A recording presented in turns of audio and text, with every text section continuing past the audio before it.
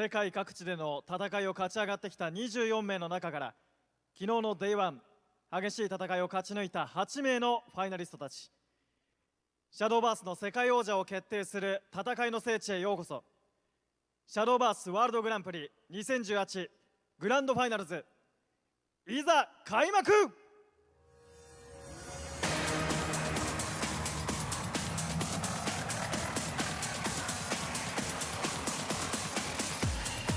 さあいよいよ開幕しましたシャドーバースワールドグランプリ2018グランドファイナルズ。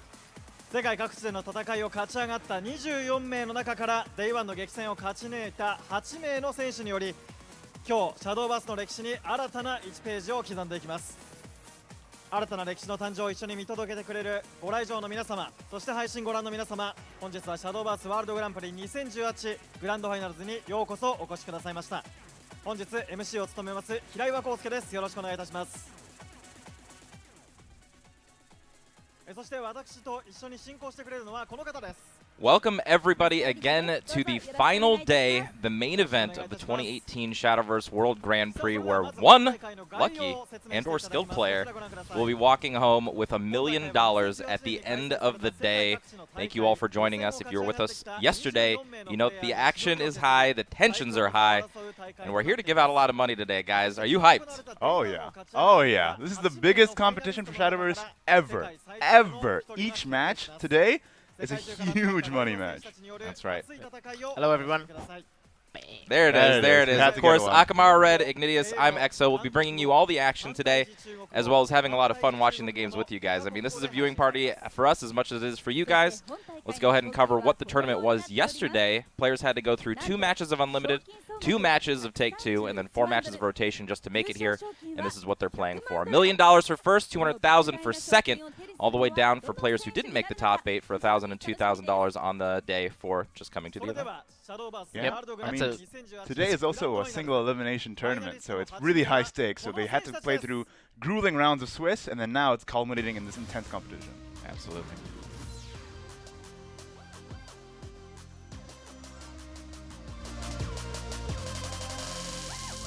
24分の1、このリオが王者はいただく。ワールドグランプリに出場できて今の気持ちは最高ですね。ただここで終わりではない。世界大会絶対取ります。デッキの理解度では他の台にも負けていません。状況によって最適な判断を下せる、決断を下せる、それが僕の持ち味ですね。戦略、判断力、決断力、それから運、全てが最高峰のこのワールドグランプリ2018、全てのシャドーバースプレイヤーが楽しめるこの戦いを見逃すな。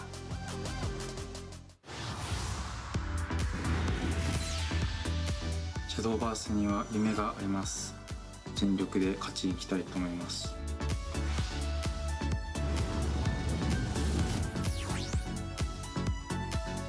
僕にとってデッキとはパズルのように組み立ているものです。40枚という枠でどれだけ完成度を高められるか、相手の行動や自分の引きを見て臨機応変に勝負を見極めるタイミングに自信があります。大会は一発勝負のところもあるので、必ずしも一番強い人が勝つわけではないと思います。自分の力を出し切る、絶対に勝ちたいと思います。一番負けたくないプレイヤーは去年の世界大会のベスト8に負けてしまった紅茶選手です。今年こそは絶対に優勝したいと思ってます。世界大会に進めた一番の要因は練習量だと思ってます。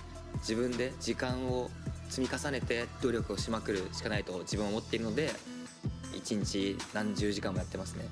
練習量は世界大会行くメンバーの中でも負けないと思ってます。世界大会につながる最後のチャンスをものにできて2年連続世界大会に進んだのが僕と紅茶選手だけなんで、最も緊張にも慣れてると思うので優勝したいです。紅茶さん、決勝で待ってます。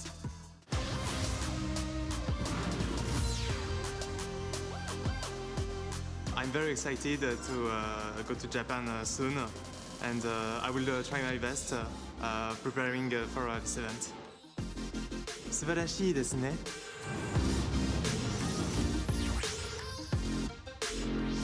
I love Shadowverse.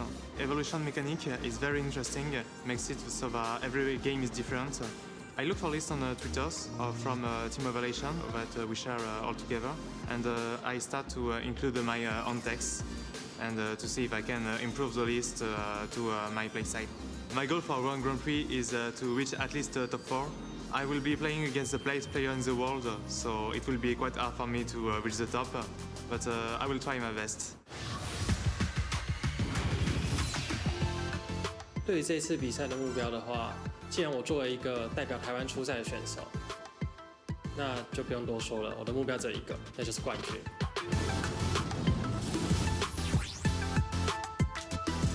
对我来说的话，牌组其实是一个个人风格的体现。我认为要赢得比赛，最重要的是要有一颗坚定自己想法的一颗心，因为其实很多时候选择一定是自己来做的。那也要坚信自己的选择，我们才能达到自己所想要的结果。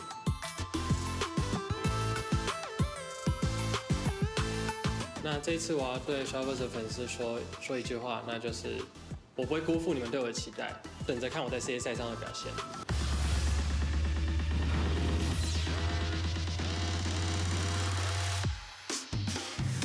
Shadowverse でやり残していたことが優勝だけなので、今度こそ優勝を勝ち取りに行きます。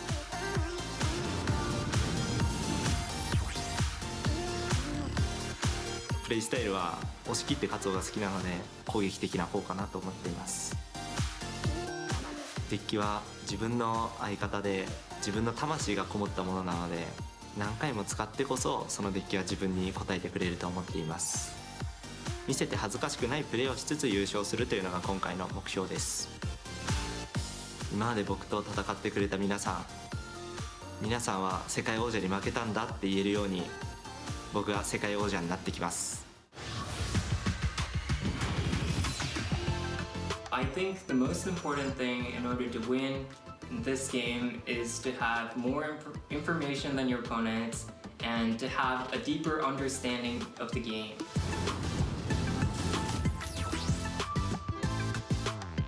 I've grown a lot as a player over the past 2 to 3 months.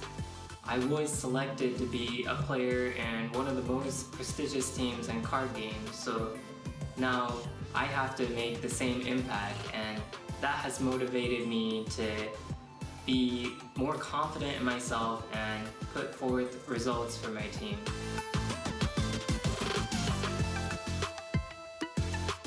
I'm really looking forward to going to the World Grand Prix.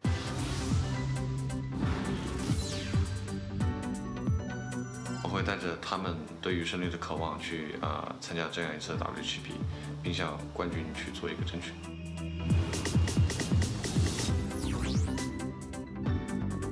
我打牌的风格其实很简单，就是我特别喜欢赌牌，就特别喜欢赌博，不管就单纯是手牌上的赌呢，或者抽牌的赌呢，或者是机制的赌。首先的话，这是上海的 SSC 大赛，确实就让我获得知名度。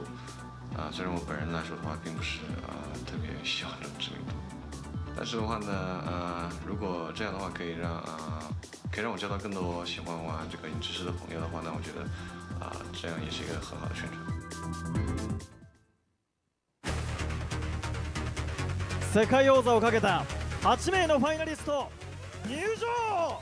All right, guys, and there you have it, our top 8 competitors for the World Grand Prix of 2018. Of course, we still have 2 dogs in the race. We've got Potwasher and Hishiro. Amazing story for both of these players as well going into this. I mean, we know that Hishiro had to bow out Mensu in the final round yesterday just to make it to top 8. And of course, Potwasher starting out 0-2 and making it into the day 2 events here after a very hard-fought battle to get there. Yeah, this is the player to beat. Rio currently making his entrance to the stage. I mean, 7-1, what to say about that? Yeah. Is the new SOS only losing to actually Potwashers, which gives me confidence that he can actually pull it off and win the whole tournament. That's right. Of course, all these competitors definitely worth to be here. Feg being the only returning competitor who is back at it again. Unfortunately, will not be able to face against Kocha to claim what he wanted to in his intro video, but I think that's okay. I think he's more than happy to not have to go against Kocha today. I mean, I think he's pretty happy. His entire goal is I'm going to beat Kocha, and he made it to day 2 and Kocha didn't. That's so, true. But I guess it is kind of bittersweet, right? You want a rematch with the one person who returned as well from last year. Of course. It's up to our boy to claim the Titan Soul. Feg versus Ishu is one of the first games for top 8, and I cannot wait to see how Ishu fares against Feg. I mean, we saw yesterday Chaldea actually defeat Feg and show him a hard time. That's true. Absolutely. A lot of our guys put up very good results. Look at the smile on Hishiro's face. Let's go, boy. Let's give it up in chat. Come on, everybody. Hishiro, let's go. That's Wave Boys. So happy. Oh! Hey! Day hasn't even started yet, and he's got a full smile. Looks like he's optimistic for the games ahead. That is what's up. See, I love it. All the other players so serious, so professional, so concerned about the game. We all have to remind ourselves that we're just playing a card game. It's a fun game. We're supposed to have fun. He's enjoying every single second, every moment of the World Grand Prix. And that's what I love. That's what I did too, and I hope that he's as lucky as I was. With the finger guns and everything. There we go. Nine Voice, another surprise. With a rough start at the beginning, he actually played against a lot of our players, but he made it to the end. I think a lot of people are happy that 9 Voice is in the top 8. He has a huge community behind him. Very consistent player. And Salt actually defeating Kocha to make it to top 8. So this is the currently, I guess we could say the currently world champion Soul is within him because he's the one that defeated Kocha. So he's the guy to beat, and whoever defeats Salt will keep the torch alive. And talk about consistent players as well. 3 times Rage finalist, now at the top 8 of the World Grand Prix. There we go. Of course, our other horse right here, Pot Washer. Come on, give it up in chat, folks. Send him your energy. Pot Washer from Team Tempo Storm, keeping the torch alive for us. From 0 to hero, 0-2 score to a 6-2 blazing finish for Pot Washer, being the constructed, or rather the rotation master, reminding me of Meow. How Meow was very strong last year, going for a 5-0 in constructed. This time around, we had Pot Washer in rotation. And hey, Day 2 is all about rotation. That's it. If he's the only undefeated player in rotation, that means that Day 2 could be his time to shine. And of course, the man with the best wardrobe in the room, Zen X, making it up on stage. His fit in that video is to die for. I need a suit like that. I'm not going to lie. A hat and a fan and everything with my pandas on it? Tell you what, Zenex, you came to make friends, but you better battle them as if they're your enemies. That's right, guys. So again, just to lay the land down for you again, these players are playing for $1 million. Yesterday was best of 2 conquest format. Now we're playing best of, 2-deck no ban format, and today will be best of 5 3-deck no ban format. So all cards on the table. You've got to win with 3 of your rotation decks. You've got to beat the best players in the world. The grand prize, $1 million. Oh yeah. Oh yeah. But, you know, not just first place walking away with a lot of money here. There's a lot of prizes for each place, but the gap between each game is huge. Each game, they're playing for so much cash. Every match is worth more than, you know, $15,000. Yeah, every match is worth at least $15,000, all the way up to an $800,000 match in the finals. So these players are playing for the highest stakes I think any card game player has ever played for before. Yeah, and also the fame and the way they can change their life. I mean, some players are humble in their player interviews, and they say, I don't play for the fame, obviously. We play because we have fun. But we have to keep in mind thousands of people are watching you play. Yes. And if you win and show a strong dominance, for the entire year of 2019, you will be the world champion. Everyone will respect you as it. And we talked about it yesterday, too. We saw the hot seat actually mess with some people yesterday. We saw mistakes happening. We saw Salt getting salty. We saw we saw a lot of emotions rising, and I'm sure it's not going to be any different today. I mean, these players have to take into consideration, like you said, all of these players watching. They have fans at home watching. They might have some professional teams that they're representing that they don't want to disappoint. And then we have some others that are just playing for, you know, whatever they can get. They're playing for whatever achievements they can attain today. And I don't really know which side of the coin it's better to be on. Yeah, and for you guys at home, if you want to vote for your horse, this is a new opportunity. I mean, we are at the beginning of day 2. Yes, we all lost our own packs. I lost my horse. Igni lost his. You still have yours. You still got yours, yeah. He still has his dark horse. But if you guys want to cheer for them, just this is your moment. Use Twitch chat. Tell us who is your favorite player and we should be looking for. That's right. And I want to see it from all of you guys in our community in the West. If our players win or lose, send them your support. If you know them personally, send them in messages of encouragement. I mean, especially if they lose, right? That's when they're going to need it. And if they win, let's make sure they know it. All right. Let's take a look at the bracket here. There they are, all top 8 players. What a strong field of competition all across the screen here. Again, all champions in their own right across multiple different tournaments, across multiple different months of the year. Now they're all playing for that one grand prize slot. And, of course, this being the biggest World Grand Prix we've ever had so far, this carries with a lot of weight. Oh, Yeah, and what to say about all these talent? Who's hungrier here? I mean, Feg failed last year to make it to the top 2 and to win the World Championship. Ishu actually never won a seasonal playoff at the EU region, but he's ready to go for it. Salt, as we mentioned before, he mentioned in his interview as well, all I'm missing is to win the championship. And I want to win, become the world champion, and show you guys that I can do it and that you lost to the world champion. That's right. Yes, everyone has something to prove. Everyone has something to lose today. And yeah, I want to see if Rio, because this is something I've seen across card games, and this is just my own experience. When somebody goes 8-0, 7-1 on day one, they've got all the hype behind them and things like that, maybe it gets to their head a little bit. I've never seen one of them actually close out the tournament. So Rio has a lot riding on this to basically carry through and say, I've only lost one match the entire tournament at the World Grand Prix, because there aren't any losses today. This is single elimination top 8. You lose, you're out. Yeah, my dear friend SOS went 7-1, and I actually had to play against him at the first round of top 8, and I actually 3-0 SOS, and a lot of people were surprised by that, being the 8th seed against the first seed. But the thing is, the pressure, the conditions, this is a total new game. I haven't played with him the day 1, and most players here haven't played against each other day 1, so day 2 is a completely open new field. Absolutely. And again, these players might not necessarily have the same exact list. They're adding an extra deck to that list. I know that we were talking yesterday about the format being all the blood lists are exactly the same list across all regions, all around the world.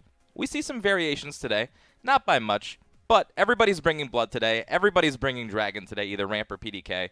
And then there's a little bit of delineation between the rest of the decks, as you guys know. That's why 3 decks it's a bit more fun for me, because there's more variety, right? There's more room to experiment with your own little pet deck, your own little tech choices, try and play the field. Yeah, and there's one mid-range sword. I'm kind of curious to see that. I went to social media and I saw that Kocha actually was tweeting that Royal didn't have a lot of finesse. So on the other hand, I believe Kaso was the one that actually made it to top 8 playing the Royal or the sword list. So I'm actually very curious to see how it feels against Blood and against Dragon. 2 matchups that I think are not the strength of Swordcraft. I gotta say that Shadow isn't something I necessarily want to play against if I'm Sword either. I mean, they can build up really big boards. It's really hard to take down their mid game. They also don't have easy answers to Gilnelis, just like we saw Dragon fall to. Even getting a Dragon getting Shadow down to 1, but Gilnelis still being in play for turn 10, still able to pull out a lethal combo with Fairy. I mean, it's a rough deck to deal with if you don't have an answer to Gilnelis. There are other interesting decks in the players' lineups today as well. Like we see Giant Chimera Runecraft, Salt bringing back from yesterday, as well as Mysteria Runecraft making a showing as well. And on Fegsense, actually, the player that was playing the most traditional last year was playing Agro Forest, very popular in the meta. He was playing Dirt Rune, the second most popular deck in the meta. But now, this year, maybe he understood that I have to play outside of the box. I have to go out of the box. I have to play with new tools so people are not prepared for it, perhaps. That's right. And there's 2 rules that I've talked about all year during the Shadowverse Open that I want to bring to light again today.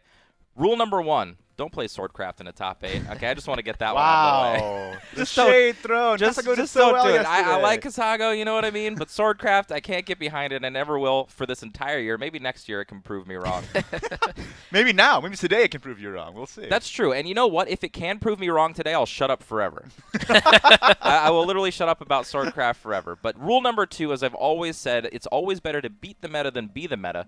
Of course, most of the players today bringing the top 2 decks of Blood and Dragon. But how do you beat the meta? I like the Mysteria Rune choices. I like the Giant Chimera choice. I like Swordcraft in just the fact that he's trying to do something different, but it's not the deck I would have chosen. But we don't see any forests today. We don't see anything else too much outside the box. We do see a lot of Shadow, but the tech cards are going to be very important. So while you are playing maybe one of the top tier decks, how do you win against mirror matchups and all the other best decks? Can you do it better than your opponents? And we saw some of the players run really interesting card choices, like you were saying. Like I think Nine Voice is running Trill, Devilish Idol in his Dark Fleece Bad Blood Craft. Meanwhile, every other player from every other region running the exact same 40 cards. I wonder how that's going to play into this. Yeah, we're actually playing Take-Two All-Stars, and I drafted Trill. Trill. It's a weird name to say, It but I is, drafted yeah. Trill, and I was like, oh, this is actually a very good, flexible card. In Take 2, it was very good at the All-Stars mode, and the All-Stars mode has very powerful cards. So if in a field where power is there, Trill is fantastic, I wonder if in rotation it's its time to shine. Players haven't experimented enough with it, and maybe that's where Nine Boys can pull ahead. Let's see why not. All right, guys, that's the show for today. I hope you guys are as hyped as we are. We're going to be back right after a quick break with our first match. Don't go anywhere.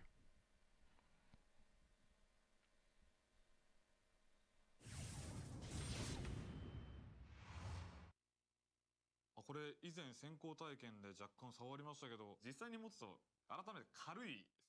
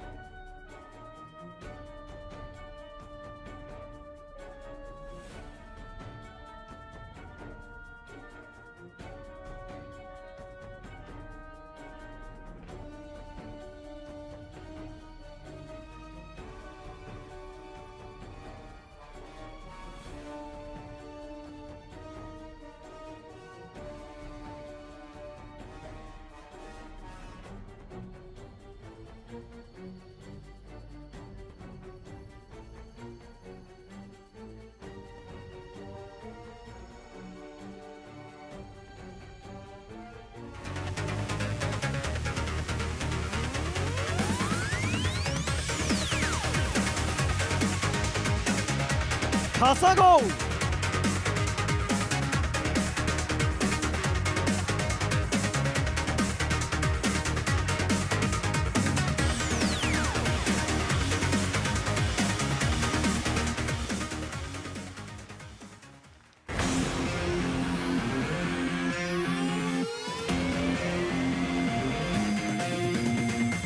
リオ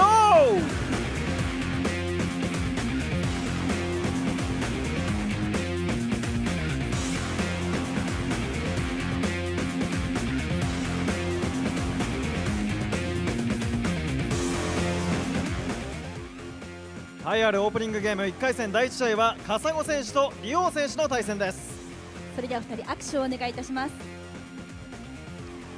All right, guys, here we go. We see our first two competitors pairing up, shaking hands and getting ready for their match. They're going to go ahead and get to their soundproof areas. Again, Aka, tell us about the experience walking from the stage to the booth. What's it like? So, when you shake hands with your opponent, then you are walked into a dark room, complete dark room, only a light, only a computer. All the staff is wearing black clothes. So you're just in the zone, just getting ready, getting focused for your game, just thinking of your opponent's deck lists in particular. And pick order actually is massively important. Not as much in day 1, but in day 2, you want to get the right matchups off the gate. And I love that our first match gets to include Swordcraft. We get to see if it can get through at least the first round and shut me up just a little bit for the day. But Kasago going against Rio, again, the top competitor going in from the Swiss. I was going to say, Swordcraft coming in against one of the top competitors from yesterday. Interested to see if it can prove its mettle here. Yeah, obviously Kasago, when he submitted the deck list, didn't know he was going to go against Rio because you submit before day 1 even. But it's going to be tough. It's going to be hard. I mean, Rio is one of the most experienced players out of day 1, and with this field, playing Sword is a risky move in my opinion. Absolutely. I think the better your opponents are, the worse Sword gets, because Sword is probably the most straightforward deck that you can play.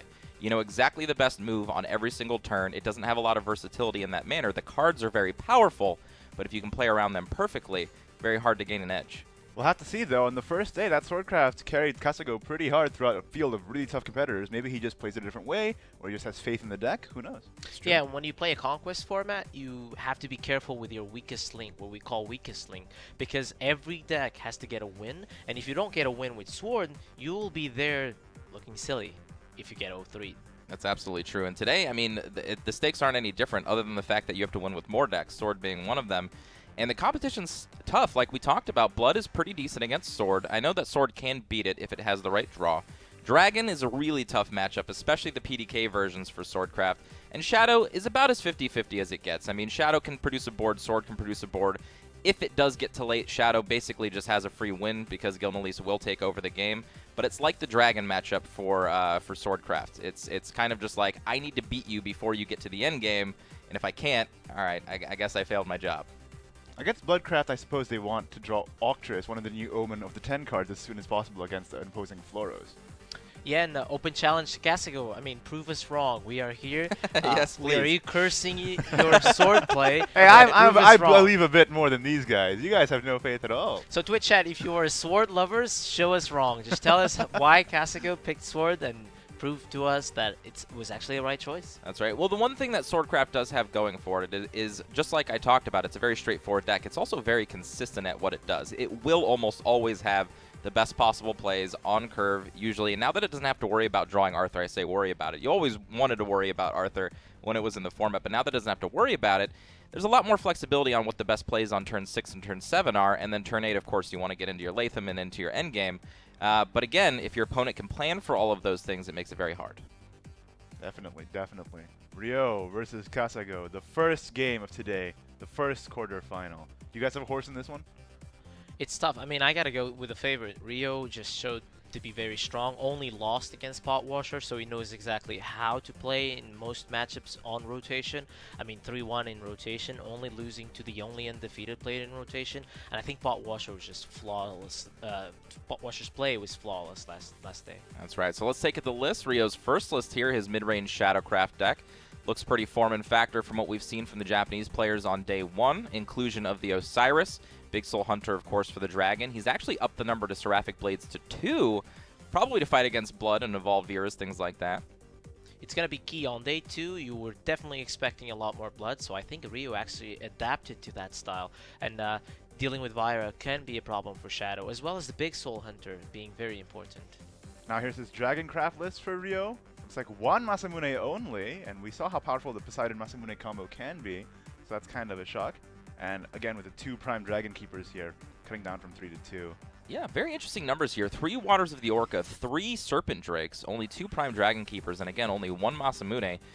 I believe we saw that to be the most powerful card on day 1. Masamune plus Poseidon won pretty much every game that it was played in combination, so we'll see if only playing one will do some work for him here. And then, of course, our Bloodcraft deck.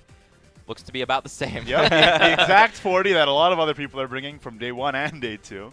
I guess I can add something that we didn't talk about yesterday is that how players were not adapting too much to Dragon, the new Ramp Dragon style, that you can be a little bit more patient with your tools and hold them a bit longer because the Ramp Dragon isn't as aggressive as it used to be. The Disdain package is a bit lessened. The Power of Galmio, of course, being nerfed, isn't going to do as much damage, so you are pretty safe counting damage against Azidahaka, for instance. It's true, and while I say it's pretty easy to tell what Swordcraft is going to do, knowing when Dragon can lethal you is also pretty easy, so yeah, I want to see a little bit more patience from our players today. Speaking of Swordcraft, here's Kasago's Swordcraft deck list, the much talked about. The 3 Quick Bladers, 3 Lux Solar Lancer list, the one that a lot of people favor at the moment. Interesting because the Lux Solar Lancer can then just pull Latham very consistently, and then the Quick Blader can proc the Latham effect every time. That's right. I gotta say, there's a void there on the 7th slot, and a void in my heart as well. Of course, we all know, we all know. Let's move right on past that, Arthur lovers, okay? Now we see a Dragon list here. Is that a Basilisk Rider in this list? Ooh, spicy. Wonder what that's for. Kasago expecting a lot more blood and expecting a lot more Dragon is getting ready for it. The Basilisk Rider together with the Masamune can also be a very impactful play on turn 10. Look at these cards here. The 3 of Masamune Raging Dragon, the 3 of Pure Voice Dragoon, really making use of those mini expansion cards. All right, and looking at his blood list, the only change, and one that I actually kind of favor, and I've been talking about this a lot this year, is cutting down on Razory Claws, as I think it's one of the least versatile cards in the deck, and adding in that 3rd Wings of Lust just to go longer against these much better opponents. Yeah, the Blood players are understanding that the Volneric into Wings of Lust is a much stronger play than necessarily playing Razory Claw face. Not only are you adding damage to your combination, but you're also taking self-damage as well as swinging the drain with the drain and tempo swinging the board. Right, it's so much sustain, Wings of Lust, and being able to drag these games out and get more opportunities to outplay your opponent as well. Right, and Razory Claw can be a hindrance too. If everybody else is playing Blood, you can't always play your Razory Claws successfully. Maybe if you're on the play, you can go super aggro with the Razory Claws, but if you're going second and you have to draw a bunch of cards, when do you really find the time to play Razory Claw? So I really like the change here.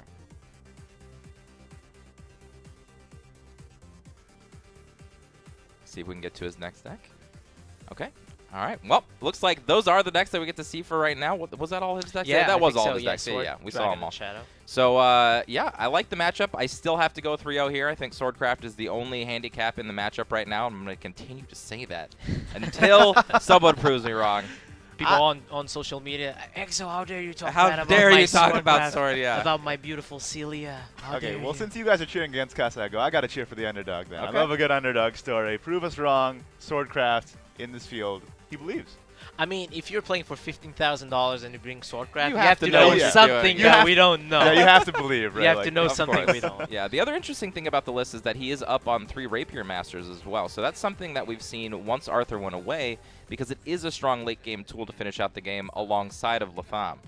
Because it gains Storm, because it originally cost 1, so you can have this nice Ward, Storm, Bane, crazy follower. But enough of us, guys. We're about to get into our first game of Day 2 of the 2018 World Grand Prix. Guys, take it away. And Twitch chat, give us our energy. Rio and Kasago, vote for your horse. This is the first game for $15,000. Rio versus Kasago. So it's me versus you, Igini. Yeah, I guess so, in a way. So they're carrying on our spirit as well, aren't they?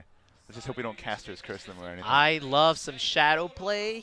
You apparently love some sword play, so I hope we get to see that matchup. But we start with a Blood Mirror. We saw yesterday how this matchup was very interesting. And your timing and decision making can be as important as deciding when to play the Blue Sapphire. I think it's one of the most skillful mirrors there are in the game right now. Lots of interesting decisions all throughout the game. Again, like you said, it's all about timing, and the players have to have a sense for that through hours and hours and hours of practice.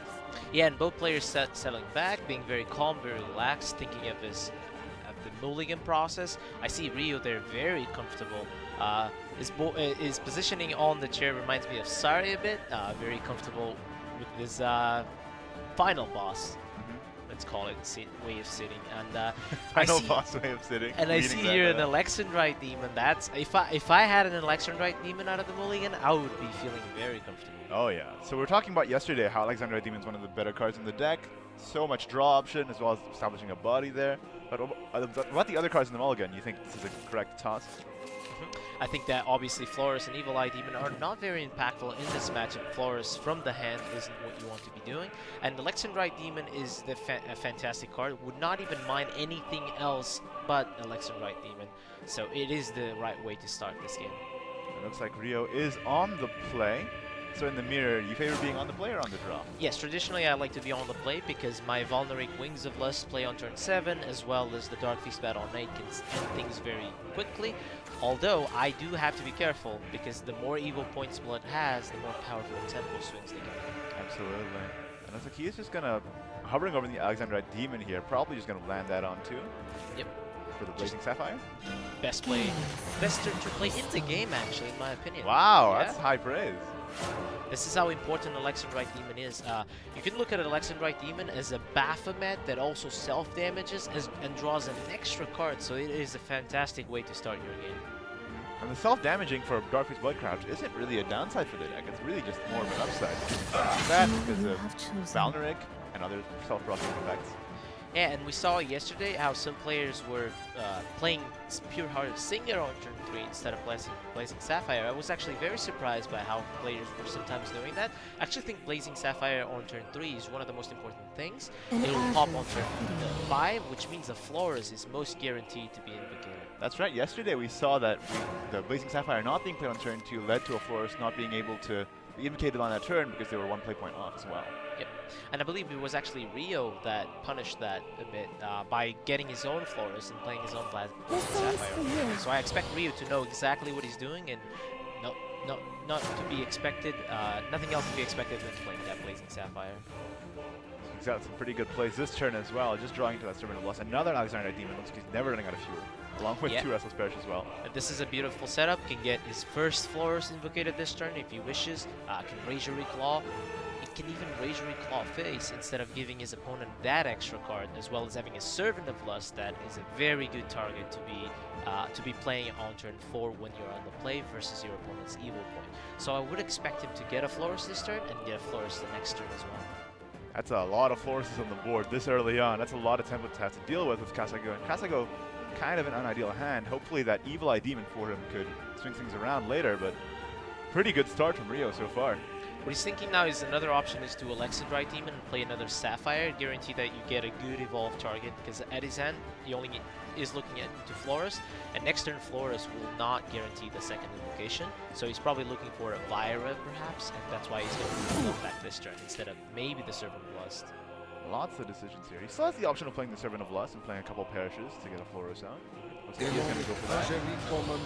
Yep, especially seeing the Restless Parish, the third one for the next turn, means that he almost has a second Flores guaranteed just from this hand. Doesn't need anything else.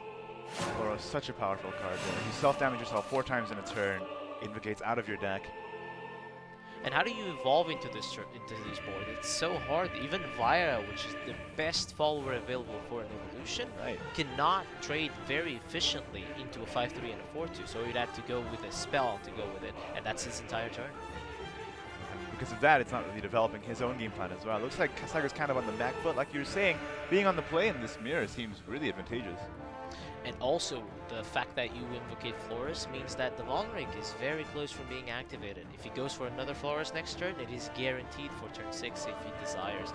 Those Restless Parish are also very important. Instead of Gift for Bloodkin, they will get you more cards. They will get you into those Dark Feast bats as well as the Wings of Lust that you need. Yeah, there's very much a difference between a Restless Parish Floros and a Gift for Bloodkin Floros, right, in the way the games play out. Yeah, I think Rio here had a fantastic hand, and I think he's taking advantage of it, piloted it very well. And Kasago starts the game on the back foot, but I think he still has the tools to recover. That Evil Eye Demon can be important to stabilize and neutralize the board, as well as the health total. We have to keep in mind that currently Kasago is ahead of the race. I like that. So he chose to use the Evil Eye Demon to invocate a Flores this turn, but I gotta wonder, is he gonna regret that later on in the game when he needs that AoE board clear? Yeah, I mean, I like that decision. It's about keeping your board clear and hoping you go behind so you can use it, or just being ahead and not even needing AoE. Oh, Vera drawn. There we go, that's fantastic. His health total was so low, Kasago was hoping for no Vera here. So Rio will have the chance to Vira and get another Florist, then he has 2 Vulnerics to fall for next turn. Yeah, strong plays this turn. You can Vera, do a bunch of self-pings, and then like you said, next turn, 2 Vulnerics is kind of backbreaking. A single Vulneric can kind of turn around the board by itself. Yeah, and unfortunately for Rio, he didn't get a gift for Bloodkin, which means Vira is not a possibility. If he wants to play Vira, he is giving up the second Florist invocation because he does not have enough play points to activate Florist. Just not enough. Just 1 play point short of it. That's why he's thinking of it. And if you go for a Florist here, you're taking a lot of damage. Tough turn for Rio. Currently at 5 self-pings as we saw there, so it looks like he's not going to go for a Vira. That's kind of risky though, considering his health total. Is my bond. Wants that Florist. Looks like it. I mean, it's a bit safe, unless you're expecting some Vulnerary on turn 5 or Razor Claw, which Rio has perfect knowledge of. He has control of it. He doesn't need to just yet. Did you want it? It doesn't really feel good to send Razor Claws to the board though. Especially when you're trying, you were supposed to be on the play and be proactive, and then now you're on the back foot here. It looks like Kasago turned it around pretty well. I think Kasago played really well, being a bit behind there in the game, managed to come and even the board state as well as get ahead for a turn. But Rio here has a very solid hand. He has double Vulneric. Those 2 cards can be very powerful, and we all know how a Wings of Lust can swing the health total. Oh yeah. If a Wings of Lust is drawn, this Vulneric Wings of Lust play, not next turn, but the turn after, is going to be swinging this entire game around yet again. That's why these mirrors are so intense, right? The cards are card for card. It's all about the player's decisions and what they draw into. Yeah, I remember watching the first ever Dark Feast Bat mirror with Essie and Sheepy playing and piloting it, and how intense it was to watch and play it with multiple miss-lethals or miscounting damage, because it was just insane with flower beds and all those shenanigans. Up to this point now, though, I feel like the players have had so much time to get acquainted with this deck, and we see that from how optimized the deck lists are at this point. Basically the same 40 cards, almost, and they have a lot more experience now, so I feel like the skill involved in these mirrors has really gone up. Yeah, also the math has become a bit clearer, because the self-damage is controlled now. You play a spell, you deal self-damage. There's no effects that are recurrent. Like an act or normal gun or all those things. Everything is very controlled. 1 damage here, 1 damage there. We see there Kasago with not a very strong play. Not a great turn there. Yeah. So Rio here is torn between drawing cards, establishing his board presence.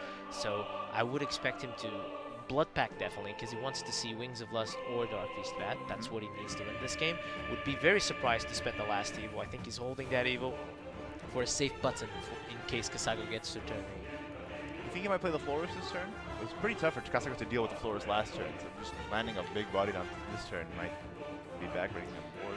Yeah, I think that's a wise choice. Florist is a very slow follower. You need it to die to actually get its effect. You expect it to die. Forces your opponent to use some play points and not establish their own board. Right. So I think that Blood Pack and Florist might be what he's thinking of. And it's a pretty good opportunity to play the Florist in that case because the board is completely clear. Now Rio has sort of an open lane here.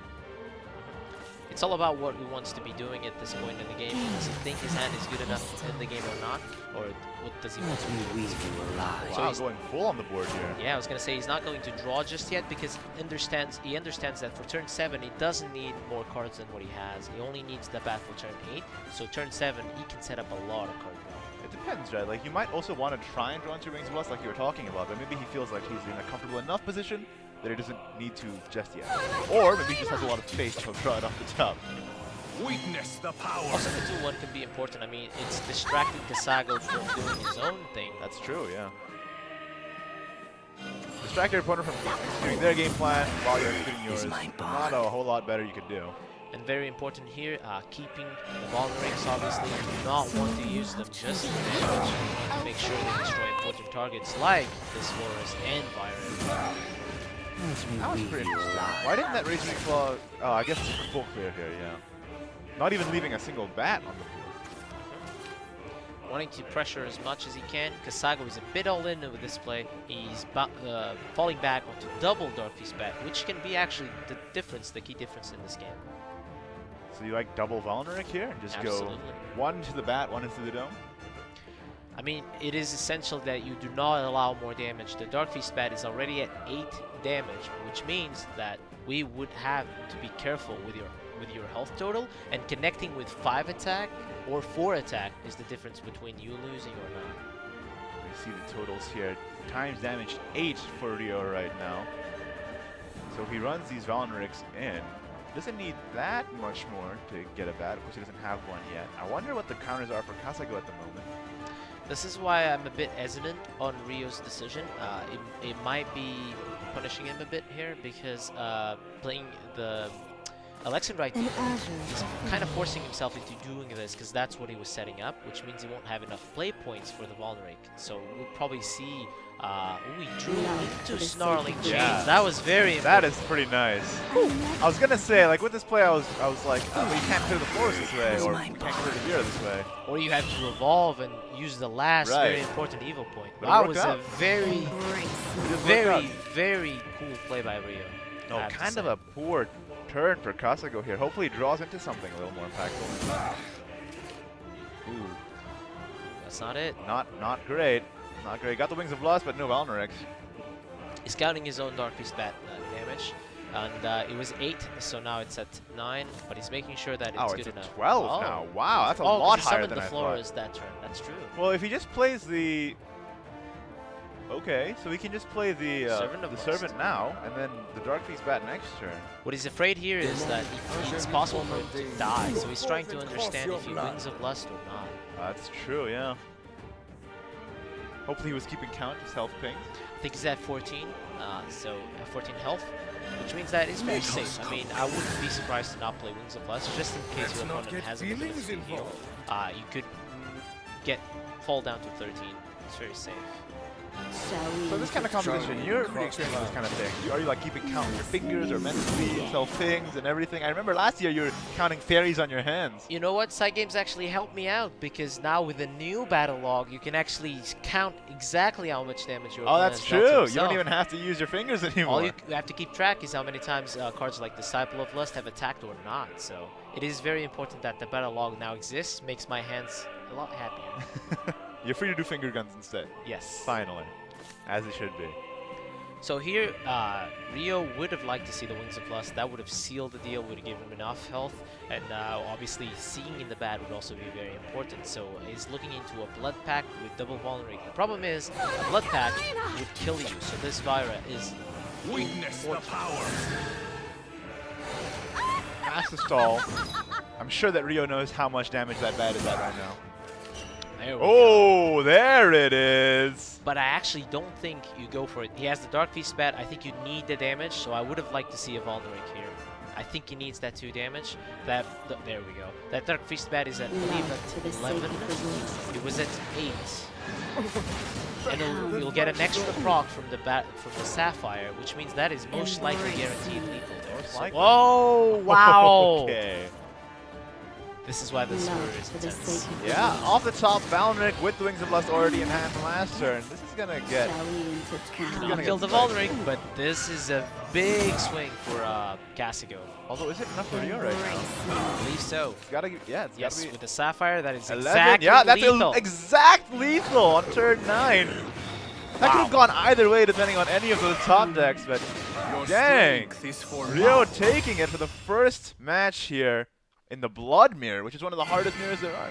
And tell you what, Rio thought about this exact scenario from turn 5. He had the option of evolving a Vira, making a very powerful turn, not invocating a Florus if he had done that, so perhaps a less experienced player would have been careful with his health total. He fell down to 7, understanding that Dark Feast Bet wasn't big enough, and then knew that the Vira will be for turn 8. So he's thinking several turns ahead with this kind of stuff. This is the level of competition you have to expect in the World Grand Prix. You have to. In this matchup, any single decision could be what, at the end of the day, makes you lose the game. That's right. Like the players were saying in their intro videos before, you know, it's going to be down to the decks, it's going to be down to the decisions, because the players are not going to make any mistakes. Yeah, and both players having the same idea for a start. They both started with Bloodcraft because they believe Bloodcraft is, for their lineup, the strongest deck available. So the mirror going for Rio, I'd have to say, is in a big advantage here. So do you think that the player is going to queue in Bloodcraft again? How do you what's the best pick against Bloodcraft now? So Rio has Dragon and Shadow available, so I think Shadow is actually very strong.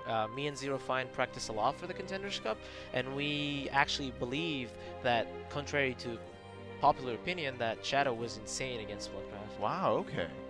It's because Gilnelis helps you stay a lot in the game. There's a lot of pressure as well. Cerberus is a very strong card. They don't have enough Evil Eye Demons or Virus to stop you from enacting your game plan. It's a lot and of board flood. let's keep in mind, Rio has Seraphic Blade as well as Osiris. That's a lot of fuel, right? Yep, there's a lot of resiliency, there's a lot of card draw.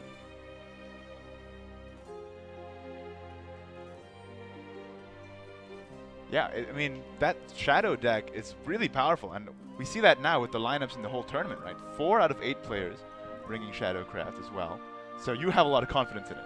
Yeah, it was one of my favorite decks. I've been playing Shadowcraft, this style of mid-range Shadowcraft, for like 6 months now, ever since Grammary was released in the mini expansion. It was a very popular card, very worth card to build your deck around, and cards like Gold Coffin were things we had to play before, but now Cerberus is a much better option, obviously. So. That's true, that's true. They got a lot of tools in the new expansion, Omen of the Ten with Cerberus, as well as the new mini expansion card Osiris now. Osiris seeing a lot more play than I thought, and you know, I think with the rotation of Pure-Hearted Singer in the next set, that draw card effect from Osiris might even see more play. Yeah, I'm very curious for the next rotation. I think that Pure-Hearted Singer is a very important card. I mean, we see it in almost every deck here at the World Grand Prix. It's a very powerful, impactful card.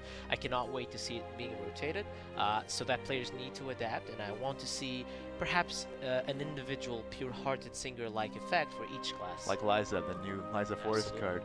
I mean, I was saying this yesterday as well, but in several different Discord communities or social media, what have you, everyone's freaking out about Pure-Hearted Singer rotating, and they're like, how are we going to play our decks without Pure-Hearted Singer? And I'm like, you remember when Pure-Hearted Singer, didn't exist? You could just go back to those days. Actually, I remember when Pure-Hearted Singer was released, and players had 1, and then 2, and then everyone had 3. The decks were so greedy. Everyone was playing Elephant, Ramp Dragon. It was a very fun field, but now I think that it's been enough. I think it's too much Pure-Hearted Singer in the format. But I do have to say that decks with card draw are fun to play, are fun to...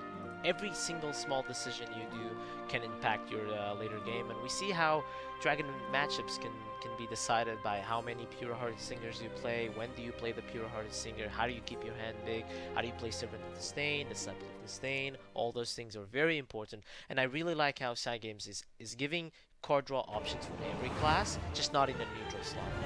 Alright, let's be going to the next game here. It's a Dragoncraft mirror. We were just talking about Dragon and how the individual card choices can affect the matchup. Let's see how they go. And I think the most important thing for this matchup is to actually have a lot of card draw. Oh yeah, we were talking about this yesterday as well, right? If you ramp all the time and don't have the card draw to get your big pieces, then you're ramping into nothing, and you're not using your play points as effectively as you should be. Yeah, so Rio here having access to Pure-Hearted Singer already, as well as Disciple of Disdain. On the other hand, Kasago has that very important Ayala. It depends if he's on the draw or on the play for the keep, but I would expect him to throw everything away except the Ayala. That's a very, very good option to go for the early game. And you know, Rio and Kasago are playing pretty different Dragoncraft lists right now.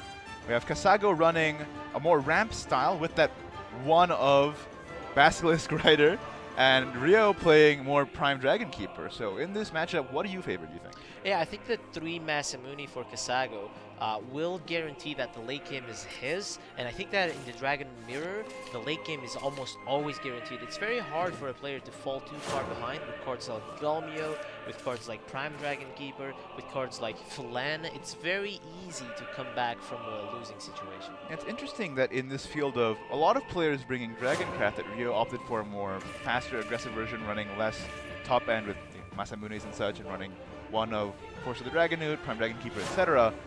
Well, Kasago is going a lot more value-oriented, it seems like. Yeah, I think Rio here will have to work a lot for this win. Only having 1 Masamune, having Force of the Dragonood, that's not a very good card for this matchup. Definitely not what he was expecting to see by playing that Force of the Dragonood. But, on the other hand, he still has the good piloting and the good gameplay to go with this deck. So I think this game will be very close. I mean, that's true. Rio is a Dragon Oracle gamer, as we see here. Oh! Okay! All right. I was talking with some people after the tournament yesterday, And they really liked the whole Dragon Oracle gamer thing because they thought it was very relatable. Yeah, they know the feeling of not having a Dragon Oracle versus a Dragon Oracle. I think it's only fair that both players have access to ramp. The problem is, and I think the most important thing is that Rio has Pure-Hearted Singer, has Disciple of Disdain, while true. Kasago does not have any card draw at the moment. Yeah, it's going to be rough for Kasago if he runs out of gas too quickly and Rio can establish a pretty powerful board, especially with Rio's build being a little faster with that Prime Dragon Keeper stuff. And Rio got the one-off Masamune, so half of the job is already done. Seeing one of three Poseidons is much more important. And that's not bad either. Next turn you can establish a Serpent Drake and Disdainful Rending any threat that Kasago plays next turn, and you can't have an empty turn next turn, I believe. That's such a powerful board that you can create for a single cost of 4 play points. Oh, it's getting there now. We have ramp, and it's not as good, I feel like, but that Pure-Hearted Singer on turn 4 plus the Disciple is so powerful. And he can't evolve yet, so he has the decision of going for Ayala, fighting a bit for the board, or saving them for the ramp. I think in this position, you don't need as much ramp as you already have, so I would be surprised to not see an Ayala. So he's going to play it out, it feels like? Definitely don't think you want to spend your Disdainful Rending this earlier in the game. Keep them for a more static follower than just 2-1-1s. Yeah, this doesn't seem like a hugely impactful board to have to react to right away. I wonder if you just Dragon Oracle and try and ramp as fast as possible, or if you're so starved for a draw that you want to save it for a little bit. Yeah, it's a difficult turn, very awkward turn for Kasago here. You ramped into nothing special. His hand is quite empty on what we mentioned earlier, the value. Yes, his deck has a lot of value, but if you don't draw into it, you can fall a bit behind. He does go for the Oracle and an Ayala play. He can't leave the board empty right now, but it's going to be pretty rough. I mean, with Rio, all he has to do is play the Serpent Drake into Disdainful Rending, and that's a gigantic board already, and Prime Dragon Keeper already drawn as well. Yeah, it's all about that card draw in Pure-Hearted Singer. Look at the hand of Rio, look at the board of Rio. He has more cards on the board, has more cards in hand. He's controlling this game very well. Kasago is on the back foot, both on value, both on card draw, as well as ramp. So this is going to be a hard match for Kasago, but we all know how good Dragon gets off the top of the deck. Oh yeah, oh yeah. The card quality of Ramp Dragon in particular, even compared to Prime Dragon Keeper, I feel like is very strong. Off the top, you got cards like Helmiu, Poseidon, Azida Haka, so we'll just have to see how this game turns out. And of course, you can just get draw. Oh, and there's an Azida Haka. That's one of the first ones. Definitely not what you want to see so far, but at least it's in your hand for the late game. At least it's in your hand. Let's not forget that Pure Voice Dragoon, the new edition, also adds a lot of value. So if he's feeling desperate for value, always go for that command.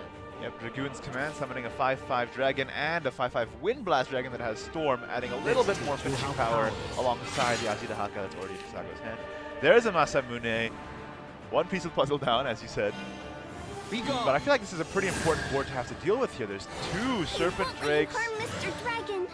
And this is the problem that Ramp Dragon can fall into, is that yes, you can ramp, yes, you have powerful threats, but you are flooding a lot of play points. You're ramping and not using your play points efficiently because your hand is so empty, and that's why 3-off Pure-Hearted Singer is a must. That was a little bit of an interesting play from Kasago there, running his Ayala into the Serpent Drake first to destroy it, and then using the Disdainful Rending on the 1/1. You think that's to play around potential Disdain cards that Rio might have? I think so. I think Kasago does not want Rio to get further advantage by playing Galmio, by playing Servant of Disdain, so he just wants to avoid. He doesn't think the 1/1 is relevant here for his win. He much rather decrease the value Rio can get now that he's ahead. Yes, 2 1/1s are pressuring the vault total, but it still has some time. It's a pretty heads-up decision. So that's a play that quite a few players wouldn't really spot. And standard to play at the low speed right here. It's all about his decision.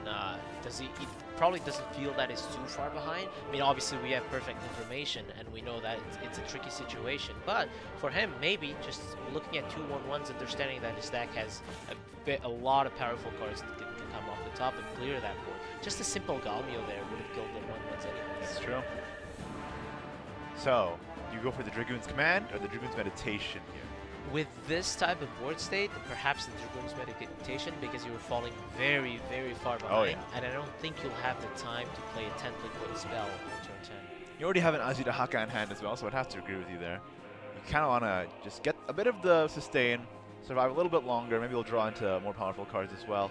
Yeah, and Rio doesn't have pure voice Dragoon, so I mean you understand that you have two now. So the first one is almost always a meditation. I feel it's more flexible, keeps you in the game for longer. If you understand you have more value, you can always try and stop. Reveal your thoughts to the dragon. Going for it. Oh, he went for the command. Wow. Interesting. Okay. Well, he could always play the second Dragoon now. Maybe he's just get on board right now. Let purity, gods of purity. So maybe he plays the second one for the meditation. So we're here clamoring his choice, but maybe it's a simple choice. Yeah, just one of each, right? Yep. What if he picks two commands? Wow, that would be ballsy. That would that would be pretty intense. Reveal your thoughts to the dragon. Okay. There you go. One of each. Just a little bit. You know, like we were talking about yesterday, chill dragon, a little bit of this, a little bit of that. It's not a big deal. All right, so Rio all of a sudden completely switching his body language, understanding that Tatahaka can finish this game very quickly. So I would be very surprised not to see Servant as well as Disciple together. Draw two cards, activate a Prime Dragon Keeper, potentially clear this entire board, and just involve the Prime Dragon Keeper. Oh, and that's a pretty good one, especially coming into these later turns with that Masamune already in hand. I mean, he only runs one, but he got the combo regardless. I would even like to see the trade here. There it is. Draw an extra card, get more information, go for the Prime Dragon Keeper with the Phalan most likely, and then evolve to go face. Or you can even hold the evolve. Getting your Haka to 9 play points isn't very important at the moment. We could play it next turn if he evolves, but I don't think the game is going to end next turn because, like we saw, those two Pure Voice Dragoons, that meditation is going to keep Kasago in the game. It's true. I would have liked to see the evolve from Prime Dragon Keeper. Yes, against Dragon, she's a little bit more fragile, but Kasago at the moment does not have access to Roy. I don't believe, he's not even playing Roy, so he can definitely evolve Prime Dragon Keeper. If there's a Phalan there to punish that evolve, it doesn't matter because you are still spending 4 play points for Kasago just to remove the Prime Dragon Keeper, let alone force the board. There we go. There, but it's not necessarily a punish. Rio played very well, understanding that Kasago has to spend a lot of play points to deal with the Prime Dragon Keeper. Yeah, it's a bit of a hassle, right? That whole can't be attack clause. At least he can evolve the Phylan and try and deal with it as best as he can, but his turns aren't really impactful. That's not really what you want to be seeing, especially when you're playing the Ramp Dragon Trap variant and you're in the later turns and all you're doing is removing your opponent's stuff. I think Kasago here is hoping for that he has enough time to play Poseidon with the Masamune. The problem is that Rio already has the Poseidon Masamune to enter back. I like that he played the Dragoon's command for the 1 play point cost instead of the enhanced 10 just to get the tools in his hand, get a bit more flexible with it. So now he can play the Wind Blast Dragon on its own without having to pay for the full 10. And I think the first Haka will come down. 9 play points is a very awkward turn. That's why you evolved last turn, to give you that option. And I think with this current board, Nazi the Haka is so hard for Kasago to deal with. You know he has 2 dragons. You know he already played a Phalan. That was the first Phalan he played. Notice one thing. Rio played Prime Dragon Keeper on turn 7, or let's say when he had 7 play points. Kasago didn't answer it immediately, which tells Rio that perhaps that Phalan was off the top. Yeah, it's so true. this Haka could be very hard to deal with. Feeble. That's right, if he only had 1 run off the top. Although we know that Kasago has a dragon and a Masamune, which is a lot to deal with. Maybe Rio's playing a little bit more cautious. Rio knows that Kasago has 3 Masamunes after all. We haven't seen 1 yet. Ooh, that could be pretty good. So you could do Dragon Oracle, Dragon Masamune to deal with this board, or although I do like saving the Masamune to deal with something a little bigger. I think you're forced to go for a Masamune play, and Rio played perfectly into that. Does not want to overextend into a Masamune with something else, dealing with that Dahazi Dahaka. So I really like that play, even though I mentioned Dahazi Dahaka could be played here. You have to keep in mind that Masamune is a new addition to the meta and the format, and you have to be very careful with it. We saw how Pot Washer also navigated it beautifully, keeping his Masamune and Poseidon for the last moment to seal the deal. Reminds us of the playstyle of Ectors, the way people hold their Ectors for as long as possible, true, yeah. just to make sure they have enough defense with their hand. And it's kind of a bummer for Kasago to have to use a Masamune on a board of 2/2s when we see in Rio's hand there's an Azida Haka, there's a Poseidon, and come next turn, Rio also has the Poseidon Masamune play as well. So any Masamune play that Kasago makes now can be easily reversed next turn. Beautifully, I think Ryo is playing wonderfully. He's the one with the Force of the Dragon. Kasago doesn't have an option like that, so he understands that this Orcas is forcing Kasago to deal with, and the tools to deal with the Orcas would most likely deal with the Hazida. Looks like Kasago is having difficulty with his decision as well. It's not an easy turn to navigate right now. Do you save your resources or do you try and preserve your life total as much as possible? Looks like he's going for a Wind Blast Dragon, a Servant of Disdain. No.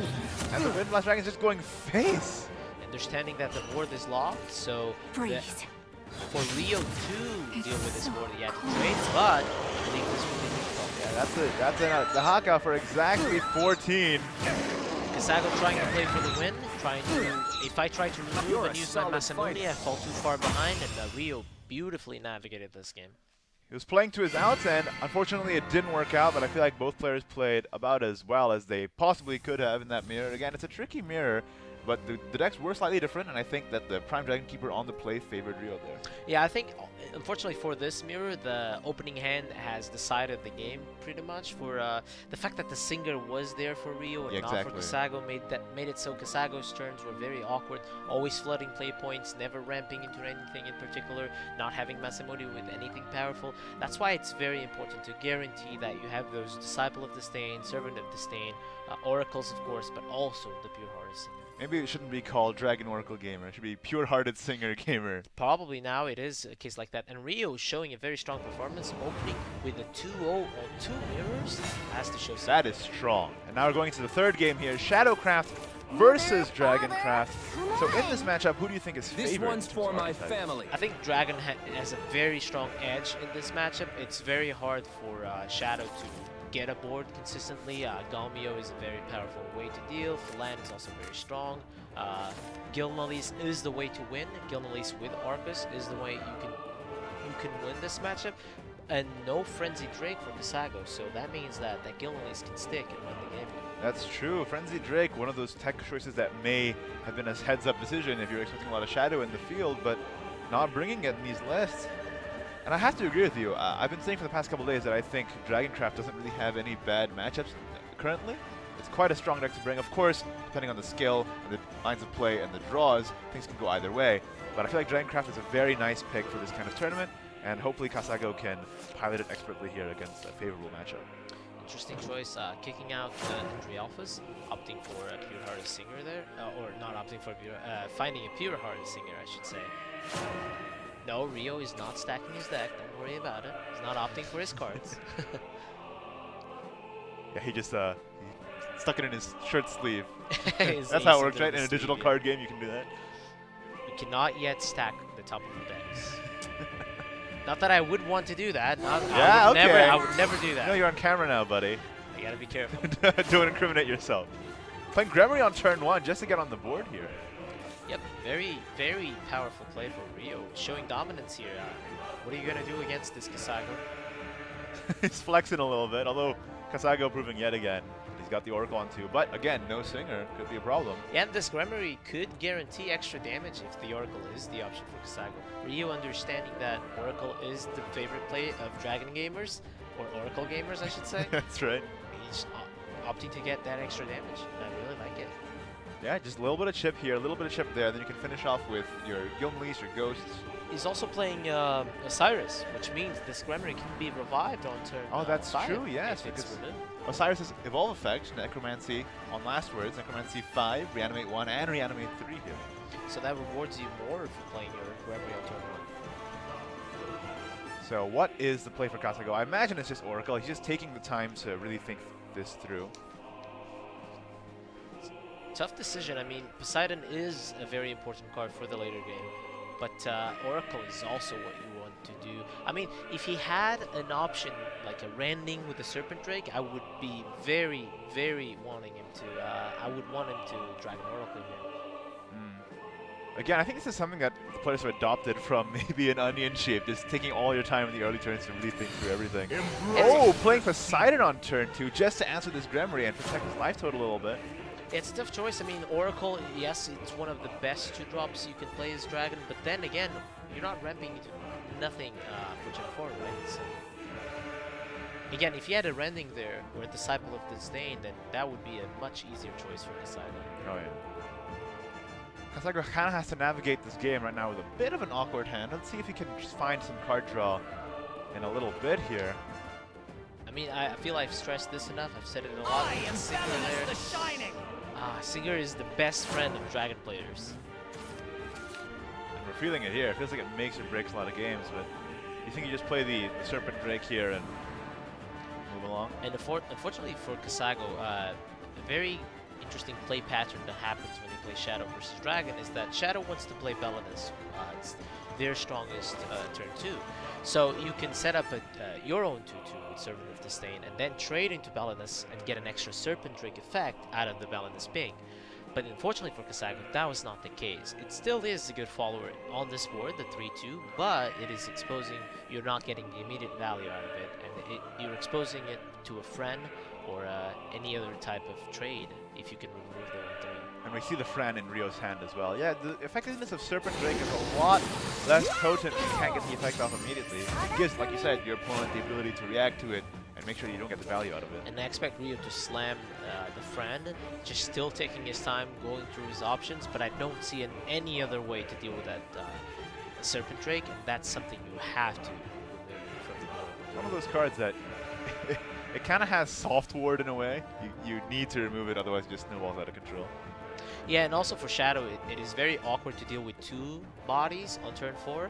Lady Grey is what you want to be evolving. Orthrus being the only card you can actually use to remove 2 bodies. So definitely wants to make sure that Serpent Drake is only a Serpent Drake and not a twin brother. Right. No Serpent families here. Okay? Cutting the bloodline right now. There you go. And you know, Rio still has a lot of fuel. He's got that Singer in hand. He's got lots of plays for next turn. Kasago might struggle here as well, yet again. Yeah, it's all about the hand size. I'm very worried for Kasago being on the play, having one less card from the beginning of the game, and now just starting to struggle a bit. His options are not very flexible at the moment. He's still not on Overflow. That Pure Voice Dragoon is not active yet. He can evolve the Ayala next turn with a Pure Voice Dragoon. I think that's what he's setting up for next turn. But still, it's not a very... It's a very... It's not as potent as you'd like, right? Exactly. It's very concerning that you still need to draw Poseidons, you still need to draw Masamunes. This game is going to take a long while because you're a Ramp Dragon, and I still don't see a clear way to picture him winning it so far. So he definitely needs his deck to cooperate, and he needs more tools. Not a lot of tools in hand, though, unfortunately. Like you said, it's just not very powerful turns, or at least not as powerful as you'd like when you have this card quality in your deck, but you're just not drawing into it. You're ramping into these not as potent places you'd like. And for Rio, we would have loved to see an Osiris here, something that he could play on turn 4, because he also does not have a very valuable target. So both players are currently struggling with optimized plays, but this is where we see champions thrive. This is where the best player in the world will come out and say, this is the best play that I have available to me. And that's why he's willing to play use his resources earlier. Wow, I like this. Not going for the card draw yet, seeing that, okay, he doesn't have a lot here, I can develop now, and I'll card draw when I need it. This might cost him. I mean, I would have done differently because I want to get the servers. So usually when I play Shadow, I want to maximize card draw when I don't have servers. So I would have probably gone for the Singer instead. But this does give him an extra stats on the board. It gives him extra stats on the board. It gives him extra followers to trade with. Also, that Belinus trade wasn't very valuable. I mean, that's what Kasago wanted to do in the first place. He did not want to play a follower and give extra value to Belinus. So I was very surprised to see Rio not even going face instead. And this is what we talked about last turn. The Ayla evolved into the Pure Voice Dragoon. Now, good thing for Kasago is that he has the Pure-Hearted Singer now. So he might be able to get a little bit more value and find some of those really high-quality cards to win this game. You think it's too late, though? Yeah, and you saw Rio react there. He was hoping for like a Cerberus or Orthrus, something that could deal with that board efficiently. Because, yes, you can play Singer now, but it's a bit too late, you are going to lose a lot of tempo. When you're already down on tempo, usually when you're ahead, and Rio was ahead last turn, that is when you want to lose that tempo. So now I think he's forced into Illyria here. Oh, You and if have he seen played it the last turn, he would have had Cerberus on curve. So I cannot stress this enough. If you think your deck relies on Cerberus a lot, you should try to maximize. Evolve Andrialphus, play Andrialphus, play Singer, try and maximize the Cerberus. So I think Rio now is thinking, oh man, I should have played it. But then again, he didn't know, right? That's what right. if that was not a Cerberus? If that wasn't Cerberus, he would have felt pretty Of course. vindicated of last turn. But it just happened to work out this way. If he played that Singer last turn, this turn would be so powerful for him right now. We also have to keep in mind the play on the Singer would have been not very play point efficient. That's 4 true. play points for a 3 play point follower would not be what he wanted to do. So he instead wanted to maximize the efficiency by playing two play point followers. But again, it's just making your turn 5 would be 3. It's an interesting line of play, right? Like, it was an open field. There were barely any threats on either side of the board. I think you could have gotten away with just playing the Singer on turn 4 and not be too unhappy about it, but choosing to play 2 2/2s instead to try and get a little bit more face damage in. And now the Poseidon off the top, too. Things are not working out for Rio's line of play currently that he chose to go with all the way back in turn 4. True Dragon gamer. That's right. Top deck Poseidon on the top. Got a Singer, doesn't even need it. I like how he drew it and immediately just slammed it. And I love how the last 3 turns were Singer, Poseidon, and then I mean, what's next? Yeah, Masamune right? now, another Poseidon? Why not? But now Kasago is torn between the choice. Does he want to evolve the Poseidon, or does he want to evolve this Pure Voice Dragoon? I mean, he has a lot of damage in hand, so I think this is the moment where you stop and start counting some damage. The Hake is 6, Dragon is 5, so that's 11 on hand. If he evolves that Pure Voice Dragoon, that would be 16 damage, so it's very close. Very if that close. Poseidon connects once, that is exactly what you need. That's right. I mean, the Azina Haka is already cost reduced to 9, I believe. Lance of You can Purity. definitely play it next turn, whether or not he evolves. Can't disappear Looks like he yet. will do it anyway, and he's going a little bit more safe here, just trying to clear the board a little bit. Yeah, trying to anticipating- make It won't be difficult long as now. possible. That's right. I think Kasago looks at his hand quality and is like, okay, this is pretty okay already. Let's play a little bit safer so that Rio has less outs, and then we'll win the game this way. Yeah, and I think now Cerberus might be too late, unfortunately. For Rio, it was not there at turn 5. That's when he wanted it. Playing a Cerberus preemptively to a Poseidon is a very powerful option. Poseidon develops a lot of followers at the same time, so the pings get extra value the more followers your opponent has. But playing it after Poseidon, not so great, 'cause you can't remove anything and the Poseidon goes face it. Yeah, it's also a subtle difference of Kasago is now deciding where the Cerberus pings are Exactly. going rather than Rio deciding the trade. So it's a very small, subtle difference that you only start noticing the more you play the game. A small difference with a big impact as well. Yeah, it's what we mentioned by initiative yesterday. It's you are deciding trades. So Shadowverse is a card game where there's a lot of damage trade with followers. You can decide which followers are attacking into which followers, which means initiative is extremely important. So Rio put in a bit of a tricky spot here. Looking for more options. Oh no, just doing this in Cerberus, okay. And Kasago feeling the pressure. I mean, you saw him there with his hand covering his face, very collected, hoping Rio didn't have the perfect entry to this board. His hand is very good. He's getting confident that he's capable of winning this game, and it's exactly what he needs, being at 2-0. That's a lot of damage in hand already. That's 15 damage in hand, right? Out this turn, right? Yep, he has 8, 9. He can play Dragon for 5 more damage. I would be very surprised to see him not start going face with that Whisper too. So, unfortunately, oh no, he hasn't evolved, right? Yeah, he still hasn't evolved. No, he doesn't have another evolve. He could have played Azina Haka this turn and connected 15 to face, and then played the Dragoon's Command the next turn for another 5. But I think he's worried about a potential Gilnelise Yes, here. absolutely. Gilnelise Evo would deny your damage, and if Whisper was available, Whisper with the Haka was available, I think that would have been a very powerful play, because yes, they can play their Gilnelise, they can heal for 5, but they're not killing you at the Haka. And Poseidon. Looks like a White Frost here, and he might go for another Pure Voice Dragoon here. I think that here Kasago has to be aggressive, because yes, he's very comfortable, yes, he's ahead, yes, There it that is. almost looked like a trade, right? Yeah, for a second there, I was a bit shocked. I was like, oh, hey, wait. All upstairs, please. Because we saw how Pot Washer and Ishu yesterday navigated the Shadow games, and they fell very low. They didn't care because their Gilmalees would set up lethal, and they were actually ahead in the race. That's right. I mean, just yesterday we saw the Shadowcraft go to 1 defense. Yeah, Ishiro versus Menso, he actually went down to 1, and he knew that the Gilmalees on 10 would almost guarantee the combo. So he made 1 trade there with the Poseidon into the Pure-Hearted Singer, just to play around a buff effect like a Gremory or a Gilmalees a little bit more. Yeah, guaranteeing that this Poseidon will stick is very important. That Lady Grey is a good card off the top, but it does not have a clean clear on the Poseidon. He has to sacrifice a lot of resources, and at this point that might be too much. He knows there's 2 potential Dragon's Command in the hand. Very likely for Kasago to pick Dragon's Command, understanding that Storm is the way to finish this game.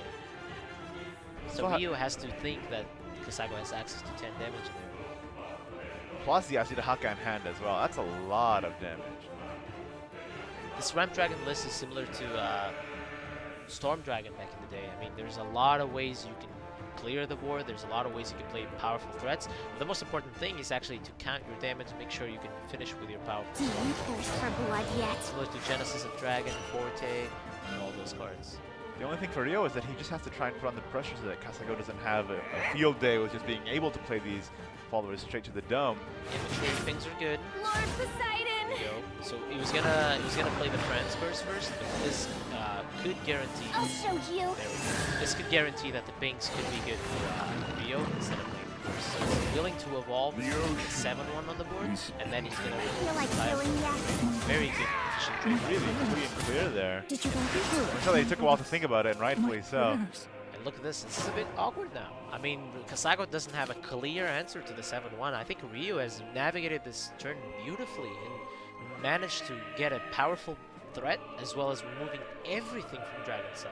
So do you think that Kasago now wants to Dragon Oracle to try and find some way to deal with the 7-1? And if not, he could just play the Daka? That might be too risky. I mean, suiciding your Daka like that, it's about Oracle into an answer with the Haka trade, or it's about playing the Dragon's Command. Dragon's Command might be safer in my opinion than throwing the Haka like that. You at least still get a 5-5 body if you trade your win last to the 7-1. Or you can even go for a Dragon Oracle and then play the Dragon's Command just for 1. Just try it. If he wants to. Dragon's Command is very flexible that way. You can just play it for 1 and then you can just have the Wind Blast Dragon. Of course, you don't get the 5-5 body on the board afterwards, but at least you're saving your Asida Haka. I mean, there's a lot of outs. There's Phalan, I believe. There's Masamune too. 3 Masamunes. Galmio. There's Galmio. There's Disdainful Rending. So he still has options. Oh, he's going straight for it. Oh! Interesting. Base! Oh, I love it. That's really notice that 16 health is very safe. Gilmalees doesn't end the game. There's no more evil point there for the first heal. So he has a Daka and another Dragoon's Command in hand. That's a lot of damage and a lot of board presence that Ryu has to deal with here. But Ryu has access to a lot of healing though. Even though he does not have Gilmalees Evo, he still has the Coco or Mimi. Which one is that? Mimi is the one. No. Yeah, Mimi's Coco the is the one that heals, and Mimi is there the. We go. So Mimi's Coco is the left one. paw. All right, got it. So he has Coco on the board still, which means he has access to healing, and then he can set up a Gilmalees now. So I think that even though Kaso is very aggressive, Ryu with that beautiful turn has managed to stay in this game and be ahead. Able to trade pretty much everything here. You do this, and then you have the Trans Curse to take care of the other dragon plus heal. Wow. Connect to 7 to face, has a Gilmalees to set up lethal. He knows Kasago had an awkward turn to deal with the 7-1, so the 7-1 might still stay and be annoying for Kasago. I think Ryu is playing beautifully. I mean, these friends are coming clutch, but the way he used them was very, very impressive. He can even run the Mimi to face, right? Because Mimi has the Cerberus effect on it. So then he just has he could just Trans Curse. Oh, or he wants to. Feel like killing yet? Alright, that works. But your play would have been more efficient, actually. Yeah, I think so. You go face with that, and then you. Look at you, Igni, being more efficient than the World Grand Prix contender. Good job, Igni. Yeah, the one time. The one time. Now, if he wins, yeah. You can say, "Hey, world champion, I call the mad play on you." That's right. How much of the $1 million can I get? But anyways, out of this situation, Ryu came out very far ahead. I mean, now he has the Gilmalees on turn 9. packed with the Seraphic Blade if he needs. So that's a very good combo. Or Lady Ray with the Gildan Elise. I mean, this is a tough situation for Kasago. Close game, too. Crazy close. Pure Voice Dragoon might be what he needs, but at this point, the healing is kind of irrelevant. Yeah, it's kind of delaying the inevitable, right? Like, Kasago knows that Ryo has a Gildan Elise in hand. And Ryo's smiling now because he knows that this 7-1 is difficult for you to kill. You're not slamming your answer immediately, which means you don't have it. There we go. You casters cursed him. Pure Voice Dragoon with Masamune, that is a board clear. That's a board clear. And you know what? This blocks the Gildan Elise play that I mentioned because the Haka now and Dragon's Command would be lethal. Oh, Ryo does not like to see this. Yeah, you can see his reaction. He was smiling just now, and now he's sliding into his chair a little bit. Oh, you can see the intention. Oh, the intention here. Wow, that just turned everything around, didn't it? Masamune, ladies and gentlemen, off the top. That was important. His deck came close. This game came close, and his deck helped him so much for Kasago. I don't think there's a really good clear for Ryo here. Like, what do? You Seraphic Blade? You can Seraphic Blade the Masamune. You have to find something with Singer, I think. I don't think there's a way. Yeah, there's no way. He has to go for Singer. He has to dig. Here we go. It's close. We've seen some swings and roundabouts already. What's on the next? What's next on the docket? What's next on top? He does not look happy. Yeah, he's very unhappy about it. He knows that Masamune wasn't played the previous turn, so. So he knew that it was just off the top as well. Oof. We know. We professional players know when things like that happen, because if you didn't play last turn, you probably got access to it this turn. But he just cannot let it affect him because there's a lot more game to go for. Not quite. I think that's it. Yeah, that's it. You cannot remove the 3-4 and the 2-2, which means this will probably be a game for Kasago. Wow. That was intense. This is a very good game. So back and forth.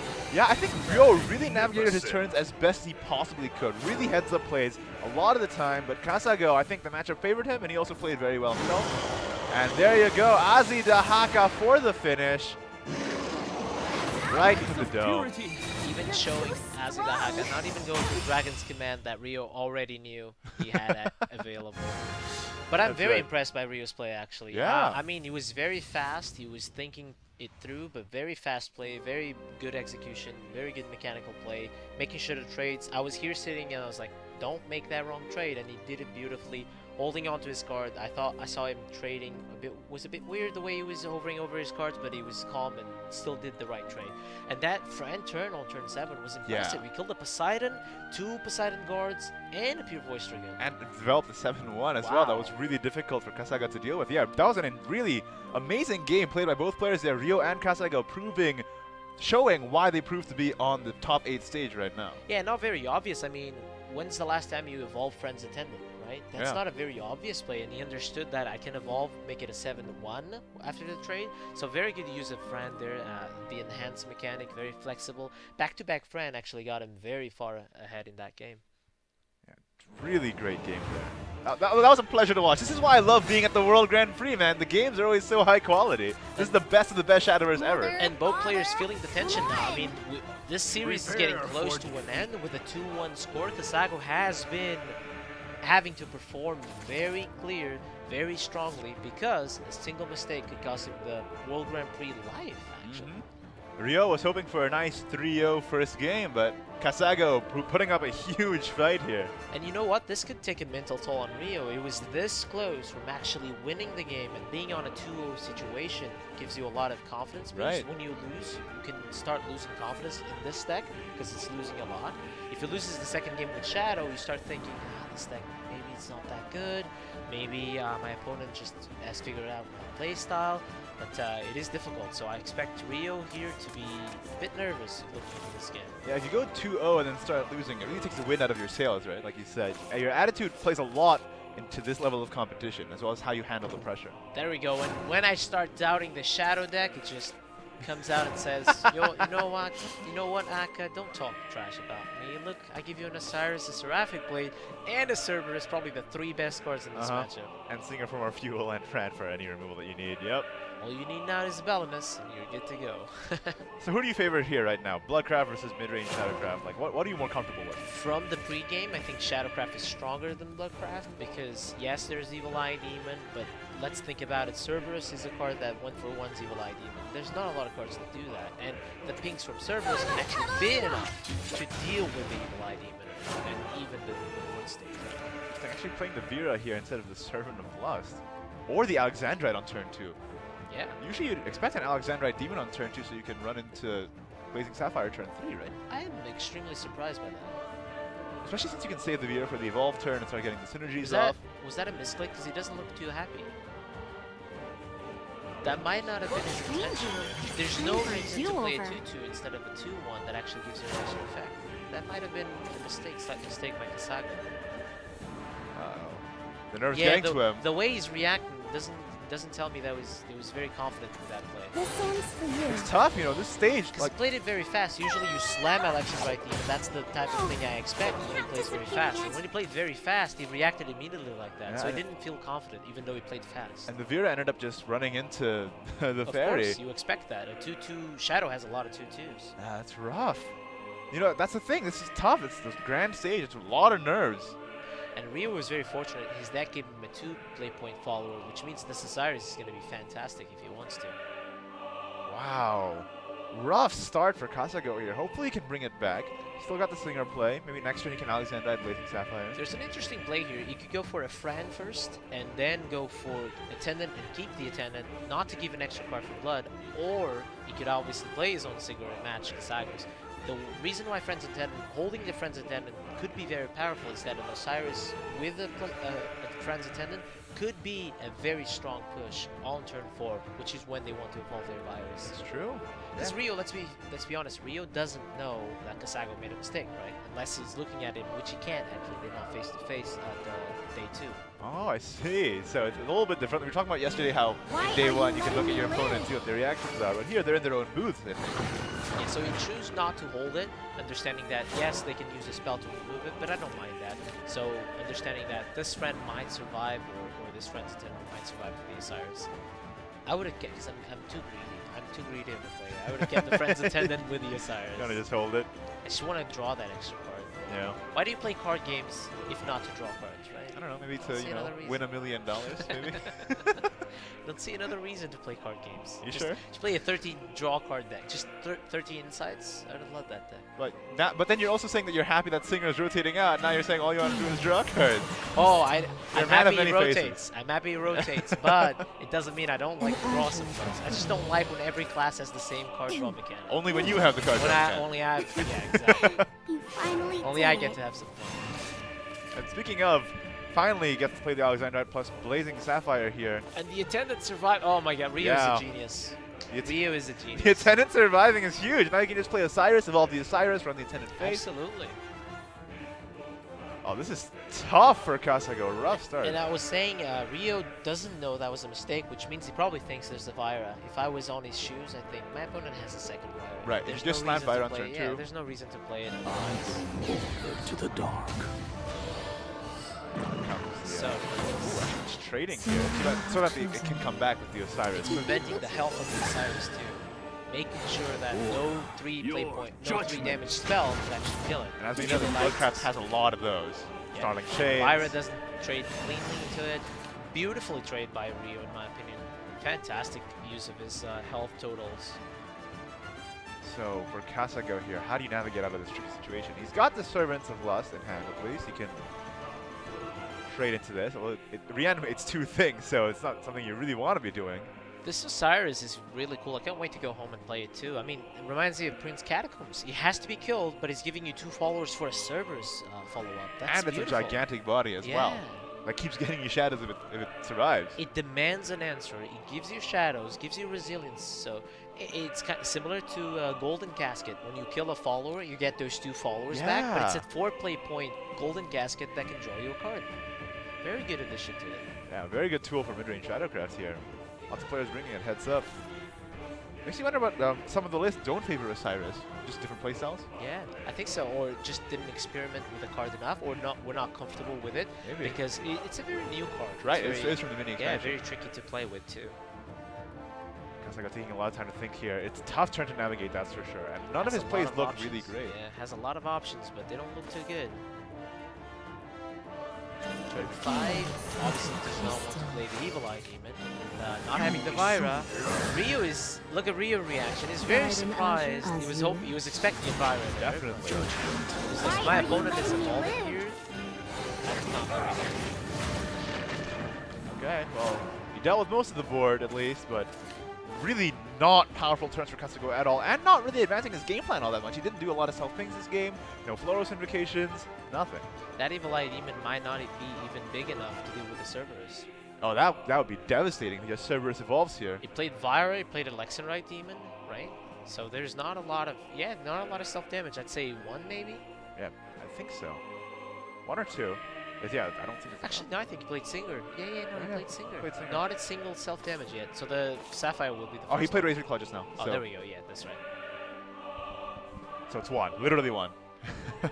not great for an upcoming Cerberus. Would be 2 with the Sapphire, but it doesn't deal with the Cerberus. So we might be looking into an Evil Eye Demon trade, and then that's where Shadow wants to be in. Just making sure that Blood is forced to use Evos. That's the last Evo point. There's no more AoE removal. Just keep going wide. Oh, not playing Cerberus though. Just playing the Singer for more cards. Populating Raven. Definitely has to propose a board, otherwise you just give too much time for Blood to not use their evolve points. And the Alpha trying to draw more cards. Interesting. Not evolving Very either. friendly, yeah. I'm not a big fan of it. It doesn't put a lot of pressure, not necessarily in terms of health total, but it doesn't put a lot of pressure on the board, which means Kasago can take this turn to ramp up his self damage. You think he can bait out the Evil Eye now and then try absolutely something not. else? Yeah. That's why I don't like this play a lot, because this will not get your opponent to evolve or even play Evil Eye Demon. Just a simple removal spell can deal with the half of damage of this board. It's only 2 damage. That's what he goes for. Also gives him a window to play Blue Sapphire. Definitely not a fan of this one. I mean, your Osiris is so good, right? You're putting so much pressure. Should have had a higher tempo play to follow Exactly. You keep the pressure on. You saw an Evil Eye. You saw an Lexenrite Demon being evolved. What else can be evolved after that, right? Yeah, it's tough. I mean, Rio was expecting that Vera, and then nothing came out. Even if you didn't evolve the Cerberus, it's still a strong play. And then you have this Andrialphus to fall back on. If you want, you can evolve it even to get the extra card draw from your hand. We just played the Andrialphus flat and passed. Yep, because if you play Cerberus on 5, their Evil Eye Demon, the turn 6 play, you set up such a wide board that Gilmilly's pressure is so hard to deal with. So what could be going through Rio's head here? Like, what's the lineup play he's trying to go for? Maybe a little bit of a longer game? It's tough to give Bloodcraft so much time, though, especially since their win condition can pop off later in the game.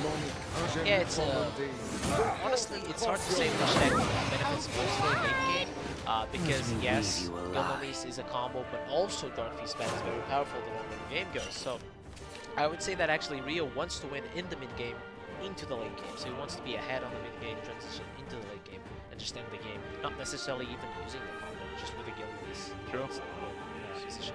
Speaking of ending the game, though, look how Rio just drew off the top there. Did he just slam the Arcus on 7 next turn? Yeah, and imagine, look at Kasago's play, right? Yeah. It was very good because Rio gave him the freedom to go in. Once Kasago found an opening not to remove followers, he just developed his own board, and look how strong it is. Yeah, that Floros Invocation really turned things around, and the Servant of Lust is such a powerful card to play as well. Now then. I think Rio now is looking into a Cerberus finally, so he's just clearing out a bit of space, and then we'll do the things. Kind of a weird timing to do so, hey? Like, you had the opportunity to Cerberus on 5. I mean, essentially this will result in the same outcome as an Evil Eye Demon this board, but the idea is that Rio will have an empty board into turn 7, which is not optimal. Unless he wants to play an Arcus, but he didn't draw until this time, so I think that's kind of why he chose to go for that. Do the mystery goes here to full clear. Not too bad, but again, Evil Eye Demon already in hand. But he plays Evil Eye Demon, evolves it, and then you can just play Arcus and evolve it over. Yeah, so what I was worried about is that, yes, Rio has managed to get an opening to play Arcus, but then again, he also gave Kasago an opening to ramp his own self-damage, activate his entire deck with it, so... It's a tough game of, just thinking about all the different mechanics of both decks here. So next turn, he can get a Vulneric online, and that would be, this is turn 7, I believe. Yeah, turn 7 for Kaso. So he unfortunately doesn't have Vulneric active, and he's probably forced to evolve the Evil Eye Demon, or just remove the servers and play his own Singer that's so low on tempo. I think he's probably going to go for the Evil Eye Demon play. Just removing the Cerberus and playing your own Singer. While the followers on Rio's board aren't too big, things can quickly spiral out of control going into turn 7. You know, you got the Gremmaries, you got Gilneases, and of course Arcus in hand as well. I think Rio is trying to assemble some form of a finisher now. Looking at his hand, he's already got a lot of the pieces. All he needs to do is figure out the puzzle. So the way the game went in a way that Rio managed to force an Evil Eye Demon on his own turn 7, which I think it's as optimal as forcing him on turn 6. Then you can populate the board again on turn 6, pressure with Are we done? and your opponent is on the back swing and add Plays the Valneric here and uses the Evil Eye Demon just for the spell and some slow clear. This is what I like to call the game of cat and mouse, and usually Shadow comes always ahead on the cat and mouse game because Shadow is dictating, is putting pressure, and Blood is holding their tools, and sometimes they hold them so much that it's too late. Imagine an Arcus comes now and Kasago is like, oh whoops, now my Evil Eye Demon is as strong as it was before. And I imagine the Arcus is going to come out here. Is there any other play for Rio here that you favor more than just slamming Arcus down? You already have the 2 Singers in hand, you got a lot of pieces, you even got a Lyrial as well. Arcus costs you the last evil point, that could be important. He knows Vulneric is active. Basically, I would want to dodge the first Dark Feast Bat if I was Rio. So I would want to pressure enough so that Dark Feast Bat is not played, because double Dark Feast Bat could be very strong to finish games. That's true. He's thinking on it. This is vulnerable to Vulneric, of course, but in my opinion, Kasago is in a position where actually Ghosts can end this game with a Gilneace Lyria combo for turn 8. Yeah, that's what I was trying to get at. We got the Singers, we got the Lyria, we got the, of course, pulling the Gilneace next turn as well. So playing the Arcus seems like a pretty solid option here. I'm just trying to think, is there another way that Rio wants to play here? Because he seems like he's thinking everything over. Yeah, I think with Blood having an evolve, if Blood had used the last evolve, I would have considered perhaps a Lady Grey or something different. But with an already established evolve, I would not want to see I would not want to evolve Lady Grey into Evil Eye Demon. This is a very strong play. He has the Ghost, he has the Gilneace, can even evolve the Gilneace if he needs the first heal. I think Rio is navigating this game into a win, potentially. Potentially. It's a tough match, though. Man, all these games so far have been so intense. So with Kasago, his Dark Feast Bats are already able to be played, but he's not even close to finishing the damage. Rio still at 20 defense. Oh, it looks like he's going for it. Uses last evolve. Now that Evil Eye Demon lost value because of Arcus, Dark Feast Bat evolved into the Vulneric attack. This is the way to race for Kasago, and this is a very close game. And he has another Dark Feast Bat in hand already, so what Rio has to do probably is gotta be a Gilneace evolve, right? To try and restore some defense here. I'm not a big fan of this play by Rio, because not evolving allowed that 3 damage to connect, which means that now he has to evolve that Gilneace or Lady Grey. I think that's why he saved the evolve in the first place. It's just for the Gilneace, but maybe it was better to just prevent that 3 damage from connecting. Exactly. If you evolve, you prevent the 3 damage, and not only that, you kill the Dark Beast Bat. Because the Dark Beast Bat evolves into an 8/8 Arcus. Uncome detestable. Right. I think there's gotta be a Gilneace. Yep. To survive here, you already know that the damage is at 11. Detestable. Does set up lethal still. Rio is still very far ahead. If Kasago does not get away to kill him. 13. It was 9, right? Dark Beast Bat was 9. 10 with Dark with the. That's right. Yeah, and you got the Gift of Blood Kit in hand as well. Gift it's is gonna 10. be 10. Yeah. Wow, so close. And Gift also deals 1, so he needs 2 damage to connect. And he can't heal. I asked to go for Singer, try and heal somehow. Wings of Lust. He's rough. No, he doesn't have 10 play points. That's unfortunate. I wonder if Kasago could have done more damage last turn. No, because he had. Did he have Gift for Bloodkin to go with the Dark Feast Bat? No, I don't believe so. Oh, he had. Yeah, he might have had. Yeah, because he just drew the Evil Eye Demon. Wait, that oh, hold up, not hold enough up. Play points, not enough oh, it's play not points. enough. It's just not enough. Rio knows that's the game. Wait, but so the gift for Bloodkin, would it have would have had it 1 more damage? Would that be enough? That would be 11 this turn. No, it wouldn't be enough. Yeah, I don't It think would it's be enough 12. still. Yeah. I think you're saving the second gift blood kid for save his own health total while setting up But for if he yeah, was saving setting up his the health total, you can count how much damage Shadow can do in that position. Actually, you know exactly how much he can do. So that'll be it. I mean, Rio will win the first round, and he knew it. Oh, look at him reacting to the camera. He was going at the camera. He was I love pointing at it. I love it. Man after your own heart, eh? There you go. It's interesting. That was such a close game. Like all these games, so interesting, so close. 7 to the face. Detestable. For exact lethal. Detestable. And I think both players were a bit shaky near the end. They didn't look very confident in their play, I feel. And there you go, guys. Round 1 goes to Rio with an excellently played round. That was fun to watch. Yeah, I really feel like Rio just outclassed Kaso all match. Every single game, it just felt like he was on top of everything. He had it there, and that's going to do it. Rio's going to cement himself into the top 4, earning himself an extra $15,000 along the way already. Guys, that match, outstanding. What an insane match. I mean, very close. I think Rio demonstrated a very good pilot of his decks. Some different play styles that some different lines that I would have taken, but I think that overall Rio was very good. Very good player. What did you guys think of the pressure? Because I noticed every single time we looked at Kaso, he was a little bit down, a little bit, you know, it felt like he wasn't too sure of a lot of his plays. I think the Wings of Plus play in Game 1 was probably a little bit of a mistake. And that Vira played by accident on turn 2, and he could have played Alexander using Sapphire the next turn. So it looks like they're going to go to the player interview here post-match.素晴らしい熱戦を繰り広げた両選手に for 今 you 一度 guys. 盛大な拍手を Yeah, お and 願 I いい think たし look ま at the す。 composure of both players. I mean, you can definitely see a smile, big smile on Rio, understanding that he's one step closer to that $1 million. Obviously, Kasago ends his run, but not too shabby. I mean, $5,000 is nothing to cry for. Yeah. And the pride of being top 8 as well in the entire world. 両選手おめでとうございます。 Look at that happy ありがとう man. ございます。今の率直なお気持ちいかがですか？ One step closer to a million. そうですね。今日 Day2 始 Again, まって初 have to 戦という reiterate ことで all of these games. So much money on the line. That was a 緊張ではないんですけども $15,000 difference there. That's right. And I have to say, I mean, he felt shaken a bit when that Masamune came off the top for Kasago. We saw his reaction. That was the first time I actually saw him be a bit nervous. I really think that game was Kasago's all the way. Rio found a magic loophole in that game to almost come back and win this out of nowhere. Yeah, the friend play was one of the best plays I've seen in this entire tournament. It was so good, so good. I mean, honestly, if Kaso didn't do the normal Japanese thing and hold on to all of his threats for too long, I think he just had the tempo all game to win that. But because he played a little bit more tempo, or not tempo oriented, gave room for that play to happen. But then he did top deck, but he had to top deck to get out of that situation.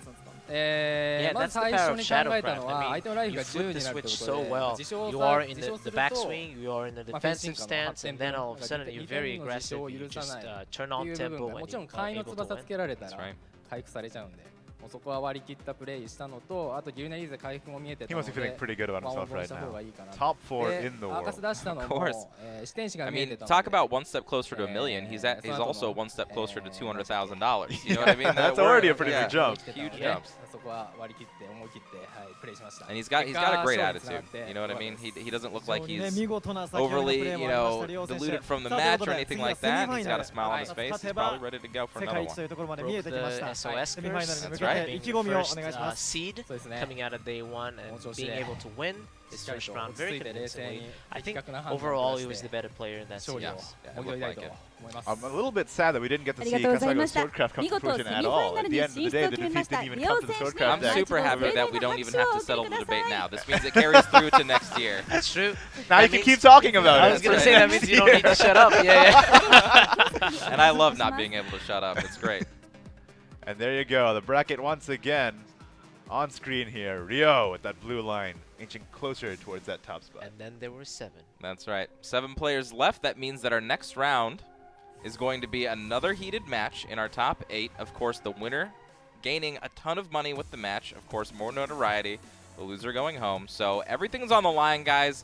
Again, you're going to want to stick with us throughout the entire day today, folks, because we have literally millions on the line, as well as fame and fortune for one of our Shadowverse players. So make sure you guys stay tuned for the rest of the entire day, honestly. I mean, if you want to watch the best Shadowverse, you're not going to get it anywhere else. Don't go anywhere.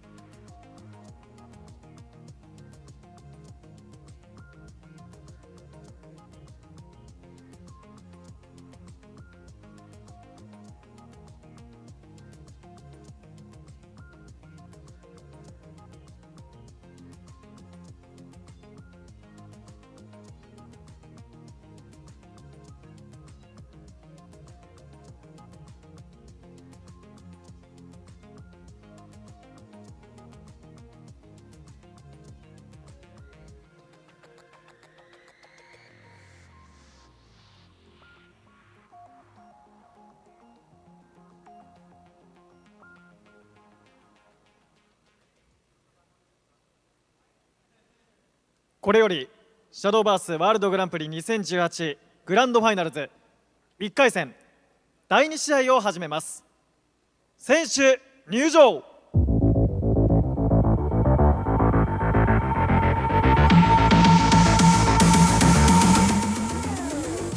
Back at it again with the Shadowverse World Grand Prix. Look at this stage. And out comes our boy. So happy. Look at him! Enthusiasm. Jubilant. Like, I'm here, my friends. I've come to dominate. I love the energy. I'm gonna be honest, if I was to lose to someone, at least lose to someone that at least smiles, because I wouldn't feel too bad about it. He's just having a good time, you know?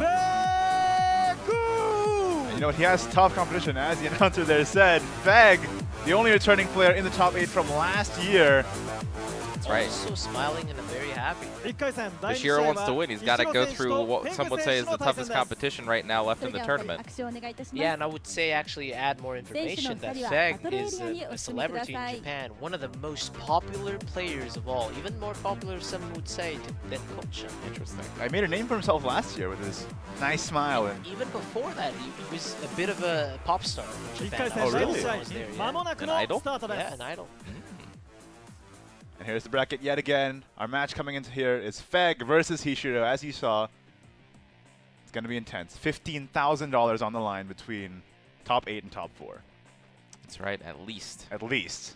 At least. This is a huge match for both of our players. Hishiro, again, from Team Revelation. This is his first major tournament outside of basically getting through on the Contenders Cup in the West. So let's see if he can prove himself here. Feg, of course, returning from last year in the World Grand Prix. Also looking to make a name for himself here. Yeah, and both players actually in teams. Very good to see representation from the West and the East of how teams have an impact in your decisions and your lineups. That's right. Team Revelation, one of the community teams that's been super strong in getting players, further and further along in the year. And I can't wait to see next year what they have to improve. I mean, they have both Mensu and Hishiro, both World Grand Prix competitors now to work with as far as, tuning their play for next year. I love the camaraderie as well between Team Revelation members. I saw on social media Menso tweeting out, I'm so happy, even though I lost, I'm still here with Hishiro and I'm cheering him on, my spirit's with him. You know, it's that kind of teammate and camaraderie that really makes a difference, I feel like, especially when the pressure's getting to you, you have somebody in your corner. Absolutely. I mean, how can it be any better than you going there with your best friend, your Shadowverse compatriot, your teammate? You get to practice, you get to eat dinner with, you get to console each other, you get to be there for each other. I mean, there's nothing better than that. Yeah, it's a big important moment when you lose or when you win. I actually said that one of the best ways, one of the reasons to win a tournament is to actually see how people around you are so happy and celebrate. Some would even be more happier than me when I actually made second place. So having friends like next to you, also during a game, you might feel too lonely because you're in that dark room. Right. No one's there to support. You don't hear anyone. So in your mind, it's like, what would my friend do here? What would my practice partner do here? What did we talk about? I know Jay-Z last year had a very important friend in Outer Wame, helping him throughout the tournament, giving him messages of support, giving him advice. I had Teji in my mind on some matchups as well, so there's always important people in our lives that can help us. Helping him keep a level head through it all, helping, restrain the tilt if it ever peeks its ugly head out, or, managing expectations. Whatever the case may be, having a teammate and a friend with you in this type of environment is super helpful. It really is the power of friendship then that carries you through the World Grand Prix, isn't it? Why not? Yep. And I'm sure Menso is in the crowd as well, hoping and waiting to see this game. And I know he wants Ishiro to win now, especially having that duel last day, the last match of the day, very intense way to go get away from the World Grand Prix. But as he mentioned, I'm still not done. I am still here in presence with Ishiro. Carrying our torch. That's right, guys, and I want to see you guys in chat going nuts for Hishiro right now, okay? You need to send him your energy. You need to send him everything you got. You need to be getting behind our boy here so that he can make it to the next stage, okay? And there is a possibility, based on the way we saw the bracket, that Potwasher versus Hishiro is a possibility in the finals. Can you imagine? Wow.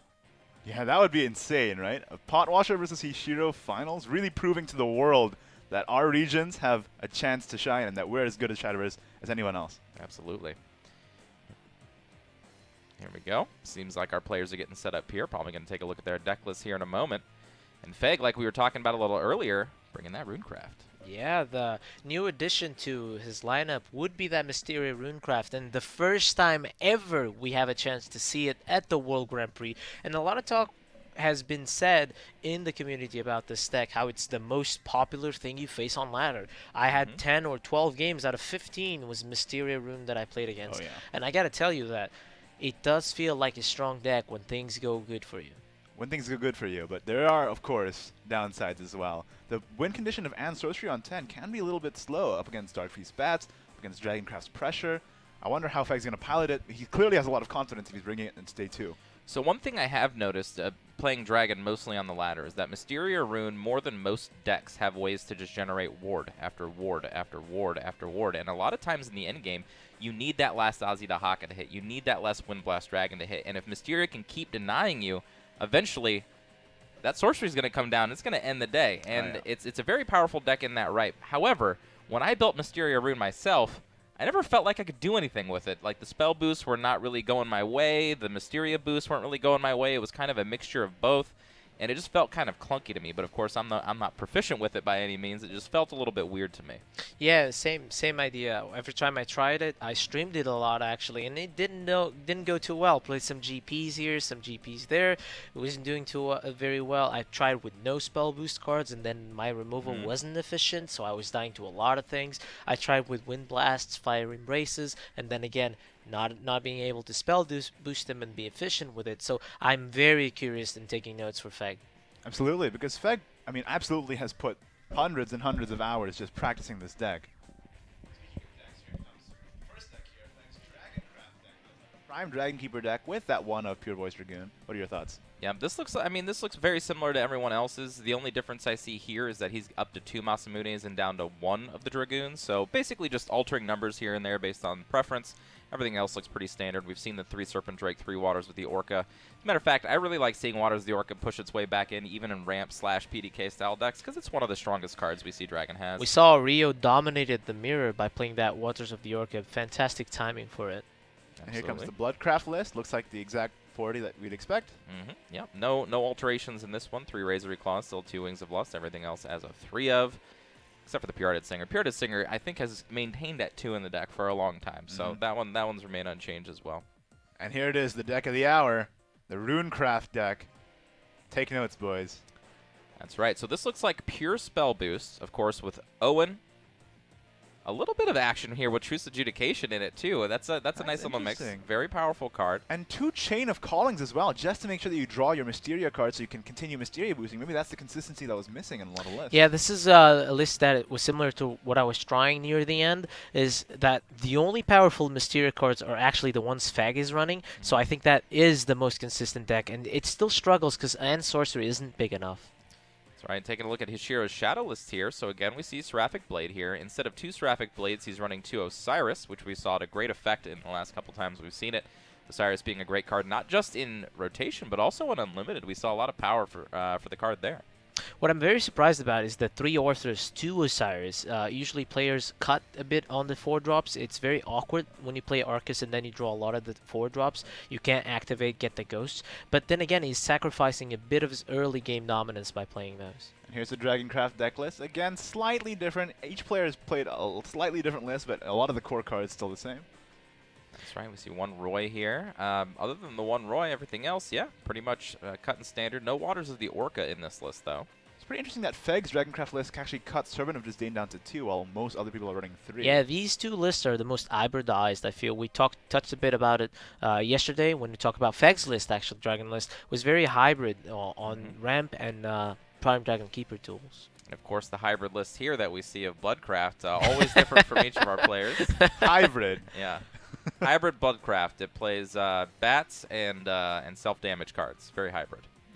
Yeah. This is where Feg can actually struggle a bit. That Mysteria Rune against Blood is something that he definitely wants to dodge. I think that's just such a hard matchup to play into. That's right. Here we go, going into these final matches. First, one of the top 8 matches here, Hishiro versus Feg. I know who you guys are rooting for. I don't have to ask, surely. I mean, it's his horse and is my continent man, so... Your continent man. My continent man. Continent man. Going to the games here, take it away. All right, so let's take a look at first deck choice here. Looks like a Bloodcraft Mirror to start things off. You know what? I can't hate. Most powerful deck. Let's get it on. We had Rio versus Kasago. Now we have Ishu versus Feg. Traditionally, the best player will win this matchup according to the community. So if Ishu starts with a 1-0, what a way to impress Feg and us all. Absolutely. All right, so opening hand from Feg, looking very good. Shiro. Looking a little bit less good here, but I think he's probably going second with his mulligan. Yep, so wanted to keep the blood pack for more options. But as we know, blood can change context very shortly with all the card draw that it has. Yeah, and I think that Feg is very comfortable with that Alexandrite Demon. We keep talking about it, how important this card is. Probably the best card in the deck. I know you have a personal favoritism on Evil Eye Demon, but to me, this Alexandrite Demon is so good. Well, I'll put it to you this way. I've always had 3 Alexandrite Demons in my deck, even when people were cutting it to 2. So I think it's probably one of the most powerful cards in the deck, absolutely. I'm just saying overall in power level, Evil Eye Demon, I mean, that card is just crazy. Just putting you on the spot. So I think he could either play Vira or Blood Pack to contest. His hand is big enough for this turn in particular. He doesn't have anything to set up for turn 3. So perhaps the Vira contests the Alexandrite Demon. I think that can happen is you fall too far behind on health and then you can't activate your Flores without dying or invocate your Flores without dying, and that can be too dangerous. That's right. Shiro's definitely going to be looking for stuff like Restless Parish and just cheap things that he can do to try to invocate Flores. It's one of the best things you can do when you're going second, as we saw in a lot of our games. When you can Vira Evo into, I mean, if you can go a Vira Evo on top of the Flores Invocate when you're going second, you can really push the tempo back in your favor. So playing very carefully going second is exactly what you need to be doing. Yeah, very interesting decision here for Feg. Turn 3 usually is the awkward turn for Bloodcraft. You want to draw your cards, you want to use the removal spell, you want to play your 2 drops, so using that 3 play point is very hard. Traditionally, Singer would be the only option, but even some players have been playing Sapphire instead of Singer, specifically because that turn 5 self-damage can be the difference between invocating Flores or not. That's right. My personal preference when I'm on the play in the mirror is to be as aggressive as possible. So my personal play here would probably be Evil Eye Demon on the Vira and push 2. And you can play Restless Parish here, but you don't need to. You have enough self-damage here to set up for a Flores Invocation. So I think just Evil Eye Demon push 2. Because then you put your opponent in this weird spot that if they want to play their Pure-Hearted Singer, they're taking another 2, and then so on and so forth. You're just getting so far ahead. I agree, and even if they use a spell to remove your Evil Eye Demon, they're not playing their Alexandrite Demon. Sorry, they use a removal spell for your Alexandrite Demon, a lot of demons in that deck. They're not playing their own Alexandrite Demon. Yeah, they're not drawing cards, Exactly. they're not getting more options, they're not doing anything. And they're damaging themselves because those spells are also connecting. So essentially your Alexandrite Demon would have done 3 to 4 damage that turn.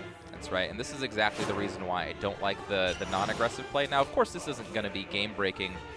I feel like you lose a few percentage points in doing this because now you allowed Hishiro to use his entire turn to Blood Pact, where he wouldn't have been able to do that had you played the other way. Something also to consider is that a turn 5 proc on the Sapphire is not as important as a turn 6 proc because specifically with Feg's hand there's only 1 0 cost amulet, which means the Flores would not be able to be summoned unless he played 2 spells that deal damage, and that's not a very powerful turn, just summoning a Flores with 2 removal spells. That's true. He does have a Servant of Lust here, so a little bit more options. But yeah, I think he's going to go for some more card drawing here. I like the Alexandrite Demon now. Now that he's going for the more options plan, just keep it rolling.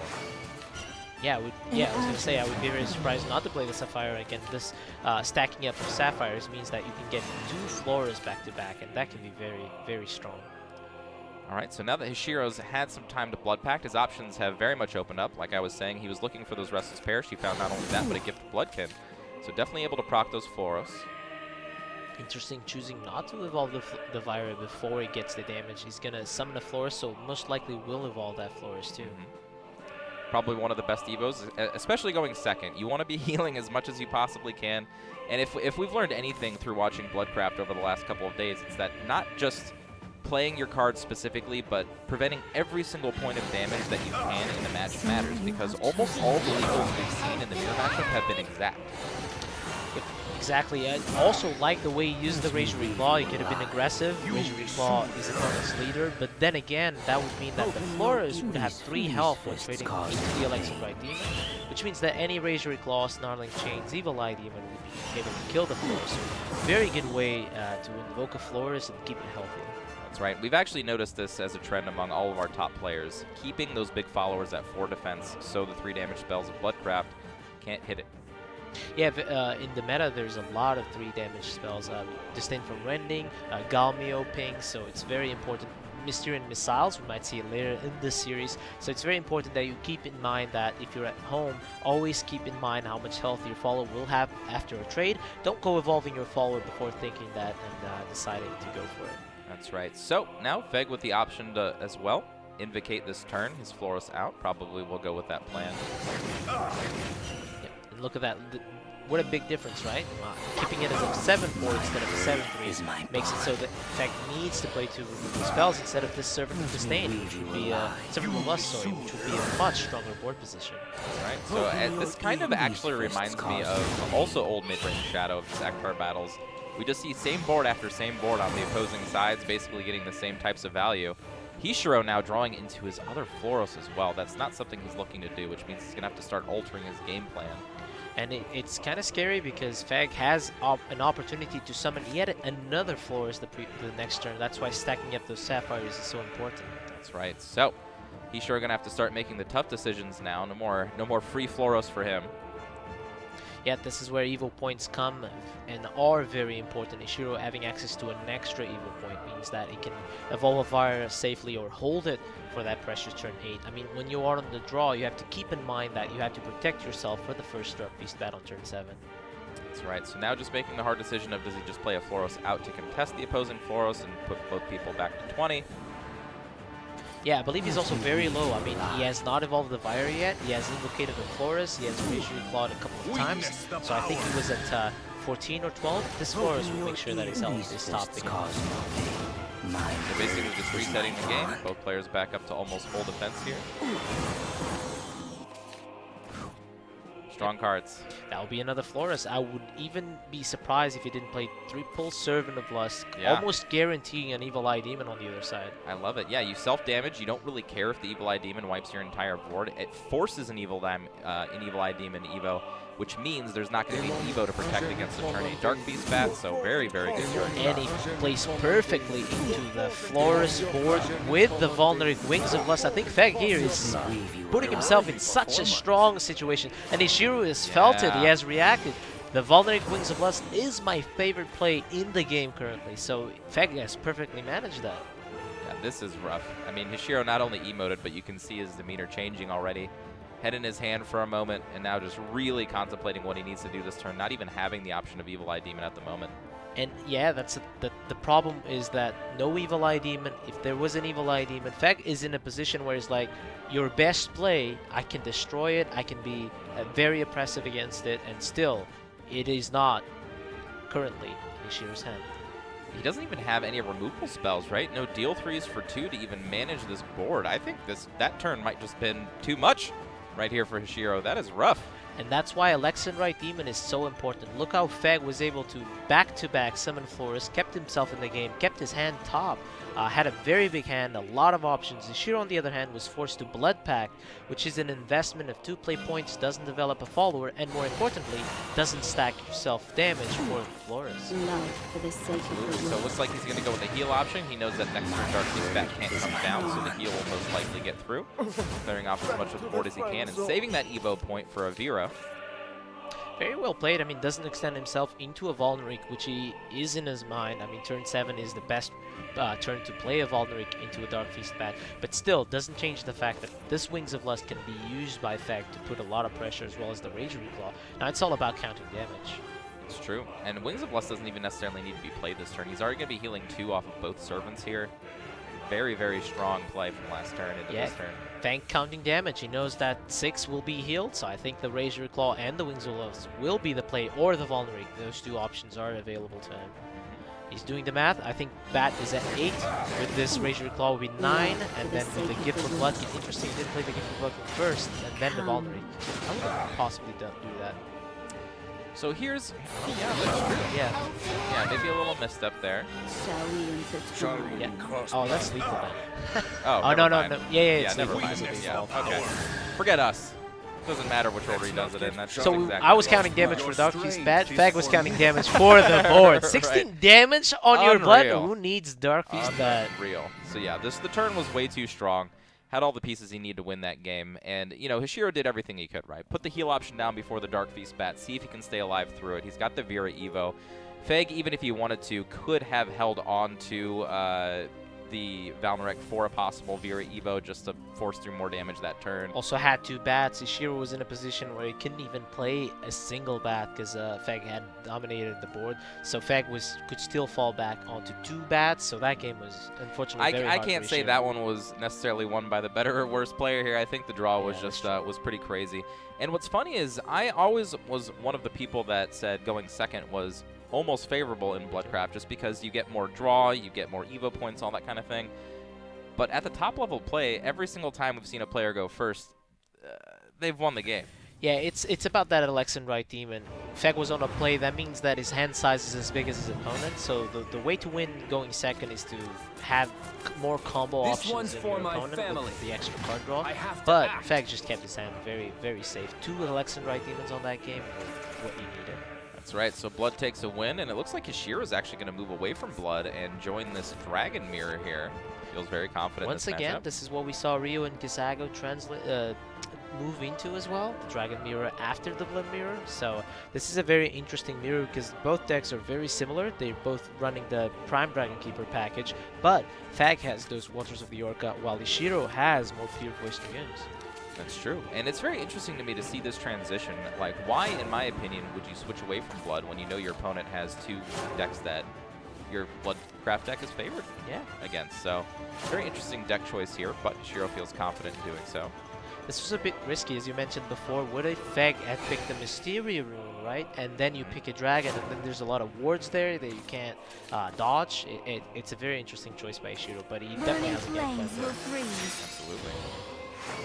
So let's see, setting up the Falan, very important, has a very good hand. The Ayala already, the Servant. We mentioned how important it is to have the Servant and the Disciple of Disdain and keeping them for that particular combo. That's right, and I really like the hand for Ishiro. Just basically every Disdain option you could think of at the moment.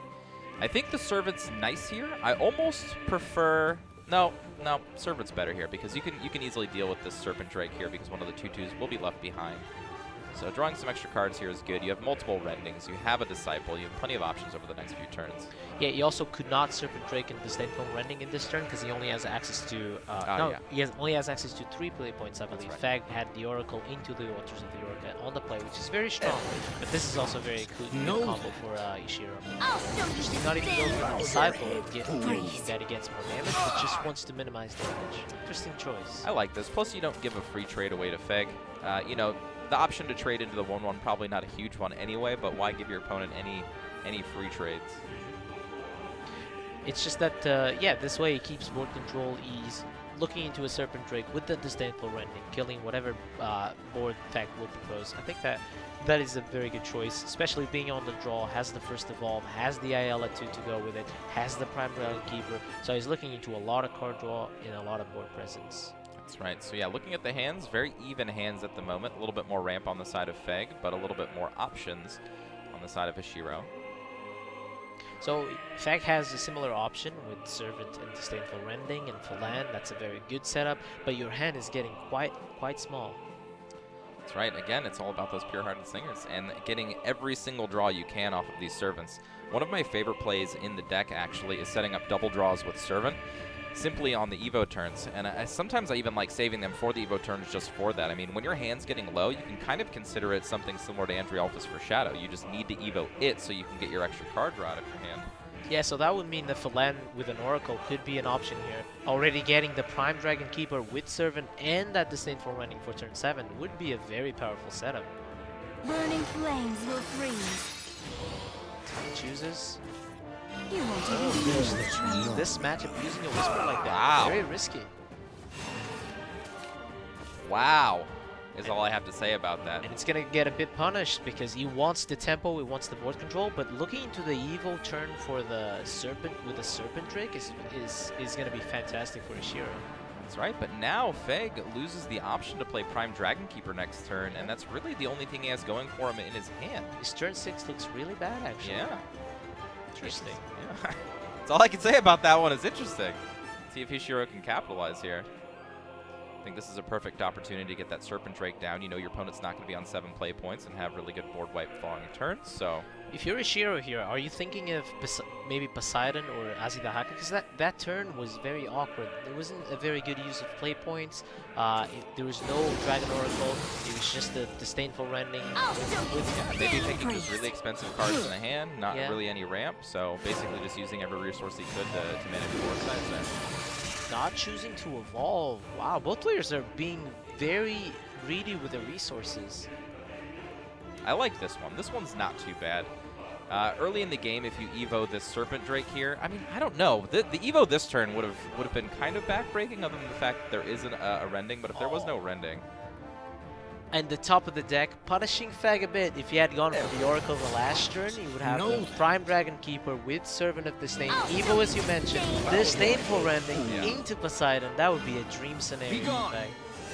Instead, he's going to opt for this turn, which should be something that he could have done last turn. So I don't know if this is an optimized way to use these resources. Flooding a lot of places even though it's rampant. Yeah. We'll see if he knows better than us. Now, of course, we know that the first Prime Dragon Keeper isn't necessarily the best one, because if your opponent answers it with a Prime Dragon Keeper, it's okay. But you know what? It's really Feg just said, you know what? You're not ramping. You didn't use your turn to Ella ramp or do anything like that. You're still sitting on 5 play points. I have time. Still no match for Mr. Dragon. Be gone. And he did go through with the play I was talking about. Save the Servant for the Evo turn, getting extra card draw off of it. Nothing wrong with that. Going for a Roy Dragon Strike Blade, perhaps predicting people's a hobby of mine. Poseidon from turn 8. That's most likely what's going to happen when you play the Dragon Mirror. You're always expecting the most powerful play to be a Poseidon or Galmio, perhaps, or Waters of the Orca. So very good use of resources there, Ishiro. If you save your Roy for too long, it gets really awkward to deal 6 damage for 5 play points isn't as good. Yeah, I'm kind of turning the corner on Roy, and what I mean by that is I play 1 in my deck. I'm almost consider cutting it. There's a lot of other good cards I think I'd rather have in my Dragon deck now. Roy just seems a little too slow, even in the Dragon matchup. We've seen it played multiple times, and the Roy hasn't made a huge impact in pretty much any of the games. I'm not saying it's bad in the situation, it's just kind of slow, you know what I mean, comparatively to what else you could be doing with the class. I really like what Chaldea was playing. Yeah, the 5/3, right? Yeah. True Dragons Katasha, right? I think it's her name. It's as I mentioned yesterday, told you yesterday about it's similar to 5 play points, but it's just perhaps a more relevant body. So very good use of Prime Dragon Keeper here, hoping for the ping to go in his way so that he can deal with his board effectively. Let's teach you how powerless. Wu chose not to trade first, so he wants to go face with the board. Okay. Interesting. He says, you know what, I can't deal with the 5/7 this turn anyway. Let's just get the lucky ping, go face. This Galmio might be what was in Ishiro's mind was a Galmio or another Poseidon, because that Prime Dragon Keeper demands at least 2 play points to be used, and it's a bit awkward for Feg because he does not have access to that Roy. That's true. Now, the big difference here is that Ishiro went for the extra card draw with the Evo on the Servant of Disdain instead of the Evo on the Prime Dragon Keeper, which makes it much easier to deal with from what Feg does have in the form of Galmio. So Feg doing the math here, counting up how to remove this war the most efficient way, or, as he surprised us the last game, counting lethal. Sure. Something that I'm a big fan of, counting lethal Absolutely. every turn. I like to watch Feg play because he's always pointing with his finger to what he's doing, so his train of thought is always very clear to us. Yeah, not only that, but also helps prevent misclicks. When you can point out what you're doing first, you don't have any muscle memory just like clicking cards out for no reason. So he was perhaps predicting where the pings could have gone and what's good for him, what's bad. So he's going to get another Serpent Drake out of this. Very good use. So probably even Waters of the Orca, everything lines up perfectly into trades. That's it for Really now. trying to get as much Yep, as he can, and this will eventually clear off the entire board and not allow any extra card draw from that server.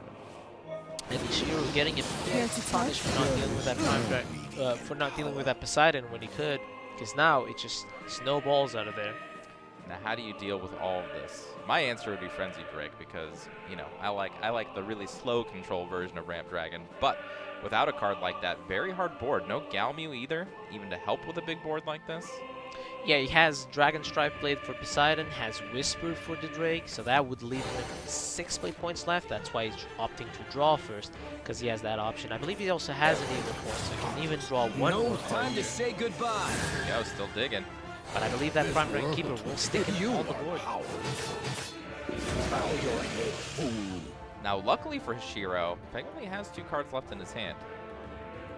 And if they're not very good, then he can still come back into this game. He's got 2 Aussie Dahakas in hand. Yeah, when you're ahead, Galmew isn't necessarily the card you want to be playing. Obviously, the Haka and Poseidon are the cards to snowball your advantage. Galmew usually is a reactive card, not necessarily a proactive card. That's right, and trying not to show favoritism here. I'm going, please no Poseidon off the top. Dragon Strike Blade. Oh! Okay. Says 5 damage is acceptable. That was the last removal he had on his hand, so that was one of the last ways he could have dealt with the Prime Dragon Keeper. So it's either accepting it's a race or accepting the damage. Very risky play by Ishiro. That's right, and that means he's going to have to use an Aussie Dahaka to claim that 5/5. I mean, to be fair, this is an actual answer, whereas if he had used the Dragon Stripe Blade on the 5/5 Poseidon, maybe the PDK has never dealt with this game. Yep, and the PDK could be more damage, could remove your entire board, so it's definitely a wise choice in some cases. Obviously, we know the hand size and we know the hand quality. Ishiro didn't know that was an Oracle on the hand. He didn't know that it was a Galmew. What if it's the Waters of the Orca, right? You have to keep that in mind. If Waters of the Orca had been played, that would represent as much damage as the Poseidon, and the Prime Dragon Keeper will still stay on that board. That's right. And like you said, just being able to clear the board for free every single turn, that never feels good. Tough turns here. At least Ishiro turned this into a thinking man's game for Feg. It's not just straightforward anymore. Why did he deal with my PDK? What's he going to play next turn?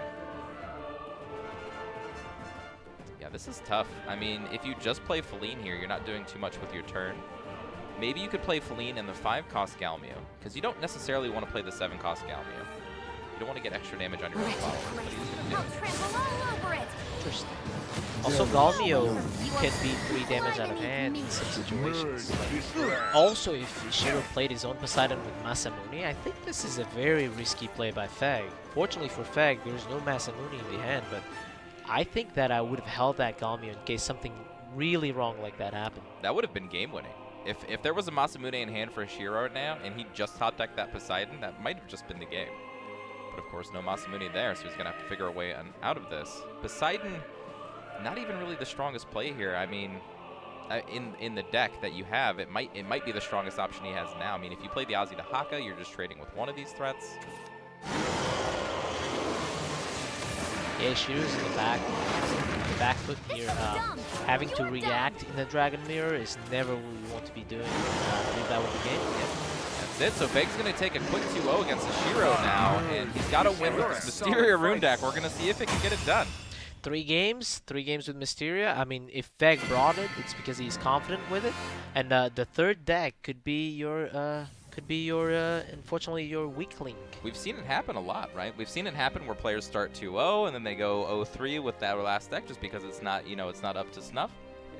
I don't mean to rub that in, guy. And it was also my third deck too. So the third deck, sometimes you're thinking, have a different idea for day 2, and sometimes the meta surprises you.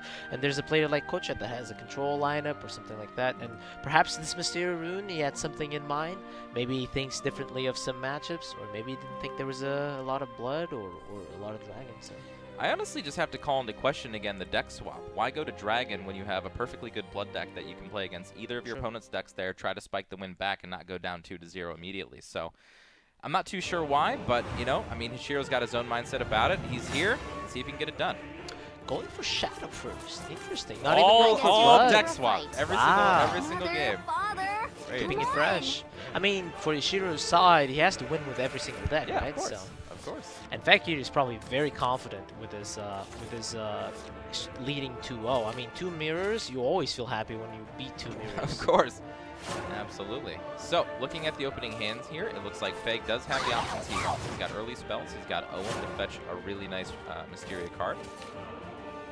He's got some good spell boost options now in Intrusive Adjudication. Yeah, Feg's version is a lot more consistent with the spell boost side, and having that Owen on the opening end is fantastic, keeping that Mysteria side consistent as well. That's right. We've always talked about keeping insights when you're playing D-Shift for bigger spell boost. Keeping something like the Mysterian Knowledge in your hand for bigger Mysterian spell boost, very important in this deck. Yeah, also, the turn 2 is most likely will be Owen, which means the 2 play point spell for the Mysterian isn't as important, so why not keep it? That's right. Nishiro identifying that he needs to be the aggressor in this matchup, which I can't blame him. It's just like playing against any other spell boost deck. If you take it to the late game, they're probably going to get you. He's playing out his 1-drop early. See, interesting that he held his decision. I mean, that Chain of Calling obviously makes him think twice because you get more Mysteria cards. There's a chance that you can spell boost even more from a Mysteria card than playing that Owen afterwards. But it might be too greedy. Yeah, I think so. Too greedy. You have to contest the board, otherwise the Shadow's just going to run away with the early game here. Yeah, if they play Cerberus, there's only 2 novel players in Feg's deck, which is not very effective to deal with the Cerberus big board. Play it, Hishiro. Play it. You know you want to. There it is. There you go. No bias. I love it. Yeah, going first means Nova Flare can't happen this turn. You're going to push as much damage as your hand possibly can. You've got the Cerberus to back you up. And when playing this Mysteria rune or a different rune deck, I always try to hold my Nova Flares for Cerberus, and if Ishiro puts this amount of pressure, it might bait Nova Flare before Cerberus, and then you just play Cerberus afterwards, and then your opponent starts falling behind. That's true. And one thing I've also noticed while playing Mysteria Rune is if you force the Mysteria Rune player to spell boost early, they might not be getting as much out of their hand as they possibly can. So this is definitely forcing Feg to react. Play it. I mean, there's a Mysterian Missile on that hand, but still, it's either the Lyria or the Orthrus. If you play the Orthrus, you're still forcing. I like it. I mean, you're forcing your opponent to spend 2 play points with the Mysterian Missile, which means Cagliostro. Or actually, Cagliostro would still be a good one, but it means that An, for instance, would not be a good one. But this prevents the Nova Flare play, so very, very good stuff from Hishiro here, making it very difficult for Feg to navigate this early game. This card's just absurd. Ever since this got added to the mini expansion, I was like, all right, Mysteria has some good games. This is the Mysterian Cagliostro. Right. Very good stuff. Reminds me of the old Levi. But it doesn't go face. That's true. It doesn't go face. That's true. It's not as good, okay? And he costs 3 play points. He's got ward, though. Got it. There we go. The first Cerberus. Fortunately, for Ishiro, the Nova Flare is there. No. I think he's gonna run one of the ones into this. Oh, there we go. Gotta preserve the defense. Yeah, very well played. Look at Fag laughing. Fag was like, come on, please. I wish you would have traded. Cerberus, that's what everybody on ladder does against me. Why? Why are you? Why do you play well? Look at his reaction. Like, why are you playing well? I love it. Fag is one of the most emotional players. I love watching him play. It's great. It's great. Like, why didn't you? Because when you see the evolve, myself, I was baited by that. Yeah. When you see the evolve, you think your opponent's going to I've got faith in my boy. I've got faith. So Windblast. Meanwhile, it's just calm and composed. Yeah, of course. Windblast, I don't think is at 5. Otherwise, it probably would have been an immediate play here. It's not. So there's 5 shadows on Feg's side. He played 1 Owen and 1 Greya, which means only 3 spells have been played so far. I like it. I like the quick math. That was my chat that taught me that. Hey, Aka, you can use shadows to count spell boost. I'm like, yeah, nice. But now the new battle log, once again, you don't even need to use fingers. Yeah. You just use the battle log and count how many spells you played. That's true. It's great. Yeah, if you guys didn't know that existed, if you hit those, if you hit that little, what do you want to call that? Parchment? Papyrus? Yeah. A scroll? Scroll? A scroll? Yeah, if you hit the scroll, you can scroll through it. Yeah, okay, that works. I guess it looks like one of those Roman scrolls with the messages and all that. But yeah, this turn has become a lot more awkward, but now it's fine because he had the Mysterian Missile too, so. So leaving up a good amount of damage on the board. This can be evolved for 4 face. Back this up with some card draw here. Very good. Very important. Oh, that was a nice one. Now, of course, this still means Nova Flare can get around this. It will leave a Lady Grey around. I would have liked for him to evolve one of the followers on the board that dodges Nova Flare, as well as playing the Lady Grey that also dodges Nova Flare. Because at this point, I'm thinking, how can Feg answer my board the most efficient way? And Nova Flare is the thing I'm thinking about. I agree. You've got to save this Lyria for a potential Gilnelis later. So yeah, I think you're right. I think Lady Grey does play. Evolve something like the Mischievous Spirit. No! Oh, interesting. Okay.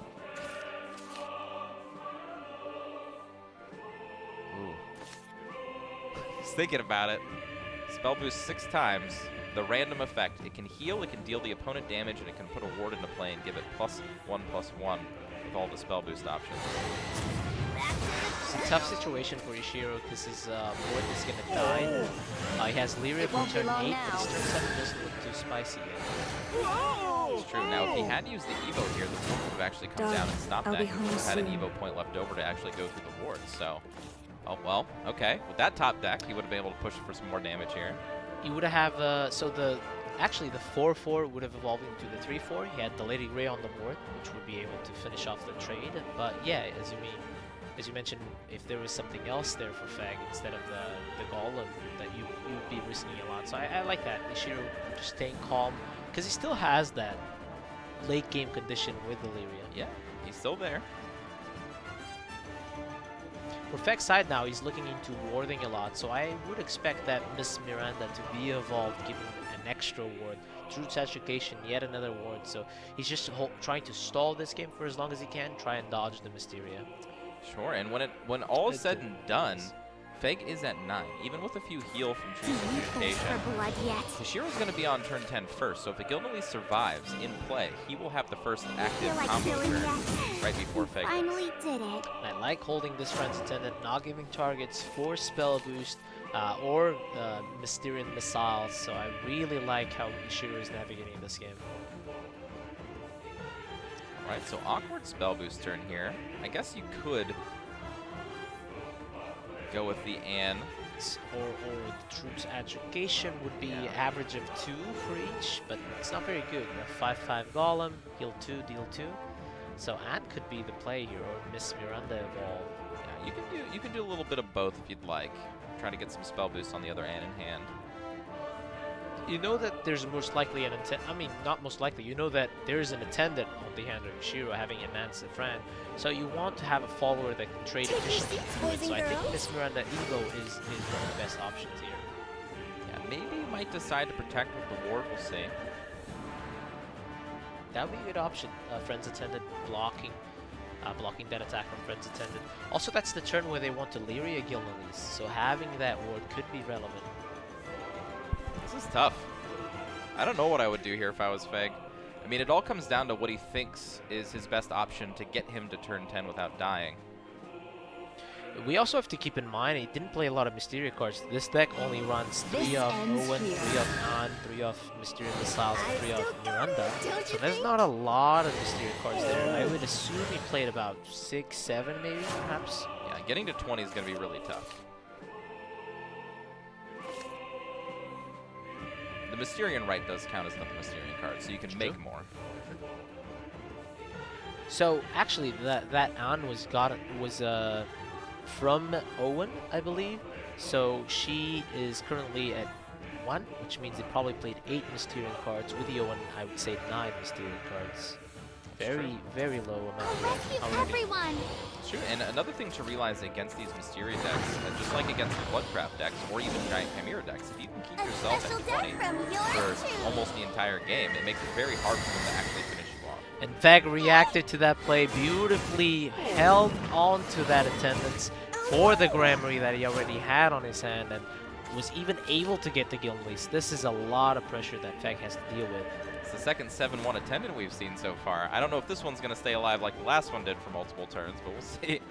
And it's important, it's blocking the Truth's Education. Why would you play Truth's Education, right, when there's a 7-1 already there? So it's a very difficult turn for Feg here. Just Ishiro managing to block that Truth's Education, beautifully played. And this is where Mysteria gets a bit clunky, with so many expensive spell boost cards being top decked later in the game. That's right, and again, he already knows that Gilnelise is online for turn 9, so definitely running out of time.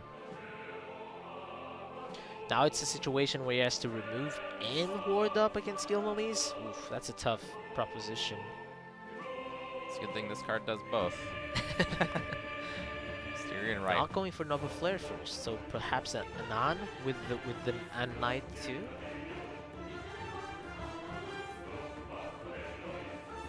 Yeah, this is tough. I'm like right in the same shoes as Vegas right now. Like, do I play this? Do I play this? Like, do I want to do this? I mean, we can feel his frustration as well. Like, this is so difficult. I think Ishiro is playing this game very well. I think he's putting... When you can put your opponent in such an awkward position every single turn, you know you're doing a good job. Go, choice. Oh, the ring is coming in. I mean, Fag yesterday missed an attack once. What happens if you have a choice card and you don't choose? You don't play the card. That's what I thought. So the card is only played when you choose. That would have been very bad. Yes. All right, so I think Gilnelise has to be the play here. See any way around it. You're not going to die next turn. Yeah, Gilnelise is just a fantastic option. You set up your turn 10 win condition, you deal with this ward. And look at that, Ishiro being rewarded for that even all this time. Very well played. Getting as much use out of it as you possibly can. You're getting the extra follower with Gilnelise as well. This is tough for Fag. I mean, he has access to 2 wards, Truth's Education and Summoning, but it's just what if Ishiro can honestly just pass? If he counted how much damage Fag can deal with the amount of Mysteria cards, he can honestly just pass. The end Summoning will stop existing after a turn. He can just kill the Truth's Education ward and still hold on to the win condition on Gilnelise. I mean, he's going to draw a lot of cards. We have to assume he's going to draw into Orthrus, more friends, more ways to deal with that. All the good things. All the good things. I mean, Fairy alone right now is lethal. Yep. Play Orthrus, destroy the ward. Play Fairy, win the game. That's the strength of a card like Fairy. 2 play points only, even though the condition is turn 10. You can play for 2, which means all the other options. Fran, Orthrus. You can play Fran, Orthrus, and Fairy, so you kill so many wards. He's gonna ward. This is the big wall. Fag trying to build the biggest wall in his life. That's right, and almost enough to where he could have played another 5/5 ward. Not quite. And there's another problem we haven't talked about. How do you kill all that ward from Ishiro's side? He's gonna have to figure it out. Yeah. And this is not advancing your own condition, as I mentioned before. Yes, you're building a lot of wards, but if he picks yet another ward, how does he win the game without end sorcery? That's true. I don't think you can pass on the second. This is when you know you're in a big advantage. If I was in Ishiro's shoes, you just made your opponent go to the ring twice, back to back. You know he's struggling. Can't quite see if a fairy was drawn. There's a fairy there. There's a fairy. The fairy was already in the hand before the card draw. I don't know if there's another Orthrus though. I think I did see an Orthrus there. There's two Orthrus actually, so that should be lethal. He has to play the fairy first. Yep, because fairy of board first, space. Orthrus, and that would be game. That's right. That's actually exact lethal. There we go. Just don't discard one of the Orthrus. There we go. I think he sees it. Our boy Ishiro has a point on board. There we go. All right, so taking out Mysteria Rune. Honestly, I feel like this is just combo versus combo. One combo got to go off first. So, there we go. Looks like you won. That's right. Give it up in chat, everybody. Ishiro's still alive. Not getting 3-0 today. Not our boy.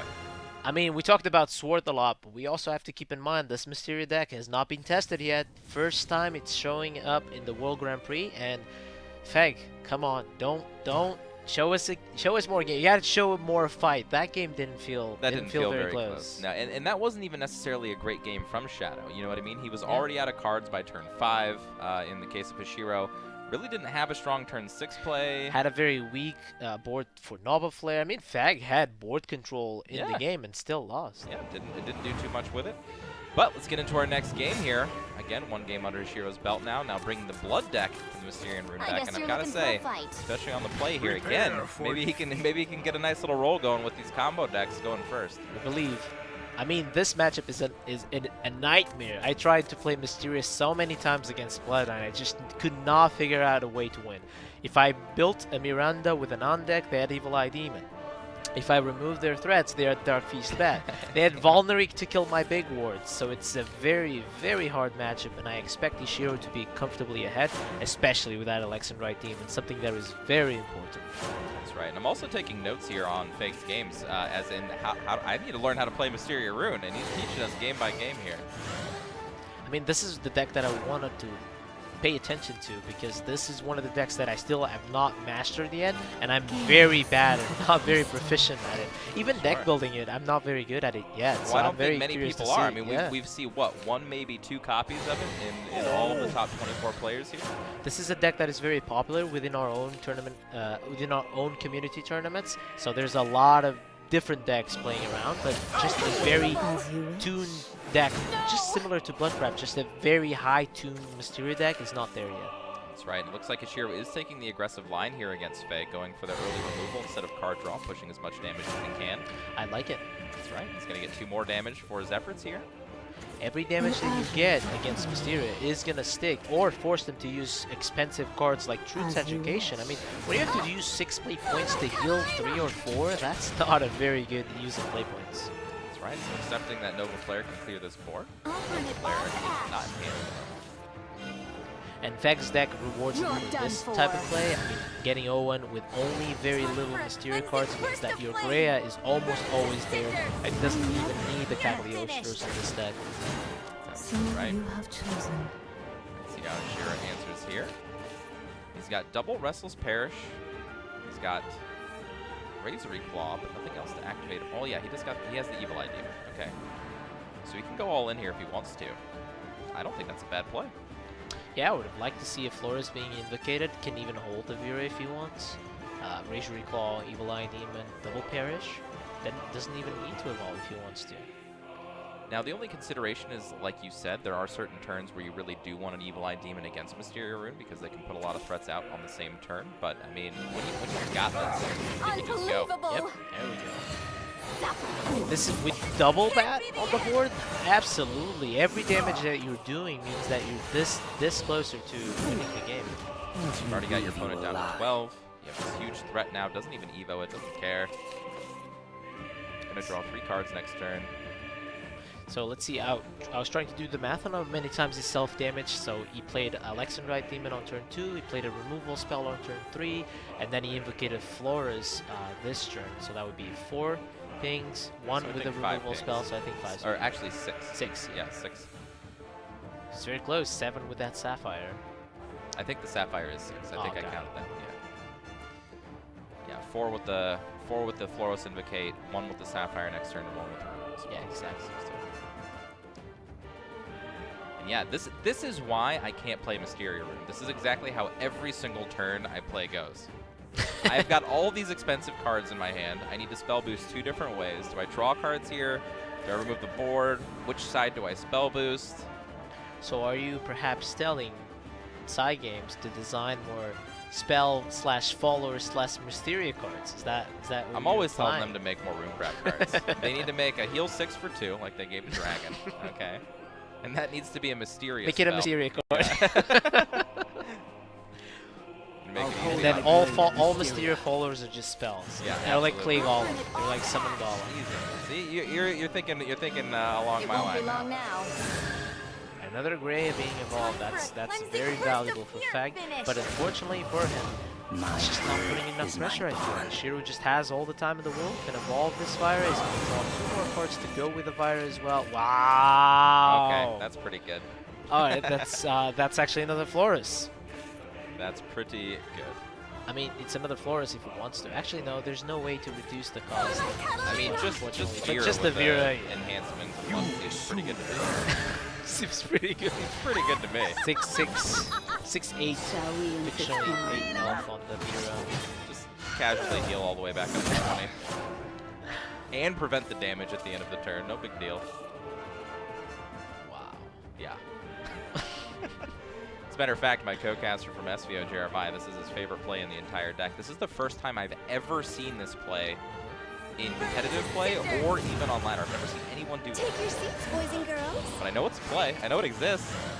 And look at this. This is very interesting. Using Degrea's Ember just to reduce the cost of that Fire Embrace, I believe. I think he's going to try and explode, try and pressure as much as he can. Hope there's no Evil Eye Demon there. This is like the last all-in play of Mysteria, in my opinion. I mean, yeah, what can you do? There's no way you're going to defeat the tempo of double Dark Feast Bat when you haven't dealt any damage to your opponent up to this point. We're going to see very similar style to what Fake did last game and just try to get as much tempo as he can. He knows there's only one Evo point left from Hishiro. He's already seen an Evil Eye Demon. There's another problem. Imagine this board sticks, right? It's still not going to win you the game. If you look at this amount of attack that Fake has, it's not 20 health, which means that, yes, you have a powerful board, but Blood still has some time to stall and get to Dark Feast Bat. It's true. Look at Ishiro praying. Like, I cannot lose. Please don't make one of those silly. Oh, he's not gonna like that. That's pretty Please good. don't make one of those explosive rune turns. Ooh, hello. Oh, hello, Wings of Lust. Volneric. My favorite turn 7 play. So Jeremiah got his favorite play. Now I get my favorite play. This is just insane. You know what my favorite play with Bloodcraft is? Dark Feast Bat to the dome for the win. That's my favorite play of Bloodcraft. I thought it was turn 1 Flores. That's pretty good. That's a funny story. I've only done it once in my life, and it was against the man sitting right next to me.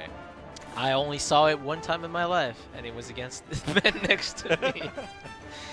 Can't do it anymore. Nope. I lived the dream before when I could. And I live a sad life of not even having summoned the forest all turn 2, and now I can never do it That again. is a sad life. Sad life. Alright, so getting rid of Plays the ward. so this, good. This feels just amazing to me. It's just game. Throw it in. They have to heal 10 health, perhaps?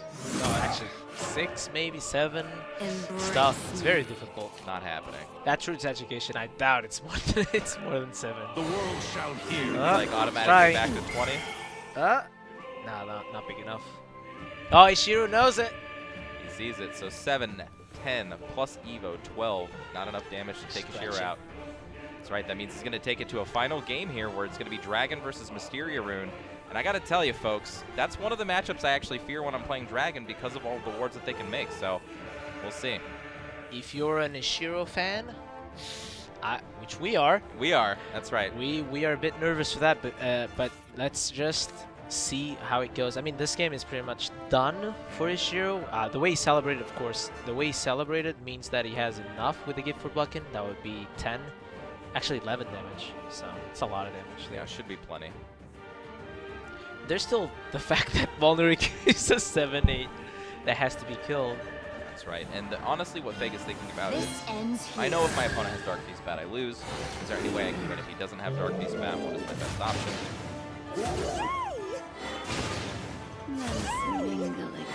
For 7, set up potential lethal on the following turn.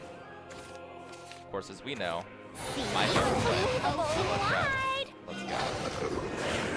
Hero knows it, and it's a 2-2. Oh, Feg, oh, Feg. I fear for you. Yet again, a deck going 0-2 into the best of 5, into the 5th game. This is what we're talking about. It could be a handicap. This is what happens when you take, you know, a list that you've probably built yourself, you've tuned it, and maybe it's just not good enough against the lists that are out there, the popular ones. Yeah, Conquest format, it's very important that all 3 of your decks are very strong by themselves because you do not want to go 2-0. He had such a strong dominant opening start, and now he's falling back into Mysteria, and it could cost him. All right, guys, again, energy. Hishiro needs it. Send it. If you're not sending it right now, I'm going to come find you, okay? Let's go. Let's give it up for our boy. Last game of the set. This is a best of 1 $50,000 game. This one's and for my when was family. the last time you played a best of 1? $20,000. 20,000? 15 or 15,000 you said difference. 15. I thought you said 50. I was like, whoa, whoa. No, calm no, down. $50,000. When was the last time you played a best of 1 $50,000 game? I've never in my life. Played a 25,000 one. Okay, yeah. I lost it, though, Sur- so I sur- shouldn't even surprise. brag. Why am I bragging about it if I lost it? But you still won $25,000. Yep. I could have won $1 million if I won. No. Anyways, inside. Do we hold the inside for spells later on, or This is a Mysteria hand. I think you have to push for more Mysteria cards. When you don't have any spell boost cards in your hand and your deck isn't full spell boost, I think you just draw it. Triple O. That's so good. I mean, Fag runs so few Mysteria cards. That means that he'll draw every single Mysteria card he has available. Can be an explosive draw. No question about it. It's gonna be tough. This is the hand Fag wants if he is to win this game. Meanwhile, we have Roy into Serpent Drake, disdainful Rending, another strong start against Greya. So I think that both players have a very strong hand. It's going to require a mandatory Nova Flare come turn 4, and if it's not there, I think Ishiro's going to push very far ahead in the early game. And Fag knows it. He's feeling it. Just keeps getting better. Mysterian knowledge, even more gas for his and I'll hold my blade at Mysteria. Good. Owen into Owen feels great for your spell boosting. It doesn't feel great for the early boards. True.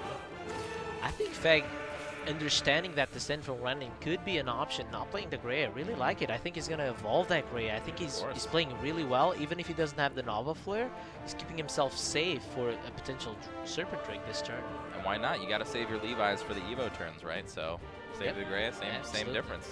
He's hovering over, Ishiro is hovering over the ramp card, Dragon Life Blade. I'm not a big fan of it because ramping into 6 with this current hand is not very important, and he also has the Ayala. However, if he doesn't play it, it just goes against his choice, right? That means he should have picked the Dragon Life Blade, so I think he still has I don't mind this play. I think Serpent Drake would have been a little bit stronger, but he does not want to play into the Nova Flare, at least as heavily, and he can reset with the Serpent Drake if it happens. Also has Serpent Drake Ayala if he wants to, or he can save the Serpent Drake to go with the Prime Dragon Keeper in the same turn. Next turn he can evolve the Ayala and then play something from the top of his deck if he gets it. And then he has 8 play points to go with Prime Dragon Keeper, Serpent Drake, and Disdainful Rending. Very powerful combination. That's right. Now something I do want to talk about with the hands here, and I know I've mentioned this yesterday, but flipping the switch. So Hishiro, in his hand, not a lot of card draw, not a lot of options. So if you don't kind of all in with your aggro and just hope your opponent doesn't have Nova Flare, maybe you don't get enough time to get your damage in when you need to. So this is one of those scary situations where you know Feg has played Owen, and then Owen. You know he's ramping his Mysterious spells right now. He could have a very explosive turn. If you don't get the early damage in, maybe you never get a chance to get it in. Yeah, this is a difficult spot to be in. Also a difficult turn for Feg.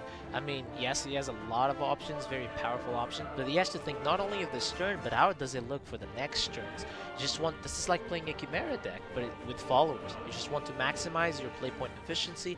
You want to make sure that you ramp as much as you can. And I think that Greya not only establishes the best defensive play, but also the best offensive play. He will get you an explosive turn 5. It reminds me of Flame Destroyers back in the day. Oh man, it's a nightmare. Especially when you can put it behind a ward. You got like Flame Destroyer behind any ward. Yeah, remember when Owl was first added to decks, there was some explosive turn 5 plays or turn 6 plays with triple Flame Destroyers and Fire Embraces and Wind Blasts. It was that card was insane. Too scary. That card was too scary. Magic Owl. I'll show you disdain. Can't be the end. There we go. For Mr. Dragon. Be gone. More being set up here on the side of Ishiro.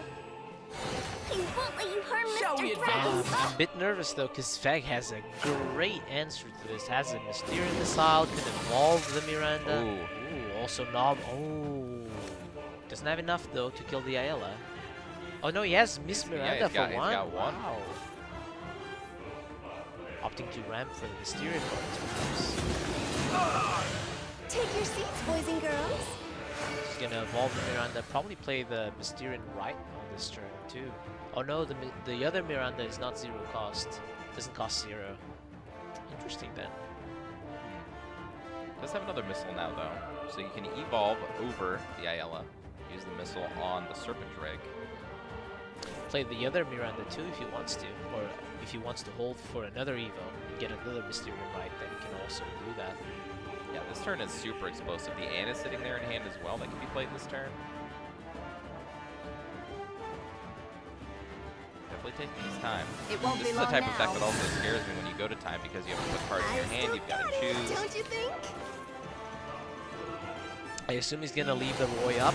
He's gonna play the San. I would play the San, but he maybe is hoping for a turn 6 explosive start, similar to the Darius style, where you hold your cards even if they cost 0, just to pull them at the same turn to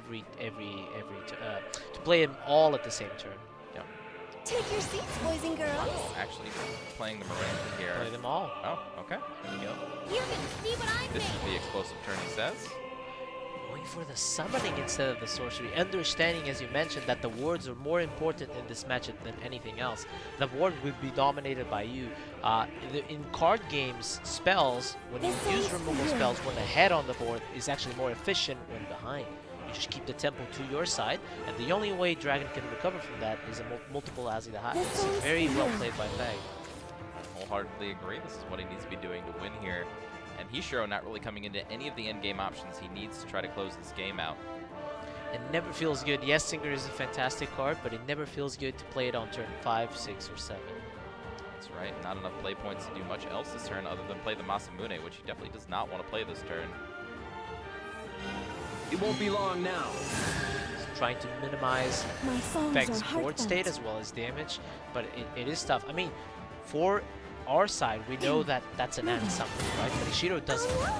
There's a possibility of Feg not getting the sorcery, and this game just becomes prolonged enough for Ishiro to recover. And with a Masamune Poseidon, that could be what he needs to end this game. Very much considering playing this Masamune. Either that or just thinking about life choices. What am I going to tell my friends and family when I win $1 million? That's right. It's difficult. You need a lot of time to think of that. Alright, so 2 more play points needed for Masamune to turn online. Still holding on to that Prime Dragon Keeper for a more beneficial turn here. This is also a crazy game. I mean, on one side, Ishiro has ramped to 8 play points, and Fag is only on turn 6. This game feels like it has been for a long time, just because both players have played so many cards. They've used so much play points. That's true. I mean, honestly, Runecraft is kind of Dragoncraft's brother in the way that you can ramp your spells out fast enough to where it feels like you are actually ramping your play points because you're doing more things on your turn than most other decks can.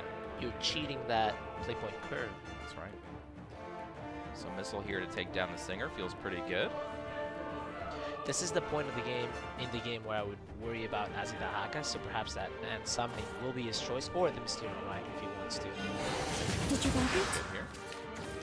Ooh, also very important. Oh, there we go. Also very important. Truth's Education there. Yet another ward. So here's the thing, too. You don't even need to block the first Azzy-the-Haka when you're playing the Runecraft deck. All you need to do is deal with the first one and then block all the rest of them. Absolutely.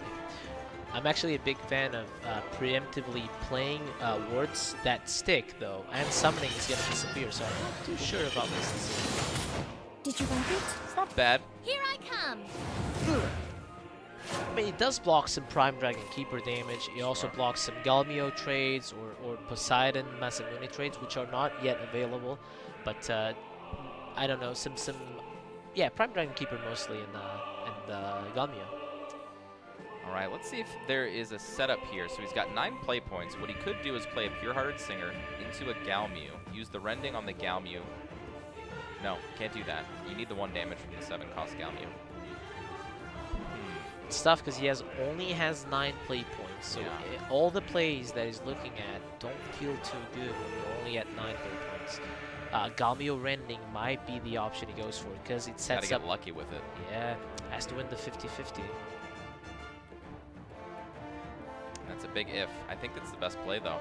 Actually, doesn't need to win the 50-50 because yeah, no, this is good because if he rendings, uses the disdainful rending, kill Neon, the 5-3, even if he doesn't kill it, he just passes the turn. Whoa. Oh no. Why is he celebrating? Because he won the 50-50. I'm confused. What do you mean passing the turn? No, because the unsummoning disappears. The 5-5 disappears? Yeah. The ward for un disappears at the end of the turn. Yeah, you didn't know that? No. Why? You think there's a Maybe that's why I always lose to it. You think there's a 2.55 rush that doesn't disappear at the end of the turn? Wow.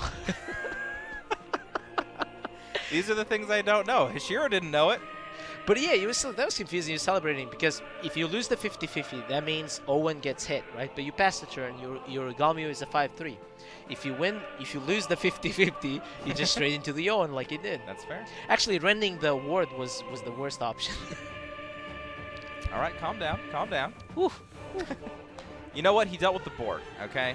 That's all he needed to do. And now he's getting to 10 play points, has Ozzy Dahaka as Prime Dragon Keeper. Maybe he doesn't play Mysteria too much. Maybe that's it. That's true. Yeah, because we have to keep in mind, these players don't play ladder like us. They are actually They're screaming testing and against, practicing. yeah, the top So decks with the perhaps they top didn't play players. a lot Mysteria a lot.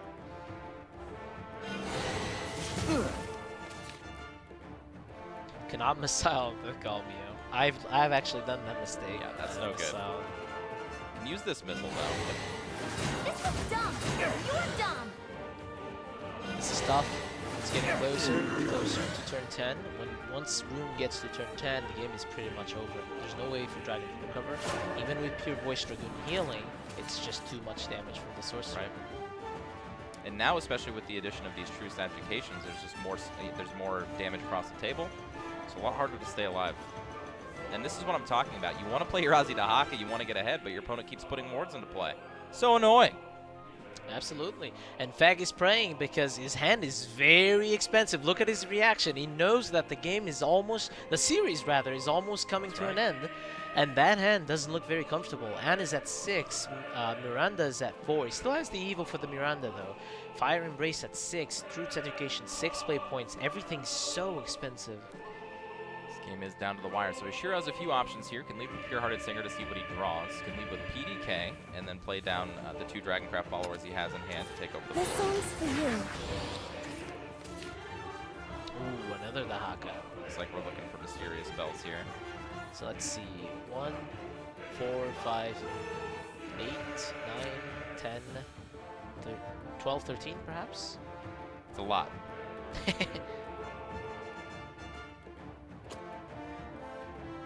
Okay, so it looks like he led with the Pure-Hearted Singer. Got another Ozzy Dahaka, but now he needs to find a way through the wards here. I think Ishiro is playing this very slowly though. The fact that he played Pure-Hearted Singer confuses me because he didn't need to draw more cards. I think that playing the PDK could have helped him get more damage. I think I agree with you. Play PDK into the 2 drops. The 2 drops. Yeah, get 2 extra damage in this turn. You basically have the same effect. You have your Ozzy Dahaka already up. I think that damage is very important. I mean, having to use 2 Dahakas means that at this point, even 2 Dahakas are not enough to win the game. So maximizing all the damage is very important. Only 1 Ayala at the end with the PDK means that it's only 1 damage, where he could have gotten a 1 extra one. Also not going for the command. I understand the need for heal, but what I learned playing against Mysteria a lot is that you cannot out-heal and sorcery. Because they play a control deck, they just remove all your threats, and they'll deal more than 20 damage. That happened multiple times to me. It's true. Like you said, being at 13 for Fag is a very important number right now. It means, like you said, you get to Ozzy Dahaka will not end the game. Ooh, when he got the Mysterian Missile, this means that he can reduce the cost of Mysterian Rite, play Wind Blast, remove that Masamune, kill the entire board. Even if Ishiro plays an Ozzy Dahaka, there's a Fire Embrace there, there's a Nod there, there's a Truth's Education, all the resources in there for Fag. Alright, no ward this turn though, but 5 damage left up. I think, I don't know, this is a rough one. Just use the Masamune, that's unfortunate. I think you have to do Dahaka here. I think. But it still doesn't, it's a 3 turn clock with the Dahakas. I know, but you have to get the damage in because turn 10 rolls around and you just lose the game. Of course, he doesn't know that there's an Ann in hand. I just think Ishiro put himself in this situation. Playing the Prime Dragon Keeper the last turn would have mean essentially he's losing 1 turn now by doing this because he has to do this. He needs that extra damage, but it just does not feel very strong. And Ayala with the Prime Dragon Keeper and the heal spell. I think it's like you said. I think it's a lack of experience against Mysteria and not knowing so. He needs the extra damage early. I think that against Mysteria, you have to kill them before 10. And even if on sorcery is not big enough, they have too many resources for you to just try and grind Mysteria. Still has concentration, still has on, Truth's Education, Fire Embrace, so many resources. This deck creates so many Mysteria cards out of the other Mysteria. Wow, you can feel the pressure right now from Ishiro playing out the Poseidon now. Not a bad choice though. very important because he needs that extra damage. Here we go. This is going to make, I mean, this is, I don't think there's enough time now. Even if with an Ozzy Dahaka played, we're looking at 9 damage, putting Feg to 2. That Prime Dragon Keeper play would have dealt the extra 2 damage necessary for that. And also this Druid's Education, we're not even counting that this Druid's Education could be 6 or 7 health and more with the ward, so it could essentially be healing for 10 with the ward and the healing effect. But there's a lot of math to be played here though, right? Yeah, absolutely. You have to set up the end. It's about discounting as much as possible with the Mysteria card, Mysterium Right too. Killing the Prime Dragon Keeper with the Mysterium Right feels very good. So Fag is just doing the math of how many play points do I have available after I play on and Mysterium Right. This is the second on, so that means that he still has the third one, but at this point in the game, getting the third one is very expensive, so I would be very surprised if he didn't choose to go with the Sorcerer. Interesting. So he's setting up lethal. He knows Pure Voice Dragoon heals for 6. And he sees the Annie. You see Ishiro react to that. He knows the writing's on the wall at this point. He knows that there's no lethal this turn. He knows Anne Sorcery is at least at 11. Fag knows it. Very well played by Fag. Unbelievable! Unbelievable! And you see Ishiro's expression. He knows, shaking his head. He knows it's coming. You're a solid fighter.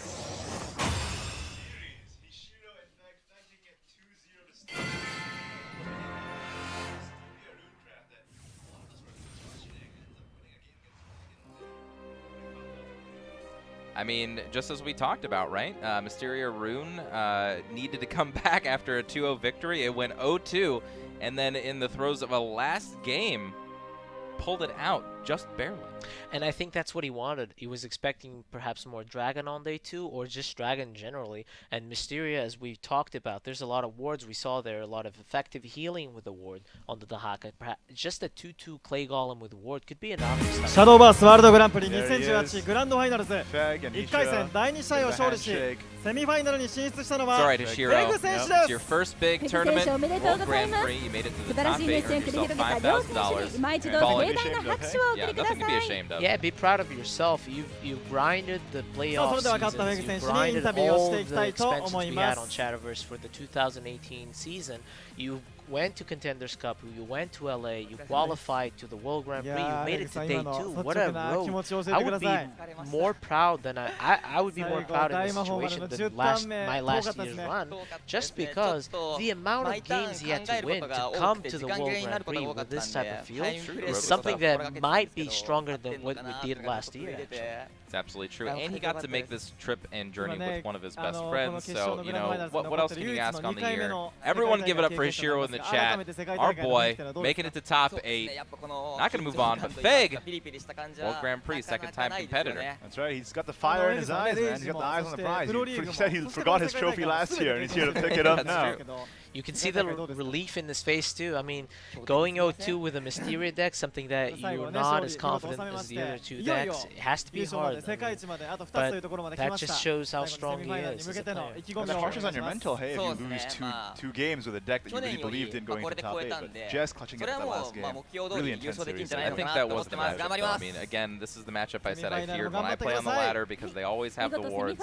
I now have learned something new, that the 5-5 will disappear now, which is great. And Ishiro probably will learn that too when he watches when he reviews the games. So when you go back home, you'll learn that. And not only that, you cannot out-heal. We saw there, and Sorcery was 18 damage. Yeah, you can't out-heal. There's no way you can out-heal that much for that long. Even if Feg didn't have lethal, he still had board control. He still had Truth's Education. He could just stall for 20 damage. That's true. Maybe the consideration of playing the Dragoon earlier for Windblast Dragon and just getting a Windblast Dragon out early to spike some damage and then finishing with his Ozzy Dahakas when he had a chance. But the problem is, you don't always get an easy chance there. I mean, the only times I've really been able to squeak it through against Mysteria is when I've set up Felines that can destroy the enemy followers and play Ozzy Dahakas in the same turn. It's really hard to get all that going for you. Yeah, usually it's just like, hope I ramp to Poseidon very fast so their fire embraces and wind blasts aren't that big, and then just finish it off with the 5-7 connecting, I need that damage. So you need to maximize every point of damage is very important. You mentioned in the early game, you have to play all your 2/2s as fast as you can so that you want to do as much damage. I would even not play Oracles on turn 2. I just want to I follower agree. there. And I think that goes down to it, right? We talked a little bit about the early game where he kind of slowed down after making the early aggressive push. Then he didn't play the PDK. There might have been upwards 2 to 4 damage that game that he could have found. I don't know if that would have been enough to win, but at least that it would have gotten him closer. It's just those little tiny edges you need to squeak against these very advanced players. Right. Yeah. It's tough. It's a race against the clock against Mysteria, right? Because at turn 10, it's a huge amount of damage, and the Dragon can't do anything about it, really. And I remember there was one turn 4, he could have Serpent Draked Disdainful Rending, and you Yep. said maybe he was careful of Nova Flare. In this position, maybe you just have to go think all Yeah, in. you just go, right? You just race. Yeah, the Zen X, actually, a player we'll see next playing against Potwasher, he mentioned, I play a gambling style. Sometimes I go all in, hoping my opponent doesn't have a card. What I do. In some matchups, that's what you got to do. If the game isn't in your favor the longer it goes, you just have to take your advantages and take your window when you can. I agree. It's that old adage, right? You don't play to not lose, you just play to win. Well, that's it. That was an intense rotation game, but there's more to come. Like Akamaru's Red said, another top 8 coming your way right after this break.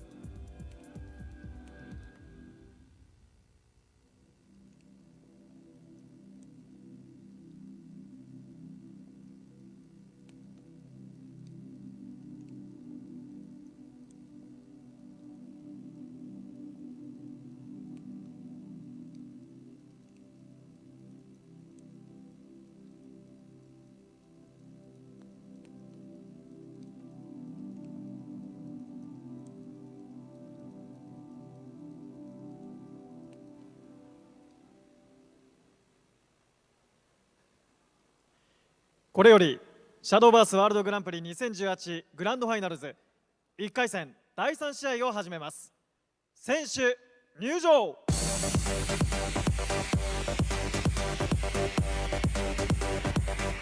Hello everyone, thank you so much for staying with us. We are back with the Shadowverse World Grand Prix and we're getting ready for the next round. And we're about to introduce the next players and we have Salt here. So guys, walk me through it. Who do you think is favored in this matchup? You know, Salt is a really consistent player. 3 times Rage finalist, finalist in StarForge Legends, and of course qualifying through the Dawnbreak Night Age tournament as well. Really strong player, a really interesting deck list as well with Giant Chimera, so I'm kind of rooting for Salt here. Sure, and in my opinion, a little bit, I guess we saw a little bit of a chink in the armor of Salt with the fact that he can actually get pretty salty in his matches, you know what I mean? He's on brand. Yeah, I mean, he could go on tilt. But it looks like he's in good form today, and of course, Nine Boys starting pretty rough yesterday, but also getting to the top 8 through many, many victories in a row. So he's definitely on fire. And I love that even though both players are from different regions or qualified through different tournaments, they're still friends. They were doing the same. Sure. They were doing the same pose. They were smiling. They were hugging. That just shows that not only are you playing, but you're also making friends. Absolutely, and as we said from yesterday, Salt was actually he's the one that beat Kocha to actually make it into the top 8. He stopped Kocha from making it to the top 8, so definitely a lot of eyes on him right now. Oh yeah, oh yeah. That was an intense game last day, where they were both in contention for top 8, and Salt beating over the defending champion. Huge upset, but he's proven himself over tournament after tournament after tournament. Now he's trying to prove that he's ready for the grand prize in the world stage. Yeah, I actually had the opportunity to see that match. It was being broadcasted in a different stream, and Salt showed a very strong performance on that Chimera rune, and it just felt like Kocha had no chance in that game. Salt was able to remove every single Swordcraft follower with the Chimera rune, but this is a different playing field. There's no sword there in that lineup, so perhaps that Chimera rune could be the weakest link again. I don't want to say, it feels like we're ARPing too much on rune and Swordcraft. I don't want to be that guy. They're good decks. Yeah, they're very good decks, so I just hope that we get to see a good showing like Fag. Fag has proved us that there's a space to play Mysteria Rune, and Dragon is very popular, so. Especially with Salt, I feel like Giant Chimera Rune is the deck he's most comfortable with. He brought it yesterday, he brought it today, he clearly has a lot of faith in it. Probably put hundreds and hundreds, countless hours of practice into it. So we'll see how he pilots it. Maybe we can all learn something today. I mean, Giant Chimera is one of those decks that's just like Shadowcraft, right? If you get to your end game, if you can get to your Giant Chimera, you can just win the game on turn 9 as opposed to turn 10. But you have to get the right options in the right order. That's what makes Giant Chimera Rune so difficult to play. You have to use every resource perfectly. You have to plan your turns out perfectly so that you can always tempo with your opponent over the course of a game. Yeah, and if you're at home wondering how to defeat Dragon or how to defeat Shadow or Blood, you have an opportunity here to understand at the World Grand Prix with the best players how to do so. That's right, so let's get into the list here. Nine Voices Dragon list up on the screen right now. Warbreaker Dragoon and 2 Frenzy Drakes. Yeah, interesting deck list, especially that Warbreaker Dragoon. Not a card we've seen a whole lot of lately, but, you know, discounting your Poseidon on curve. And, of course, Frenzy Drake, an AoE option that a lot of players also aren't bringing, but it's a really great opportunity to deal with Gildan Lease, for example, and no other way to do it, really. I love Nine Voice deck building. Always the one tech card that catches people off guard. I mean, we'll see later in his other decks too, but remind ourselves that he also played the Bloody Mary in Unlimited yesterday. That's right. Yeah. He was the one playing the Bloody Mary and he was the only one playing Bloodcraft in Unlimited, so he knows something that's important for these small fields. The tech cards can be the win or break. That's right, and 3 Roys in this deck. He's not playing the PDK versions like anyone else. This is just strict ramp. He's got as much ramp and as much draw as you can possibly put into a deck. Warbreaker Dragoon even on top of the Roys just to get that little extra spice there before the end game. That's going to be interesting. I have not seen Warbreaker Dragoon played in a high-level tournament like this in a while, and if he's running it, then clearly he knows something we don't. Yeah, and there we go. Another tech option for his Bloodcraft deck. One of the most consistent in Toon decks. Nine Voices approaches. Let me add a Trill, one of the new cards from the mini expansion, and make this deck be even more flexible than normal. I mean, you know, Trill Devilish Idol has a lot of flexibility, like you said. You got that Iza and Iza for that that option of restoring more defense as well as evolving your Trill, or that Demon Song option of having another board clear tool. That's right. Before we get to the rune list, the one card that he cut to put in the Trill was a Vera, which is very surprising. But yeah, now moving on to his Mysteria deck, a little bit different than what we saw before. You know, we see a little bit more Mysteria cards here. We see some Seraphic Blades added to this list. Definitely a different version. Yeah, wanting to make sure that the Mysteria count is up and going, and cutting a bit of consistency there where Miranda and An are your important cards to draw, as we saw in Fag's list. Instead, Nine Voice opting to guarantee that his opening hand will have those powerful effects. A little worried with the only one Nova Flare, though. I feel like if you don't draw that, you could pretty easily get overrun. We'll see how Nine Voice pilots this, though. Maybe he knows how to do it just right his way. Yeah, and also interesting to see the 3 Seraphic Blades. Let's see how it fares in the field. And here we have Salt's Dragon list. Very standard ramp option instead of Prime Dragon Keeper. That's right, and the big difference with his list is that instead of playing Frenzy Drakes or Warbreaker Dragoon, he opted to go more for the early game. He's got the Serpent Drakes in there. So, and he's up to 3 of the Dragoons. So, yeah, I mean, this looks like a standard... I don't even know what to call these lists anymore, because this is kind of a PDK-less PDK Dragon deck and not necessarily just a pure ramp deck. Yeah. Right, yeah. It's more of a spectrum now with Dragoncraft, right? You can go one way or the other, or anywhere in between. Yeah, it's very fun to build Dragoncraft, and I would call it mid-range Dragoncraft, even though it might not be mid-range, but it's one of my dreams to have a mid-range list. That's right, and here's the Spell Boost deck as we see it, with some Witch of Foresight in there for extra spells in hand. Got 3 Truce Adjudication in there, 1 Vesper, and 1 Cogliosho, just kind of a... I want an option for any different scenario I'll come into. And the Bloodcraft list that we all know and love at this point, right? 3 Razor Claws, 2 Singers, 2 Wings of Lust. One of the best performing lists in the tournament. I've only remember watching it lose to it itself. I mean, only the Blood Mirrors were the ones that defeated Bloodcraft. So it's definitely one of the strongest decks. If you are at home and you are thinking, what should I play in ladder? Well, this is a fantastic option to do. That's Especially right. since the list is still optimized already as well.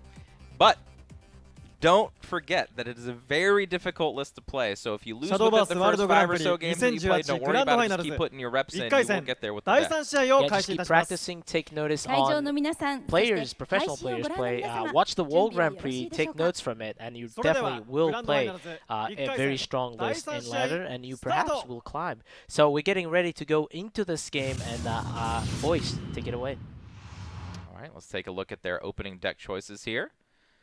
Again, very similar lists on both sides of the table. We'll see if Mysteria has the edge over Spell Boost or vice versa.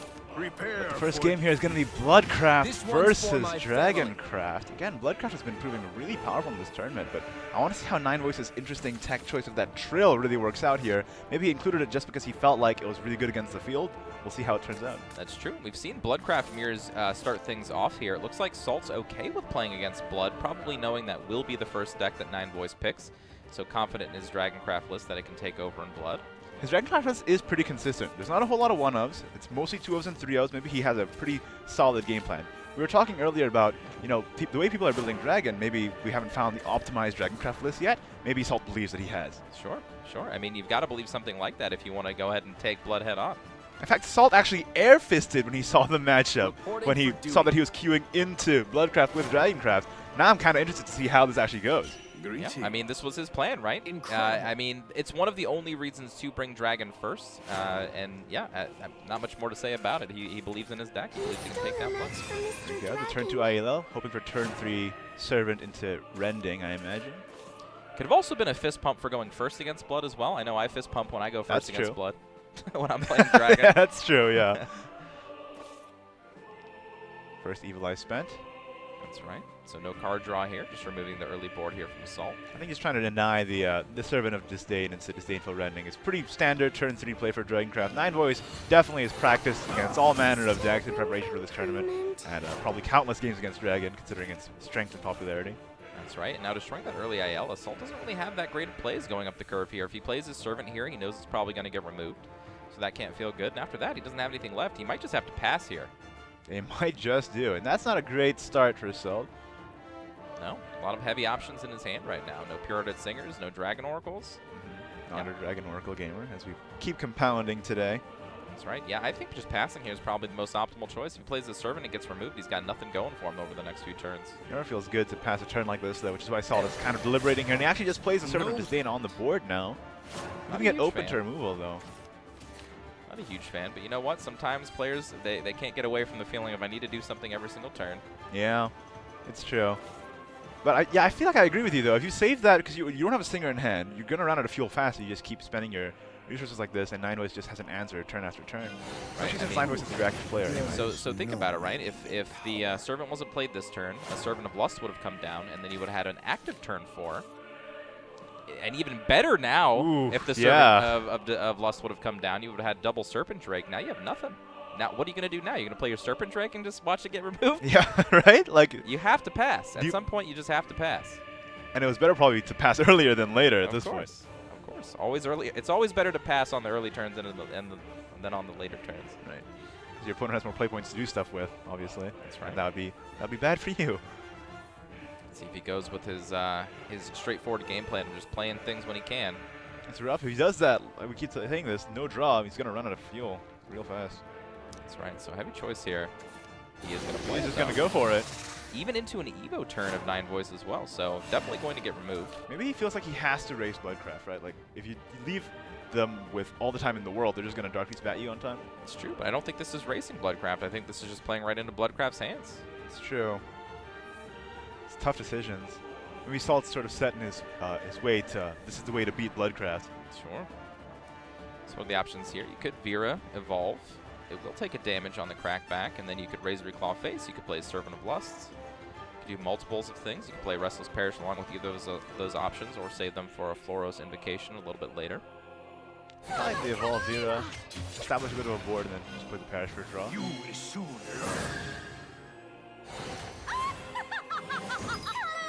I don't mind either option here. I think Servant a little bit stronger than Razor Claw Face just because you have 2 4-attack followers now. I've seen Salt not do a whole lot in this game so far. Plus these 4-attack bodies line up against the 5 play point Galmu. Not playing the Parish on turn 5. Yeah, very interesting. Galmu coming down. Not going to be able to full clear here. Not quite. Actually, yes it will. 5 damage is enough for the 1 damage on turn. Oh, that's right. Oh, that worked out pretty well then, actually. So, wonder why Nine Voice ended up playing right into the Galmu then. Sometimes you just got to play what you got in your hand, my friend. It's true. Both players proving that right now this game. Right, so Razor Claw to clear here. Face! Okay. And using the Evil Eye. We've seen a lot of Evil Eyes on the Accelerate cost instead of saving it for the AOA. It's true, especially in the early turns here with not a lot of options left over and still not playing that Restless Parish. Yeah, I'm wondering, is it a quirk of the way Nine Voices built his deck that he wants to save the Restless Parish for another use? Or I'm a bit confused. Yeah, honestly. I'm confused at both players this game, to be quite honest. Both players, you know, running down their options, but Salt coming into more now. You know, he's got some end game in his hand now. He's got an Ozzy Dahaka. He's got another Galmu. He's got some ramp he's just picked up. So looking up now for Salt. I was feeling pretty awkward for him at the beginning of the game, but Nine Voice, you know, holding on to his card draw. There's got to be a reason. Maybe it's the way he's built his deck with the one of Trill changes his playstyle a little bit. Maybe. I don't think it changes it that much. We'll see here, though. I mean, maybe the option next turn is Floros Evolve with one of the 2-drop options on Restless Parish. Maybe he wants to go for full heal here.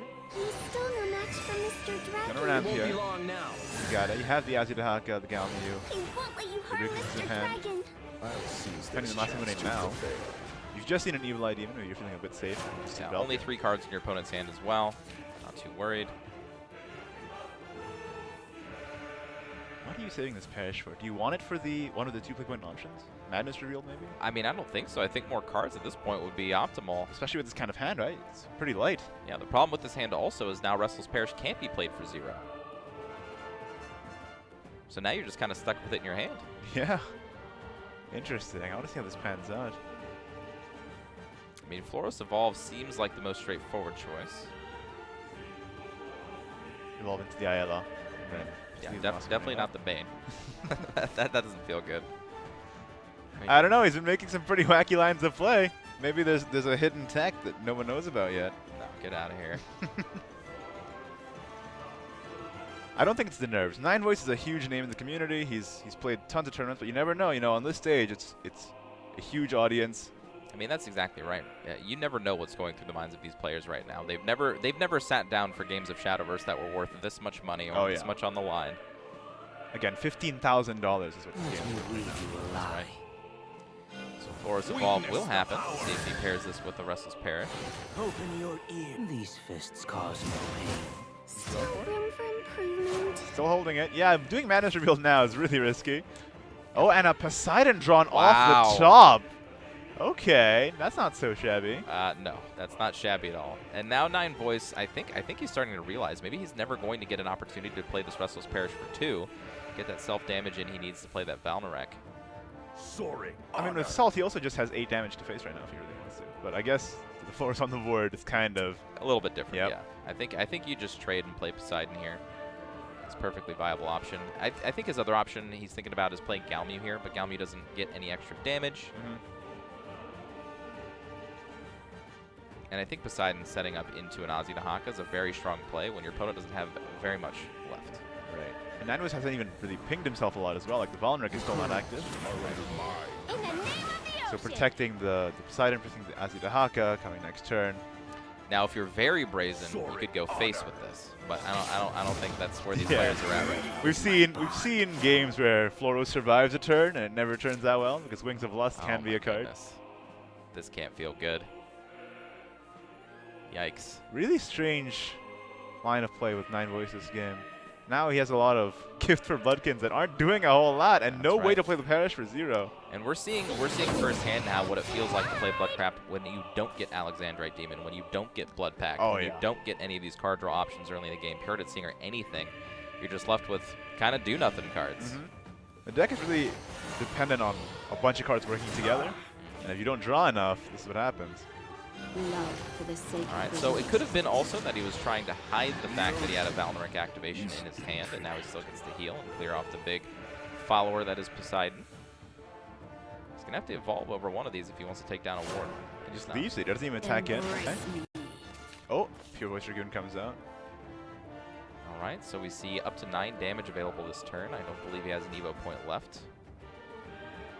Otherwise, that would have been a quick slam. Yep. No Evo points left. He also has a Galmu available to play if he really wants to. We could ping it off with a Disdainful. Yeah, I think Galmu is probably the play here. You just go face with all 3 followers. You play Galmu, run it into the Valnorant, get that extra 3 points of damage in. Get your opponent down from 8 to 5, and you have a Ozzy Dahaka in hand. Feels pretty nice. I mean, Salt's not running out of fuel. He has the Ozzy Dahaka. He just drew the Pure Voice Dragoon, which can become a command. And Nine Voice has 1 card in hand and no card draw in play. That's right. He will be healing for a bunch, though, at the beginning of his turn. That's true. He's going to go back to 19, disregarding the damage that Salt's going to do this turn. Sure. It's quite a lot of heal. Yeah, going into the tank, though, this turn. Yeah. Possibly still fearing a Dark Feast bat. It's been a strange game so far. Yes, this has been one of the strangest games we've seen. I'm not sure you should be fearing a Dark Feast bat, considering not a whole lot of pings, maybe 7+-ish. I don't think so. Yeah, and he's going to go with the Galmu play here. I think it's just the most proactive play, plus you have a Galmu protected by wards here. The rest go upstairs. He's back at 13. And he's staring essentially down at exactly 13. So save him 3 points of damage. He's out of gas. It looks like Nine Voice has just a Gift for Bloodkin left. Not exactly a card you want to be stuck with when you're in top decking mode. Yeah, this is Dahaka time. Dahaka face, get your opponent to 3, make it very hard for them to even play their cards. Another thing to realize against Bloodcraft, if you think that they're about to get them down to 2 or 1. Maybe they can't play that Razor Claw, that Gift for Bloodkin, or something like that, they need to actually finish you off. Yeah, you're definitely right here, I think. Ozzy Dahaka, straight into the dome. Just play Roy alongside if you want. Yeah, why not? 10. Yep. Chill Dragon. Just play whatever.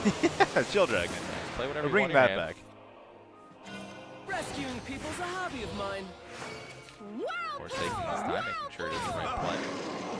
It's an interesting game to witness. I was just kind of baffled throughout most of it. Yeah, honestly, both players just not really getting into any card draw and using their cards in weird ways early, meaning the rest of the game didn't really amount to too much other than off the top of the deck, and Salt won that war. To have lost. Nine Voice scoops out of the first game. That's right. Got to tap out when you got no shot. That was interesting. Usually you'd think that, Bloodcraft has a pretty good fighting chance against Dragoncraft. Like we were saying, Bloodcraft one of the more powerful decks in the entire field throughout both days of the tournament so far, but Nine Voice kind of playing A little strangely, not the way we're used to. Well, forget about the way he played, right? I mean, but again, neither player got their draw cards, right? We saw no Alexandrite Demon, no Blood Pact. The Restless Parish wasn't played early. Even if he had drawn that extra card, we saw the cards that he drew. Extra Gift for Bloodkins really wouldn't have gotten the job done. Maybe an earlier Valnorek could have put him into a different position, but he never got to a Dark Beast bat, never got to any more card draw after that. So I think that game was pretty much just lost on the fact that Salt top deck the good stuff, Nine Voice top deck the bad stuff. That's the strength of Dragoncraft as well. You top deck a lot of good stuff in comparison to other decks. That's right. So, Bloodcraft Mirror now. Ooh, the Trill in the opening hand. That's right. Did we see another fist bump by Salt here? Does that mean he's going first again? Oh no, he went with the thumbs down this time. Okay. Means he might be going second. Very emotive player. Very emotive player. He might be going second, and lo and behold. Yep. Thumbs down, fist bumps. And Salt has the Alexandrite, though, while Nine Voice, again, with a kind of awkward hand so far. This is an ugly hand. Again, with these Gift for Bloodkins, breaking his Restless Parishes. Now, that is to say, he probably will be able to proc Floros. There's a lot of top decks that can get him there, so it's not the worst hand possible. But when you give your opponent 2 bats into your proc Floros, it's not always the best thing because they have easy ways to clear. But you know, you gotta play the cards that are in your hand. You know. Interesting. Salt goes for the Servant of Lust instead of the Alexandrite Demon. Maybe thinking that Nine Voice doesn't have a great answer to it, just able to connect more damage to the face here. Well, also when you're going second, if you can be the proactive player and you force your opponent into the reactive role, you gain all the tempo in the matchup going second with the extra Evo point. It feels great. As a matter of fact, when we used to talk about aggro matchups, what's an aggro deck? We haven't seen one of those in a year. But when you can take the reactive role, or when you can force your opponent into the reactive role when they're going first, you basically just win the game because they can't really ever recover from the top. Here we go. Might just have to play the Valnorek here. Or you Wings of Lust. I do not like this play at all. This indicates a Floros, but this is everything he has. Yep. It wasn't the cleanest thing. Salt is full smile. Half a job has a full smile. Maybe he already sees the writing on the wall. Yeah, I mean, that's you know your opponent basically just threw it all in on that turn. You have easy answers to it.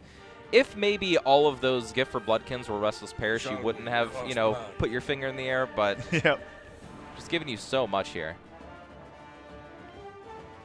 Yeah, that's a rough start. All the draw in the world, the removal, even a bat in hand, although I'm not even sure that's going to be relevant until much later. I got to feel bad for Nine Voice here, man. He is just not getting the good run of it with his cards right now with his Bloodcraft deck. These are probably 2 of the worst Bloodcraft starts we've seen, if not the 2 worst we've seen over the entire weekend. And it's happening in the most important game of his Shadowverse career right now. Yeah, no kidding. And a $15,000 game as well. Not a great start. You can see it in his face right now, too. Leaning over, sighing. Does not feel good. You got to make the best of what you got, though. Maybe Nine Voice can pull this out. He just navigates the waters, but it's looking pretty grim. I mean, it's always possible, right? A Blood Pact off the top into, a Vera Evolve into, I mean, I guess that doesn't really do much, but maybe a Blood Pact off the top into something else that makes a little bit more sense, could turn this game around. Alexandrite Demon, perhaps. Sal can just remove this Floros pretty easily with the Snarling Chains in hand. My word is my bond. Full trade. And it's Alexandra. Yep. Easy full trade, gets some card draw going. You've already got a Dark Feast bat in hand. You got Floros activation pretty easily. Come in pretty much any top deck. Step 1 complete. All right, here we go. Well, that's more draw at least. Yeah, and he got into the Alexandria Demon. All right, Blood Pact into more card draw. Not bad. Not too bad. Nine Voice may still make it out of this one yet. Maybe we countered our chickens too early. Hey, man, I told you what he needed to do. He's getting there. You're a prophet. You did it. Yeah, this feels bad, too. Your opponent hasn't used any Evos yet. You're going to Evo over an Alexandrite Demon. I don't think you can here. I think this is one of those times you just kind of have to accept your fate to the board as it stands, draw some more cards, open up your options. Because if you use one of your Evolution Orbs now, I mean, you're just running out of options so fast. It's tough. Yeah, it really is. What could Nine Voice draw into here, though, that saves him from this? I don't know. Gonna have to see. I mean, essentially right now it all depends on what Salt does on his turns, and that will dictate what Nine Voice has to draw off the top of his deck, right? At the moment, Evil Eye Demon's looking pretty strong if the board gets filled up.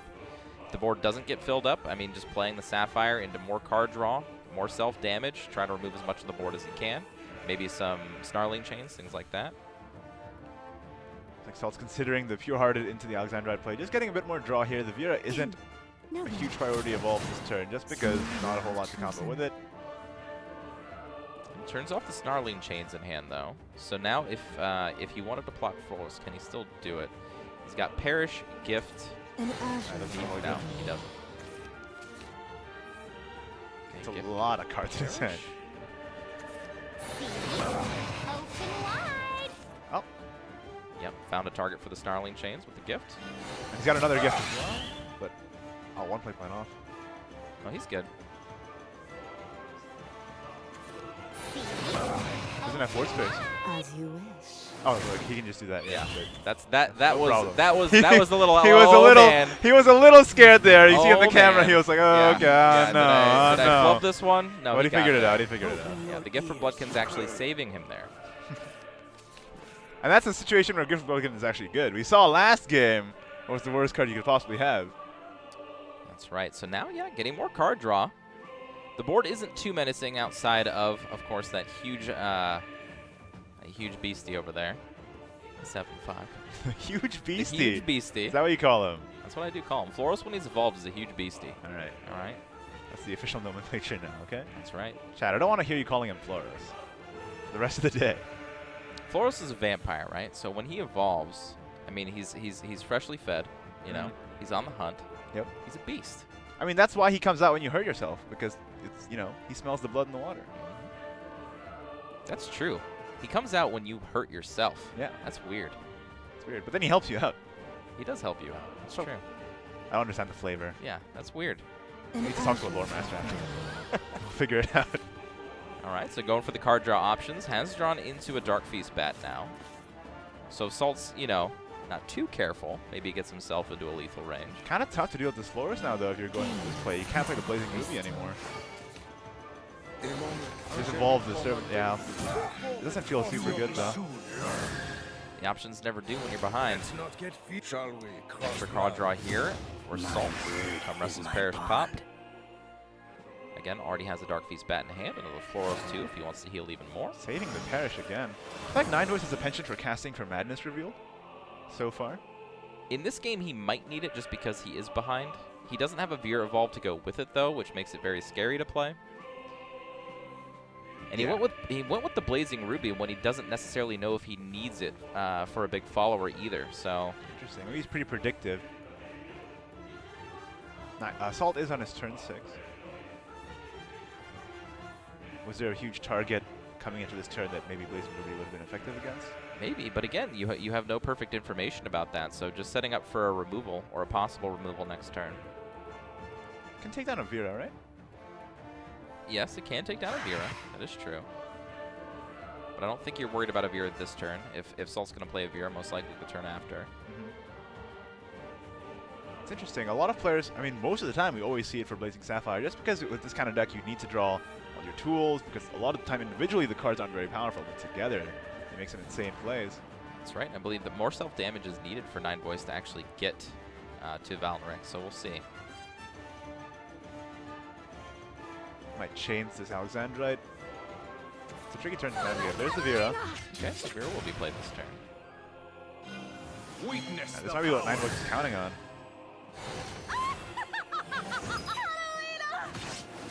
Some easy trades. Just play the Floros. Yep. Salt is just like, yeah, okay, that's good enough. Like his hand movement there.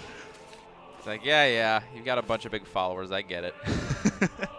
Oh, and he's damaged 6 times here, so now his Valnorics are active. But again, can't play the Blazing Ruby alongside of anything. Interesting. Again, the Restless Parish not being played to make good use of his play points on this turn either. Restless Parish, I feel like, has been Nine Voice's downfall these last 2 games, just not playing it when he has opportunities to. Most of the time we see the Restless Parish played as a 0-cost card.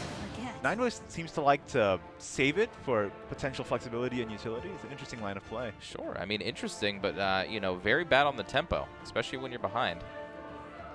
So see here, has to evo something to take care of this Floros. He brought a Trill into his deck as well. I wonder if it's for the mirror or for other matchups. I feel like Bloodcraft does pretty good against most of the rest of the field. So maybe it's for the mirror, and he's trying out a different style of play to get an edge in these kinds of matchups. But maybe I don't think one Trill is enough of a tech card to make or break Bloodcraft mirror specifically. Maybe it's for something else. Maybe against early dragon draws. I mean, Blood has a really hard time with dealing with multiple Serpent Drakes and things like that early in the game, so maybe it's just an option to help him clear boards when he needs to. There's the madness revealed. It is one turn before the Dark Feast bat, so if you're going to play, you should play it now. All right, but we do see at least a Valnarek in hand. So Valnarek 2, 4 with Evo 6. And the Snarling Chains. I think that's it. To do it. That madness reveal gamble did not pay off. Again, playing the Perish for not the zero-cost option. I think Nine Voice is getting a little loosey goosey with his Bloodcraft play here. I was just trying to rationalize maybe why is he making these plays, and I'm a little confused.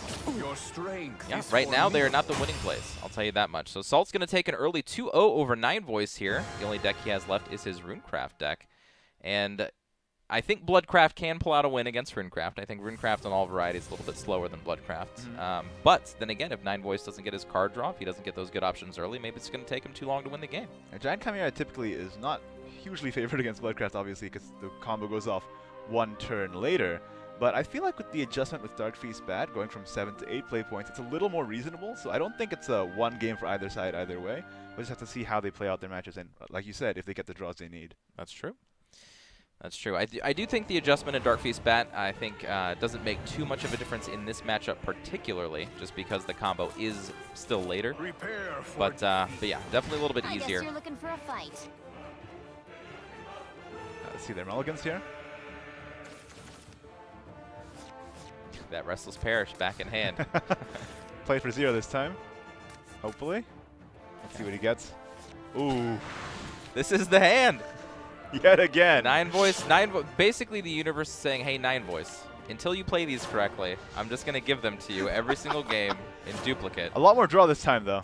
Yeah, this hand is ridiculous. I could have gotten a turn 2 Floros if only. That's true.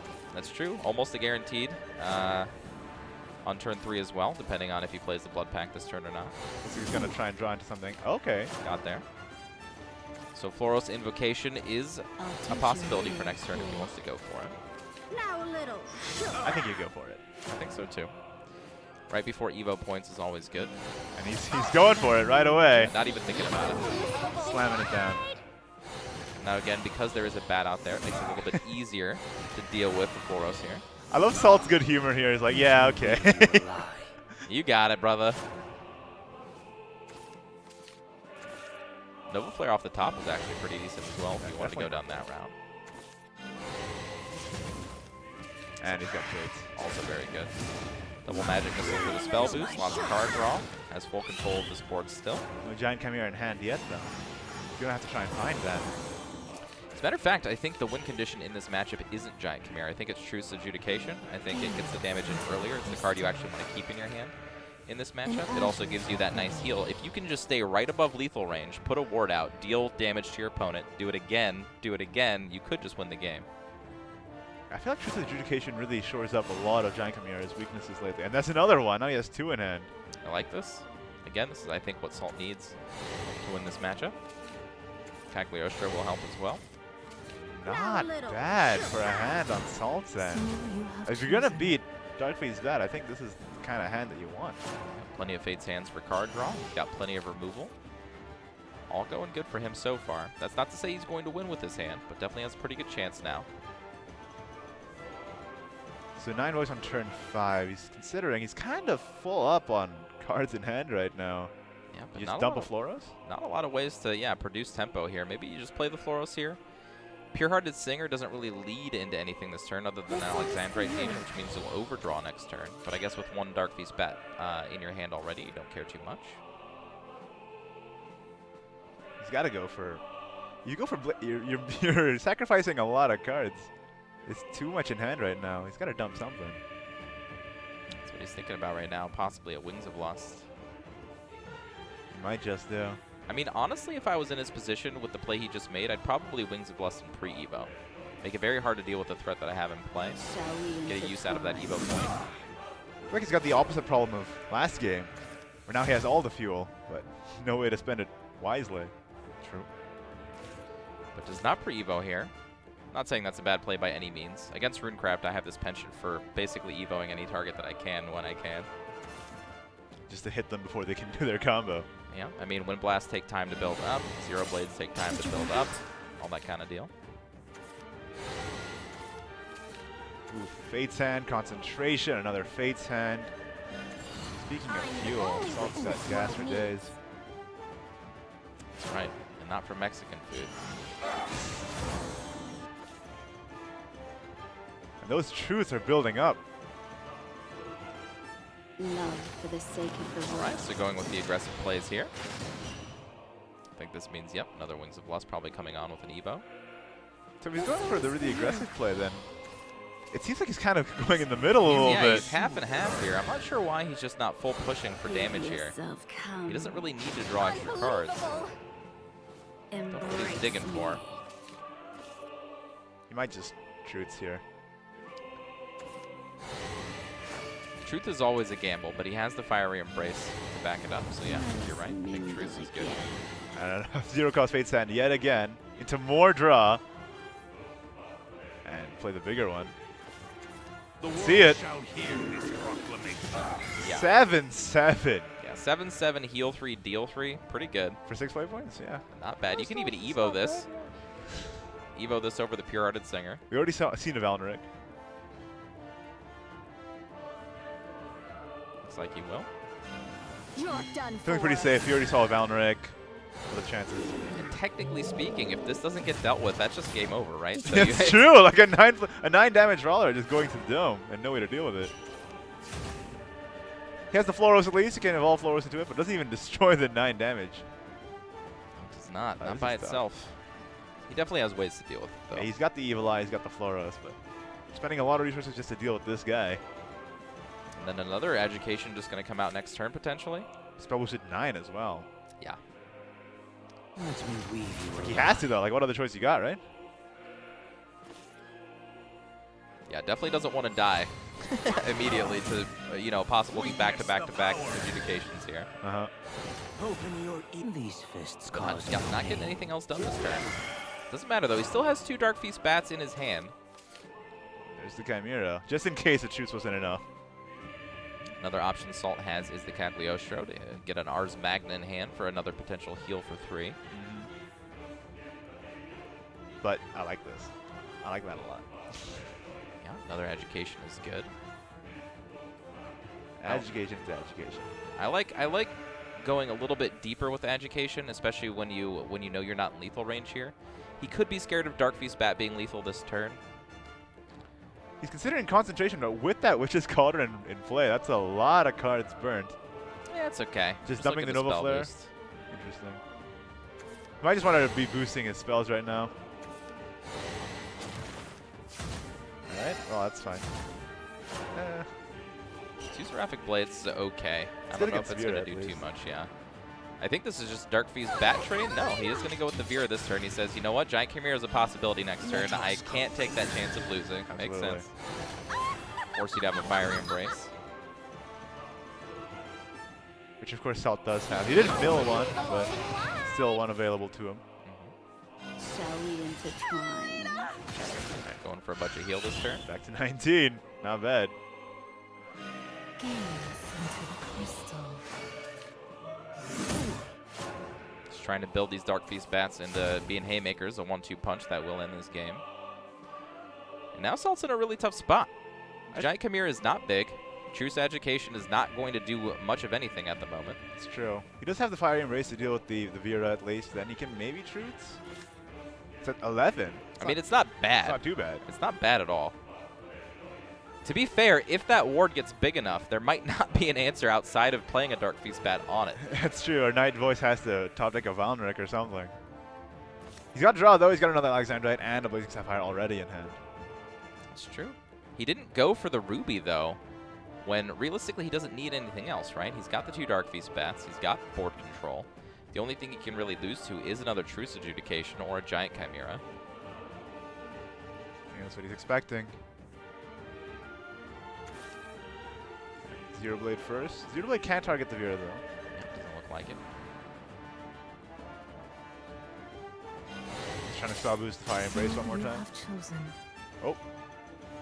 Quickly draws it back. Maybe wants to also missile first. He was pretty confident and then had to rethink it for a second. Yeah, I think Seraphic Blade. Oh, you can't do it. You've got 6 play points left, unfortunately. So you're going to miss out on that 1 extra damage. Now you can Seraphic this. Just trying to, pump it a little bit harder before you go in on the big damage. That's right. Again, getting education up as high as you That's possibly already can. 10.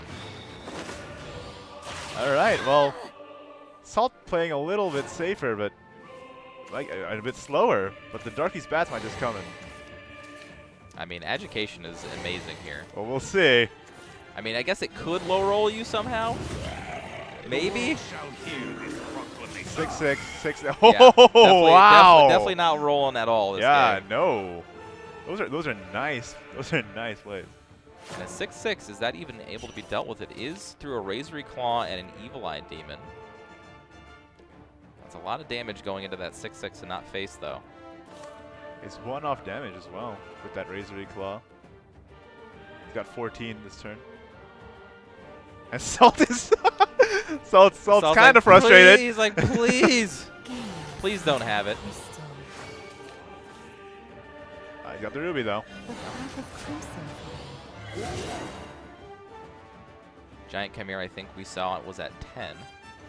Man, that Truth Adjudication just saved him by 1 defense But point. that's the last one he had, right? So now I think it's going to have to be a 4-stars Magna to face to try to heal for as much as he can. But I don't think that's going to be enough. There's going to be enough self-damage over the course of these next few turns, especially with that Gift of Bloodkin in hand. Got Rubies popping in a couple turns. This Chimera only does 12. It's at 12 now? Yep. That first one's at 12 damage. It's close, but with these new followers on the board, it's not quite enough. Yeah, I think you have to Cagliostro here. I think that's it. Gotta heal. You could try and go to like a Giant Chimera train. The problem is that the other 2 aren't spell boosted nearly enough, I don't think. Because they're pretty recent draws. I don't know, I feel sketch. You know? I feel real sketch not healing right here.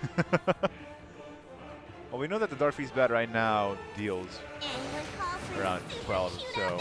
And with the Razory Claw in hand, It won't be long now. it's got to be rough. Yep. She's going for the heals, not trusting this. Pathetic. Back to the friend zone. To the face, yep. Like Last that. other follower. Setting up a lethal, getting out of lethal range. Oh, actually, no, not dealing with the 2. But that might be okay. I think that'll be okay. It's only 1 additional defense and 9 voices health total, right? And then you can try and Giant Chimera for the win. Is he still 1 off? He's going for it. Unbelievable. See? Open wide. Or is he exact lethal here? That's says 13 damage. 13, so a little bit more than exact lethal. So 9 voice gonna pick this one up against the Runecraft list. That was a much closer match than we thought it was going to be. Holy crap! Yeah, man. Giant Chimera has some game, but unfortunately, with all that damage with the Dark Beast bat to Dark Beast bat, just not quite enough restoration. Even though those Truth Educations are pretty crazy. Yeah, like I said, I think it's the best card in the matchup, even better than Giant Chimera, just because you can play them a lot sooner. It can heal, it can win you the game by itself. You don't really need to get to turn 9, but without the 3rd one, it gets really hard, right? We saw it almost was good enough, almost, with that late of a Giant Chimera. Only a turn or 2 away from actually getting victory there. But now 9 voice avoiding a 3-0 sweep, taking his first game with that Bloodcraft deck that's been giving him some difficulty. Now queuing into Runecraft with Dragoncraft, which might be a little tougher. I guess you're looking for a fight. We'll see here, though. Dragoncraft, I'm actually very comfortable in this matchup against Giant Chimera. Honestly, they have to do a lot to get it to work against you. They don't have as many wards as the Mysterio rune decks have. The thing is, Salt is pretty comfortable with this matchup. He played this a lot in day 1 and got to top 8, so if anybody can do it, I think it's him. Yeah, I mean, this is a classic matchup, right? They both go to the late game. Oh, and there's it right away. Not bad. Definitely the card you want to see in this matchup. But doesn't have any early spells really to go with it, but that's why that Witch of Foresight is in the deck. And a Magic Missile off the top. We're developing the follower here first while you're on the play. Any chip damage counts. He's still no match for Mr. Dragon. Okay, so just going for tempo here is 9 voice. He's got a very tempo-oriented hand, duplicates of all the cards. Insight. Keep drawing. keep the train going. Gets a nice trade here with another magic missile. And an education early on as well. Not a bad start for Cell. He's got the targets that he wants to be spell boosting and the spells to do it. Right, these players are playing pretty fast here. They know they know their lines. I mean, they must be pretty practiced with it at this point, right? These are the same decks that they brought in the first day, I imagine. Especially Salt with that Giant Chimera deck. He must be very comfortable in this matchup. The amount of times he has to fight against Dragon. Not only in this practice, but also just in this tournament alone. Interesting here. Going for the Mysterious spell first before drawing a card with the Magic Missile. Maybe a misstep. Either that or maybe he was just really hoping for the Mysterious Missile. Unfortunately didn't get it. His Magic Missile to the face and drew an Owl into his Evolve turn. Okay. Pretty good. I see you. With a Zero Blade in hand? That's great. He's still no match for Mr. Plenty of ramp for 9 Voice, so both players doing exactly what they need to do in this game.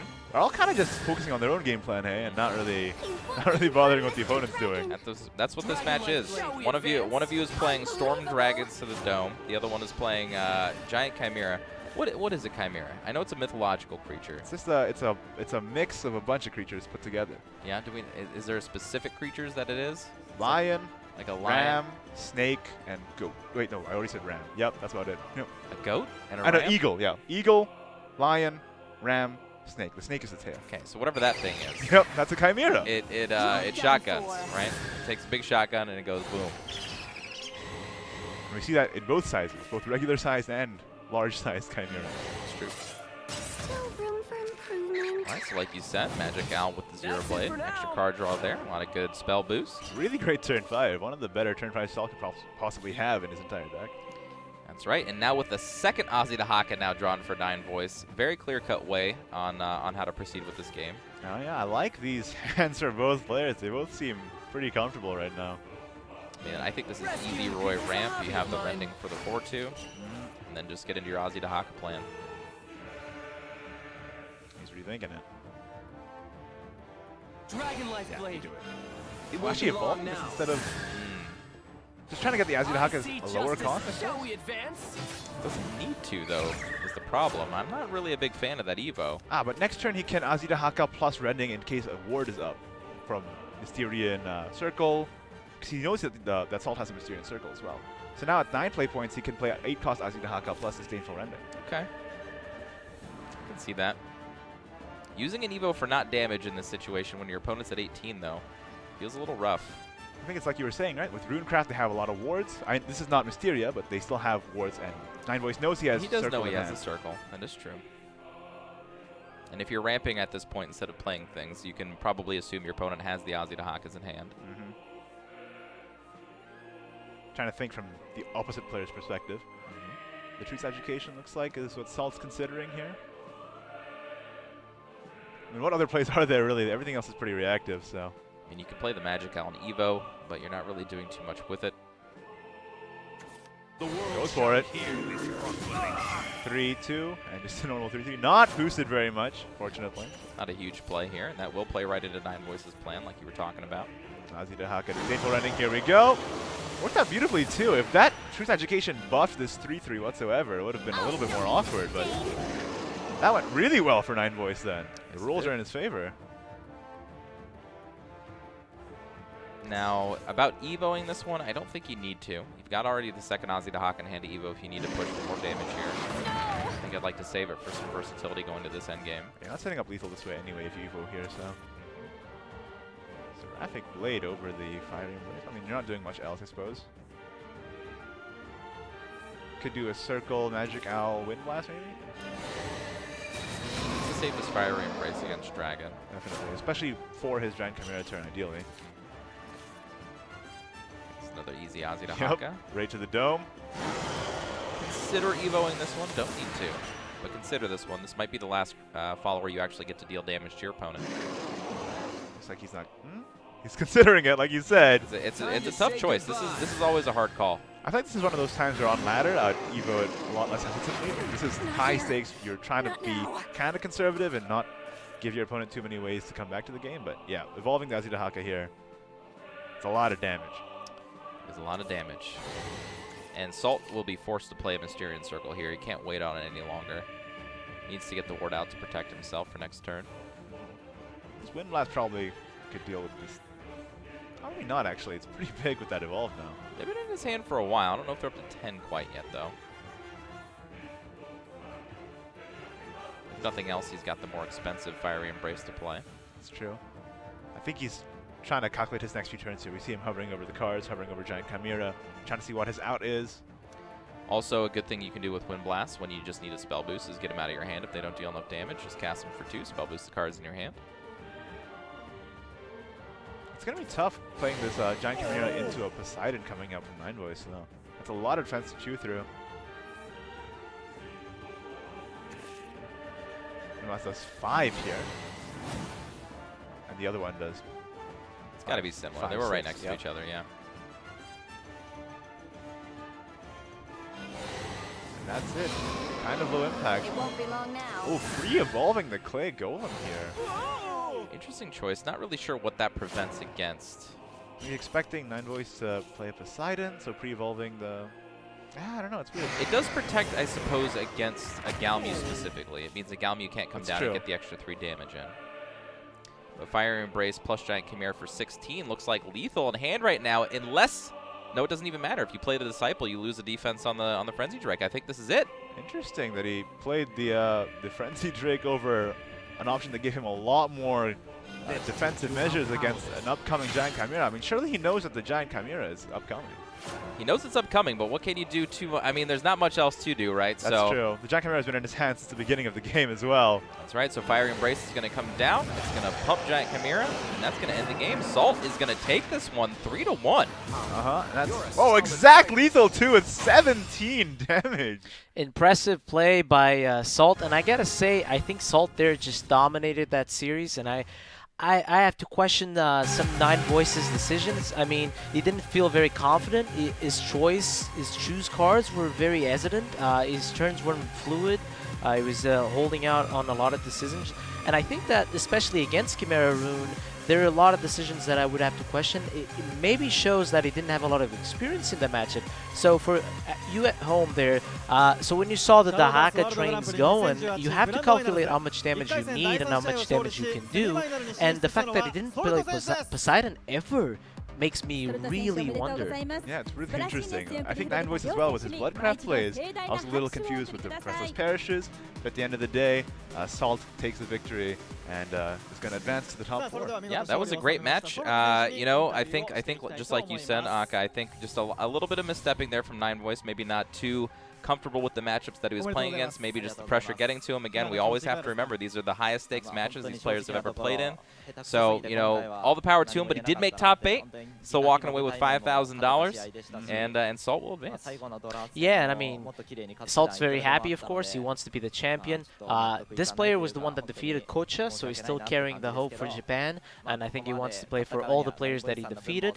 And yeah, it was a tough matchup. I think Salt very well played, very well maneuvered, very emotional player. I loved seeing his reactions to going first, going second, his opponent summoning Flores. It was a very fun series overall. Absolutely, yeah. So I mean, not really much else to say there. Salt deserved it. He's going to move on to the next round. And we're going to get to one of our boys' next round, the last round of the semifinals, actually, or I'm sorry, the quarterfinals, right? I always mix these up. I always have a problem with this, but yeah, Pot Washer is going to be up next. So get ready, guys. Grab your snacks, grab your drinks, get ready to root for your boy. Pot Washer versus Xanax. Yeah, and it's going to be interesting. Pot Washer, a very calculated, meticulous player versus a player that likes to gamble, that goes all in a lot. So it's our boy, we are hoping, our last hope, our last beacon. And it's actually funny to see in social media Japanese audience saying that they are rooting for 5 players because Pot Washer is Japanese. But I have to say to the Japanese audience, nah. He is ours. No, he's our boy. He's not yours. He's our boy. He's gonna win it all. Come on, he needs all the energy he can get. He's gonna win it all, and I think Pot Washer. We'll take their energy, though. I think Pot Washer honestly has the skill. One of the hardest worker players in our own community. I think he has it all, and Nana is our boy. All right. You know, he could take the energy from the Japanese players, though. Come on, he needs all the cheering he can get from the crowd. That's right. But yeah, great match. I'm looking forward to the next one. I just want to see more games of Shadowverse being played. Yeah, guys, so don't go anywhere. Get your snacks, get your bathroom break, but stay with us because you'll watch Pot Washer versus NX next, and see you guys soon.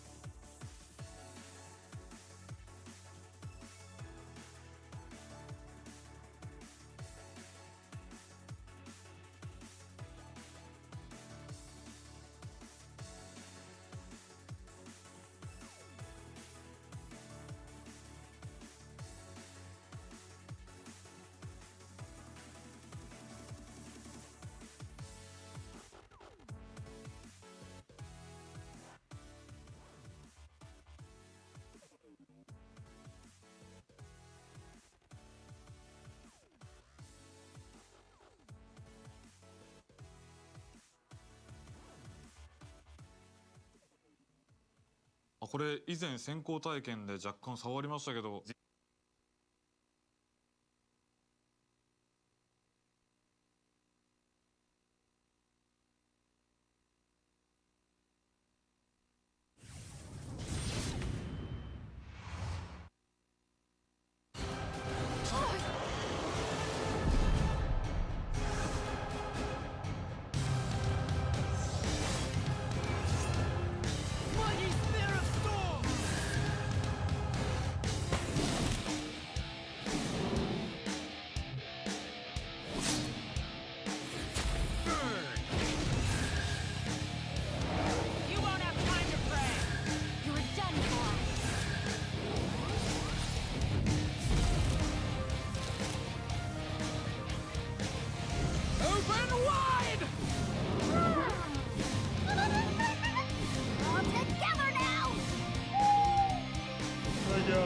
Out more. Whoa! Clear the way!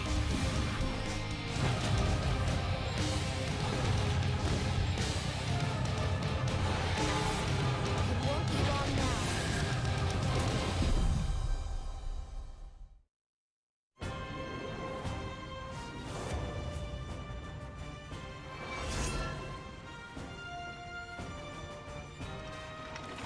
The time has come. Witness the world's refabrication. Winds of change sweep across eons, beckoning heroes forth, while wings of valor sunder the heavens, leaving naught but flame. Shining under this fiery torrent, a beacon of blessed justice brings hope to the land. However, lest we forget, beneath the facade of creation lies destruction. To suppress the knowledge of antiquity, higher beings will set in motion the cogs of war. And thus, divine retaliation begets world-ending conflict. At the far side of this inevitable flux, born of chaos and order, lies the genesis of a new era. So, won't you join me and behold revelation?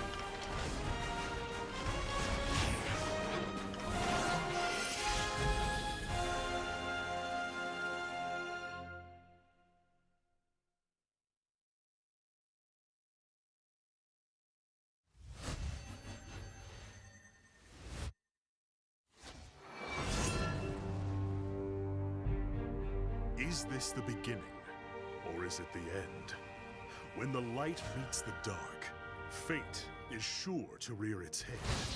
The path ahead will soon become two. Will you follow hope Or will despair fall into you? Even howling winds will bend and break. One gust will be fair, and the other dim and drear. A kindly smile, a devious stare. These two opposing wills will tear apart and declare, war is upon us. You must make your choice.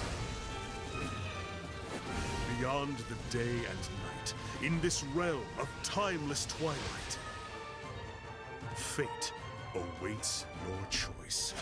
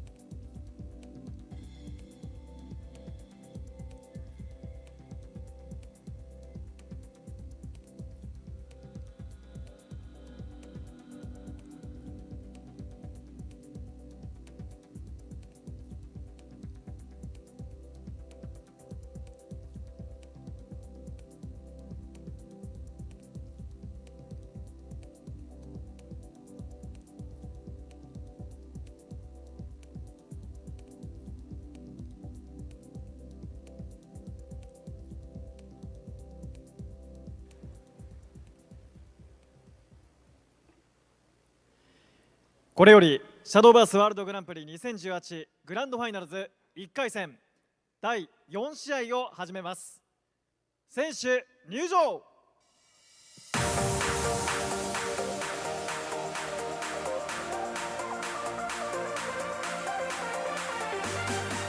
The next!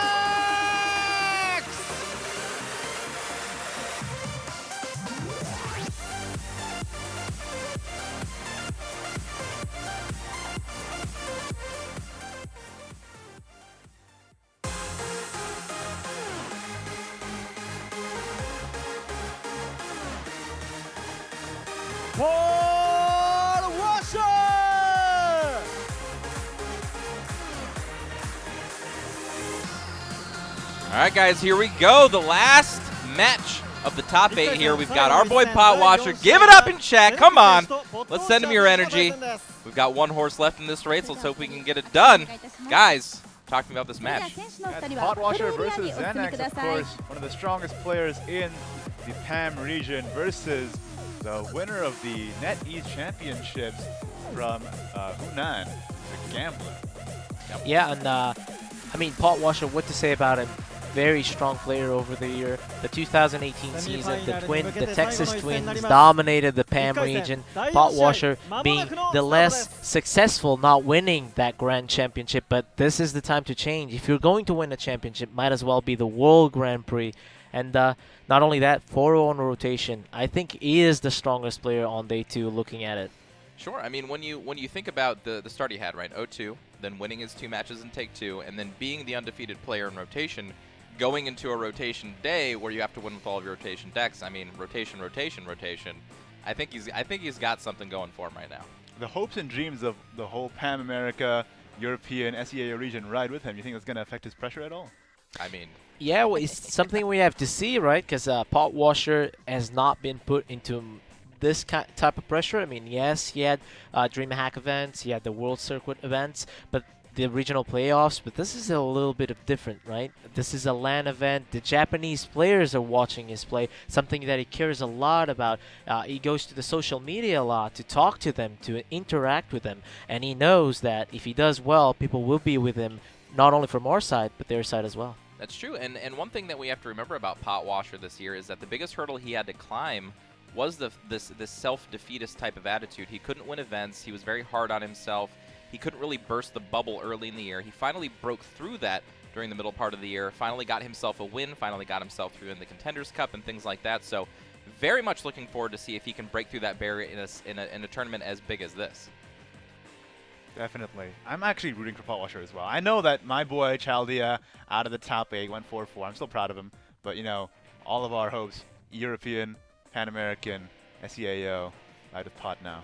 We're like Captain Planet. All of us all of us combined, yeah. All of us combined to save our region. And Pot Washer is the one leading the force, leading the pack. And I cannot wait. I'm getting excited. I want the game to start. I can't wait to see. I hope for a 3-0 for Pot Washer. I'm going to say it's going to be a 3-0 for Pot Washer. No chance for Xanax. Wow. 3-0. You know what? I'll get on that bandwagon. Let's go 3-0 Pot Washer. Let's get some 3-0 Pot Washers in the chat right now. That's what we need. Oh. Okay. That's what we need. You keep trying to weaponize the chat. What are you doing? Yeah, they're our force. They're our weapon. What else am I going to do with them? I don't know if he's going to 3-0, but I'm definitely impressed with Pot Washer's competitive career over the course of this competitive year and culminating in the World Grand Prix. It's the final place to prove himself. Hopefully he can carry it through to the end.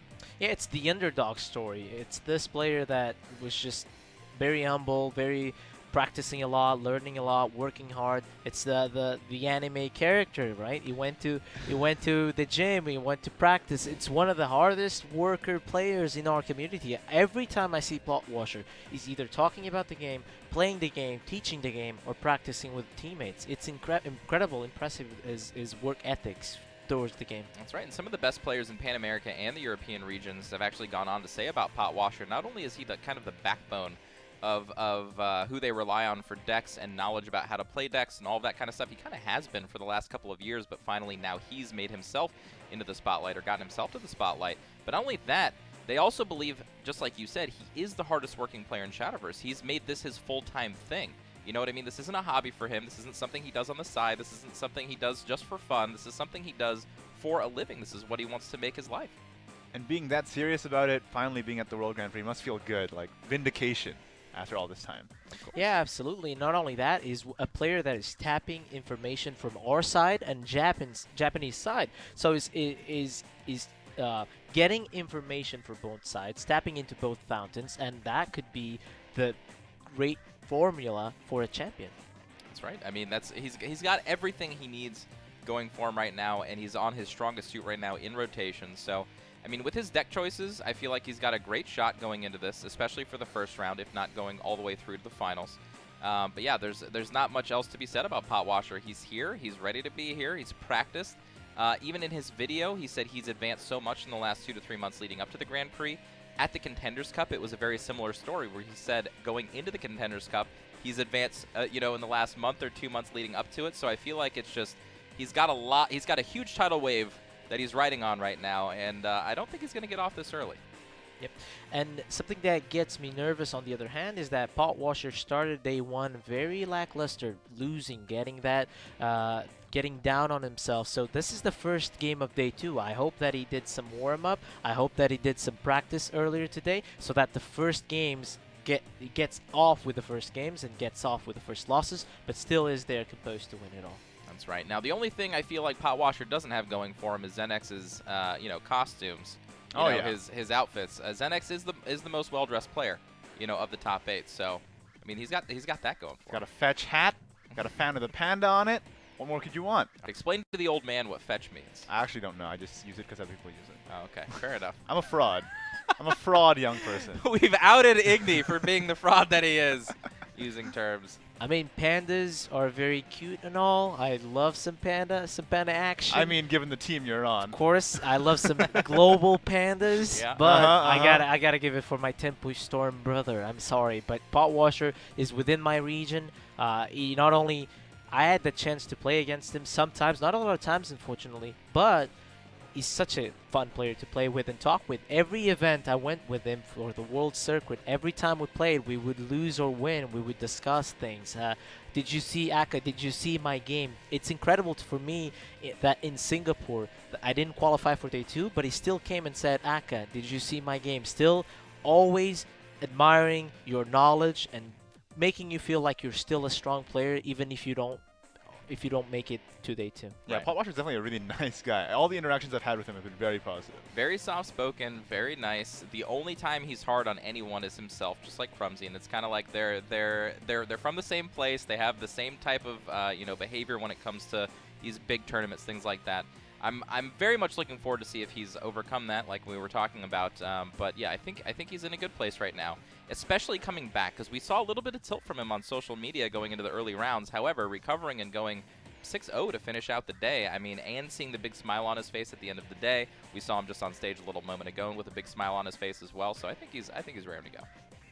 Yeah, I think that was very important. I think that just making day 2, even if it doesn't go all the way, making day 2 means that it was worth it, all the work and effort that he put into the game. He wants recognition not only from the west side, which he already has, but also for the east side. I've noticed that a lot of people are claiming his name now. A lot of Japanese audience is saying, Potwasher, I like your play, I want to see more of you. And that's always positive, always fun. This exposure you get only at the World Grand Prix is fantastic for your career, and now people will keep an eye on him for as long as possible. As a matter of fact, if I remember correctly from last year, there was a fan club that got created about you on Twitter. Really? Yeah, there was this something like best looking player in Shadowverse fan club in Japan that started rallying behind Akamaru Red. It was super fun. Actually, fun fact, Japanese audience still remembers my performance last year to the point of they are using our coverage. They are announcing to other players that I am actually casting our event, the broadcast in English. Wow. And I've seen screenshots of us 3 talking and people saying, look, it's Akamaru Red. It's still around. Super so I was famous in Japan, I was very happy to see that people still recognize you. So World Grand Prix changes your life for that in that regard. That's got to be an ego boost, hey, for you. Yeah, it helps. Personally. It gives you confidence to hey, I didn't make it to World Grand Prix, and there are still people saying, there's no Aka at the World Grand Prix, I can't vote for Aka. All of that is appreciated. Right. All right, guys, it looks like we are going to be able to go ahead and take a look at the deck list here. Not much more to be said about this Bloodcraft list. This is the list. This is the list, yep. Potwasher running the exact same 40 cards that a lot of people are running here. No Trail Devilish Idol this time. Yep, true. Very hard list to run as well. We saw 9 boys hesitate on some decisions, struggling a bit against some Chimera Rune. But this is where I want to talk about the Shadow list, one of my personal favorites. I love the Trot's Curse and the Big Soul Hunter, and it was a perfect decision by Potwasher to run at this tournament.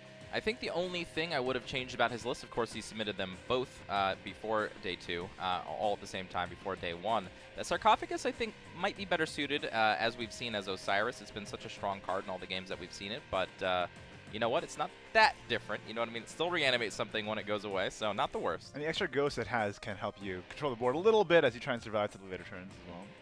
Yeah, and this is the hybrid version. I think that from the World Grand Prix, we'll all get home, and I think the ladder will be full of this dragon list. Because I think this is the next step evolution on that craft, or on that deck in particular. The hybrid version, the flexibility of Prime Dragon Keeper, the Waters of the Orca, the Pure Voice Dragoon, how impactful that card has been for the mini expansion. That's right. The real question is, how many of each card do you play? That's what we're going to find out on the ladder over the next few weeks is, do I want to play 1 Waters of the Orca, 3? Do I want to play any Roys in my deck? Do I want to play 3 Masamunes? Yeah, it's been a little funny. All the players having different numbers for all the different cards, even though they're running the same cards. All right, and then this list. Not much else to say. I think we'll get a meme eventually. This list, Yeah. meaning It's the the one. Bloodcraft. It's no longer the Orc Feast bat. It's just this list. It's just this list. The list. All right, Dragoncraft again. Very similar to Potwasher's deck, except he's up to 3 Masamunes and 2 Waters of the Orca instead of 1 and 2 there. It's just tinkering with the numbers at this point. I think all the players agreed which are the best cards to run. It's just 1 of, 2 of, 3 of. It's difficult. 40 cards. Dragon is in such a position, such a spoil of riches that you don't know what to play, and you gotta try to fit them all, and it's hard. Look at the cuts, though. 2 Ayelas, 2 Felines, 2 Servants here in this list, just so he can make room for all the tech cards that he wanted to in the deck. Yep. And again, great inclusion of Trot's Curse and Big Soul Hunter. We saw how key it was specifically in the Dragon matchup. It's very hard to reach that Poseidon to destroy that Azidahako with your Ghost. You just want to set up the Arcus and then make sure you have the answers for those powerful threats. Xenix's Shadowcraft decklist, no Sarcophagus and no Osiris either. That's right, opting more for the Shadowverse ワールドグランプリ2018グランドファイナルズ1回戦第4試合を開始します。 So we're heading to the game soon here. Both players are sitting down, they're ready to go. Kind of an intense atmosphere. Give it up, boys! This is my moment of truth. Potwasher versus ZenX. Give us all your energy, or rather, give it to Potwasher. That's right, guys. We want to see a lot of hype in the chat. We want to see all your energy given. This is the last round of the top 8. Potwasher versus ZenX. Guys, give it to us. Interesting. Xenix queuing up the Dragoncraft against Bloodcraft. We've seen a lot of Bloodcraft mirror openers, so maybe Xenix is feeling pretty comfortable with his Dragoncraft into Bloodcraft. Yeah, last series we saw Salt being comfortable and actually happy, expressing his happiness when he saw this matchup, but particularly when it went first. So perhaps Xenix having the same idea of dealing with Bloodcraft first with the Dragoncraft. Absolutely, and the Bloodcraft mirror is so difficult to navigate as well. Maybe this is just a more favorable matchup for Xenix in his mind. And Potwasher here already having to struggle a bit. This hand is not good, but a full mulligan at this stage could be very risky. I mean, this deck runs Gift for Bloodkin. We saw how Nine Voice kind of struggled with the opening hand, so I'm kind of hoping that there's some Alexandrite Demon, that there's some Perishes, some good cards for it. Both players struggling a little bit here with the mulligan, taking a bit of time here. Of course, this game is for $15,000, so take all the time you want, boys. Yeah, and leading to $1 million, not only the 15,000 just now, but also the chance of getting the $1 million. Oh yeah, it's at least 15,000. At least 15,000. So this is a complicated turn for ZenX. This is where he has to decide if he is to be aggressive or not. Being all the play, it is very important to understand if you want the resources with the Servant of Disdain, or if you want to go for the Disciple right now. I would probably keep it in hand. I don't think you're doing a lot with just playing the Disciple on the board at the moment. I wouldn't mind playing it because the earlier damage is very important for Dragon, and not only that, since you have the Singer to fall back on, I would be a bit more comfortable with my hand size. But you see here, the Potwasher can definitely take information from this and know exactly there's a Disciple there. I would have liked for Xenix to make that decision on the mulligan or during Potwasher's turn. Still trying to think it through. Both players on the this is insane. This is intense Shadowverse. Yeah, turn one. Turn 0, turn 1. Turn 0 for Potwasher. Look how deep in thought he is on turn 0. Like I said, this is a high pressure environment, and we were talking about how this is probably the biggest stage either of them have ever been on. Still thinking about it. He's gonna go for it. Important decision. I like it. I honestly like it. I think that in this matchup, the earlier damage you get is very important. Obviously negated by Flores, but if you're never going to do that damage, your Dahakas and Poseidons won't be able to end the game. Potwasher has a pretty reactive hand with 3 Snarling Chains so far. Yeah, being on the draw, he kept that Snarling Chains to be on the safe side. Obviously, Servant of Disdain as well as Serpent Drakes are very big threats that you must deal with. And 2 Snarling Chains are okay, Singer is also okay. So Potwasher has a good hand to work with. He's considering if he just wants to pass here or he's thinking turns ahead. Like, you know Potwasher better than me personally. He's spending all his time in the early turns to think out the rest of his turns, or is it always on the plays that he has right now? It's something that we started developing is when Shadowverse became a bit more professional. Players started taking notes, players started counting cards, counting damage, etc., etc. So this situation is one where Pot Washer is thinking of how do I curve, how do I react to this play or X play or Y play, and I think it is very important to use your time wisely, and then you get into this situation where you can adapt and have more time for it to adapt to the top of your deck. It's true. It's a mental game after all, right? Use all the time at your disposal. Using Pot Washer's words, it's a game of information. The more information you get, the less you give to your opponent, the more advantageous you are. And he's putting into practice here already in the top 8 with this kind of play. Now ZenX has a pretty tough choice here. He's got the Servant of Disdain, you just play that down. Not really synergizing it with anything. I guess so. Lots of time taken on these turns, even though it's very, very early in the game. The pressure must be on. It's also good. I personally like to stay a bit slow near the beginning of the game because it's a bit awkward at first. I mean, you're not at home. It's day 2. It's still in the morning. It's your first game of the day, so you just want to make sure that you're comfortable in your chair. So you take more time, breathe slowly, just get calm, relaxed, and get into the game. That's true. I mean, the attitude has a lot to do with the play that you do in the tournament, right? And you would know better than anyone. You were there as well. Yeah, absolutely. So I would just sit comfortably, look for the best position to be sitting on, not feel pain outside of it, just because you want to give yourself every advantage you can do. Zenek has a bit more fuel here with that Singer, plus an Oracle if he wants to ramp into Pure Voice Dragoon turn a bit later on here. Yeah, this is the reason why he played the Disciple of Disdain. Obviously, that Singer must have been considered by ZenX and why he played the Disciple. So you think the Disciple on one pot can sort of suss out that he had Singer in hand before he played it? Yeah, perhaps he can get that either ZenX has an aggressive curve or that he has that Singer to fall back on. Singer as well. A lot of turns here just trying to accumulate value at the beginning here. Yeah, Pot Washer was considering, can I invocate a Florist or do I want to see more cards? And the answer is yes. There's a strong chance to invocate a Florist next turn, so good to hold that Perish. Just needs another Bloodkin or another Perish. This is one of the most awkward turns for Dragon, the turn 4 before the Evil. When you're on the play, yes, you want to be on the play, but it is very awkward outside of Serpent Drake with Disdainful Rending or Disciple of Disdain. It is a very weird turn. You can't evolve your Ayala, you can't play Pure Voice Dragoon, so it is a struggle, and I think that's what Pot Washer maybe was thinking, is that let me keep a hand that can deal with Serpent Drake and Disdainful Rending. That's why the Snarling Chain. That makes sense. Pot Washer not punished at all for going just Singer last turn. No option to invocate a Florist unless he jets something off of Blood Pact. I don't know if it's a worth gamble though. Although you don't see the Serpent Drake like you said, so the Snarling Chains don't need to be played here by any means. Let's see what's in the box first. Having 3 draws, I think is very likely for him to get the 3rd piece of the combo or the 4th piece of the combo rather. Not quite. That's 2 Florists was drawn as well. This might get a little dicey. You can see Pot Washer sitting up in his chair a little bit there after that one. I think that Pot Washer can infer that there's no Phalan. It would have been played last turn, so potentially the only 2 drops ZenX has access to is Ayala. So this Florist Evolve could be considered by Pot Washer, but then again, from the top of the deck, ZenX can get that Phalan.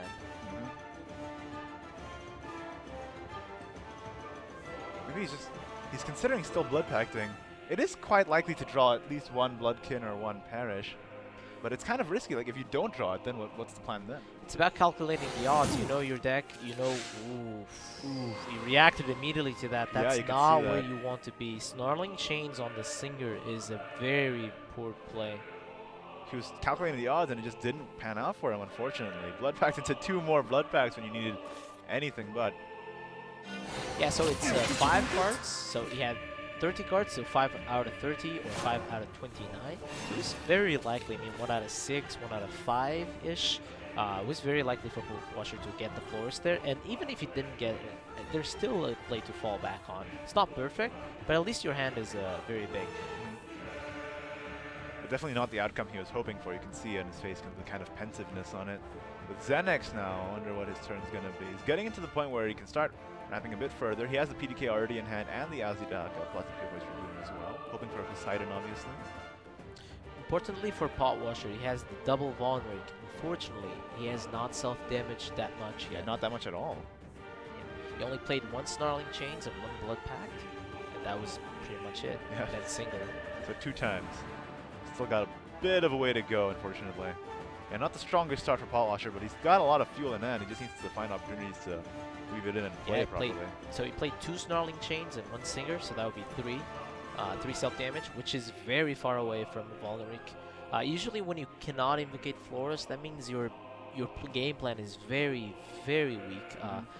Not only Dark Feast Spat doesn't have a lot of damage, but also your Valnerics are not active.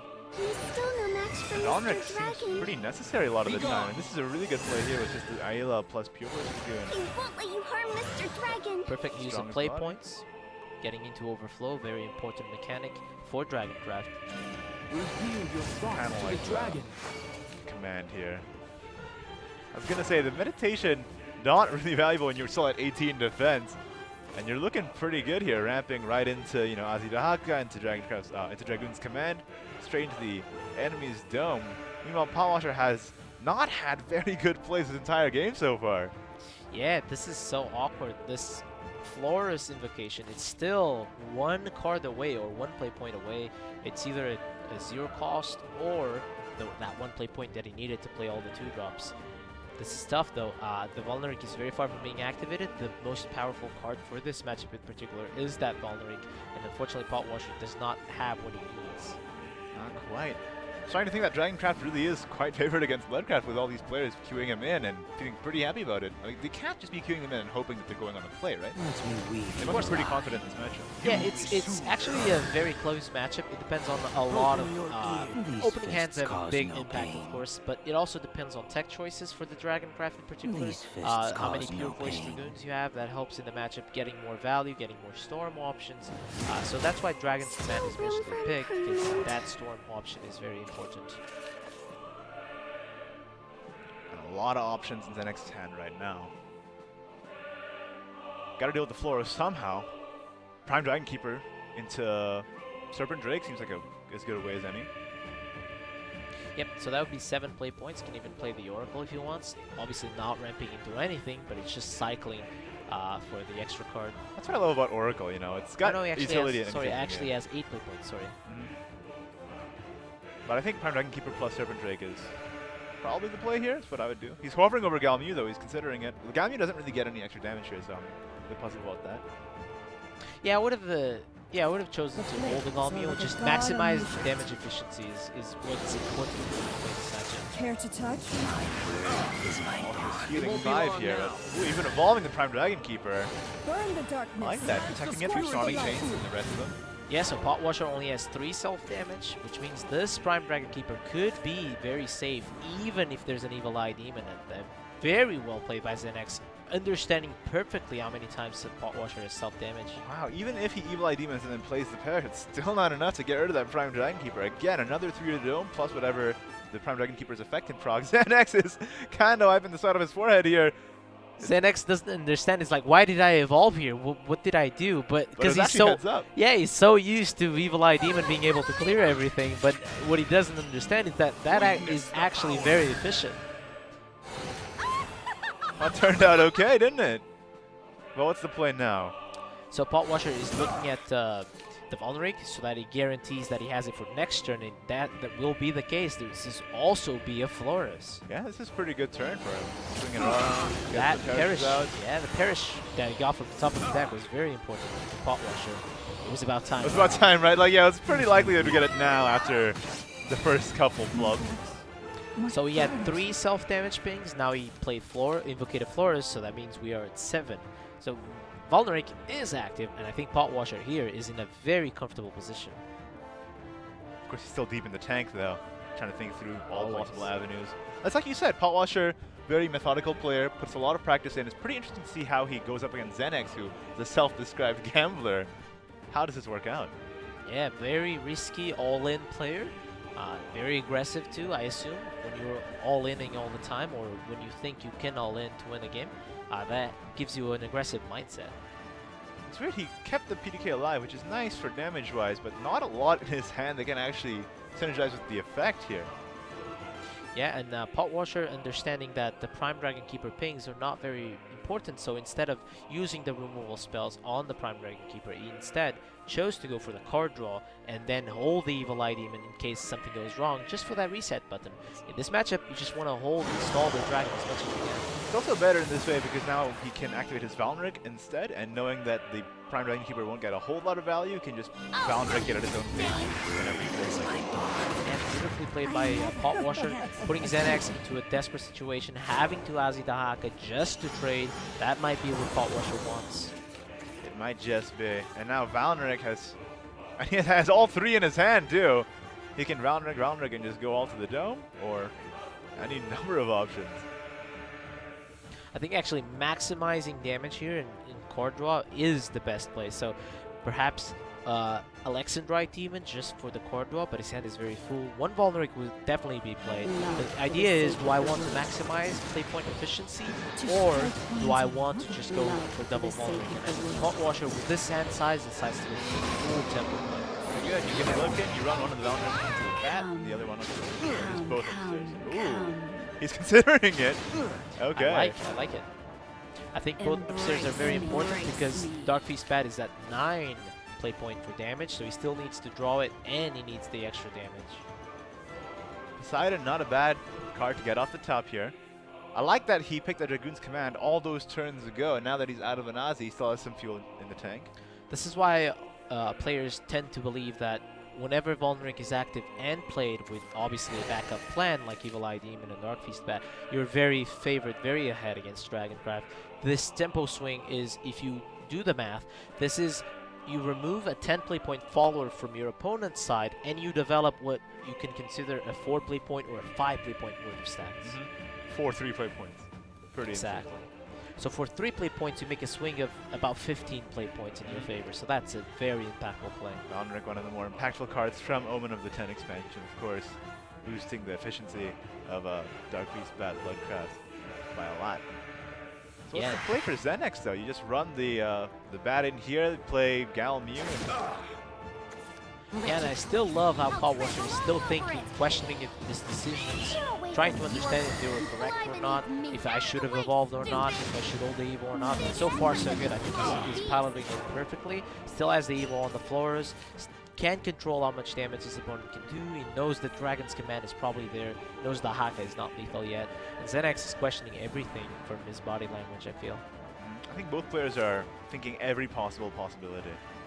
And that's the kind of player that Pot Washer is, right? Just making sure that he thinks through everything. Yeah, Pot Washer is getting into a position where he might even win the game without Dark Feast Bat. He has 2 axes going for his favor. He's ahead on the race and resources. So how is he dealing with this Galmew? Any number of ways, really. So I think this turn is very safe. He's at 9, so setting up the Florist is very important in my opinion. So you can go for the Valneric with the Florist, or you can go for the Florist and the Alexandrite Demon, which are very important options in my opinion. Just wants to get that Dark Feast Bat as fast as possible. And the Florist restoration effect is pretty important to buy him some more time here. You don't want to put yourself at risk too much, but he is just going to play Valneric on the Galmew. Yeah, he tried to draw for the Dark Feast Bat, and since he doesn't have it now, he's instead going to go for the Valneric most likely. Understanding that he's not dead yet, since he didn't have Dark Feast Bat, he has to be a bit more aggressive with his resources and put Dragon into a setup. That's a lot of damage as well. Setting up that lethal. Things are super really hard. Beautifully played. It is impossible for Dragon to put you so low that you can't play double Razor Claw, as well as remove your board. So I think this is beautiful navigated. He plays the parish there. Embrace me. That's a hard board to deal with. Ooh, that does deal with it though, but double Razor Claw still gets him. Yep. Looks like that's it. Pot Washer cornered Xenex there into a checkmate basically. 2 Razor Claws able to close his game against Xenex, although it was pretty close. Beautifully played by Pot Washer, understanding when to flip the switch. That last evolve. Oh, and then pat off the top anyway. When you play your deck so well, he actually rewards you. But regardless, he still had the lethal setup. Very, very well played by Paul Washer. Very well navigated. I think he played really well. And he's still doing the counting damage, still doing the math. Reminds me of myself when I was there at that stage too, because I was like, did I make everything right? What could I have done differently? Trying to relive the game in my mind. But I think it was beautifully navigated by Paul Washer. Oh yeah, absolutely. And it's kind of the level of play we expect from Paul Washer as well. You know, Paul Washer, again, one of the strongest competitors in North America, I think in the world, I think proven at this point. And seeing that level of play is always a pleasure. Yeah, and that's why like our West region is considered by many of our players to be one of the strongest players that watch every single region championship because of this exact plan. We are very flexible, we adapt very well, we have different play styles, aggressive players in the community, controlling players, combo players, and we just have a lot of information. We share a lot of information amongst ourselves, so I think we were very well prepared for this format. Some players unfortunately didn't make it to today. You can consider a lot of reasons for that, but I think that Paul Washer is leading the pack and he's leading by example. Let's see how Xenex matches up here in the second game, though. Is he going to let this become a sweep? Queuing up Dragoncraft again into Shadowcraft. Let's go. What's the mulligan? And I think Xenex is getting predictable, maybe. Second time he picks Dragoncraft. Pot Washer going into what I believe to be a good matchup for his side, especially with his tech cards. Oh yeah, with the big Soul Hunter and everything? Yeah, Trotz Curse, big Soul Hunter. Key cards for this one. And the Trotz Curse can actually work with the Ghost off of Sarcophagus as well. So I think Paul Washer built his deck really interestingly, in his own flavor, his own style, also very effective against the field. Yeah, this matchup tends to be good for Shadow, but if they ramp into Poseidon, you can struggle a lot. If they ramp into Azidahaka, you can struggle. So Pot Washer, understanding that Dragon is very popular, added those options to his deck, and now, after Arcus, he doesn't need to worry about those big, healthy followers. Oh, Xenex has a heck of a hand, though, with that Dragon Oracle into a turn 3 Serpent Drake plus Disdainful Rending on any follow that Pot Washer develops. It's going to be pretty tricky. See if Xenex draws any more fuel, though. Like, we've talked about this before, we've talked about this ad nauseum the last day and today. If you ramp all the time but have no card draw, you're going to run out of gas. Yeah, Zweissinger is very important. And this, actually, we saw a lot at the Contenders Cup. Serpent Drake with Disdainful Rending, a back-breaking combo for Dragoncraft. It is so hard for Shadow to deal with multiple followers on the board, and Xenex has the perfect hand. Yep. Oracle into Serpent Drake Rending is devastating. I think he sees it, and even if Pot Washer doesn't play a follower here, Xenex still just drew the Disciple of Disdain to combo with the Serpent Drake as well. So it feels like Xenex has the edge here in the early game. I mean, if Pot Washer is able to maneuver this game into his favor, I would be impressed, and I hope that he can do that. He's really thinking it through. Maybe he's considering, if I play a follower here, I might just get this Disdainful Rending, so is it even worth it? But as we know in Xenex's hand, it doesn't really matter either way. Yeah, just for you guys at home, in my opinion, this is the best Dragon opening, specifically in this matchup. The best opening in the entire game. And another one. We saw this tremendously at the Contenders Cup, how difficult it was for Shadow players to come back from this situation.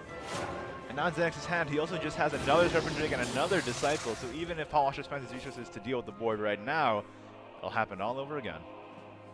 Yeah, do you even Big Soul Hunter to contest? I mean, both of these 1-2s do not contest the Serpent Drake, so I think it is time to play the Big Soul Hunter. And when you're forced to play Big Soul Hunter this earlier in the game, you might struggle, even if the Arcus is online. Especially when Big Soul Hunter is one of the cards you put in the deck to beat Dragoncraft's larger followers. Just playing it here to try and survive against Serpent Drakes, not exactly ideal. And Pot Washer is not liking what he's seeing. This is a very powerful board for Xenex. I would even be surprised. I was very surprised by this play. I think I would have traded the 3-1 and then play the Serpent Drake and then draw it, create more Serpent Drakes, because this way he's actually going to lose Serpent Drakes or not trade at all. Pot Washer's hoping for the Orthrus perhaps. No, Orthrus would not be good enough. Friend helps. Friend is a good way to get there, but unfortunately cannot go with anything else outside of it. That's a pretty overwhelming board to have to deal with come turn 4, isn't it? 4 Serpent Drakes and another body as well. So you just Andre Alphas and evolve and try and find something? Fran's Curse, it doesn't seem like enough either way. Yeah, and I think Xanax could have gotten himself, that's why he's hitting his head, he could have gotten himself a little bit more value. He could have traded the 3-2, the 3-1 damage Serpent Drake would get him another Drake, which means he could play the Drake on his hand instead of flooding all those play points. He could just use the cards in his hand as well as dominate the board. At the same time, though, I feel like Xanax doesn't have the Singers in hand. He doesn't have the draw. Maybe he likes to have something to play in the turns leading up to Poseidon as well. We'll just have to see how it turns out. Yeah, it's just because my idea is that if you remove the big Soul Hunter, that means the board is harder to deal with for Shadowcraft. I mean, it's a small thing, as Xanax is hitting himself for it, but I don't think it's relevant for this particular. Oh, looks like it's going to be a Lyria evolve. Trying to deal with the board a little bit here. Get a body that survives and also contests. Yep, and Pot Washer very cleanly. Oh, Wow. again! Another one. And Pot Washer very cleanly dealing with the damaged Serpent Drakes, but there is yet again, another way to damage your Serpent Drakes. Great hand for Xanax starting out here. Losing against that Bloodcraft hasn't gotten him down at all. Actually, he might not even go for the Disciple of Disdain. He might even evolve the Super Drake and just keep pushing that damage. Or actually evolve Face. I would have liked to see him being more aggressive, now that he's so far ahead on the board. Let's see what he goes for. He's hovering on that Serpent Drake now. Just to keep in mind, Cerberus is a play, right? So create a 5-4. That makes Cerberus very awkward to be played by Pot Washer. I think that in this position, the way you have to think of yourself, how do I lose this game? Maybe a Cerberus, maybe an Artemis, so you have to keep those two in mind. Be gone! Evolving the Serpent Drake over the 3-3, just generating a few more. Not going aggressively here. Trading a 1-1 for the Serpent Drake. So, see, this is not very consistent. Last turn he maximized damage, this turn he's maximizing board presence. So, I think that he regrets his decision last turn, and I think this is definitely the powerful line of play to go for. Yeah, the Poseidon accelerates pretty cool too, just protecting that Serpent Drake board. And Pot Washer just passes the turn, and a game ends on turn 5 for that Ramp Dragon player. Yeah, Pot Washer understanding that there was no way to come back from that position. Those were the best draws for Dragon available in the matchup. Xanax didn't maximize his play point usage, but still, so far ahead, so hard for Pot Washer. That was the best hand you could have possibly asked for, right? Just Serpent Drake into Serpent Drake into Serpent Drake all the way down. Yeah, and that's what Dragon gamers dream of when they go to bed and fall asleep. Yep, Dragon Oracle into Serpent Drake Disciple. Yep, absolutely. Absolutely. Obviously not as devastating against other classes, but against Shadowcraft, it is very hard. It's a tough board to deal with, that's for sure. Because long are the days where we had Zombie Party and things to deal with multiple bodies for not a big amount of time. Xanax is back on the board here. 1-1. Let's go. Bloodcraft now against Shadowcraft. I'm going to quote my brother-in-arms, unwinnable for Bloodcraft. Wow, So okay. those are words from Zero Fun when we were at the Contenders Cup. He said that Blood versus Shadow is unwinnable for Blood. So I'm going to quote my friend and hope that it is true, because I want Pot Washer to win this one. You have a lot of faith, don't you? We'll have to see. Xanax, of course, very powerful player in his own right. Maybe he can navigate this, even though the matchup is unwinnable, as you say. Oh, unwinnable. 100% win rate. I know Exo disagrees with that idea. I know that he's probably shaking his head. I can see him shaking his head. All right, here we go. Arcus in the opening hand. Beautiful hand, actually. The one drop, having the one drop was very important because Disciple of Lust. So now that that's not the case, Pot Washer might even hold on to it. And I do like when he plays it, contests the Alexandrite team, and gets damage done, so. Just curving out, you know, play the 1 drop on 1, play the 2 drop on 2. Can't really complain. Take a sip of water. Hydrate yourself. Yep, just curve. Also get comfy with that cheat. Or blanket, rather. You gotta get comfortable, right? The game's hard enough. You don't want to make it harder on yourself I like outside that of the addition. game. I've seen a lot of players with a blanket, so I assume they were either given to them or they were able to bring them. I like that. They allowed me to bring gloves, too, to the stage. I was very You get happy pretty with cold, that. you know? Yeah. It's also comfortable. You're at home. Maybe that's how you play at home, with a blanket on your lap, or with gloves like I do. Very It's like you said, right? When you walk into the booth, it's just a dark room and just the screen. So maybe they're just trying to remove any external factors. So Xenex was very pressured to the point of even playing a Vira, even though he's on the draw. Contrary to what we've seen earlier, where Kasago might have done a mistake there. Xenex just didn't have an option this time around. And you can't pass these many turns without doing anything. So. Not trading. Interesting. He's went face with the Vira. He's just trying to get the chip damage in. It's a bit interesting though, because you'd think that Shadowcraft has more than enough drain and defense recovery. But it's going to pay off. I think that was a smart choice, actually. I haven't seen that play a lot, but it is going to reward him. Whenever your opponent trades into you, that means you made the right choice. And now that I think about it, with no shadows available, Orthrus wasn't a consideration. So I think that only Fran perhaps would have punished him, and I don't think he would have mind seeing a Fran being used like that, just to remove the Vira. Dennis is going deep into the draw right now. He's got his own Vira here. Also has Ragery Claw. Usually players are not very aggressive with their Ragery Claws. They try to hold them to remove some followers. So I don't expect him to Ragery Claw. Long are the days where you would Ragery Claw your opponent's leader every time. Oh yeah. There's just a lot of health recovery nowadays as well. Out comes the Vira. Yep. Opted to evolve Vira. It's a hard follower to deal with, but Bot Washer has the answer for it. It's the former. Did you like it? Orthrus evolve right over that. Oh, nice. I'd like to see that deck being nice for Bot Washer. Can go for that Gremory if he wants to. Just cycle the one play point Gremory. It's a very efficient use of that follower. A 1/1 that cycles. Very good. And a lot of the pieces are in hand already for Bot Washer here. He's got the Arcus, he's got the Gilmalace, he's got Singers and Andre Alphasis. He's not really wanting for anything, so just playing the Orthrus into the Gremory, not a bad play at all. Not only that, that Orthrus will likely be killed or destroyed, which means that you're going to draw an extra card. It is important that you get a Lady Grey, for instance. Pairs really well with the Orthrus for turn 6. Oh, he actually doesn't go for that play. Goes for Pure-Hearted Singer instead. So ignoring the Vira for one turn. Interesting decision. Holding his evil points, evolving an Orthrus isn't very valuable. So still hoping for the evil on the Arcus, the evil on the Lady Greys or Cerberus later in the game. Bot Washer's deck is a little bit evolution greedy as well. You know, with that Sarcophagus, with the like you said, all those options as well. And you know, a lot of the times you want to evolve Arcus when you play it as well. Just trying to keep his options open and not freak out too much that there's a 4/4 on the opposite side. Xenex already counting damage. Every time I see a finger wavering, I know what they're doing. I've had that. They're on their fingers. I had a lot of experience at Japan. They always do that. I'm like, uh-oh, my opponent's counting some damage. So when you're sitting across from them and you see that happening, you get a little nervous? Yep. Every time. I mean, when they don't slam it, that means I'm not necessarily... I didn't lose necessarily, but I get a bit nervous when they're counting some damage. Then again, this is a very tense situation to be in. 1/1 out of a series that is very, very important for your life. $15,000 match. The winner goes to top 4. Witness the power. Definitely one of the biggest games both players have ever played.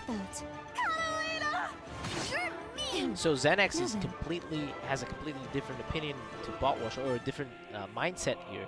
Using very aggressively his evil points, wanting to be in hand the entire turn while Bot Washer is holding on to his evolve points, evolving a Singer, which isn't a very... Ooh, he would have been rewarded with the Orthrus Lady Grey. That was interesting. Worked out okay. There we go. It's one of the strongest turn 6 for Shadow, if not the strongest, actually. Out comes Orthrus. Lady Grey off the top. Bot Washer's deck has been pretty kind to him so far. I can feel it. Whenever you're playing well, setting up plays, your deck just rewards you. I've had this exact same situation last year. Whenever I'm like, if I get something here, I can do this, and then my deck just gives it to me. In fact, the last game that I ever played, I was like, if I get a Taurus, I can get lethal if something happens. I didn't go for it, and my deck actually gave me Taurus in that situation. So sometimes that's what you do. You just set up plans or set up situations, and sometimes you just get it. Yeah, you have to create your own opportunity, you know? Create your own luck as well. Yep. Now it's a tough situation for Xenex. Evil Eye Demon would be the card that he wants. Unfortunately, it's not in his hand currently, which means there's no reset button. And he's only at 3 self-pings so far, so he's still quite a bit away before activating most of his powerful pieces here. But he has most of the tools that he needs to clear the board here at least. Interesting pose for Potwasher, really deep in the tank. Now he's trying to assess the board state. Perhaps thinking that an Evil Eye Demon will be on the other side. But still, even if Evil Eye Demon was something that Zenex had access to, that Arcus follow-up is very strong for Potwasher. Get it out here. Let us come. Finally getting the self-pings a little bit higher. Open your ear. These fists cause Should be at 7 now, I believe. Did you like it? Very good play by Zenex, pressuring the Arcus play, understanding that he cannot beat that. Zenex is pretty low, but of course the floor is going to restore 5 defense to him. So he's still pretty safe. It's close though. That's 4 damage. It is pretty close. Yeah, the sarcophagus evolved, right, with the 3 ghosts? Yeah. And the Mischievous Ghost as well. That was close. Wait, Trot's Curse gives you an extra board. Wait, is he one off? Potwasher is one off. Yeah. Wow. That sarcophagus might change things up. Wait, so if you play Gilnalese, wait. So you think you can set up Gilnalese this turn and then next turn sarcophagus and go in? Oh no, you can't go for that though, because no, Gilnalese would have set up lethal actually, but I don't think you can go for that just because Wings of Lust is now in these decks. That's true. Which means that burst healing would catch you off guard. Like Wings of Lust on that Florus would have been an 18-point swing on life points, so you cannot go for that. We saw that yesterday too, with the Floros being left up and then going for 9 damage drain. And it did not work out well. So instead, I would be expecting either an Arcus and just accepting the trade with the Evil, or just go for the Arcus and then keep developing your board. Friends is a very good option for that. Why are you letting me live?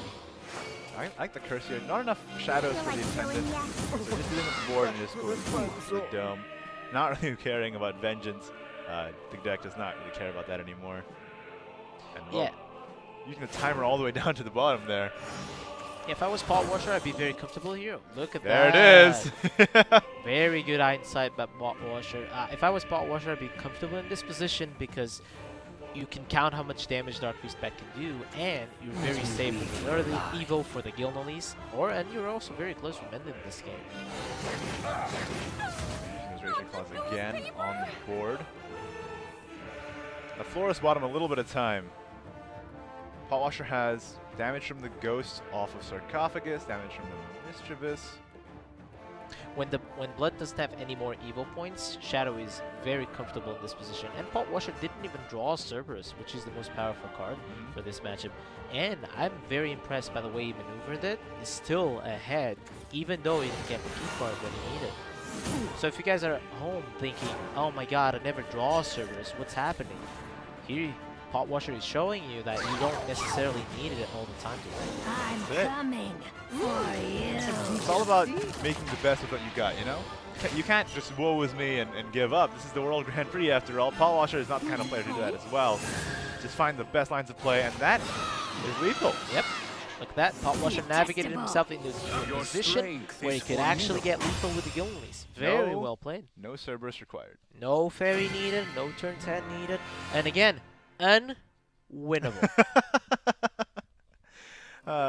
Your ego is boosting up and up, eh? You have a fan club in Japan, proven right in the games. Has nothing to do with me. It's all about Potwasher's energy, Zero Fine's words, and just Shadowverse in general. Shadow versus Blood, and it's unwinnable. What can I say? Well, there you go. I mean, I can't prove you wrong now, can I, after that? All right, Igni. So we saw Shadow win with no Cerberus, no Fairy, no Arcus.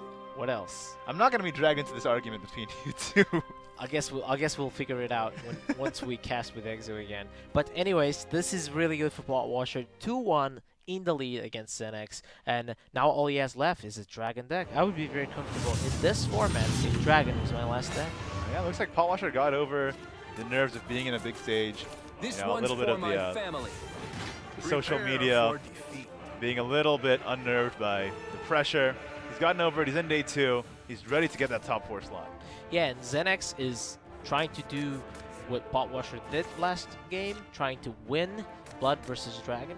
Or rather, game 1, sorry. Trying to win with Blood versus Dragon, and let's see if he can do it. All right. Cheering for Potwasher, the last hope for Pan America. And really all of our scenes here representing themselves at the World Grand Prix. So far, so good. I mean, having a singer in the hand, having Falan, having a good curve, Pot Washer is in a very comfortable position here. And just Filene on 2. Classic. A little bit lacking in ramp, but can fix that with the singer, as we know. Yeah, I think it's a smart choice by Pot Washer to be thinking here.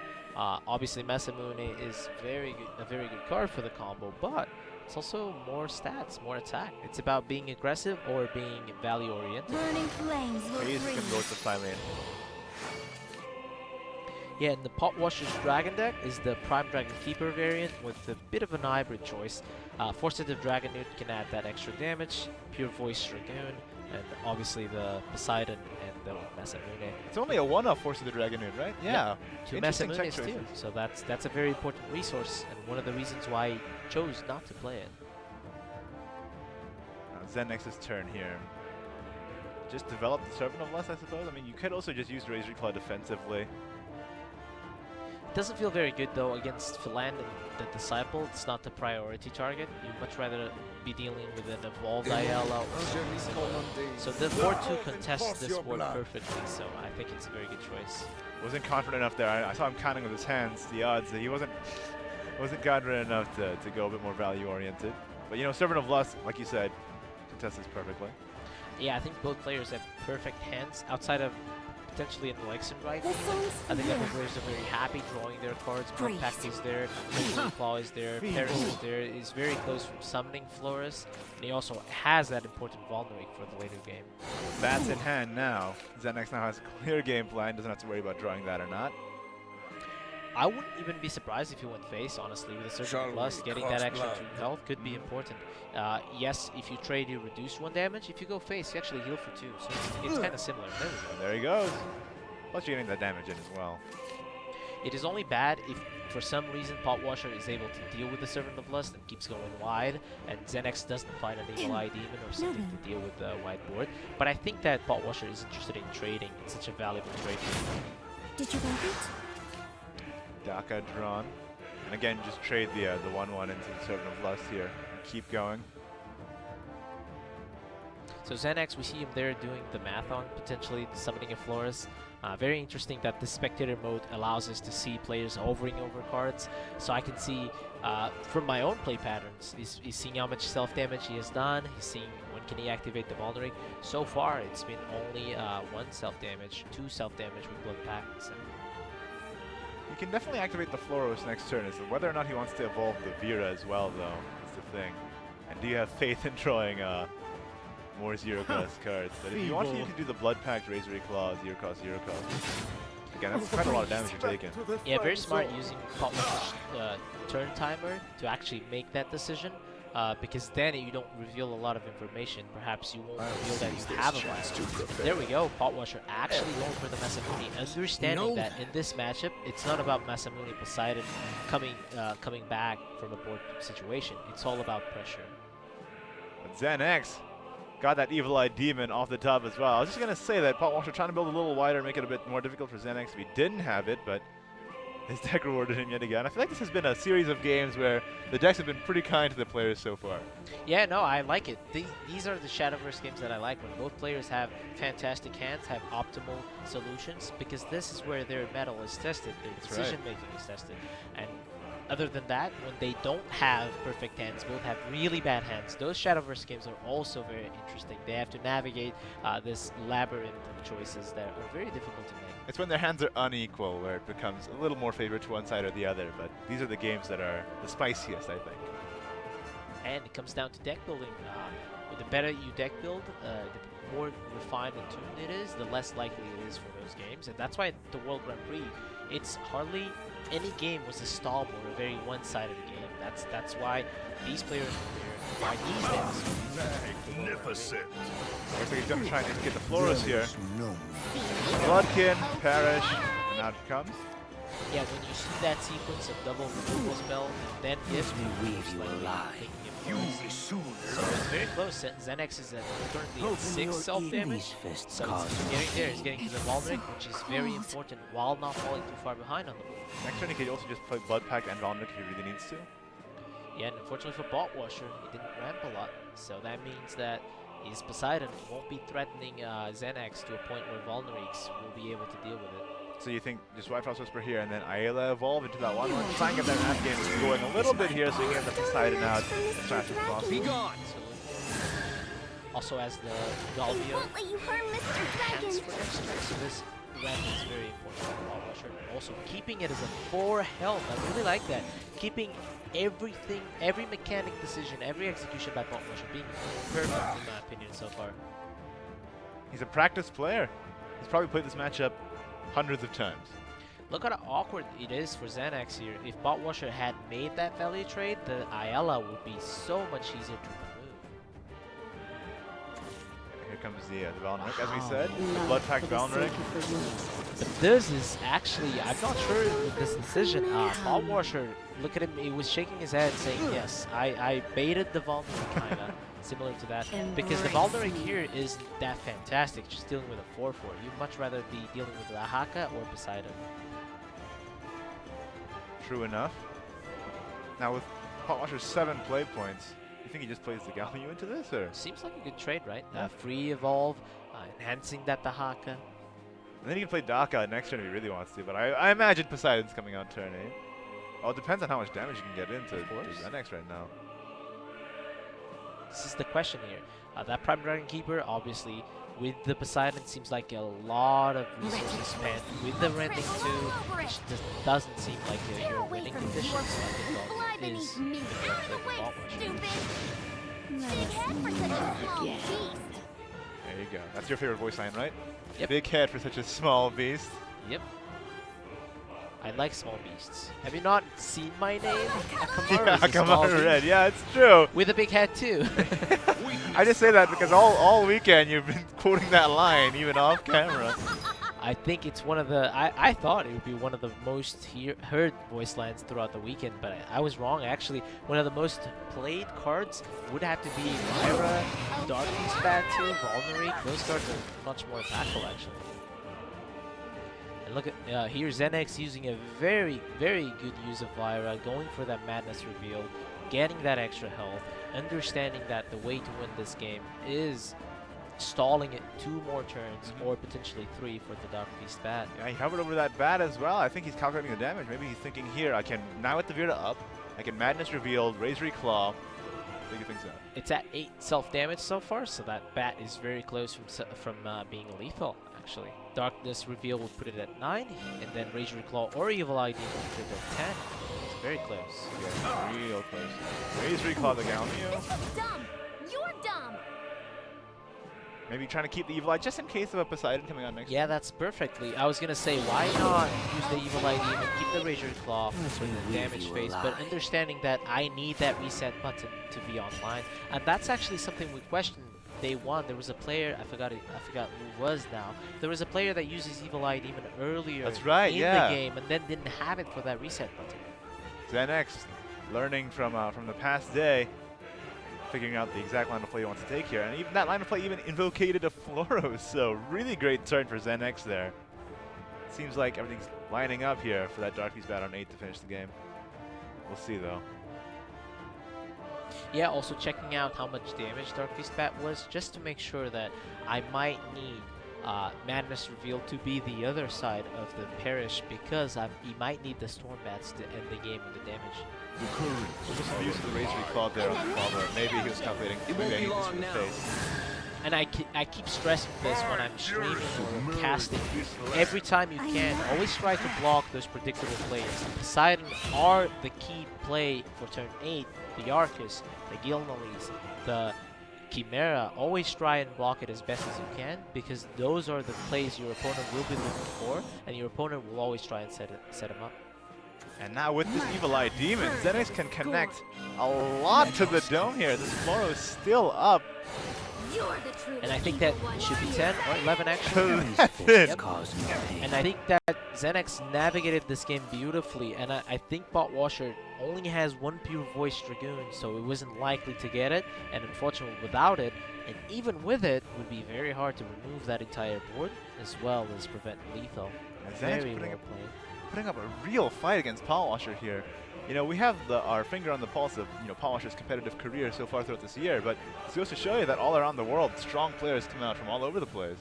Yeah, and Botwasher being tested here. I mean, yesterday, he seemed very dominant. He was, the game we saw, 2-0, very strong play by Botwasher, but here Xenex is showing that he has game too. I mean, I've been talking a lot about Botwasher, but I do have to say that Xenex, with this blood play, maneuvered this game in a way to win it.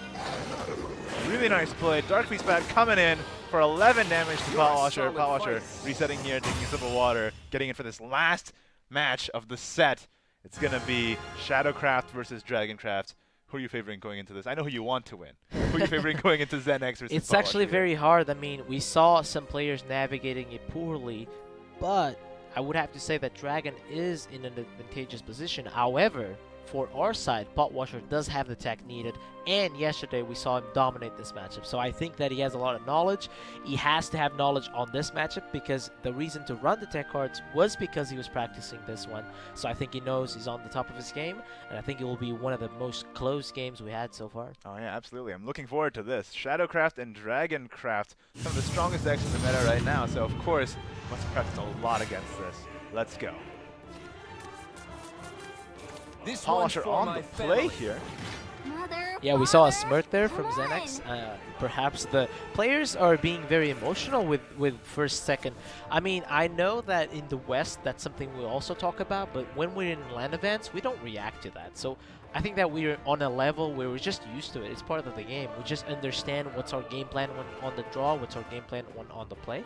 And actually, the last tournament that I won, I was on the draw 3 times. And if you get affected by that, how do you win, right? Right, you can't tilt when the game hasn't even started yet, right? If your win rate is 50% because you go first or second, why are you even playing the game, right? You have to understand what are your tools, what are your strengths of both roles. At the same time, though, I do like it when the players are a little more emotive. I love seeing the emotion on their face because it's a very emotional experience playing in this gigantic tournament. Again, $15,000 on the line at least with this match, going to the top 4, as well as an opportunity to cement yourself as one of the best players in Shadowverse, period. Yeah, best of 1 technically for $15,000. Not a lot of people can say they played that, so. It's getting a very limited list of players that actually are playing for this amount of money. It's a prestigious list for sure. Must be a lot of honors. That's why no shame in losing. For instance, Ishiro or Boy has lost on top wave. No shame in losing those games. I mean, that is something that you will hold for your career in Shadowverse, and I hope to see it more in the future too. Oh yeah, for sure. I mean, I love seeing the attitudes from most of these players so far. They took it in stride. They're like, maybe I didn't do as well as I hoped, but I learned a lot, and I'm going to come back stronger next year. And that's exactly the kind of attitude I love to see. And unfortunately for Botwasher, he has half of the combination, but he didn't have the Dragon Oracle into the Serpent Drake. So perhaps that was why Xenex was so scared, right? Because he was on the draw. He won this matchup earlier on against Botwasher with that same opening. That's true. Botwasher, clearly not as good of a Dragon. I'm just joking. He's not an Oracle gamer. Yeah, not an Oracle gamer. Needs to pray more for the Dragon Gods. Little bit. But at least turn 4 he can play the Serpent Drake and Disdainful Rending. Still, not all is lost. And he has the Singers to keep refueling. He's not going to run out of gas anytime soon. Let me put you on the spot here, Igni. What is the strongest Dragoncraft card? Zernitra Dragon. Wow. Yeah. Everyone knows. He's shaking his head. Hey, man. What's better, Evil Eye Demon or Zernitra Dragon? Wow. Okay, I see the disrespect. All right. Okay.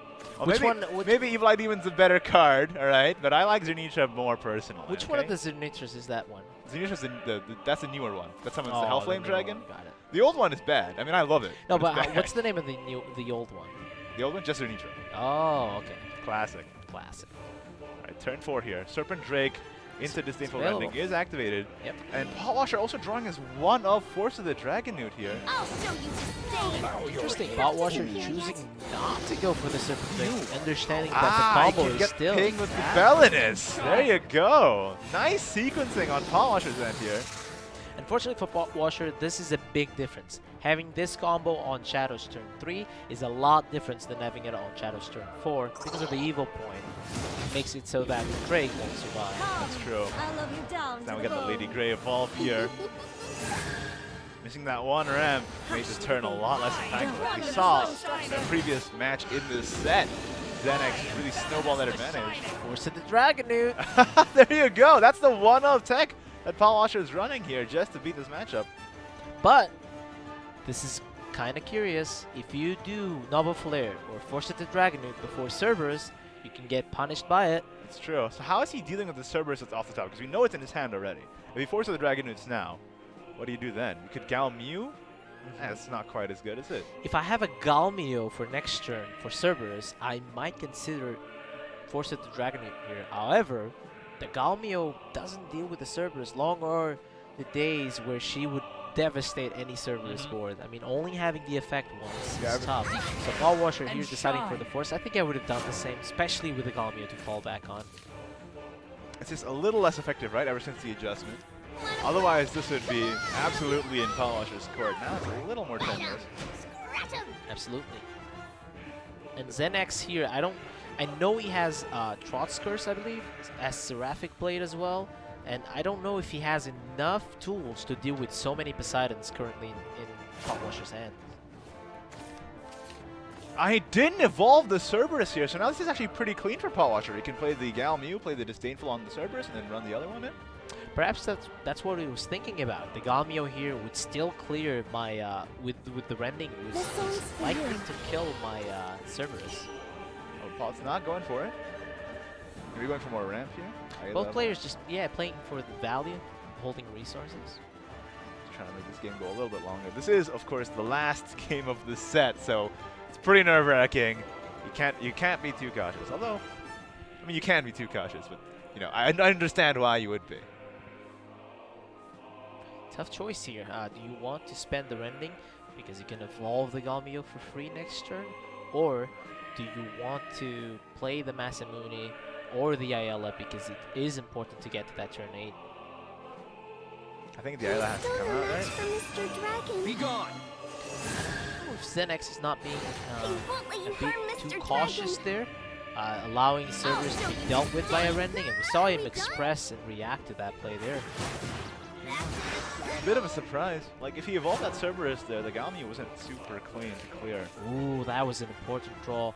For turn 8, Xenex already has the Gilneys that he needs to set up, and Pot Washer does not currently have enough pressure, but those Poseidons can be a deciding factor. I think it is very important for Xenex to actually draw into Thrott's Curse or Big Soul Hunter, or he'll fall too far behind. Let's see what he gets. But you can't just play Singer here, surely. You gotta play the Orthrus on the 4-3, or do you just play the Singer and see what you get? Yeah, it's difficult. It's about how do I deal with Poseidon, or does my opponent not have Poseidon, or how do I deal with the board? These are things that professional players may be thinking about. Yes, you're dealing with the current board, but you also have to keep in mind. Ooh, and playing the Lyria out there on turn 6, and Xenex did a little bit of a head, like a face palm, right? A little tapped bit. his head a bit. Oh, he there you go. understands. He should have saved it for turn 8 is what he's thinking, probably. Yeah, how do I win now, right? Oh boy, maybe he's got to depend on that Singer. And I still think he's holding on to his Evo for too long. Yes, it is important to have an evolve for Arcus or Gilneys, but I don't know, it's tough. Especially when you're this low on resources right now in your hand. I mean, you have the Singer at least, but you really want to depend on that? And Pot Washer is trying to read his opponent. Why would he play Lyria? Does he have another Lyria? Does he have a Gilneys already in hand? I know that he's thinking about all those things. He's still saving Evos right now. Pot Washer's confident. I saw him get back into his chair, get really close to the screen, shake his head affirmatively. So this is a Poseidon if I ever saw one. Absolutely. It won't be long now. I mean, how do you deal with this as Xenex right now, right? Submerge this Nope. Yeah, that's pretty rough. Now he has the Singer, hope for an answer there. Ooh, he did have the Gilneys, but Got it. might be too late. It's getting close. Oh, I'm getting excited. Yeah, it's turn 7 now. He can't just play the Singer and the Orthos if he doesn't get anything out here. Oh, Another Singer. That's not a Thrott's Curse or a Soul Hunter. Yep, not what he needed. Even if he plays the second Singer here, he's not going to be able to play the Soul Hunter anyway. We are as close to the screen as Pot Washer is. I'm not holding my head, but I'm holding my heart. This song's for you. That's beautiful. Oh, there we go. All right, no bias, no bias. So Pot Washer here has an attack for 7. That's pretty rough for Zenex there. Let's be as not excited as possible. So here he's going to connect for 7 and can play another Poseidon, which will be very hard for Zenex to deal with. No, you don't have to pretend. I know you're jumping for joy on the inside. He's doing it. Yes. Yeah, Pot Washer might just make it in the There we 5th go. game here of this series. Boom. There we go. All right. So let's see what Zenex gets off the top. Whoa. Might be too late, though. I think it's too late. Like, this is way too much on the board, right? And none of your huge important tanks, like you said, Trott's Curse and Big Soul Hunter, you're dealing with 2 Poseidons and 3 wards protecting them. Let's see.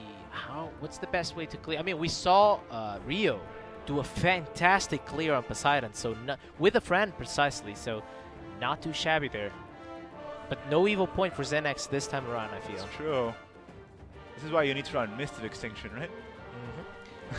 Absolutely. So one of the friend attendants can deal with the 7-5. The Seraphic can kill the ward. So there's no way to kill the second ward. The third ward. It's just too much. Poseidon is Poseidon when Zenex is not huge on the board. It's pretty backbreaking. Zenex is doing the math. I mean, tough. It's very difficult to remove all of this. He's going for the Fran play. Go. Yep. One more down. One more down. 2 wards down.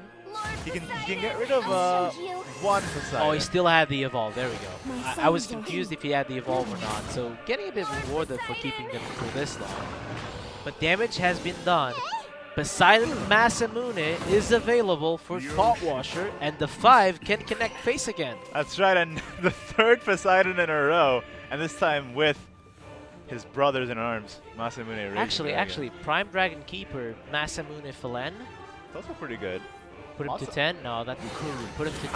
I think he gets Poseidon. Yes, Poseidon. Yeah, You Poseidon play was the very hard to Masamune. deal with. Yep. And Zenex reacting. He knows the 3rd Poseidon is back. Last turn, it was really difficult for Zenex to react already, so Pot Washer's was like, all right, I'll just do it again. No problems here. Pot Washer's very close. You can see his expression. Full clear. Oh! Way too late, though, I feel like. No. They keeps him alive. He has an Realpha Thrott's Curse into Seraphic. No. Oh, no, 9 play points. Yeah, it's not enough. 9 play points. I don't see it. I think he doesn't see it either. I think that's it, man. With the Galmio, that's it. There we go. Wow!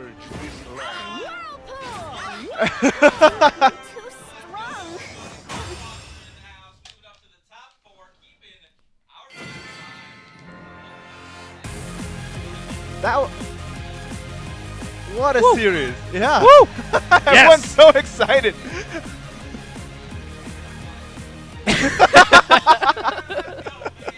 Woo!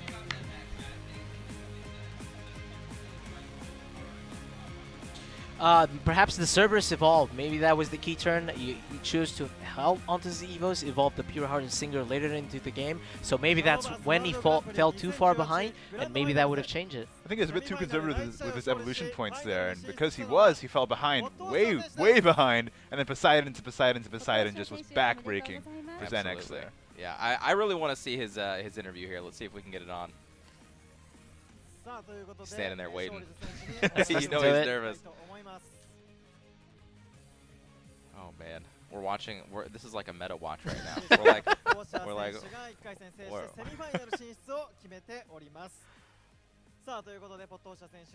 This is a reaction stream.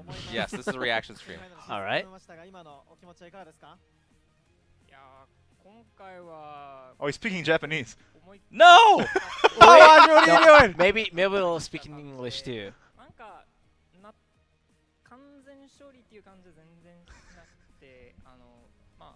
All right. きも強くて、でもしっかり勝てたので良かったです。I know demo. I know that one. Nice. Okay. Step 1 complete. I hope you guys are enjoying watching us watch them.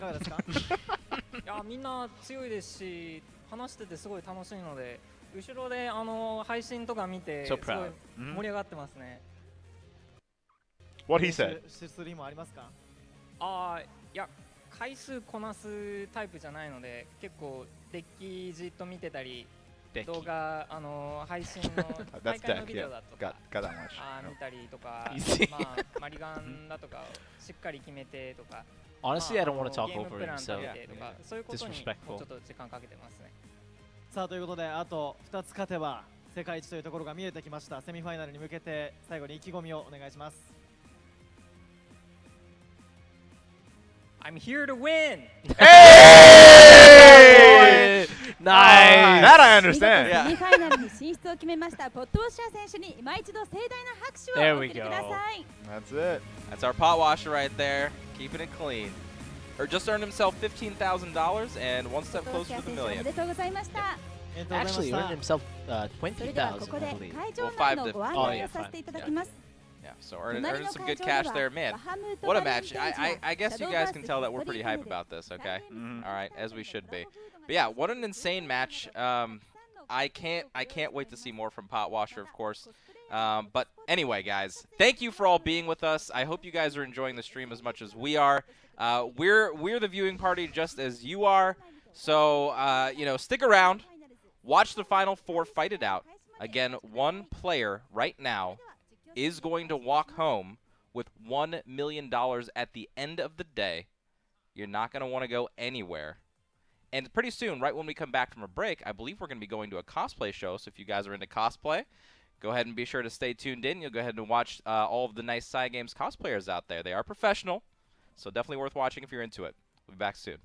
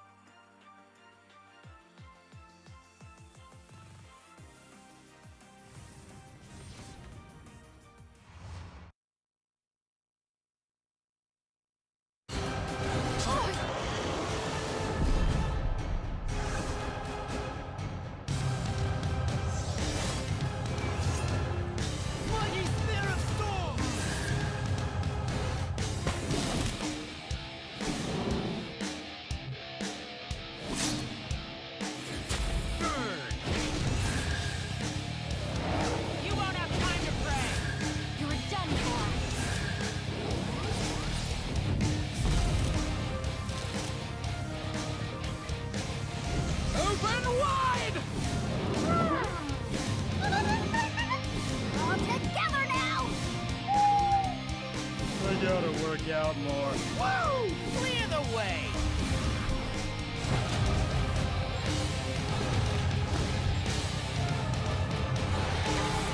It won't be long now.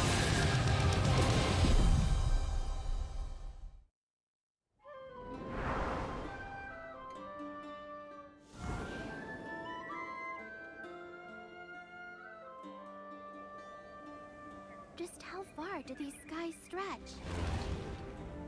And what could be waiting for us on the other side? Back when we first asked those questions, we had no idea where the wind would carry us. ready to soar, onward across the great blue skies to that fabled island.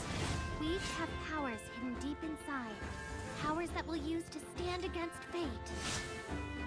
Some battles we won't be able to avoid. We've seen how hard it is to run from conflict. But we've got a promise to keep, so we won't give up now or ever. Throughout our adventure, we've made so many friends. Bonds we share have given us strength to overcome the darkest times. If evil should ever try to take over the sky, then we'll be there to protect it, to provide hope for the future. O child of darkness and flames, grant us a path forward, past the grand blue beyond.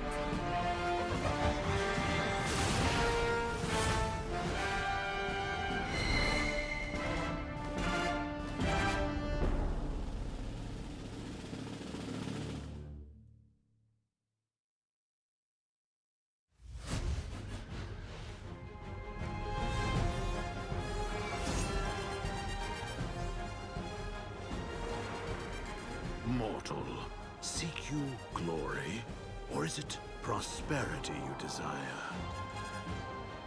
Very well. Endure your trials and prove your worth.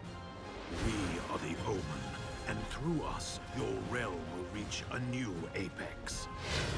Defile this world until all creation has been unwritten. Pass beneath the earth and confront untold destruction. Survive our quest and know true power. Tremble not. Only the feeble will perish. One thing alone will ensure your triumph. Resolve. Now we begin the trials. For you face, O mortal, the omen of the 10.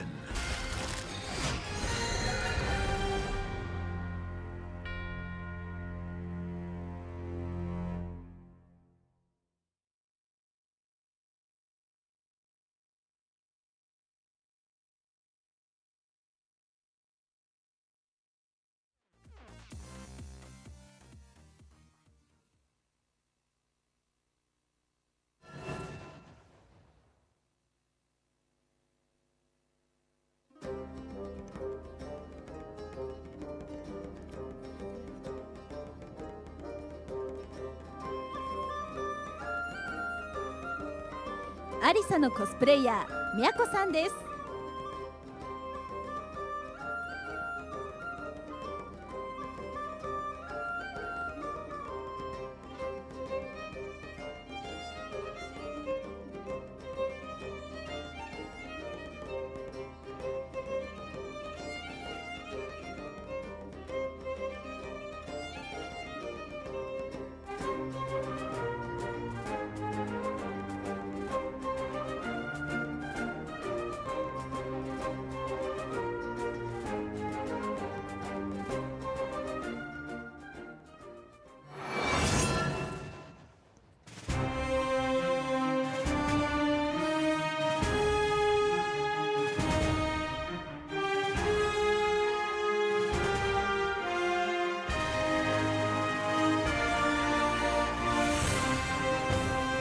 のコスプレイヤー、ケンさんです。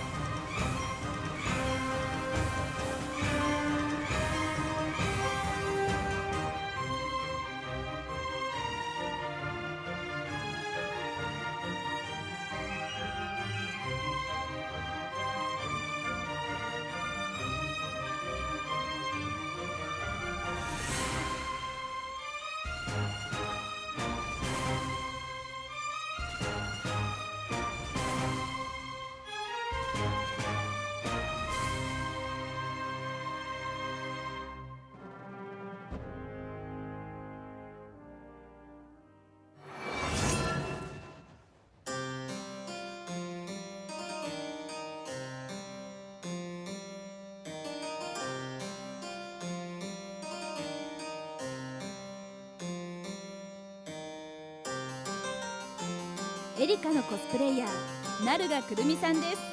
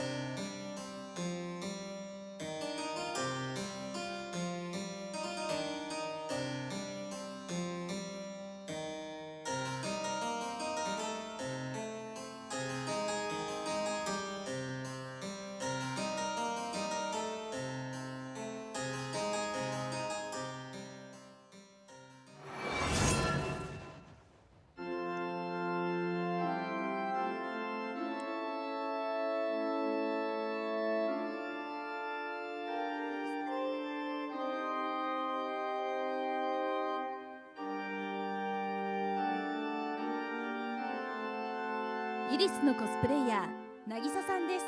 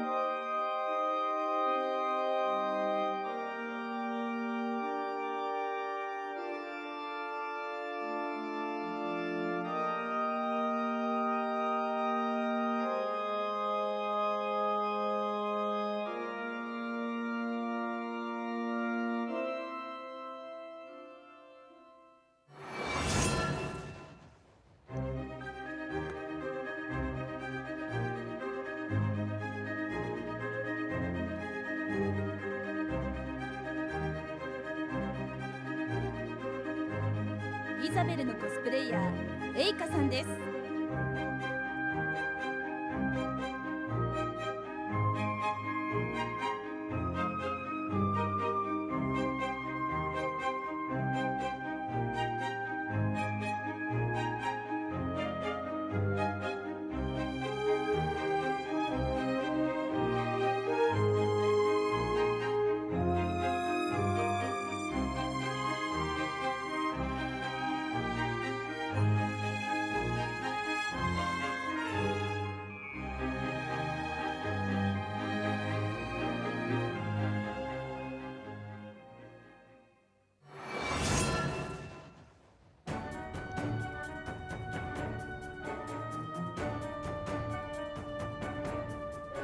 ユリアスのコスプレイヤードイツからの特別ゲストマウルさんです。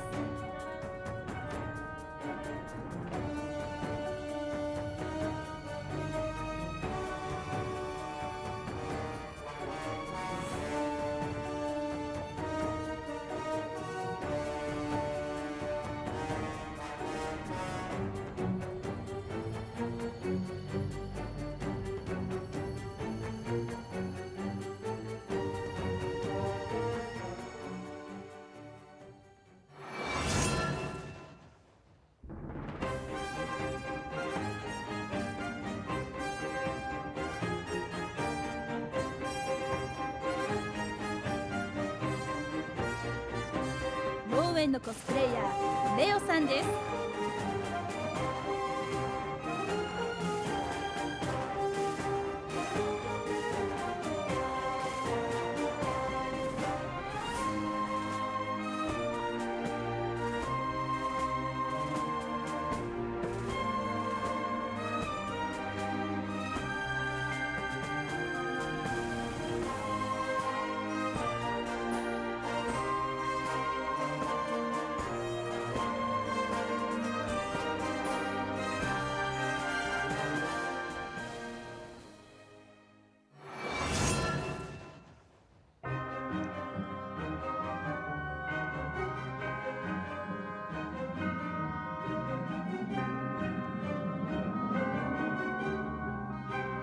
ルナのコスプレイヤー浦丸さんです。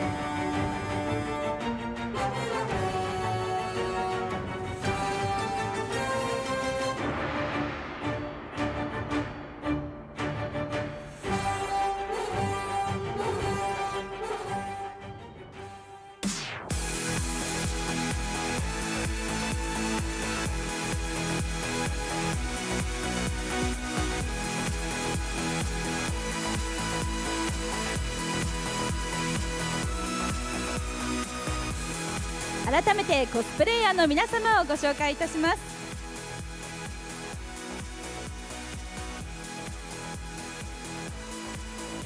アリサのコスプレイヤーミャコさんです。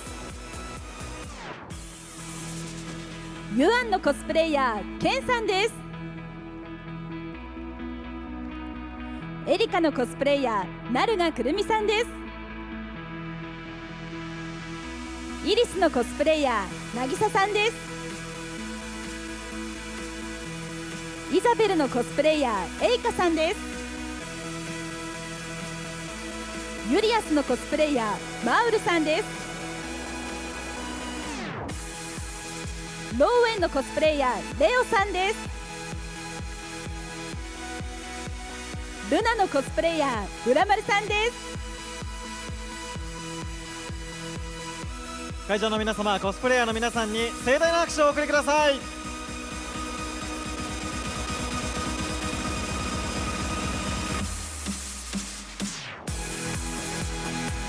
ではコスプレイヤーの皆様ありがとうございました。ありがとうございました。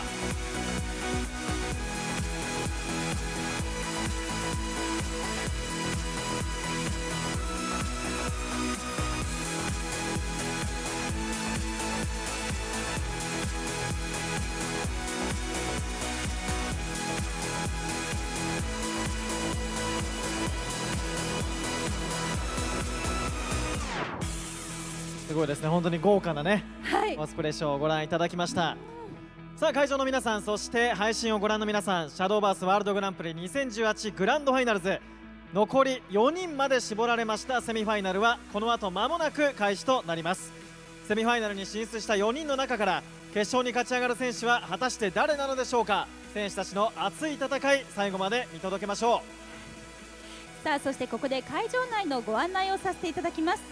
隣の会場ではバハムートバルーン展示やシャドーバースヒストリーパネル、サイゲームス人気タイトルのコラボフードが楽しめるフードエリアなど、たくさんのコンテンツをご用意しております。またコスプレイヤーのフォトスポットで写真撮影もできますので、撮影した写真はぜひ SNS などにアップしてください。この後も引き続き会場内にてお楽しみいただきながらグランドファイナルズセミファイナル第1試合の開始までお待ちください。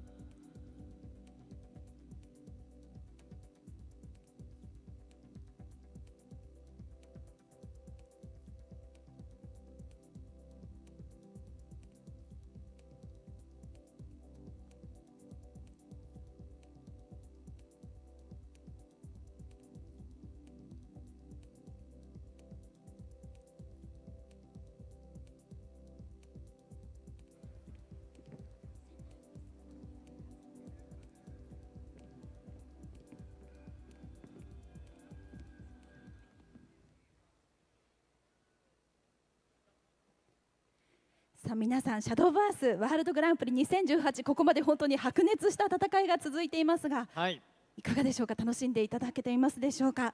そして先ほどのスペシャルコスプレステージすごかったですね。よかったですね、リアルで。シャドーバースの世界から本当に飛び出してきたような。そうですね。海外からのねコスプレイヤーの方も来ていただきました。ユリウスの迫力近くで見たらますますすごかったですね。はい、ということでこの後はいよいよシャドーバースワールドグランプリ2018グランドファイナルズのセミファイナル第1試合を始めてまいりますが、その前に本日は特別ゲストにお越しいただきました。早速ご紹介いたしましょう。サッカー解説者、タレントとして活躍されている前園真聖さんです。どうぞステージへお越しください。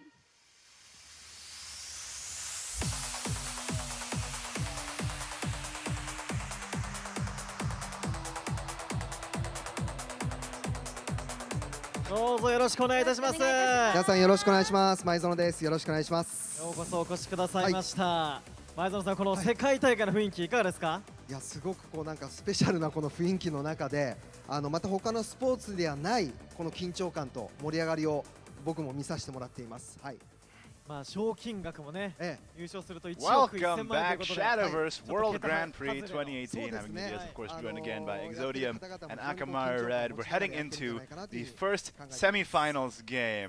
Had a chance to eat, had a chance to collect yourself, but you still got the hype in you, the fire inside you. Of course I do. How can we let the hype die after that pot washer, victory? I mean, I'm sure that's gonna get clipped. That was one of the best. I mean, we all reacted the exact same at the exact same moment. That was perfect. That was absolutely perfect. I can't wait to see what's left in this tournament. Of course, we've only got 4 players left. Every match now, even higher stakes than $15,000 a match. We're talking about 30K match. We're talking about $150,000 match. We're talking about an $800,000 match coming up. It's exciting. I mean, the quarterfinals were intense, but the top 4 starting to get really, really real. The deltas in prizes getting bigger and bigger. Yeah, and I mean, this stage is getting smaller and smaller, and then there were 4. Now we have the 4 top competitors, and who do we cheer for? So much talent there, so much skill. Rio, Feg, Potwasher, and Salt, so strong. And the first semifinals here, we see now the first competitor up on the stage, Feg, one of the returning players from last year's World Grand Prix, and a lot of people think one of the strongest players in the competition right now. Absolutely. I mean, he has to go against Rio right now, so I want to say these are probably the 2 top-seeded players that are left. And I mean, it's nice for Potwasher that he doesn't have to play against either of these guys right now. He gets to play against somebody who's not, I guess, you would consider as high ranking in this tournament. But I mean, obviously, you can't say anything negative about any of these players at this moment. But yeah, the hype is real with these players. I think Rio, of course, is the favorite in this match. However, Feg, being a returning World Grand Prix competitor, I mean, maybe the crowd's in his favor. Yeah, and Feg overcame his hurdle. I mean, last year it was only a top 8. He couldn't beat Kocha at the quarterfinals. Now he made it to top 4, and this is his chance to actually go all the way. Absolutely. I mean, this is it, right? This win puts you in the finals. Even second place in the finals is $200,000. I mean, you can't really snuff at that amount of money playing Shadowverse. So I mean, these players are definitely hyped. The focus has to be real now, though, right? Oh yeah, for sure. Nothing negative in their mental attitudes can be here to hinder them right now. They need to force through that stuff. They need to play with everything they got. And you know what? Both these players coming into this next game here, they seem unflappable. Feg's always got a huge smile on his face, and Rio, intense. But, focus. We saw that in day 1 and breaking the SOS curse in day 2 as well. Yeah, and I mean, I'm a big fan of the guy. I met him in real life. Very, very emotional, very fun to see. Interesting that this time around, though, much more serious. Last year, he had this donkey ears that was carrying around. He has this helmet or this similar to be comfortable. But now, not playing around, has the Libaland shirt representing his brand, his team. But he's here to win it. And as he said, he forgot the title last year, so he's coming back for it. Yeah, I mean, he spent the last competitive year training to get back into this moment, and even qualifying in the last chance in the JCG Open qualifiers for this chance to beat Kocha and surpass Kocha in this year's tournament. I feel like there's a lot riding on Feg coming into this game right now. Absolutely. I mean, they have everything to prove at this moment. Honestly, if I'm one of these players, I don't care about my team right now. I don't care about anybody else on the planet right now. I care about the next set of games I have to play, game by game, winning every single one that I can.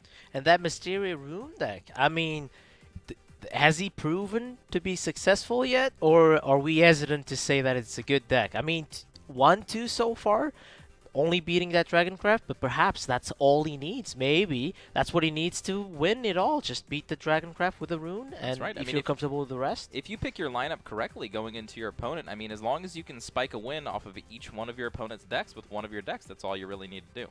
And then here we have it. The players up on screen now. Ryo versus Feg, of course, representing his team, Yoshimoto, Liba, Land. Ryo getting the best record in day one against Feg, one of the strongest competitors. A lot of people consider it to be the strongest competitor in the region.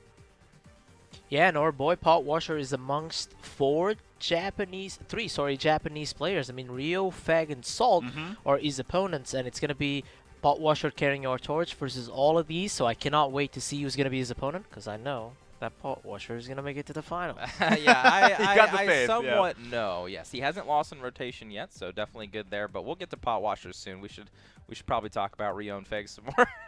So whose lineup do you favor, do you think? Ryo versus Feg, Aka? I gotta give it to Ryo. I mean, it was a master in rotation as well. 3-1 yesterday, only losing to Pot Washer. Has a very strong lineup, similar Shadow, Dragon, Blood. All these decks are very tested, very tuned. On the other side, Feg with the Mysteria Rune, I'm hesitant to say and call it that it's going to be it. And speaking of the deck list right now, here we have Ryo's Shadowcraft deck list. One Osiris, as we said, very effective. One Big Soul Hunter. You think more Big Soul Hunters is better against the Field of Dragons, or this is good enough? Honestly, you only ever need one in the matchup, and as you saw, you're not always going to get it at the right time. You might not have the right shadows for it, so having it as an option in your deck is really good. Trot's Curse, another good one, but sometimes you don't want to over-tech for Dragon because you're playing best 3 out of 5. Yeah, and the one Masamune list has proven to be effective, as Ryo is always able to draw that important one off Masamune, and is able to act on that combo. All right, and then back to the Blood list. Sorry. The list. Yeah. The list, yeah, not the Dark Feast Blood. The list. That's right. And yeah, once we move out of Ryo's decks here, I think I'm on your side here with this Akamaru Red. I think he's got the lineup that I would expect to win the tournament like this. And Feg, on the other hand, his lists are good. Of course, he's running the Dragon list, and basically all of these Dragon lists are very similar in the fact that they'll do what they need to do to get a win. The Masamunes, really seemingly not to matter how many in numbers you have in your deck, you'll get it if you need it. Just always get it, yeah, no problem. Chill Dragon, obviously. That's right. But something I will be copying when I go home is his Mysteria deck, because it is not the list that I have been playing by any means. Very light on the Mysteria cards, and the Truce Adjudication really shining through in pretty much all the games that we've seen so far. Yep, and the addition of that Grea's Ember, or the addition of Owens, making the deck very consistent. Seraphic Blade very important for the Blood matchup too. I think that this list is one of the closest to the optimal list in Mysteria, actually. Yeah, I might even consider going up to the 3rd Truce Adjudication, maybe cutting down one of the the Callings. I mean, they seem good, but when you're not putting something in play and you're just putting something in your hand for 2 play points. Yes, you spell boost, but you've seen how hard it is for him to actually cast that card. The good thing about the new card Greya is such a huge boon to the deck is because the spell that Greya gets you is a spell that spell boost, as also a Mysteria card, a Mysteria boost. So I think that maybe Feg is really confident in the fact that they got better tools now to be able to better play that game. But now here we go into the game. Take it away, Aka, Exo. Let's go. Wait, before we take it away, one more time, Migni. Give it to us. Kono Ryoga. I know Chan was asking for it. There we go. All right, so getting into this game, let's see the deck choices as far as game 1. Again, Dragon versus Blood. So one of the interesting things about this tournament is that the first pick, Blood, is very high on people's radars, and now we see some adaptation by some players actually going for Dragon. Yeah. Still confusing to me. Blood still has a very winning record against Dragon across the entire weekend, so just some players favoring not playing mirror matchups and thinking their Dragon lists are good enough against Blood, because normally it has been Dragon versus Blood as the pick. Yeah. And we saw Pot Washer navigate that matchup. We saw almost every player here being tested in that matchup, and so far they've been doing very well with it. I mean, the fact that Evil Eye Demon has that reset button, the Vulneric swing, it's so tough for a Dragon player to come back from that situation. Absolutely. So looking at these opening hands here, Feg, a lot of good options. He's got card draw as well as some tempo-oriented plays in his hand. Ryo, not so much in his hand, looking to mull all of them away. Yep, and Rio, the player that said that everything's on the line. Decisiveness, decision-making, luck, everything's on the table, and I'm here to win it all. So, this is where things get rough, though. Firstly, because Feg is a tested, very strong player, and Rio, yes, he was very dominant, but was he really tested this way? That's true. That's absolutely true. Looking at the hand now, Rio not really getting into the ramp options that he wants to have. He's also going second, which means his hand is very slow at the moment. So if Faye can apply the right amount of pressure, probably be in a very good position here. There we go. He got the Alexandrite Demon, so important, especially on the play. We have talked about this card a lot. It is a key card to have in Bloodcraft, something you at home should be looking for in your mulligans. That's right. Actually, in this particular situation against Dragon going first, I'm actually leaning towards the Servant here. But Alexandrite Demon is never a bad play. Always getting more options than it's bad, and holding onto the Servant for possible Floros procs later in the game. And here we see a not so good hand for Dragon. There's no ramp there. Yes, there's a Singer getting ready to draw a couple of cards to ramp into his Poseidons, but so far, very, very proactive hand, not a very reactive one. That's right. If he was on the play with his hand, probably be feeling a lot better. Yeah, probably going to spike this Poseidon here just to prevent any amount of damage as you can. As we've talked about, when you're playing against Bloodcraft as any deck, including Bloodcraft itself, you really want to prevent as much damage as you can that the Blood can deal with you or deal to you early to prevent those Dark Feast Bats from coming down and OTKing you essentially. Yeah, and on the other side, Feg has set up that Sapphire. Now, it's a key to understand. We saw Asia yesterday had the same decision. He opted to go for the Singer, which slowed down his plan a little bit. So I'm actually curious to see how Feg looks into it and how he thinks of how can I make Floros be indicated, and he still decides to go for the Singer too. And he's getting closer every turn now. He's got the options. He's got the Servant now. He's got Blood Pact, and he's got a Gift. So only needs one more 0 costs at the moment, or to get that Sapphire down sometime early. Yeah, and with a hand like he has, Sapphire on 2 would be kind of awkward when you can pair it up with Servant of Disdain, Servant of Lust on turn 4, or even Blood Pact, just for the maximum amount of draw. Now, this is a similar situation we saw a Bloodcraft player get into earlier, where playing the Sapphire would have been better than the Singer on this turn specifically, so that you could invocate Floros at least that turn earlier, so you can get some more tempo going. Yeah, it's all about the timing. When do you get the Floros? It's all about the experience in this particular matchup. When do you need the Floros? When is Dragon gonna go to the board? When is it awkward for Dragon to deal with the Floros? That's right, more strong options here drawn from Feg. I think he's probably going to lead with a card draw effect here. Yep, Sapphire makes a lot of sense. Probably finish off with a Servant, unless he wants to go Blood Pact. Perhaps down it. Okay, ooh. Restless Parish now drawn, so Floros definitely activatable, if that's a word, over the next few turns, whenever he wants it. And now we saw how Feg had dominated with Servants of Lust, and his deck keeps giving them to him, so I would not be surprised to see him play one here. Such a powerful follower, so hard for Dragon to evolve into it. They want to evolve the Ayelas, they want to evolve, there we go, they want to evolve their powerful ramp options, but that Servant of Lust is very hard to deal with. Yeah, one of the best 2-drops in the game, I'd say. I mean, just simply everything that it does, right? It can heal you, it does self-damage. As we saw earlier in the day, if it destroys its opponent before the heal effect goes off, I mean, that's all you need, right? I mean, it's got a high amount of attack, very hard, like you said, to evolve into as well. Yeah, there was a play that he evolved his own Servant of Lust for 6 damage. Very, very interesting mechanic there. And here for Rio, we start to see him struggle a bit. How do I deal with that Servant of Lust? Such a small follower, perhaps, but the attack stat is key for the evolution of Ayala. I think this is a mandatory double ramp turn. You have 2 Galmus in your hand. You're not doing anything else really for the next few turns if you don't double ramp here.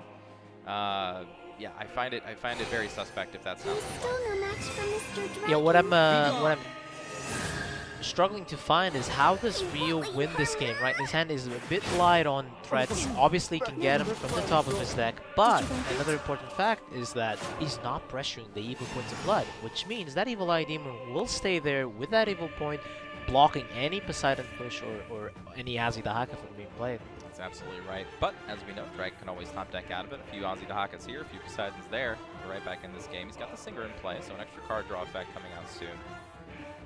I think Feg will use this turn in this opportunity to go ahead and get a Florus out. Just depends on how he wants to get it done. Yeah, we saw in his game versus Ishu how dominant it was when he got back-to-back Florus and just dominated with 3 Servants of Lust as well as the Florus. And Ishu just could not get back from that position. So I agree. Getting a Florus here and then a Florus next turn with that Sapphire proc is a very dominant play to go for. That's right, and any turn he so chooses, really, he can use the Vera to go on top of that tempo and just force drag it into a really weird position. So he has the tools, but it's all about how do I get this Florus? What do I pair it with? Servant of Lust is obviously a very strong follow to go with it. Blood Pact keeps your hand restacked. Evil Eye Demon will remove the board, so that Florus might be harder to remove. That's right, and you see Feg immediately trying to go for that Evil Eye Demon, but then pulling it back, but he will use it on the second here. Yeah, because as I was saying, Evil Eye Demon seems to be the key card sometimes in this matchup, right? We saw yesterday how one player used Evil Eye Demon in the earlier turns and came to regret that decision as he could not deal with Poseidon. That's right. Now, this board is very good against the Galmu board, so possibly that was the decision here. Galmu, very weird to play in a board where it will trade into something and not get any damage dealt to the second follower, so not good. Or at least won't remove the second follower. Yep, not keeping the Singer alive means that the Galmu obviously does not clear the entire board, so perhaps that was the decision on Feg's side. Yes, I'm saving this Evil, so I have to use the Evil Eye Demon and remove the 1/1. So valuing the Evil point more than the Evil Eye Demon, which is a right choice. I mean, you have 2 Evil points compared to 3 Evil Eye Demons in your deck. Absolutely. And I think now, with the choice presented to Rio, I think he's got to go for some more ramp here. I think he's got to ramp to the Masamune, the one that he seems to always draw, always has it ever present. So I think an Ayala Evolve, even though it's weird, you don't really want to use your Evolution Orbs this way. It looks like he's not going to, actually. Interesting. So accepting the It won't be damage. long now. I mean, this works too. This will full clear Oh, the there we board. go. Yeah. Out of the way, stupid! She's pretty mean out of the way, stupid. Yep. Rough. And you mentioned earlier that Florus was a beast, and she says big head for such a small beast. Perhaps she's mentioning Florus. We're delving into the lore of Shadowverse. We're figuring things out now. Dig me out, chat. I don't want to go down there. The hole is deep. And this is actually a very good answer by Rio, understanding how to use the enhanced mechanic, how to not use it in this case, and being able to evolve Galmio, keep that 5 health stat, and be able to remove everything. Oh my goodness, look at this turn. Double Blood Pact with Vera. Another Florus. Snarling Chains works too. What a barrel. Yeah, just insane. That's what we were talking about. Vera on top of Floros in the same turn. Very hard board to deal with.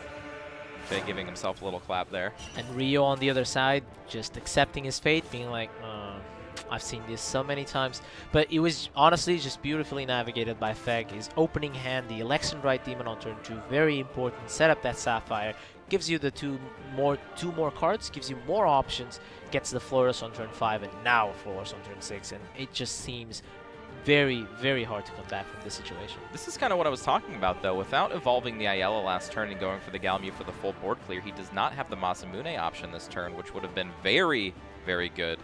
But yeah, now it's just going to be a turn too late. The Masamune turn not really going to do anything after this turn. Actually, you're right. Like, Masamune with the Galmio would have been very good. Would have been a board clear. Masamune being the Bane, a Bane follower, can kill that or destroy that fire.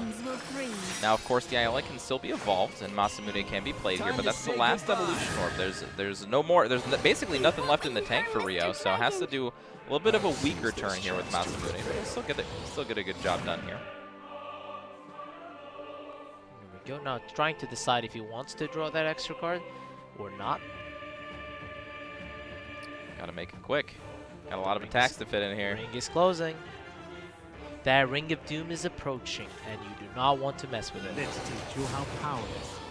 And again, we were talking about $15,000 was on the line for the last match. This match, a lot more on the line. Yep, so it's a difference of, so third and fourth place. Third place would be 50,000. Fourth place would be 20,000. That's right. So we're getting there. We're getting close. if one player loses here, he's not going home yet. There's still the 3rd and 4th place to fight for, so they still have 2 matches to go. But obviously, you want to get that valuable top 2.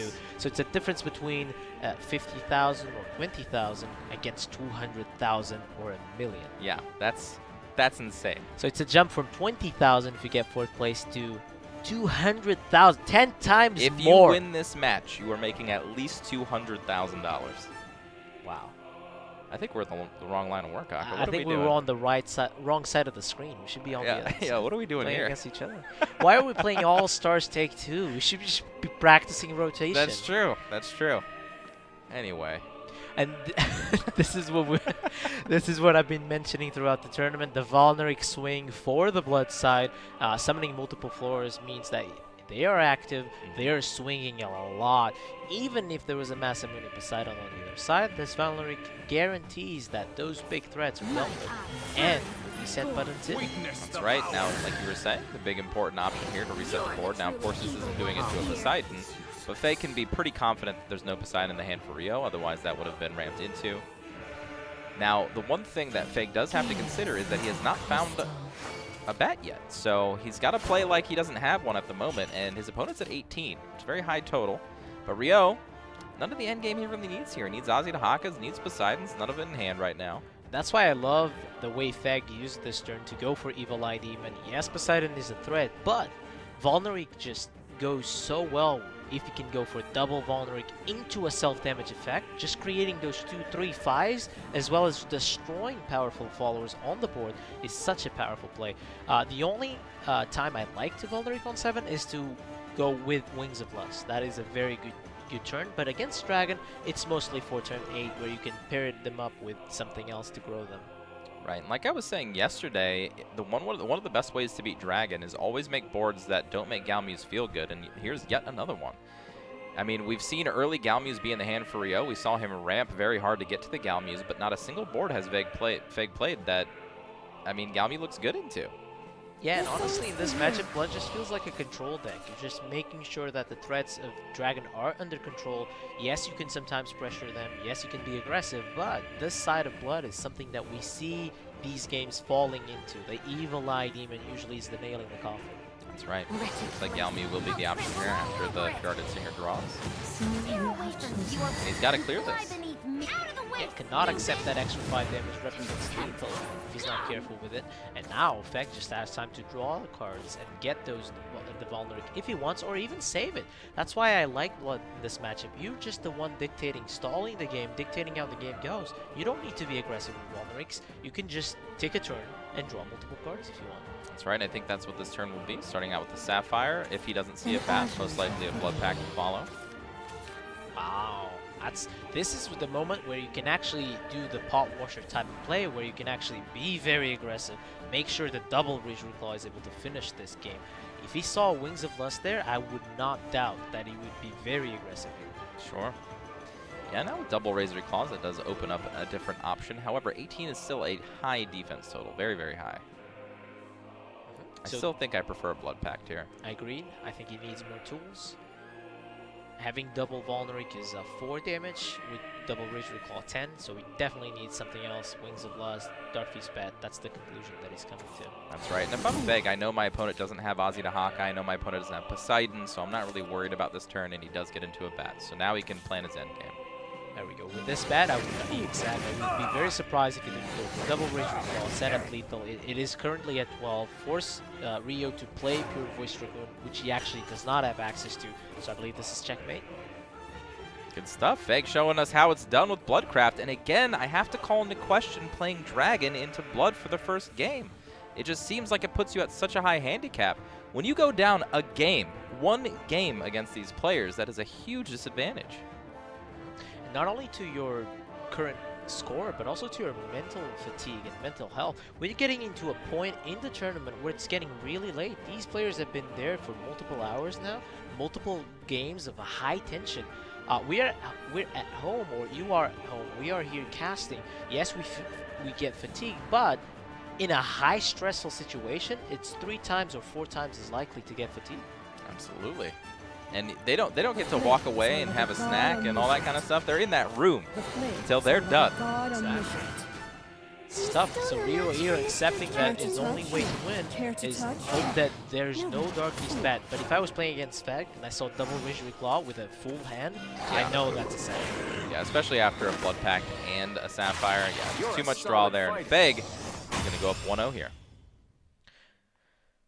Yeah, impressive showing of how to dominate this matchup. I think that we can safely say that this is a Blood favorite matchup. I mean, we saw the best players in the world play it for both sides, and it's been very tilting for Blood. That's true. And honestly, the only way, if I remember correctly, again, playing Dragon almost exclusively on the ladder since the beginning of the expansion, the only way it really felt good against Blood is when you had the more aggressive draw. When you went something like a Feline into whatever 3-drop, whether it be Serpent Drake, Roy, into a Waters of the Orca for 2, like, you are the aggressive player going into Blood. You get them down low.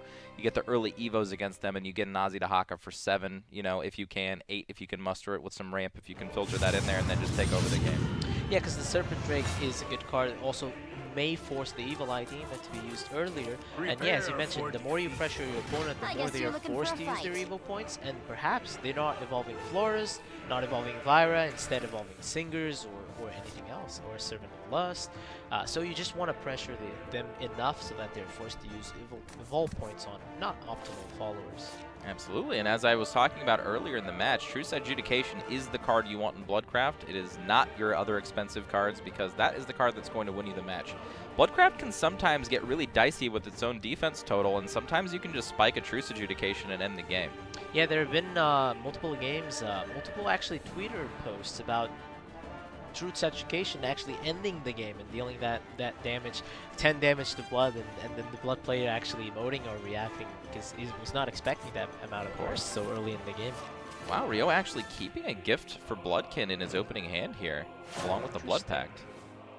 I would understand that before the Flores nerf, but now it's a bit risky. I mean, you're low on gas. I guess that if you have Blood Pact, it is a good consideration to have something to activate Flores easy.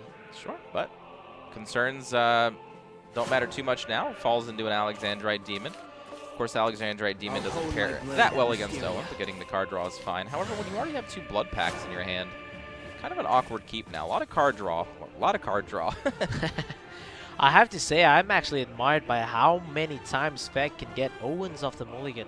Obviously, with the low amount of Mysteria cards that he has, he always gets the Owen, always gets the game plan, so maybe that's why this deck is so efficient. That's how you win championships right there. You always get your best cards early in the curve. Yeah, both players actually drawing into Alexandrite Demon and Owen, so I love these types of games. They just have the ends they need, so it's all about decision making. Absolutely. And of course, you usually want to save this Greya for later when you can evolve, but I think this is a very nice tempo play. I mean, this reminds me of the old Grimnir matches where you have tempo, you play the 2-3 ward into your opponent's 2-2 or 2x, and they just can't fight into your board. You get to keep presenting more tempo. Feels pretty good. However, in those times, Rage Reclaw was the only answer for Grimnir. That's now true. We see a lot more with Snarling Chains and Evil Eye Demon. So the 2-3 stat line isn't as powerful as it used to be, where Grimnir was seen in every single deck, and it was a nightmare to trade into. 2-3 is the best stat line, my friend. Okay. Ancient Elf, best follower. Yeah, absolutely. I can't even tell you how many times, not just me, but all the players that I was playing with, whenever, you know, somebody opened up with like Fairy Circle, Fairy, and Ancient Elf, people are just like, are you kidding me, man? My personal favorite is Elf Child May. Elf Child May, Elf Child May. Okay. Elf. Okay. Sure. Elf Child May, Elf Child May. Sure. Or even like when you're going second, your opponent plays a 2-play .22, you play double Elf Child, they play whatever, and you play Ancient Elf. They're just like, come on, man. Those are the see, that's why I like Forest Scrap, because I could summon a Florus on turn 3 before Florus. Pretty much, yeah, that's true. That's true, and it had ward. Yeah, so we see here Feg going for the spell boost option instead of the Greya, making sure that the Fire embraces the Fate's Hand. Very smart choice, and keeping that Greya for later in the game. That's right. All right, so just as a quick update to bring you guys up to speed with the day ones of Feg and Rio. Feg, his strength of schedule. He lost to Yuzu in his first round, as a matter of fact. He won against Karaga-san. He lost against Mensu, so he went to a quick 1-2 early in the day, and then he won against Kasagu, won against Forest, lost against Chaldea. I remember we saw that one. So, yeah, definitely losing, but still made it through at the end. Karakuri he beat, and then Yuzu again, who he lost to at the very beginning, won out. Yeah, and Rio on the other side, we all know how dominant it was, but the interesting thing is that his loss was to Potwasher. But the thing is, he beat Sprayquaza on round 1, Kasago round 2, Ishuru on round 3, Zen X, both players on top 8 actually. Essia, we saw that game, and then Zen X again on rotation. Obviously, you can face against the same player twice if it's in different formats. So, very impressive performance by Rio. That's right, even picking up a win against Salt, one of the other players that we see here today. So, very good strength of schedule from both players, and Feg definitely had to power through quite a bit, but he's here. He's in the top 4. Yeah, 1-2 start. It's very hard to come back from 0-2 as well. So both of our players, we have on one side a dominant performance on day 1, and then the player that had to struggle, and perhaps now he's a bit more confident, Feg, because he's now making it better than last year. Perhaps the pressure was, I have to make day 2, otherwise I'll be doing worse than last year. Now he's happy, is in a comfortable state of mind because he's just doing better than last year. Absolutely. So, getting back into the game here, Rio with his hand currently. No way to activate Floros this turn unless he blood packs into another 0-cost card here. Might lead with that this turn just to try to get that effect. His hand is a bit light on threats. Volneric, Dark Feast Bet, or cards that come into mind. So drawing is important, but 9 hand size is a bit of a demeanor there. That's true. So maybe, yeah, leading with something else. Alexandrite Demon, a very odd pick here with the hand size. I'd figure maybe start with the Servant, then into a Blood Pack and just kind of roll the dice and get lucky type of deal, but not looking to go that route. I mean, from personal experience, in this matchup, Blood is very favored just because Dark Feast Bat is something that comes before the Ant Sorcery in most of the games. So I think Rio has the time, and he perhaps can go for those risky plays, but instead just opted to go for a more safer option, just develop the board a little bit more. Very interesting choice of Evolve and things to that nature, though. I think leaving any follower as an X1 against any spell boost deck is always a threat because they have Magic Missile.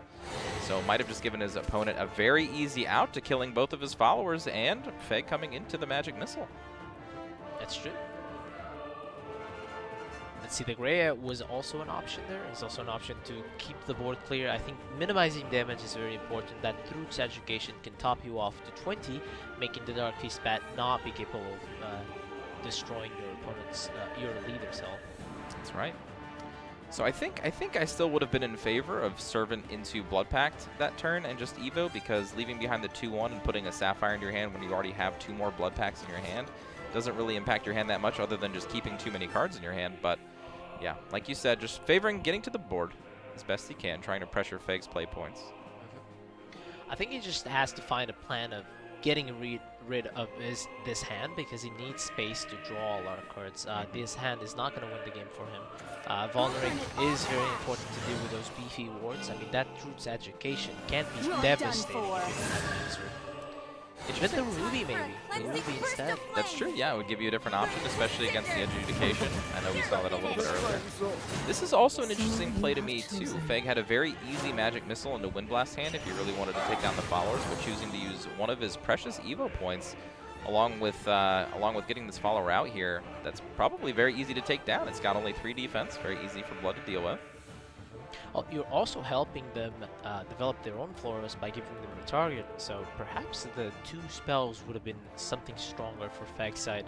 Obviously, we have perfect information, but it is one of those questions of how do I try and make my opponent's life as awkward as possible. That's true. Yeah, if there was no follower in play right now, then Rio wouldn't have to do anything about what Feg's doing on his side of the board, so Feg opting out of that. Actually, thinking about it, actually, that is actually a relevant question, because this hand would be very awkward if there was no target to play the Snarling Chains. Snarling Chains would be unplayable, Wings of Lust unplayable, drawing even more cards would be even more awkward. You could even draw your Dark Beast Bat or your Floros. And now Floros being invocated out. And Evo. Very good Evo target at this moment. Rio down to 11, wants that heal going. Ooh, there we go. That was an important one. I mean, that hand was very, very light on Mysteria cards, and that's something you have to pay off for the type of deck you're running. Absolutely correct here. And yeah, a little light in options for Feg. He does have 2 Truth's Adjudication, though. Again, he's only playing 2 in his deck, but he seems to find both of them against the Bloodcraft matchup so far, which is really nice for him. And he's reacting, getting his tongue, being a bit cheeky there, getting his tongue out because he knows this hand is so expensive. I have all of my cards needed. I need to spell boost them all, but my cheap spells are just not in my hand. And another one. You can see there his reaction. He knows. This is the risks of playing a deck like Mysteria, as you mentioned before. It can be very clunky. Absolutely. And yeah, just at cross purposes with the different spell boost options in hand, does make it very clunky at times. But you know what? He's still finding a way through so far. He's still at 18. It's true. But we all know how fast that can change. But still, it feels like this has turned into a very interesting game, because on one side we have Flex struggling with the curve that he has, or with the play point usage, so many expensive spells. On the other side, we have a player struggling with the hand size. For the entirety of the game, Rio is trying to spend cards so he can draw more cards. It's true, but I think it's self-imposed, right? He didn't need to be in this position if he didn't want to be. And he is doing a lot of self-damage to himself right now, getting Feg ever closer to the Truth's Adjudications, maybe just taking over this game. But Rio does come into a bat now. This is such a difficult situation, because every card that he plays replaces itself so far, except that Perish, so had to go for the overdraw there. What was the overdrawn card? Was it a bat? No, I believe it was a Rage Recall, maybe. I think it was a red card, but I couldn't see it. It was too fast. All right, but Floros invocated out again, trying to get that healing on the board. Now what do you do to answer this? Miranda's okay here, but evolving into this feels really bad. Truth's Adjudication doesn't really do much either. I believe Guerrero is one of the best options, because it's the only card that can give you a cheap Mysterious spell. Also deals very well with Floros. But on the other hand, not evolving Miranda means that that damage spell could also be very relevant to end the game before the Yan, because the Yan, I found out, is too slow for this matchup. Yeah. Generally, if you can get out early, it's just for a tempo play. It's not really to end the game. So maybe he'll even evolve the Miranda if he's that desperate for damage. But the thing is, the Flores is going to heal, so you can't really pressure that Axis. That's right, and getting as much spell boost on these Truth's Adjudications as you possibly can before turn 8. Basically playing them in a row to stop Dark Beast Bat from being lethal. Time for a cleansing burst of flame. There we go. Burn to cinders. Now, yes, he's getting into more and more spell boost. He can play all the Yan and Miranda cards. This is a very powerful board. But as I told you earlier today, that Evil Eye Demon is still there. That's true. Evil Eye Demon is a nice reset against every single deck. Coming into summon a gift for Bloodkin as well if he wants to use it this turn. Yep, so that's why he's overing over his options. Could go for the Sapphire as well, keep his hand very filled, or if he wants to, go for the Elixir Rite to try and connect 2 more damage with it. Yeah, I've got to say, yeah, the Evil Eye Demon's feeling pretty good here. You can gift, you can Evil Eye Demon, and like you said, you can Alexandrite Demon. You can even go Sapphire if you really want to, but I think Alexandrite Demon, just to get some more pressure on the board, is pretty good, especially no Evo points left over for Feg. Tell you what, if you can play the best card in the game, you probably should. Absolutely, I agree. Absolutely. Oh, he disagrees. Okay. So Valorite being played. Oh? Yeah, that seems a little odd to me. It's not going to be able to clear anything else after it comes down unless you Evo it. Interesting. Is he trying to set up, perhaps setting up lethal? It's also very relevant. I mean, Mysteria has a very predictable amount of damage that you can actually calculate. So he was actually swiping his hands like, my job is done, probably the Wings of Lust. There we go. Yeah, but as we talked about this could be beaten by a Truth's Adjudication. That's relevant. Perhaps he forgot that. He's smiling now. Very happy about the play. Hope he doesn't buy. Oh, 9. Could heal for 9. Could heal for 9. I mean, it could deal 6 6 damage. damage. Is there a way to spell boost it? Oh, there's a Fire Embrace too. I mean, let's go. Fire Embrace Adjudication. Oh, Feg's thinking about it. I think that when you see this play, you know bad is there, ready to kill you. Of course, yeah. I mean, this is an adjudication and nothing else this turn, unless you can spell boost it more. Adjudication.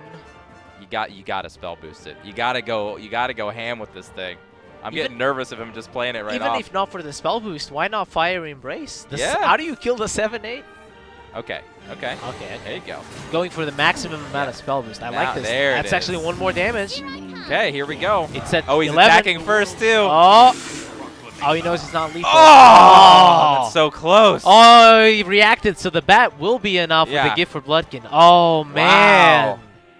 Rio, yeah, you saw that. He's I think Rio actually managed to almost lose this game. There is no need for that. Wow, is that 1? Feg's reaction to the gift for Bloodkin as well, leaving his opponent at 1. If it was 1 more damage from the Truth's Adjudication, he could not have killed him. Wow.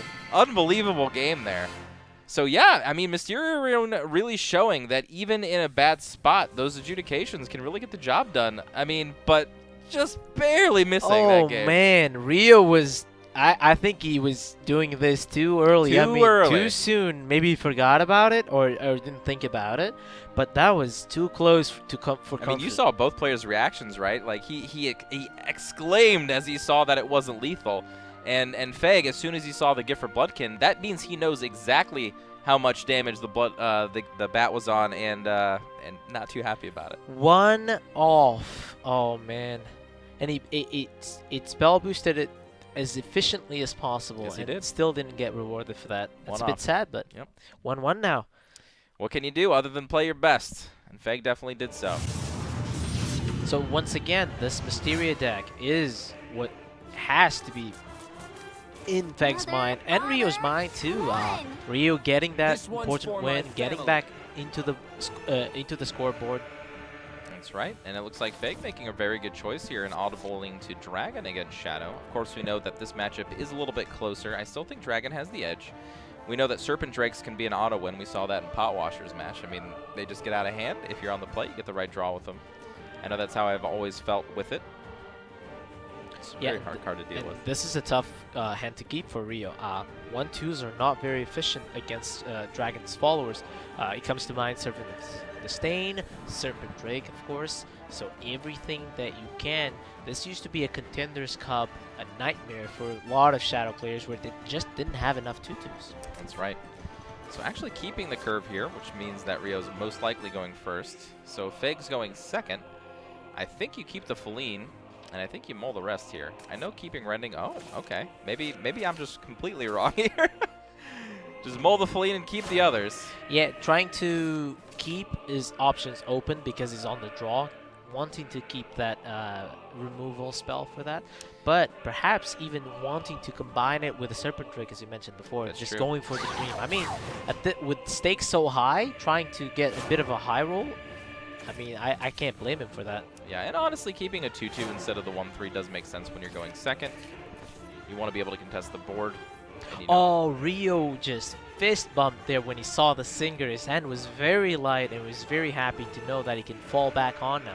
When you're on the play and you have such an aggressive curve, whenever you get that Singer, oh boy, you feel so good. Emotions are running real high with these two players right now, and I can't blame them. I don't know how my emotional state would be if I was sitting right there. Oof. I mean, it's tough. So the trick that I used was not even know what the prize money was. I just went to Japan just to enjoy the experience, and I was honestly not thinking that I would be so successful. Just wanted to enjoy the experience and get as much knowledge as I could from the players too. Plus, Japan's amazing. It's an amazing country to visit. Stuff now. Falan doesn't trade very well into Belinus, but does set up the Whisper that you so need for the later parts of the game. And yeah, in much the same way I was thinking about keeping the Feline as the 2-drop. The Ayala was mostly kept, I imagine now, for the turn 4 in hopes that he was going to draw another 2-drop. Definitely wants the ramp in this matchup. So here Rio, of course, if he got so happy when he saw the Singer, yeah. always go for it when you can. Later in the game, it gets a bit awkward to play it unless you played Arcus already. Other than that, just perfect. Look at that draw too. Into the Cerberus, exactly what you want going first. He's got double 2-drop for 4, Cerberus for 5. Freeze. Feeling good. Yeah, and eventually, with the natural draws from your turns, you will get the Arcus, you get the Gilnolis, and you're ready to play the game. Here we go. Wow. Big Soul Hunter. All right, getting the options. You can tell this is the game of champions. I mean, both decks wanting to compete as much as they can. That's right, and I actually favor the Belenus plus Fairy here. The board means you can kind of circumvent everything that Feg has put down on the board right now. And you can save Andriolphus for future card draw if you need it, or just serve and just keep pressuring. Yeah, in this matchup, traditionally, health totals don't matter too much until the big, powerful bombs are played. But there's a chance that a Gilnolis play could end things earlier. Hey, if you can beat Dragon before the end game happens, I mean, more power to you. Yeah, it is tough though. So, do you hold the Fairy for the combo? Do you go for the Andriolphus, guarantee more card draw? Or do you save the Andriolphus for a future Arcus player to get you more options? I'm telling you, I think Belenus plus Fairy here is the way I'd go. Just pressure, pressure, pressure. What's your opponent going to do? They only have 4 play points. You're expecting an Ayala evolve, something to that effect. They can clear one of your followers, maybe a Rending. Clears 2 of them, and then they double trade into a 3rd. Yes, you only have 1 follower left, but they had to spend their entire turn, their entire board. They had to spend their Rending before the Cerberus comes out. Looks like Rio agrees.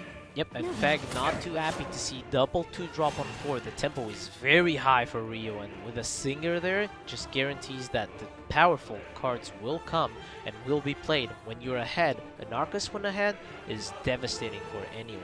That's right. Still has to get to the Arcus, though, of course. We haven't actually seen that many Arcus games. It's mostly just been regular Gilnolis play and things like that. I think we saw one Arcus played against a Bloodcraft deck that eventually did get there. Let's see, so Galmio is still not active. Ayala was the turn that he set up with the mulligan that he had available. Rending can deal with 2 followers currently. Falan and Singer can finish off the 3rd one, but I just don't see a way already to remove the last one, which means the Cerberus will have an extra body to buff. That's right. And just more tempo available to Rio here. If you can't clear the entire board and you're still behind, essentially, it gets tougher and tougher as the game progresses. And look at the health total. I really like the decision of Rio to attack his opponent's leader because, as you mentioned before, the lower you get them, the more pressure they'll have, and you will feel very comfortable to go to a Gilnolis. Sometimes even the Gilnolis ambushed. Sometimes you forget that's an ambush follower that can attack and guarantee that lethal. True, and I really like the ordering here from Feg, not allowing Belenus to deal any extra damage, at least the first one. And shine. But this one doesn't feel good. Yep, the trade is already on the board, and we see there that the Gilnolis has been drawn. Wow. And we've talked about this matchup a bit earlier, and Xenax chose not to evolve Cerberus in this situation into an open board against Botwasher, and then Botwasher managed to win that game, so I'm very curious to see what Rio decides to go for. That's true. You got to be thinking on turn 6, what can my opponent possibly have? They could have Waters of the Orca, can easily evolve over a Cerberus. They can have another Ayala, which is what I'm dreading, actually, because they're ramping more. They could have a Galmio. Essentially, all of these things you want to be evenly Cerberus against. There's not really anything that that makes sense for you just to keep it as a 3-3, other than that you want to save Evo points, but if you look at the hand, what are you saving it for at the moment?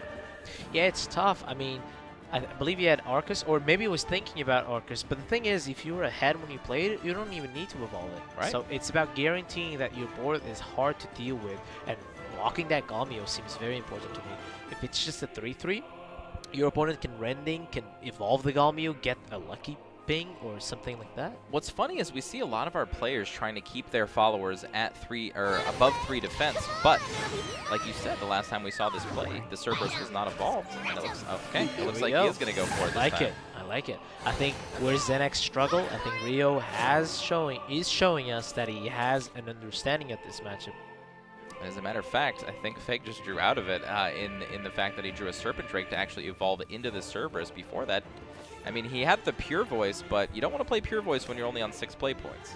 You also have the Galmio, but evolving Galmio into Cerberus, it's the most horrible thing. Yeah, no. You only do it if you're that desperate. But yeah, I really like the fact that it's not a 3 health follower. Alright, so now the options have opened up. This is a bit awkward for Fag. I mean, look, that evolution is fantastic. Look how difficult it is to deal with it. Not having access to turn 7 yet means that the Galmio is not enhanced. That's right. And if the Serpent Drake does come down, pulls an Evo just to take care of a threat, you're not really producing anything to the board. Yeah, and spending this Waters of the Orca seems to be his idea. It was overing over it, and then that reduces the impact of Prime Dragon Keeper. His hand only has 2 followers that will activate it, or rather 1 follower in the spell. Okay. Wow. It won't be long. He's like a pressure. Yeah. Look, that Evo point on Cerberus has costed Fag not only an Evo, but also Pure Voice Dragoon. And a Whisper. True. Yeah, huge Evo there. Alright, and I think this turn, I mean, if you want to get real spicy with it, you can play the Andrealphus and Evo here, just so you can get the card draw flowing. I think that's all you really need at this point if you are Rio. He does have the big Soul Hunter to fall back on. He already has the Gilnelis. All he really needs now is options to stay alive for the future turns. And Evo points aren't really going to make his followers big enough to take care of Dragon's big followers, so more card draw, I think, is in order. Yeah, I think it's about how much card draw you can get, so I think you don't necessarily need to evolve Andrealphus because 3 of your followers will draw you extra cards. So you'll keep your hand size as 5-6, which is perfect. You don't need to go, as long as you're not 0 cards or 2 cards, you're good to go. So I think that playing the Andrealphus here, playing the Singer is the correct way to go. Wow, is he thinking of playing big Soul Hunters just for the temp? I think that's not a wise choice. No way. Wow. Okay, he's still on it. Wow. Okay. I hope he doesn't come to regret it, but how does he reach a Poseidon behind 3 wards? I mean, this board doesn't necessarily get taken down by Galmio.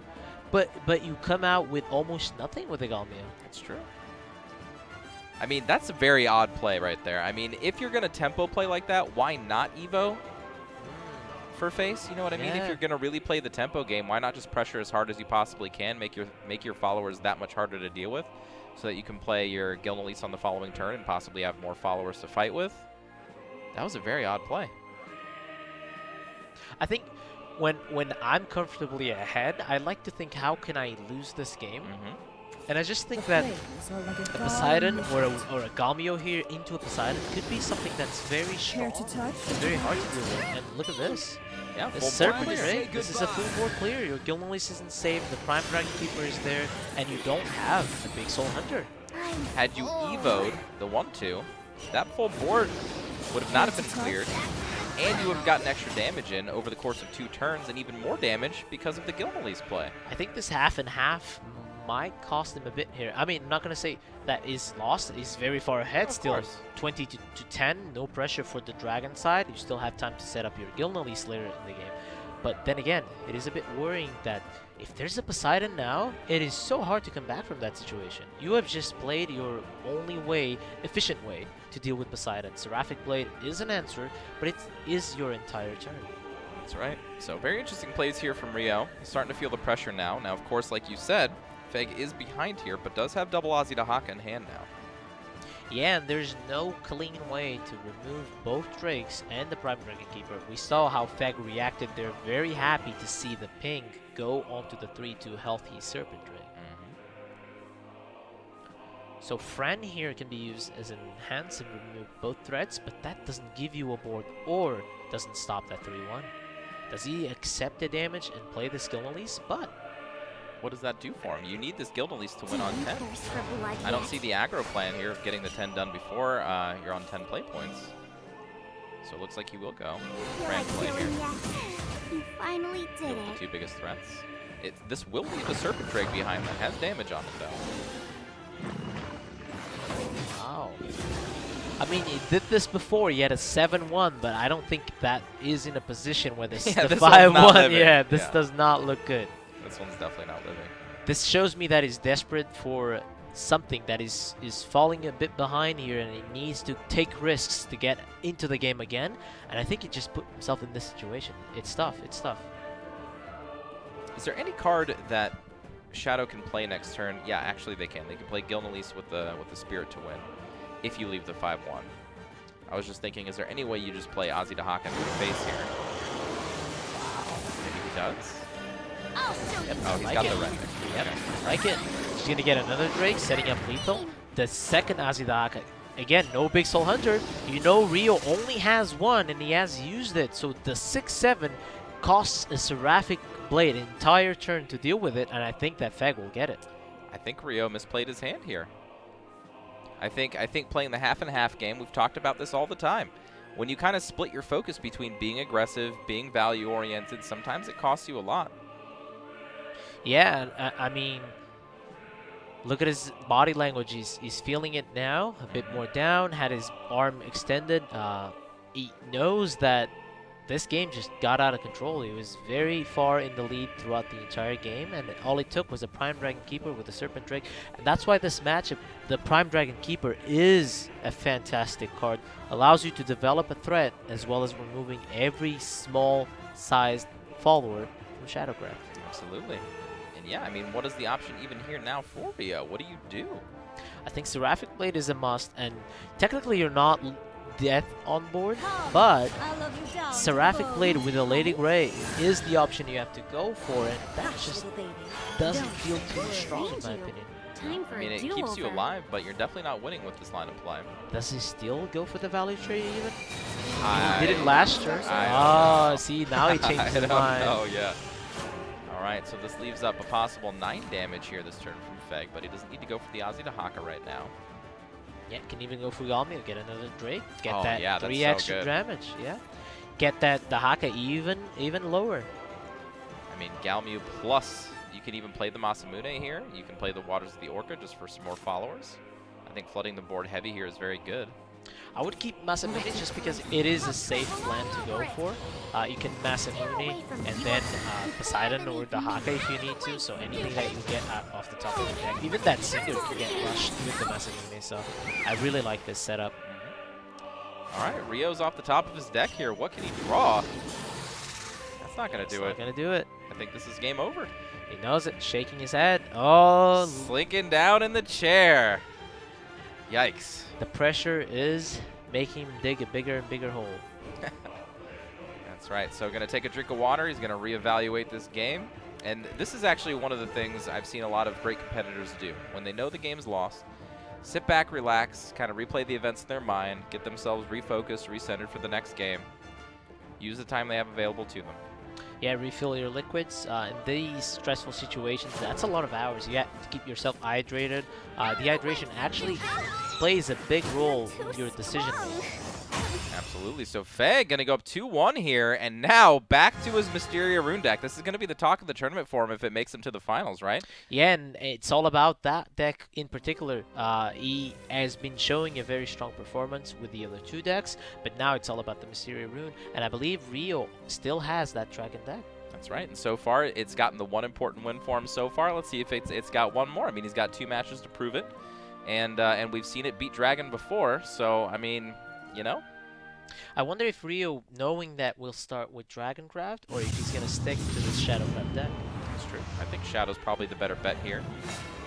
Just to get the momentum back on your side. Mother, father. Yeah, you always want to keep it close, because even if you lose, at least you can say you went 2-2 or 3-2, right? Sure. Yeah. The extra little bragging rights there. All right, so keeping Miranda in his hand against Shadow here.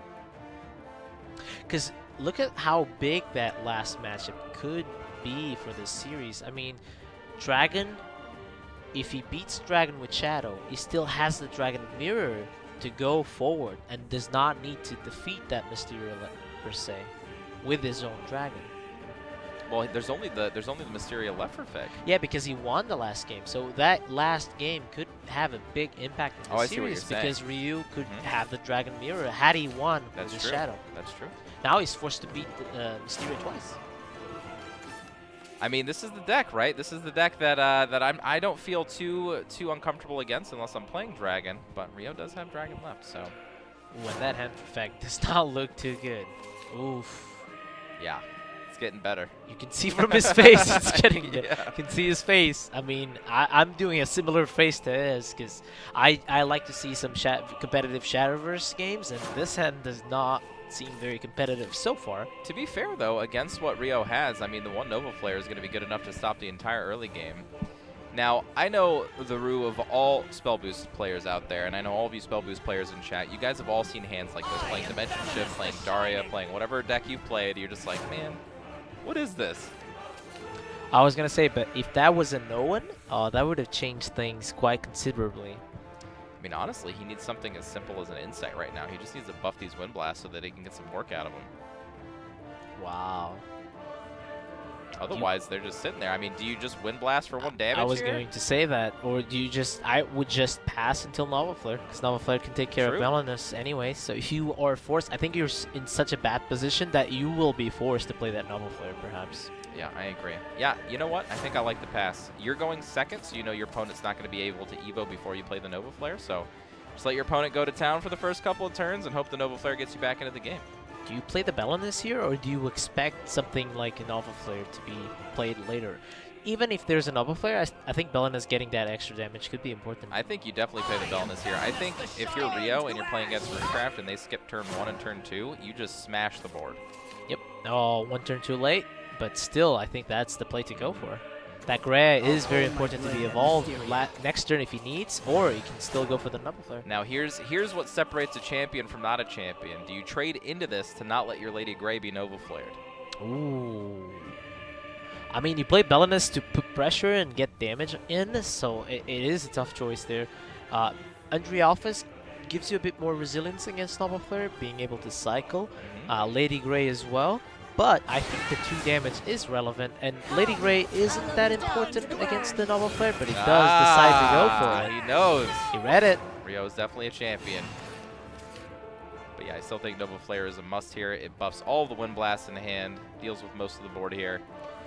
Honestly, though, even if Lady Gray survives, I don't feel threatened by it. As you mentioned, with so many Wind Blasts, I just don't see, without a Cerberus in his hand, I don't see a problem necessarily. See, my thought process is, I'm thinking of old Puppet Portal, when they could evolve Paracelsus actively as opposed to reactively, and then you can push, say, with the Lady Gray with the extra damage, you get the Drain. Drain not necessarily that important right now, but you get the extra follower. And I love being able to proactively evo my followers if possible. But no, not the Nova Flare. Wants a better board. Yeah, I think that in Feg's mind is thinking about Cerberus and how important it is to have Nova Flare against him, for instance. Darling, I'll be home soon. Okay. Maybe he's just really trying to get as much mileage out of the card as he possibly can. Setting up for it pretty well here. Also being able to remove the only Nova Flare proof follower in that board, so I think that Feg is setting it up very nicely. And with 16 health total, I think you can still play around with your health. Your health is a resource, especially against Shadow, where yes, absolutely, they have a way to end the game, but it's still very far away from it. At least Gilnalise on 7 is the fastest thing they can do to win the game. That's true. Yeah, it's been a long time since I've seen Shadow win early. Absolutely. I think we've only seen it once in this tournament. There's no more Hector shenanigans, no thank more God. Thanes ending games quite quickly too. That's right. Now things tend to go 7, 8, 9, even 10 sometimes. This friend was good with the Andrialphus Evo that you mentioned, the active Evo, adding extra damage as well as being able to draw more cards. So I wonder what he'll pair this Evo with, if that's Illyria or if that's a Lady Grey. That's right. And I kind of want to bring back some memories here, so let me get a 1 in chat for everybody who remembers pre-adjusted Ektar and pre-adjusted Thane all in the same deck. Just give me a 1 in chat, all of you who remember, you know? We will always remember. And give me a 2 if you still have PTSD with this head can't be taken. That's right. Oh, man. Good times. I mean, there are many games where I lost where my opponent went something like Thane on turn 7 after an Ektar, or Thane on turn 8 after an Ektar on turn 7, Soul Conversion. Wow, you know, yeah. just White like, King, yeah, White wow, King. Like, get out of my face, man. Or the good old Demon Eater on 9 with Thane. Sure. Oh boy. All right, so the board here, again, quite resilient to Nova Flare. Rio doing a very good job, but running out of gas in hand. And very well played, still playing around that Nova Flare. That Lyria, very hard follower to deal with for a Runecraft deck. One of my favorite things to play against Runecraft is that Lyria. Those followers that need or require 2 spells to be dealt with, because it is a small follower, so they can ignore it. But Lyria's then a I can punk. evolve Let me tell it. you, Yeah. Lyria's a punk, okay? She's just there. She's so annoying. And then you can evolve her, you can buff her with Gilnalese, you can evolve her with Gremory. Well, not anymore on 6, but back then you could evolve them and do a lot of damage. I'm still waiting for turn 2 Lyria, turn 3 Scathach pump being meta. You know what I mean? One of these days. One of these days it'll happen. I was also a big fan of, there was the tier card for Shadowcraft, the Amulet, I forgot the name, that it had a character crying on it, and you can sacrifice a Shadowcraft follower and buff a neutral follower. So people were experimenting and buffing their own Lyrias to make them a very strong bubble follower. It's true, bubble followers. It's the only one in the game, I believe, right now. So try to get some mileage out of it. I think Mesozoic Era, does that only, I forgot, can you only put that on a Dragoncraft follower? I think so, yeah. Okay. Yeah, so Scathach or something similar. Let's see, Rio here still Fag with that Novel Flare in hand, with that game plan, but I think that his resources are dwindling a bit. Yes, he can stay alive, yes, he can survive, remove everything, but the thing is, how does he win the game when his Mysteria count is so low? I think he only played Owen and Greya. I guess the Greya spell also helped, but only 3 Mysteria cards so far. And no Truce Adjudication in hand either to help with that. So yeah, very low on the resources here for Feg as far as endgame is concerned. Not looking good for him right now. Rio has a couple good options here. I think evolving Lady Grey is okay. I think playing Orthrus is okay. A lot of decent options here. Rio shaking his head. I think he's a bit concerned that next turn there's no Arcus, there's no Gilnalese, so maybe the Andrea Alphas is a consideration. That Lyria will get him an extra card, so I like this play. Orcus Andrea Alpha seems the more solid one, but his hand is quite light too. It's true. He has gotten his opponent down to 9 though. I think it's pretty low there here. There we go. One of the cards that he has to spell boost now. As you can see, all these Wind Blasts still in hand from the beginning of the game. It takes a lot of work to get. That's the problem with cards like Truth's Adjudication, is that it takes a lot of work to make it valuable, especially when you top deck it later in the game. Still has the Evo too, very important. Can evolve this Miranda, get that extra Mysterian card. I think it's a must, very important for Fag here to get more Mysterian cards, get more Owens, get more Greys. Yeah, I think it's very important here, and I think this is a very solid turn as a matter of fact. You evote this, you get to play your circle. You get to play your right. Very strong tempo play here when your opponent has 3 cards left in hand. Yep. Actually, even ignoring the Lyria would be something that I would think about, just to deny as much card draw as possible to reduce the options that Rio has. Okay, something. Oh, there we go. That was very good. Cerberus I mean, it's not not Arcus, it's not Gilnalese, Right. but it is a very strong board for Rio. So yeah, something like a little Cerberus, a little Belnus, a little Evo. It sounds like you're cooking a cake. I know. Something Yeah, like a little dash Cerberus, of this. a little Belnus. That's right. You just mix them all together and you got a board. Welcome to the cooking festival, everyone. That's right. Cooking Shadowverse with Exo. Nice. Welcome, everybody. Take your seats. Pull up the plate. How to win with Shadow. A little Belnus, a little Cerberus. That's the name of the recipe. How to win with Shadow. That's Yep. good. We should make a cookbook. We should make based on playing Shadowverse. We've done it. Who needs guides? Just right. make recipe books. This is our IP, folks. Okay, you can't steal it. We're making it. Could not win $1 million, but I can't sell $1 million worth of recipe books. There we go. There we go. There we go. We got it. Figured it out. Recipes to success, the Shadowverse way. But on a more serious note, how do you kill that 5/4, or rather, how do you destroy that follower? You don't, unless you Seraphic Blade it and pass. But that's not why you're playing Seraphic Blade, I believe. Of course, you're playing it for the tempo. Technically, you could still use Seraphic Blade. It doesn't need to go for Belnus. So a little bit of Cerberus, a little bit of Seraphic Blade maybe. Or not even that. Okay, here we go. Setting up the widest board possible here. I think he's still trying to dodge that Novel Flare. I think he has a very hard read on Novel Flare, and I had forgotten about that. It's still there. Rio will never forget. Maybe there's some PTSD in his Shadowverse play against Nova Flare. He's just like, man, I've been Nova Flared so much on ladder. It will never happen again. Those are big wind blasts, so he can destroy anything he desires. It's about, does he go for the triple wind blast here, or is he interested in getting value out of the Nova Flare? I would actually be considering Nova Flare here, just because it's getting to a point where we're never going to use it. Well, if he Nova Flares, then he's going to wipe his own board. You got to be very careful. That's true. So it doesn't feel very good then. Owen seems good. Interesting that he didn't go for Owen first. So that means he wants to use his play points in a different manner. Maybe Wind Blast. Maybe just second guessing himself, playing the Owen after. Just wanted to have more information. There we go. That's another Mysteria card. So he is going for Wind Blast. Otherwise, Greya would have been the option. What does he choose to Wind Blast here? Most likely the Drain. Or the 5/5. It's technically a Wind Blast as well. Yeah, this works. But this gives away less information to your opponent, as well as ramping up the Mysteria count. It does. It also protects your big followers for another turn. Your opponent doesn't have any Evo points left. Dog, I'll be home Also soon. has another on in hand, so that this is a very good play by Feg. This shows mastery of the deck.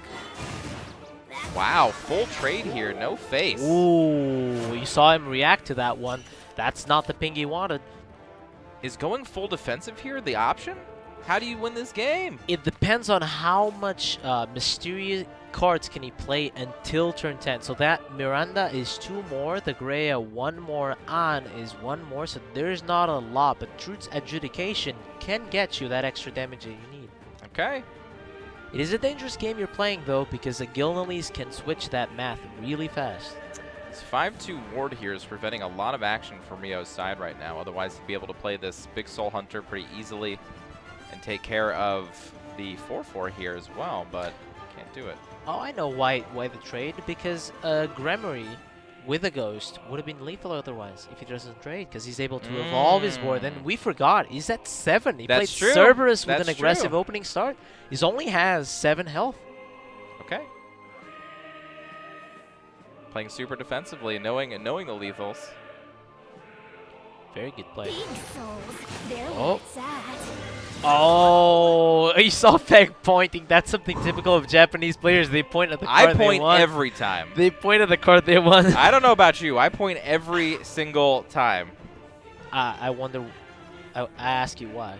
Because. Because. The secret. Got it. If you put it out into the universe, it'll come true. That's why I'm not at the World Grand Prix. That's right. I didn't point enough. I mean, I can't believe you don't point. If you out there listening are not a pointer, you should be a pointer. Okay. We gotta ask Igni. He's gonna untie this debate. Sure. Does he point or not?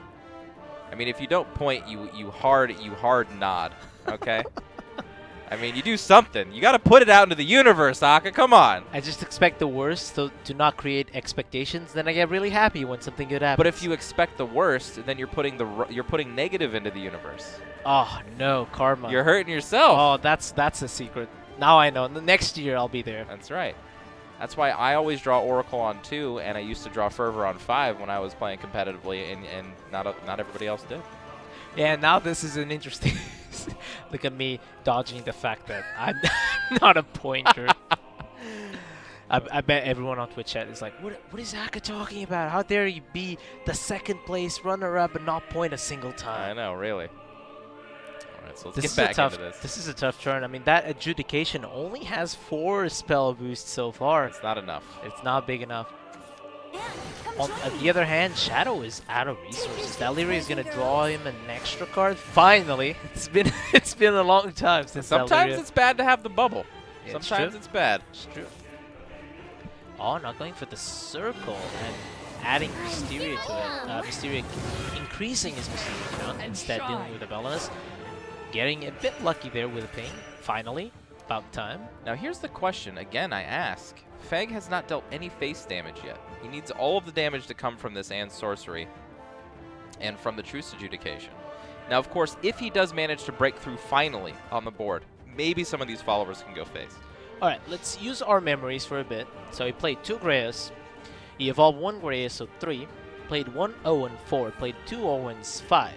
Played a Miranda, which he evolved, so 3 more, 8. Played a second Miranda, 9. Played 2 Ons and a Summoning, so No, only one on. That's the one that survived. One so on. 10. I believe he's at 10 currently. And he can go up Am to I 11 forgetting with the something? circle. Oh, maybe a missile. Maybe I'm forgetting a missile or knowledge. I don't think he's played a knowledge or a missile this turn, no. So or perhaps, this game, rather. So perhaps 10. Ooh, very far away then. So now Rio has a tough choice. Do you play Fairy this turn so that you can get some action with Gremory, or do you hold it for pot? Well, I don't. Do you hold it? What do you hold it for? Yeah, exactly. I was gonna say, but there's no board Yeah, there for there's you no to board. hold the Fairy. So I think that Gremory is essentially in drawing 3 extra cards with that play is very important for Rio, as well as dealing with his board. Wow. Wow. No Fairy here. He's actually pointing now. It's interesting. The circle is getting to. Wow, he wants the card draw, but wants to hold onto the fairies. Okay. Double card draw is not a bad option either. Holding onto the Fairy here. Maybe it's not holding onto the Fairy. It's just that he wanted the double card draw here. But then again, if he would have evolved the Fairy, right? he would have gotten double card draw anyway And and the still had a 4/4 could have Gremory. killed the 3/3. Yeah. The damage actually ramps up really fast if you allow the 7 damage to connect. That's true. That could be what Feg needed to in this game. I mean, can you adjudicate and this turn? If that's the case, then maybe the game's just over because of that play. You can even Nova Flare, go face Nova Flare and go for on too if you want to. And go for the Mysterian Circle as well. That guarantees that a Ghost is not lethal for you, as well as ramping up the Mysterian. I think that might have been an overstep by Rio twice in the series that we see. Could also be the end of his, not Tournament 5, but the top 4 or the $1 million run. Wow. I think so. If it was a 10, it's now a 12. I think if I miss one Mysteria card, which I probably did, very likely, is at 13. But I don't think it matters anymore. There's no Gremory to Evo to get past this board now. There's a Fran. Oh, there is a Fran. He did top deck into a Fran. Okay. But Rio, you can see on his face, having used the Gremory like that, I think that he has access to information on the battle log, and I think that's why he's reacting like that. Sure. I think he's seeing that his dream for the million out of escape. So here's the choice. Do you go for board control, or do you play Gilnelis and just hope your opponent doesn't have it? I don't think that's the case. I think he knows that the End Sorcery is going to be above 7. Yeah, he knows that. He has that information. It's definitely above 7. I think that it is more likely for Feg to disconnect than to actually not pick the End Sorcery. There, Sure. so you have to expect the Sorcery. All right. And so Feg knows, yeah, there we go. I think from his reaction, he knows that this will be the game. I probably missed one of the cards or miscounted. Wow. I think it's actually 13. Let's see. Wow, if it's 13, that's insane. Oh, 15. So I missed. Wow. I missed the card that created another card. Wow, 15.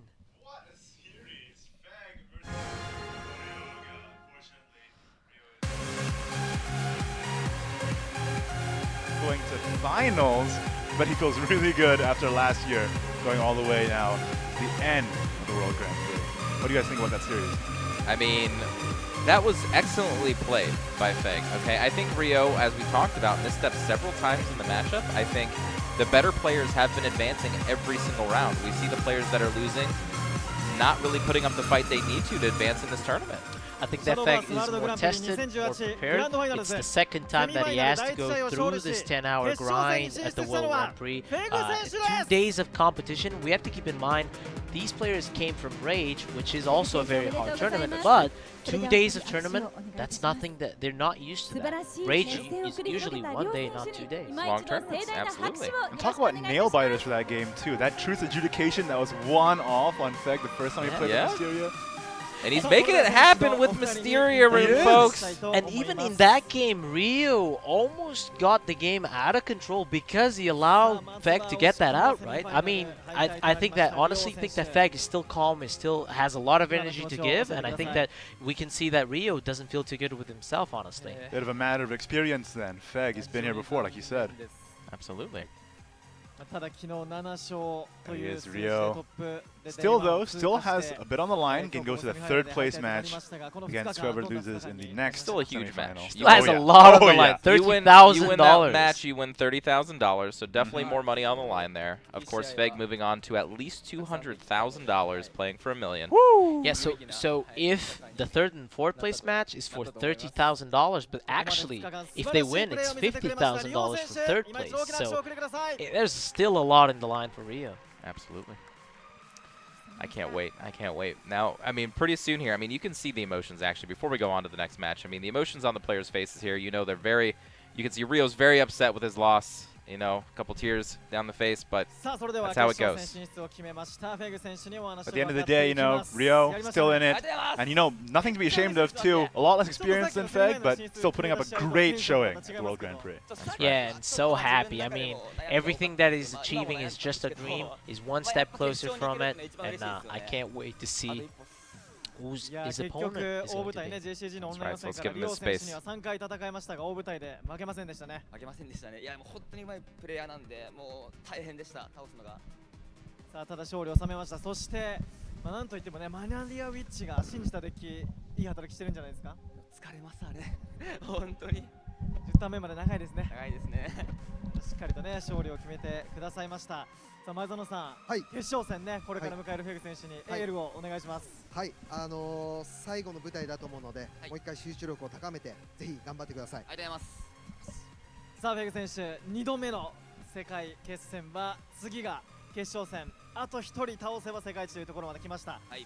最後に決勝戦に向けて意気込みをお願いします。Feg and very happy man. お願いします。 There we go. Very happy man. Oh, close to pot washer screen.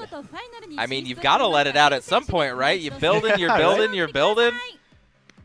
You're in that booth, your emotions are running high, but you're completely focused. Once you get out there, you got to let it all out. Even I'm kind of hoping I was there to give him a hug. I mean, such a happy guy, such a nice, friendly player, and very excited to see him do well finally. I mean, I think that I myself tried to go through the gauntlet. It would be a fantastic story. My wish was to make it all the way back to the World Grand Prix because it's such a fantastic feeling, and he's living my dream. He's making it back. He's going through the gauntlet again, and he's one game closer to that. He's living a lot of people's dreams right now. Oh, a lot of people watching right now are probably following this along being, you know, I wish I was in that spot. But you know what? Can't be there this year, but you can definitely watch the journey as it unfolds. Yep, and now it's all about the second semifinals, Pot Washer versus Salt. Two players that are very tested. Salt making multiple Rage finals, making it to top 8 multiple times. A very experienced Japanese player, but we saw some cracks in the armor. That's right. Absolutely. And, you know, Pot Washer, we know, very, very strong player. And actually, Pot Washer beat Salt before in rotation yesterday. In round 7, Pot Washer, we know, went undefeated. And this is actually going to be a rematch for the two players. Absolutely. I can't wait to see Pot Washer. Everybody in chat better be so freaking hyped for this match. You know what I'm talking about? We've got one more match before we get to the finals, potentially, or a third, fourth place match. But we're not going to go into that right now. Until the finals match, we've got one more match to go. So he needs all your energy, folks. I mean, any well wishes you can send him right now. Anything that you can do to make it, put that positive force and the energy for our boy Pot Washer, everybody. Come on. Yeah, Pot Washer, our hearts are with you. Everyone else's is as well. Some Japanese audience as well. But the thing that's interesting to me is to see how Pot Washer can adapt to that Chimera Rune deck from Salt. We saw how in the top 8 match that Salt played, how his opponent Nine Voice could not deal very well with Chimera Rune, with very awkward plays here, very awkward decisions there. So I think that Chimera Rune is a very niche, very pet deck, very unique deck, and I wonder if Pot Washer is ready for it. I hope so, and I think he will be. I think so. I think Pot Washer has played against enough of these decks. I know that they practice with, you know, every deck under the sun. They practice every single matchup. They go hundreds of games deep so that they can understand not just what choices to make on individual turns, but what to mulligan, when to play what cards you're even looking for in specific matchups. You just know all of the details. And Pot has experience against this lineup before. You know, Salt also brought that giant Chimera Runecraft yesterday and was able to...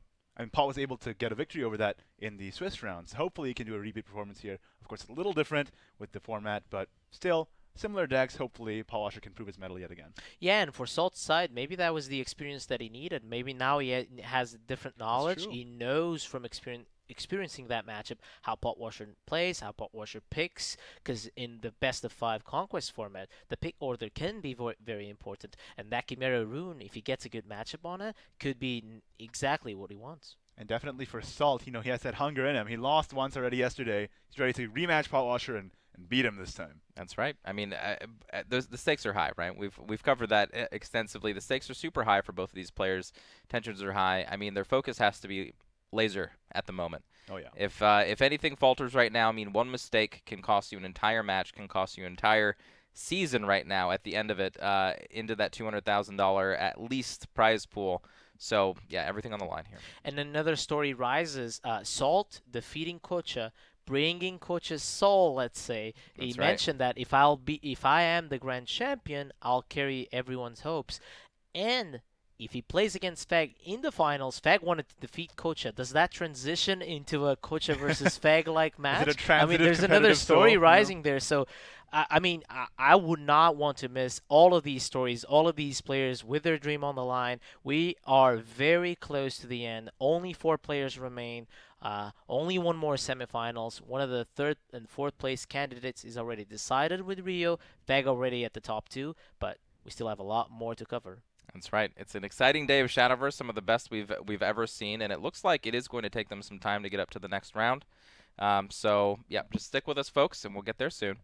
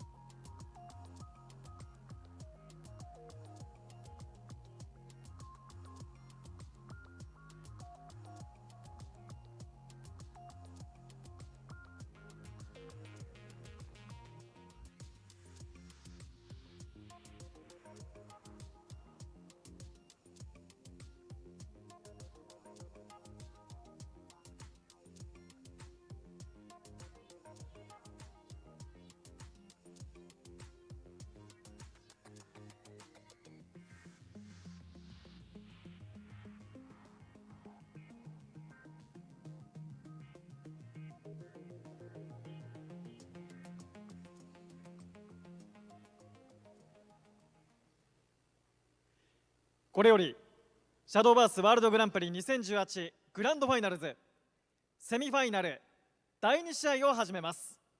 選手入場。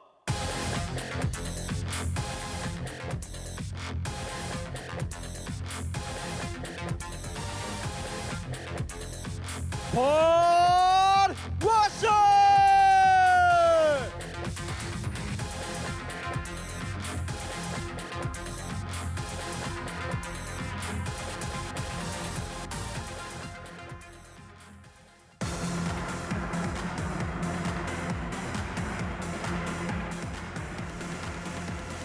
Hey everyone, welcome back to the Shadowverse World Grand Prix 2018. We just saw Pot Washer enter the stage, getting ready for his next match, and now we see Salt, his opponent, getting very focused, very very concentrated. And guys, talk to me about it. Who do you think has the edge here? Look at the expressions on both of our players' faces right now. Salt came up to the stage, already shaking the wear and tear of the day off. Potwasher very focused, but still a smile on his face. So I've got to say, I'm going to give the edge to our boy. Yeah, I mean, we already know who we're rooting for. Obviously, right?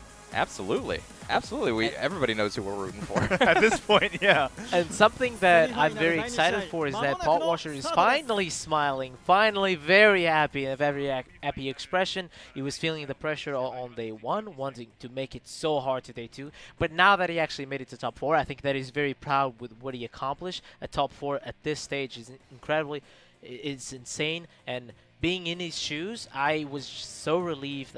Everything that I get now is just adding to the bonus, and I think that finally now he's enjoying the moment. I'm here, let me enjoy this moment. Yes. There's not a lot of players doing what I'm doing, so let me just have fun. And honestly, like you said earlier, Aka, this year has been the toughest road to the World Grand Prix. They had to go through an entire year. They had to play in a Contenders Cup against the region's best just to make it out here. They had to fight against the top 24 players in the world to make it to day 2. They have to make it round by round into the finals here against the top of those 24 players. We finally did the top 4 and only 1 round away from the finals. I think Pot himself said that my goal was to make it to top 4 at least, and now he's here. Got to go game face on though, because there's still a lot to win. I mean, we heard him earlier, right? I'm here to win. Yeah, that's right. Switched goals. He's made it to the top 4, and now he's eyes on the prize. Absolutely. Yeah, and if you guys at home want to make it this far like Potwasher, just participate in all the Shadowverse Opens for the 2019 season, or all the tournaments you have access to. Yeah, and let's make it realistic for you guys as well. Potwasher, just to understand his journey and how much work he actually put into Shadowverse this year to get to this point. He played in almost every single tournament, if not every single tournament, over the course of the entire year. He spent hours per day poring over decks, poring over ideas, running statistics, XYZ, you know what I mean? Like, he put in basically full-time work into Shadowverse all year to get here, and that's what it takes. The most hardworking player in Shadowverse, a lot of people say. That's right, and it's paying off right now. So, let's get into the decks here. Salt's Dragoncraft list up on the board here. Pretty standard lists. All the card draw, all the ramp, no PDKs in this list. And no Frenzy Dregs. I like how his consistency is sort of paying off here. A lot of other players running 1 of, 2 of, but Salt having a lot of luck here with these lists that doesn't run a lot of tech, but a lot of the best cards and multiple of them. And this is the deck that he has to be the most confident with. Otherwise, he would not have brought it to this field. This is one of the decks that has shown its strengths throughout the meta, and every time that a meta is about to end, which is the case for Omen of the 10, it always pops out. That's right, and of course the deck. So, without talking too much about the deck here, it's funny too. I feel like every year Japan always surprises us by bringing Runecraft into the finals, and or at least into the top 4, things like that, and just really proving to the world that Runecraft is basically always on top, even if you think it's the underdog.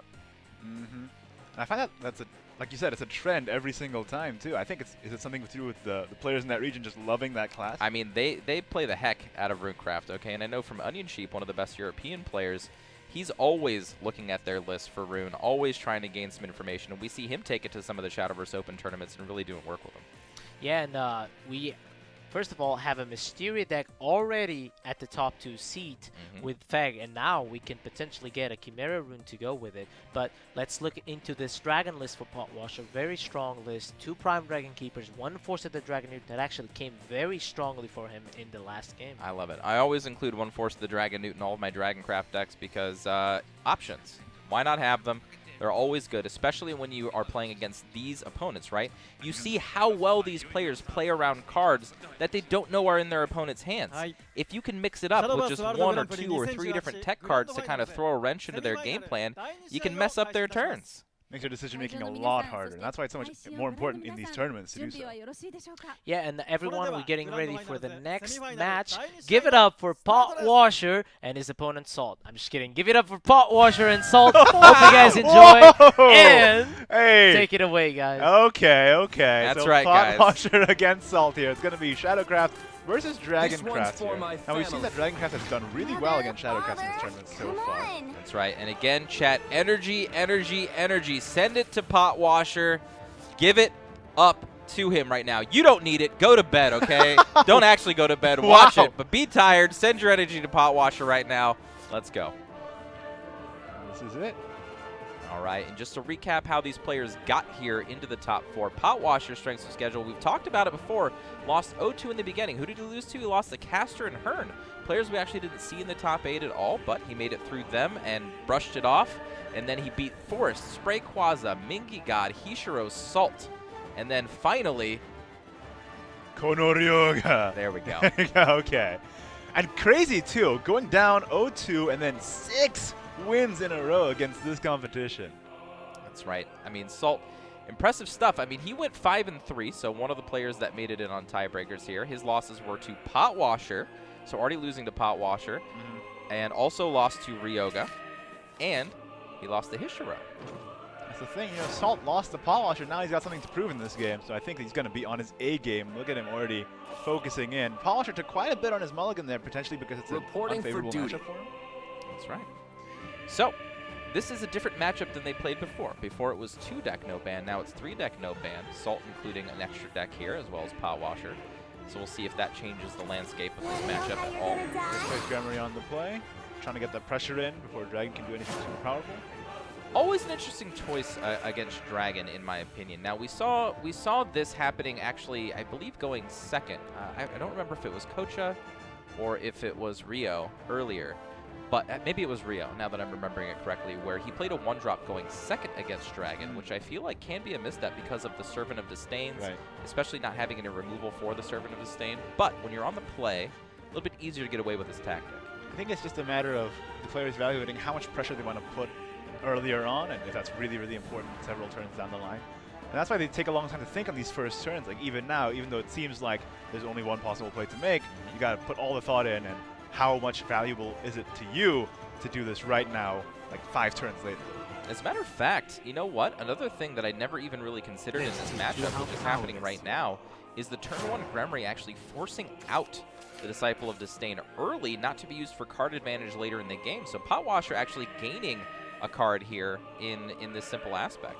Interesting. Something you don't really see often here with the Gremory answer directly by the Disciple. Yeah, like if he just saved the Gremory, that Disciple most likely would have been held as well. Absolutely. And this is something we used to see in the old Bloodcraft matchups where Disciple of Lust was a huge factor, but now we're seeing it in Shadow. Just, yeah, 1-for-1 trade there. And then, he has 3 in hand already, regardless. That's right. I mean, how does Dragon lose? It runs out of cards. And if you can force those cards or that card draw out of their hands, and even force cards that activate things like Serpent Drake and the Servant of Disdain, I mean, you're doing all the work you need to in the early game. I mean, that's really heads up on Potwasher's end, and Salt doesn't have that draw to counteract the play that Potwasher's trying to go for. Oh man, and you see Potwasher's reaction to not having a good 3-drop here. Oh my goodness. Not happy. Yeah, not great to just run the Belinus and then play Gremory. I mean, it's already kind of an unfavorable matchup for Potwasher in the beginning. He was tapping his arms and looking kind of despondent when he first queued in. I wonder if he was hoping to line this up somehow. It's true. The other thing he might be doing right now... Okay, never mind. There's a smile on his face. There's a smile. He's like, I went with the Gremory aggro play, but now I don't have anything to fall back on. However, the whole closed eye things, I actually use this approach when I'm playing in my games too. Sometimes when I want to mind map out what the next 4 or 5 turns are going to be like, I have to close my eyes so I can put it together. If I'm just staring at the board, it's hard to contextualize sometimes. Yeah, it's too much information as well. Like, you need to sort it out in your brain first. So actually is going to go for the trade here and just pass. Just pass.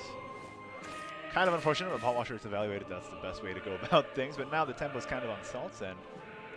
And look at this now. Serpent Drake being a very fine play here, and going into an Evo turn next turn is Salt without that Disciple now for the Serpent Drake. So the early turn Gremory might actually be those extra couple percentage points to win him this game. That's true, but how does Potwasher actually punish a Serpent Drake play here? He's still no match for Mr. Dragon. I mean, he doesn't necessarily need to punish it. It's just the simple fact that it's not as powerful as it would have been.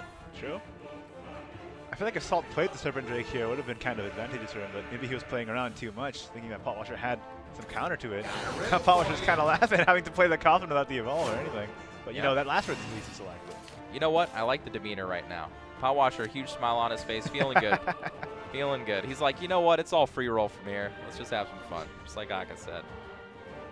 He got the Serpent Drake Disciple now, he drew though. the Disciple yeah, anyway. I was just gonna say. Salt, come on. What are you doing?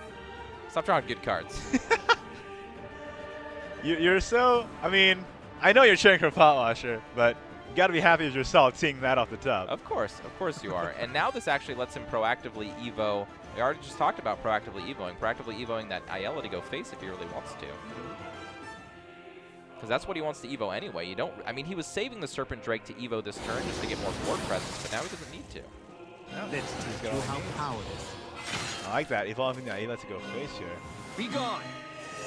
Putting the pressure on her. What a board to have to answer Shadowcraft. Tell you this much, whenever you're playing Dragon and you can evo Ayala face, you're feeling really, really good. Oh yeah. It's like a heck of a feeling. Polisher has the Cerberus evolve on turn 5 though, but it's kind of Ghost rough. Evolve is pretty good into this board too. Gotta be lucky on the pings a little bit. Yeah, what are you doing outside of that though? Cerberus evolve, go into the Ayla, the 2-2 into the 3-2, and hope it hits the other Serpent Drake. I don't know. I think Cerberus Evolve has to happen here, and then yeah, you can run the Sarcophagus into the 3-2, see what happens, and finish out with the Cerberus. Okay, let's see. Of course, Pot Washer, very meticulous player, as we've covered here before.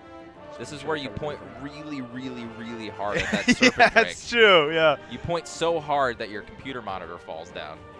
I will say that I am a pointer. Of course you are. Of course I am. Yeah, I don't you're know a real person. Aka, what are you doing, man? You gotta point. Exo is you're totally right here. You gotta put the positive energy out into the world, otherwise it won't happen. Absolutely. All right, so everybody point with me. Here we go. 3-1. Oh, he's doing a little peace sign. Oh, there it is. There it is. I was pointing at the screen. Yeah, I was pointing at the screen. Pot Washer was pointing at the screen. Here we go. Totally true. All right, That's guys, right. if you want to improve your Shadowverse play, in one easy step. We just proved it. Hold up the number 1 first and then point it at your screen. We just put so much positive energy into the universe right there that the universe had no choice. You know, chat helped too. You know, sending the Of course energy to they Pot did. Washer there. Well, you know what, chat? Thank you very much. If you pointed right now, I congratulate you.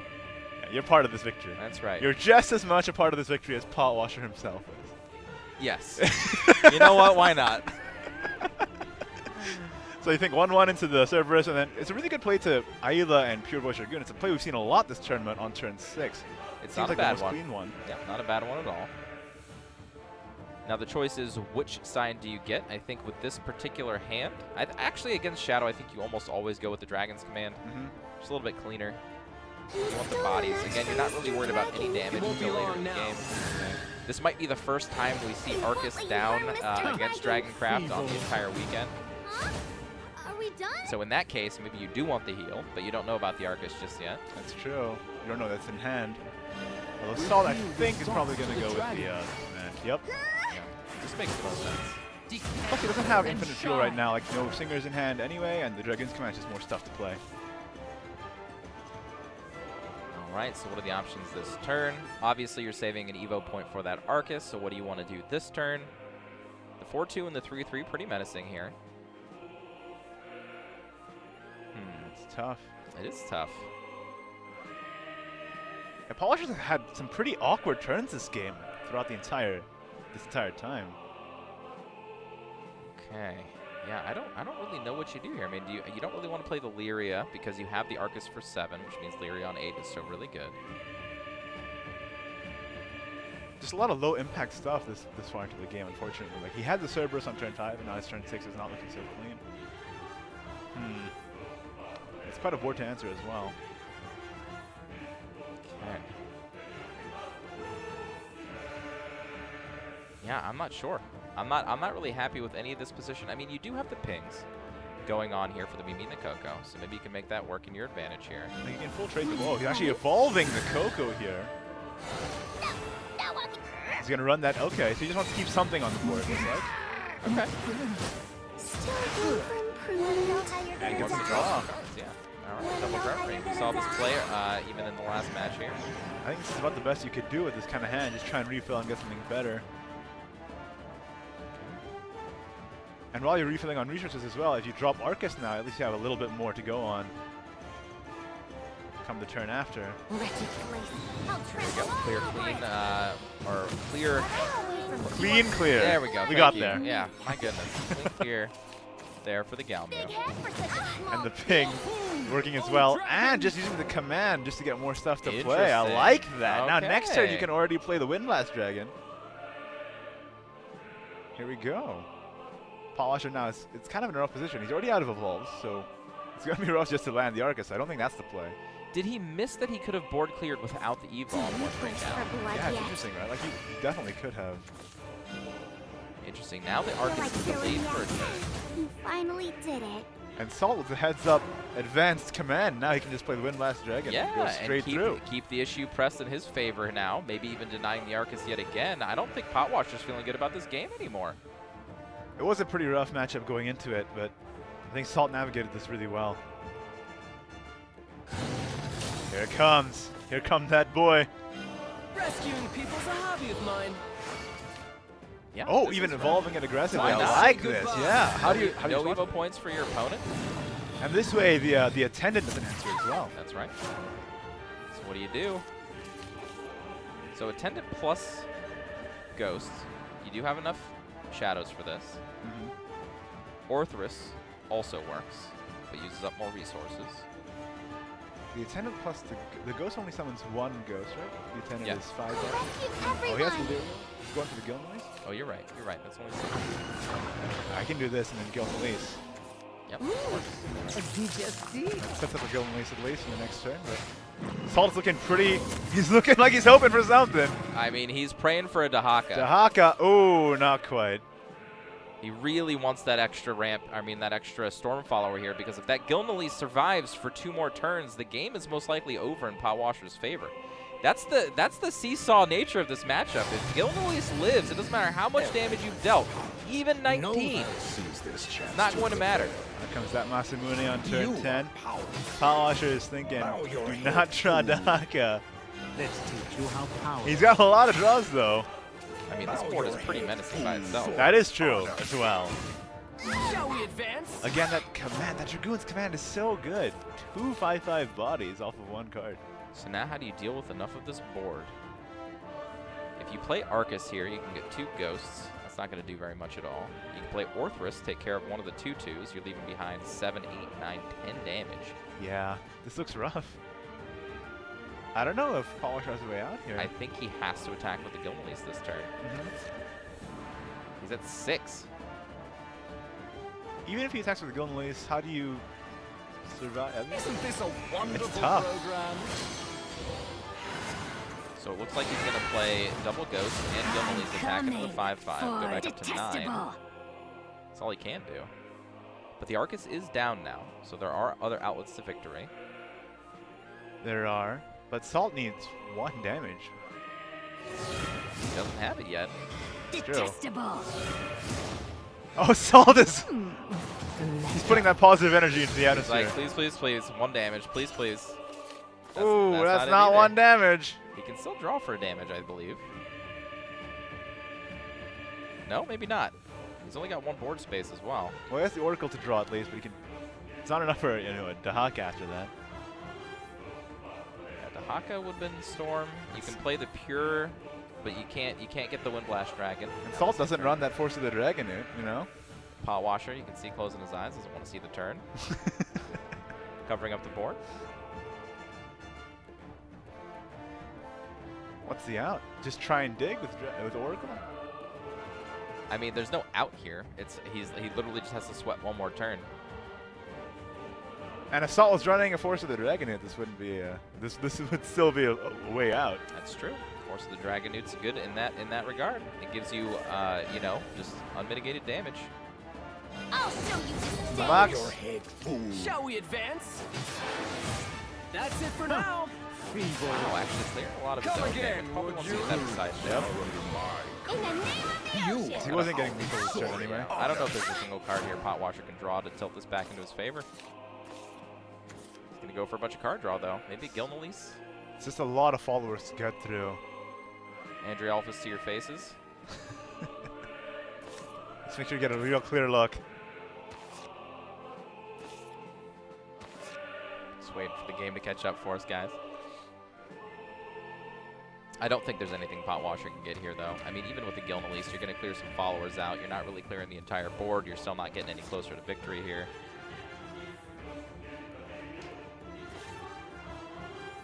I imagine on his end, he sees all the cards. Yep.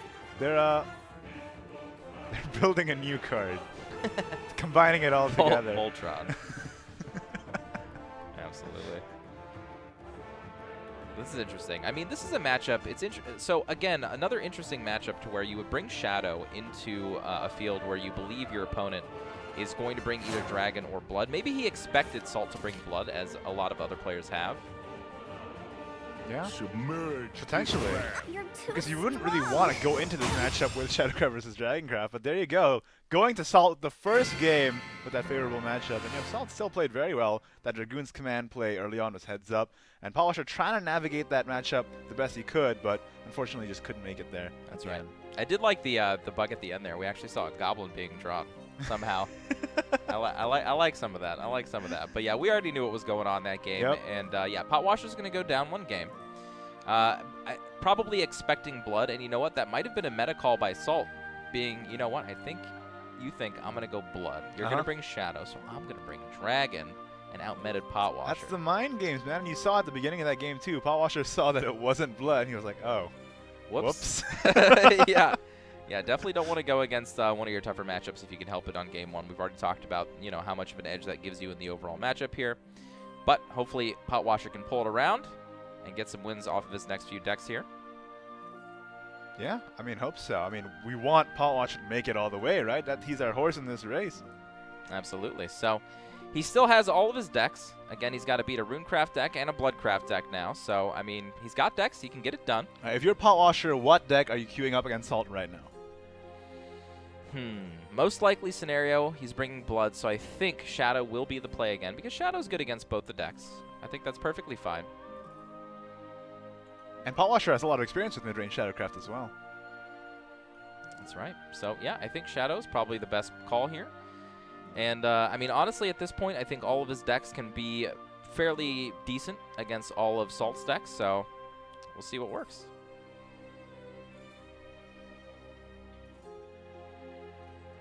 So, yeah, I don't know. I don't know if there's anything different that I would change.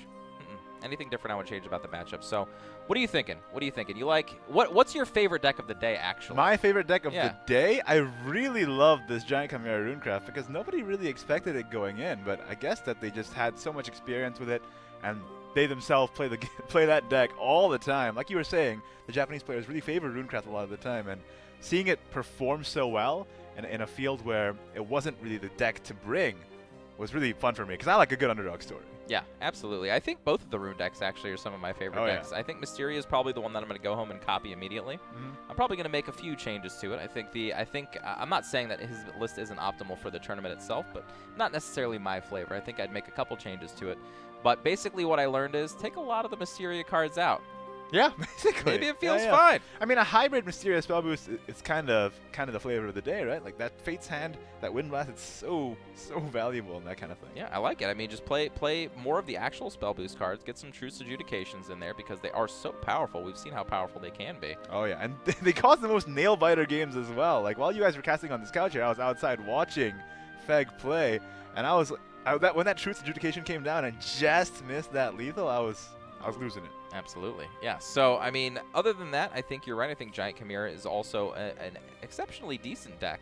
I know that's a weird kind of phrase, but I mean, like, it can do very well. It could also just brick. It can also just do not a whole lot of anything against the decks that are a little bit faster than it, right? So, I mean, when you're playing against Blood, it can be a little bit slower. When you're playing against Dragon, it could be pretty good. It could be a little bit slower. When you're playing against Shadow, maybe a little bit slower. So, I don't know. It can be really good, but it can also just be a little too slow in all the matchups. I think it's that Truth Adjudication that really pushes it over the edge a lot of time. I think so too. I think that's the best card in both versions of the Runecraft deck. Yeah, they're both running it. You got it in one. I think that's a card that one of the changes I'm going to make to a Mysteria Runecraft list is something to the effect of adding the third Truce Adjudication in there, finding room for it.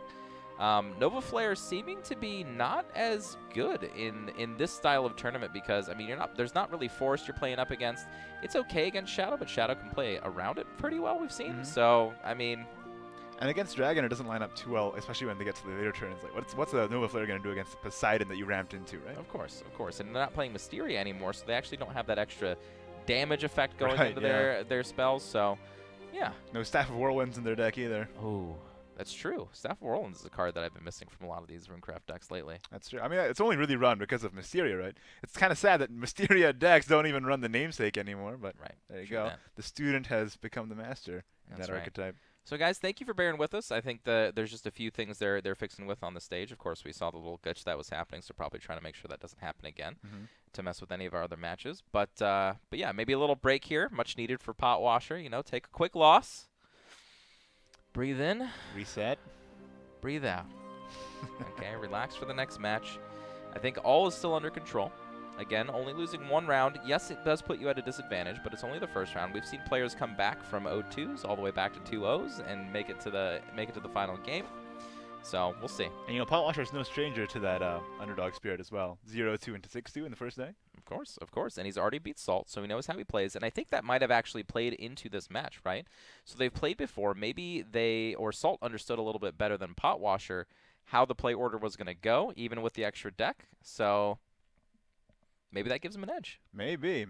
I mean, again, Potwasher is one of those players who's meticulous, who practices, and having beat Salt already, I'm kind of favoring him right now because he knows how it's done. Sure. I do think Potwasher has the edge. I mean, now with a game lost down, I can't really give him the statistical edge anymore. Not anymore. Not anymore. But I think that yes, we all do favor him. So as far as we've already gotten our favorite deck out of the way, what was your favorite game so far? I know we kind of went over that yesterday. What's your favorite game so far today? My favorite game so far today? Oh, it's got to be that like I said, I was talking about this before, that Truth Adjudication just near miss. I love those moments, man. Yeah. Those moments are the ones that you clip, you share to all your friends, and you tell them, look at this. This is hilarious. Yeah, this is I actually agree. That was one of those games where both me and Aqua were just like, excuse me? Okay, guys. All right. Looks like it will take a little bit more time to actually get back on stream. Looks like the technical difficulties are a little bit rougher than we first expected. So we will be going to a quick break, and we'll be back soon after we get it all fixed.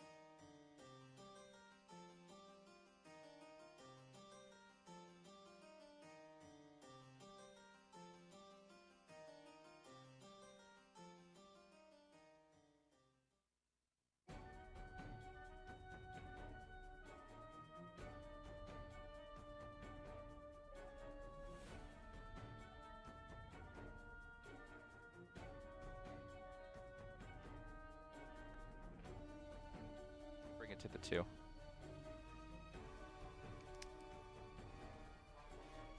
Hi guys, and welcome back. It looks like they've got a little the little bug fixed. So it looks like it was a spectator bug. It wasn't actually happening on the players' computer, so they didn't even know what was going on. They had to actually be stopped.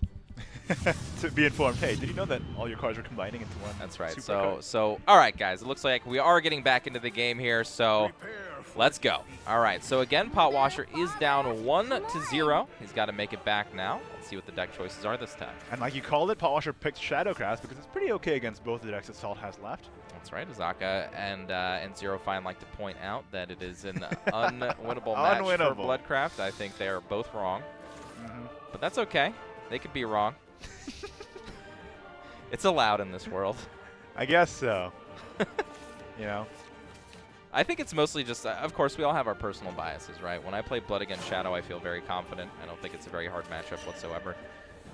But of course, you know, players have their own thing. It's true. I mean, I just play Dragon against everything, and in this meta, I'm feeling pretty happy about myself Yeah, right great. now. Unless, honestly, Mysteria Rune is the only deck I don't like playing against. Bloodcraft, you know what? I'm somewhat fine against. Mysteria Rune, I'm just like, man, stop playing wards. It's not fair. I just want to attack with my big cheating, dragons. right? It Ward is is cheating. cheating. It is cheating. Absolutely. But turn 1, again, we were talking about this. He's not even on the play. He's on the draw, but he still plays that 1 drop. Yeah, against Blood, it's a little better. Of course, we've talked about one of the best 2 drops being Alexandrite Demon, and if they don't have it, even a Blood Pact. So you're getting some more tempo pushing forward here as well. Very good Imagine stuff. you're saving this, saving the Parish or a potential invocation later on. And yeah, coming into a nice curve here is Potwasher. So he has the option to draw some cards. He also has the option to push with a 2-3. Big Soul Hunter, not necessarily necessary against Bloodcraft unless you really want to pop a Floros or something with it. Everything seems like it's coming up Millhouse for Potwasher right now. And I haven't heard that term in forever. Can we burn that one? I like that one, though. Can we burn that one? Well, what's wrong with it? Millhouse, come on. That one's older than me. Yeah, man. I'm an old soul at heart, you know? All right, so Salt being the reactive player on the play. That's exactly where Potwasher wants to be in this match. And I think he's just going to keep the tempo up. You think you just play Big Soul Under here over the Singer? I think so. I think you just saw, or at least you just saw a deal 3 to your last follower. So either force out the last one or the next one from your opponent's hand, continue to make them play reactive. And Potwasher saw that it wasn't even a Sonic Chain as well. But he does go for the Singer instead. Not a bad option. Drawing cards again, never bad. Singer into Singer, classic. All right, double bat now in hand for Salt. Still needs to get that self-damage going. Just a Floros on turn 4. I mean, it's a pretty beefy body, despite not getting invocated. Floros is such a good card. Oh, yeah. It's so good. It's very well statted for its cost. And you don't even have to Evo it. Just when it dies, you heal for 3. It's great. It's like old Ouroboros. It's like a really big Happy Pig. No. Kinda is. Don't you ever, Igni. It kinda is. Equate Floros to Happy Pig. It's just a larger Happy Pig. Don't you ever. Okay? Okay. Happy Pig is the best card in Shadowverse. That's true. Floros. He's alright. An underling. Okay? Come on. Happy Pig's the head honcho. He is the head honcho. He also tastes the best. It's pretty rude. He's sentient. I mean, so are real pigs. I guess that's true. Do you eat those? Don't answer this on catch. Exactly. I don't even put on the spot like that. Exactly. Okay. It's kind of tough. Called out for being a fraud again. It's kind of tough to answer this for us, though. Like, do you just run these weenies into the face? Honestly, there's nothing else you can do, right? You can't really contest the Floros here, so just push. I mean, I think the consideration here. Okay. Just evolving. All right, this works too. He's evolving the one that's already in play, so he's just gonna go. Yeah, maybe he's going face. He says, you know what? Trade with me. I like it. Although Salt does have that Parish, and he has had some counters already on his self-damage, so he could probably clear this. But if you're baiting it out now, then Cerberus next turn, you're feeling pretty good about yourself. That's true. Let's see. What is the invocation looking like? So he's got Razor Claw. He's got Parish. That's it. So invocation not an option this turn. So does he consider Vera with a Razor Claw and a Parish? Could or be. It looks like he's going to go for Evil Eye. Yep. Evil Eye. Doesn't even need the Parish to clear. You're the truly evil one. Hold up.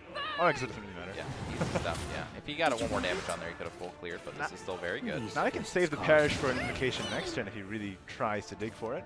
That's true, but you saw the amount of cards that Power Washer drew, so definitely in the card drawing business early in this game. And we're actually going to see this Sarcophagus played here. I think so. I think Sarcophagus is a very good play here. Just evolve it, get the ghost in. You can trade one of the ghosts to the 5-1. The others can go to the 5-3 or go face, and Sarcophagus can reanimate as well. Not too bad at all. Although it is turn 5 and you have Cerberus in hand. Kind of an awkward turn for Cerberus though. What are you evolving? That's true. This is why the Sarcophagus is here. When Cerberus is not an option, just play the Sarcophagus. That's right. Osiris actually wouldn't be as good of an option as Sarcophagus this turn as well. Polisher got the heads-up tech. That's right. But decides to go with either. Well, this works too. Yep, you can Tross curse this. Does he get to use the extra play point though this turn? I don't think so. That doesn't look like it. It's not like you need to save your Tross curse against a huge target like you would with Dragon. Florus is about... Well, I mean, it does deal with evolved Viras. Oh, that's true, yeah. He's second guessing rethinking himself it, yeah. now. So he wants to save the Evo points in this matchup, it seems like. Is my bond. Otherwise, he just would have used the Sarcophagus there. Seems that way. I mean, technically, he could have just Evo'd the Bell in this. Yeah, it's true, actually, yeah. But again, saving that evil point, maybe trying to get it off on an Arcus or something later in the game. And just to remind you guys, this match, the winner will win at least $200,000 today. Oh yeah. The loser has a chance to play for 50. It's a huge delta. Each game is so high stakes. I can't even comprehend it. This is Shadowverse. If you guys thought playing card games doesn't pay the bills, you were dead wrong. Yeah, clearly. All right, so the options here. Does he go face with Razor Claw?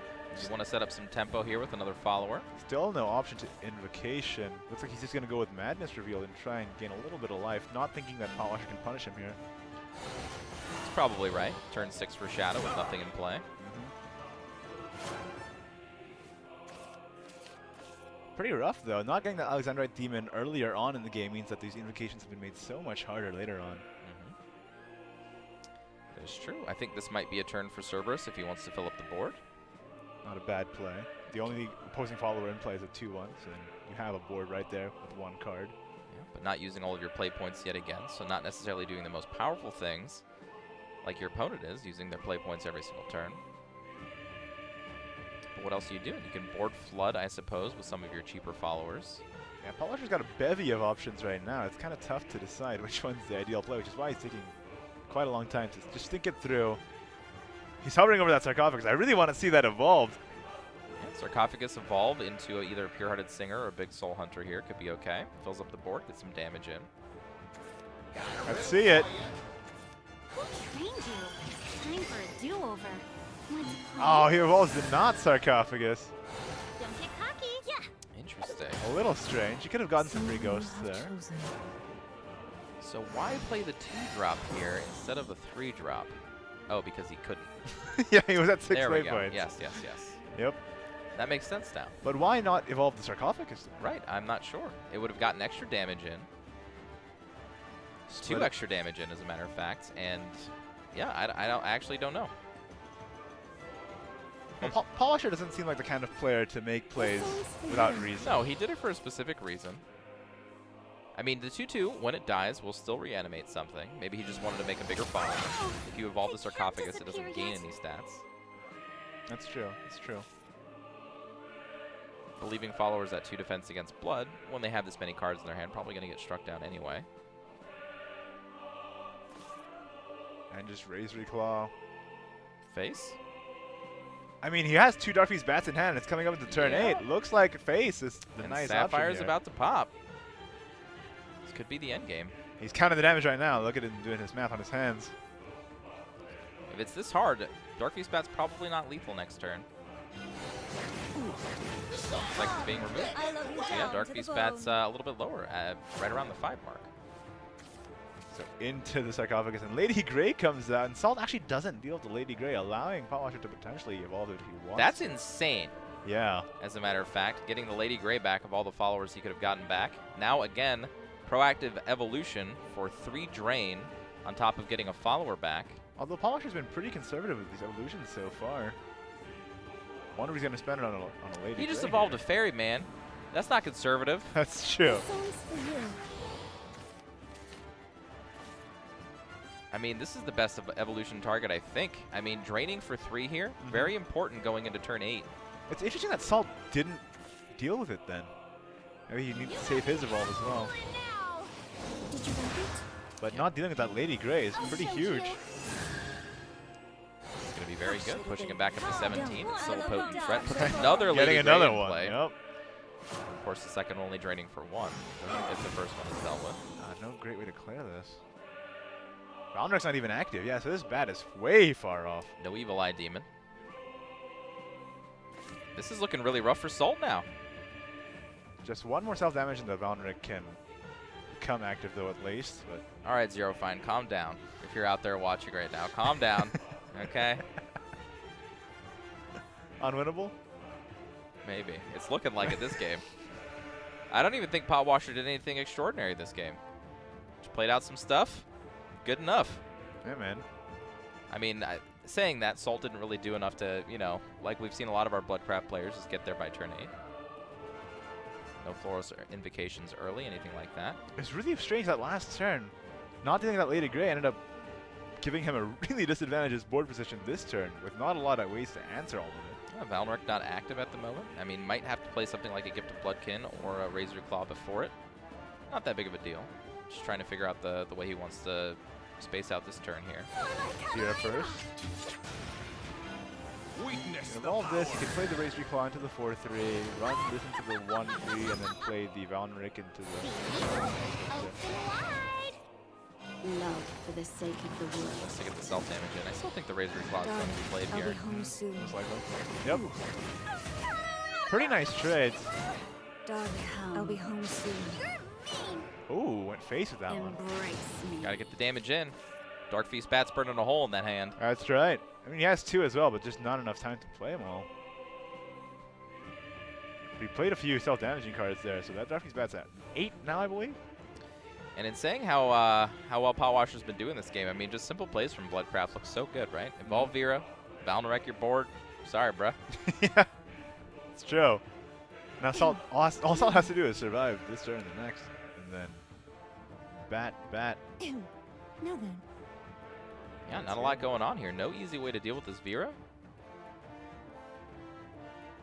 As a matter of fact, if I'm not mistaken, I don't think there's any way to deal with this Vera this Maybe turn. even that Trance Curse a little too early. Youch. He's got a Gilnelease. He does have a Gilnelease. that is factual. That's facts, yeah. That's just straight facts. Orthodox going into that 3-4 here. Again, that Vera's still on the board. Why are you letting me live? So maybe he. Well, actually, there was one way he could have dealt with it, right? He could have used the Orthrus as well as the Fran to deal with the Vera. Put a lot of resources into it, though. That's right. Leaving 4 damage here. I still don't think this is lethal with that, but that card, wow. Yeah, Salt did a little bit of a fist pump in the air there. Things have lost pretty good, but he's hovering over the Dark Feast Bat. It's at 8 now, I believe. It's not quite there. It needs 2 more damage on top of this. So if he can survive this turn, but it's going to be tough to try and deal the damage necessary while dealing with the board when there's a Gilnelease in hand. I'm pretty positive you count Gilnelease lethal, right? So 4, 5, 6. Oh, never mind. There's a 5-3 right there. Yep. Yeah, that's plenty. Yep, that's plenty.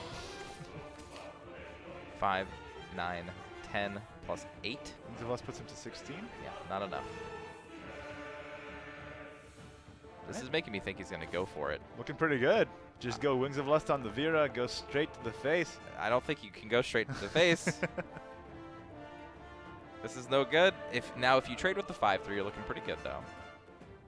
But you're not getting that damage to face. So these are all tough decisions every single turn here. I mean, he could just go for it and pray that there's no Gilnelease. This is one of those gamble things. That's the thing, right? But however, you're gambling with not just Gilnelease, you're gambling about Gremory as well. But you've already seen Gremories early in this game. That's true. And we know that Potwasher has Gilnelease as well, so it's going to be pretty tricky. Timer's counting down. Oh, make a decision. Salt. It's face. Oh, it went face. Pot Washers! Wow! Whoa, whoa, whoa! Pot Washer's like, excuse me? Now he's making sure he's counting it right. Bring over that That's gun lethal. That's going straight Wow. upstairs. Salt took the gamble, but he just... He did. Well, he tried. I mean, sometimes when you feel like that's your best outlet to victory, you take the gamble. Pot Washer was definitely not expecting the gamble, but so happy that it happened. I love how emotive Pot Washer there was, too. I would be, too. You're against the ropes. You're like, man, how do I win this game? Your opponent gives it to you. Yeah. I mean, it was tough. Like, if he didn't go for the win there, it was going to be pretty tough to win further on. I don't mind the play at all by Salt. Sometimes you have to make those plays, as I'm talking about. I mean, the gambling play, as ZenX so eloquently spoke about earlier, is sometimes you just have to gamble if they have that one card in their hand. If they do, you lose. If they don't, you win. That's the thing. And if you don't go for it, how are you winning the game otherwise, right? So if you think about his play, does he go defensive there? Yes, he heals, but he's not getting the damage in he needs. He's never giving room for Darkfeast Bat to hit the table. He's always playing from behind. You got to just go for it. That's exactly it. You know, Salt took a long time on that turn as well. I'm sure he calculated the risks. Do I win this game? What are the odds of me winning this game versus me losing this game? And he found it worth it. If it happened that Pot Washer had the Golden Ace in hand. Absolutely. So evening up the match is Pot Washer. Now 1-1. There you go. The Bloodcraft Mirror as well. A matchup we're very familiar with over the course of this tournament. Salt was kind of an interesting hand here with 2 Floroses. Not the greatest. Let's take a look here. Yeah, I think if you're going first, Blood Pact is okay, but I kind of like a more proactive play. Mm-hmm.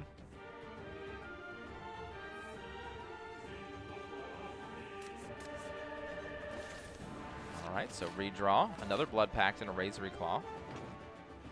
Yeah, I was going to say this makes me think Pot Washer is going first. Ooh, a lot of spells and not a whole lot to do otherwise. But, you know, those Blood Packs can at least even things out a little Salt's bit. hand is very bad, though. No Yeah, card no draw, kidding. very expensive effects in hand.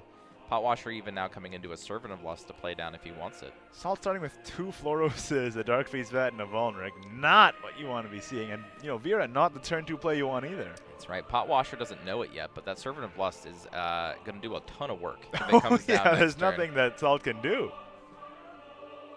But Pot Washer, oh, okay. he does it. Going for it. I like it. Here we go. This is on Salt to draw something to remove this immediately, or else he's going to take a pretty big hurting from this card. Hey, that's a pretty good card to get Exactly when what he you're needed. curtain for. Yeah. Exactly what he needed. That Blazing Sapphire is going to make things a lot smoother for Salt here. Without that Alexandrite off the top, I think this game would have been a foregone conclusion right then and there.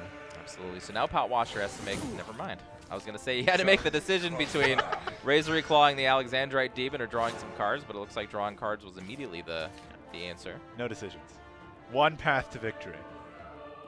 That's right. So this will be some card draw and trade action here from Salt. As you wish. Another Darkfeast Bat. His hand is looking pretty heavy. Very heavy. Did pick up some gift for Bloodkins. Not exactly what you want to see as far as indicating Floros early, but not bad. And still can't really indicate with the cards he has in hand, unfortunately. Pot Washer can, though, this turn if he wants to. Is it Invocate or Invoke? I feel like it should be Invoke. I mean, but it's a Shadowverse term, and it's like fantasy. So yeah. I feel like it has to be different. And Salt drew another Darkfeast Bat, and you see him throw his hands up in the air like, okay. What are you doing, deck? Oh, boy. It's probably Invoke, though. Yeah, it's probably Invoke. Like, the correct English would be Invoke. Invoke a Floros. Yeah. Invocate a Floros. Invocate sounds more formal. It does sound cool, You know, too. it sounds better. Yeah. We can use it. We should change it. You know what language is? It's meant to be understood, and everybody understands. Okay, so you know what, it works. It's meant to be understood, but people can also make fun of you use it.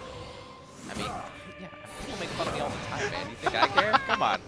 I'm sure half of chat's making fun of me right now. And there he is, Floros invocated from the deck. There we go. That's what I like to hear. And Pot Washer had the option to do this last turn, but chose to do it on an Evo turn. Really wants that healing.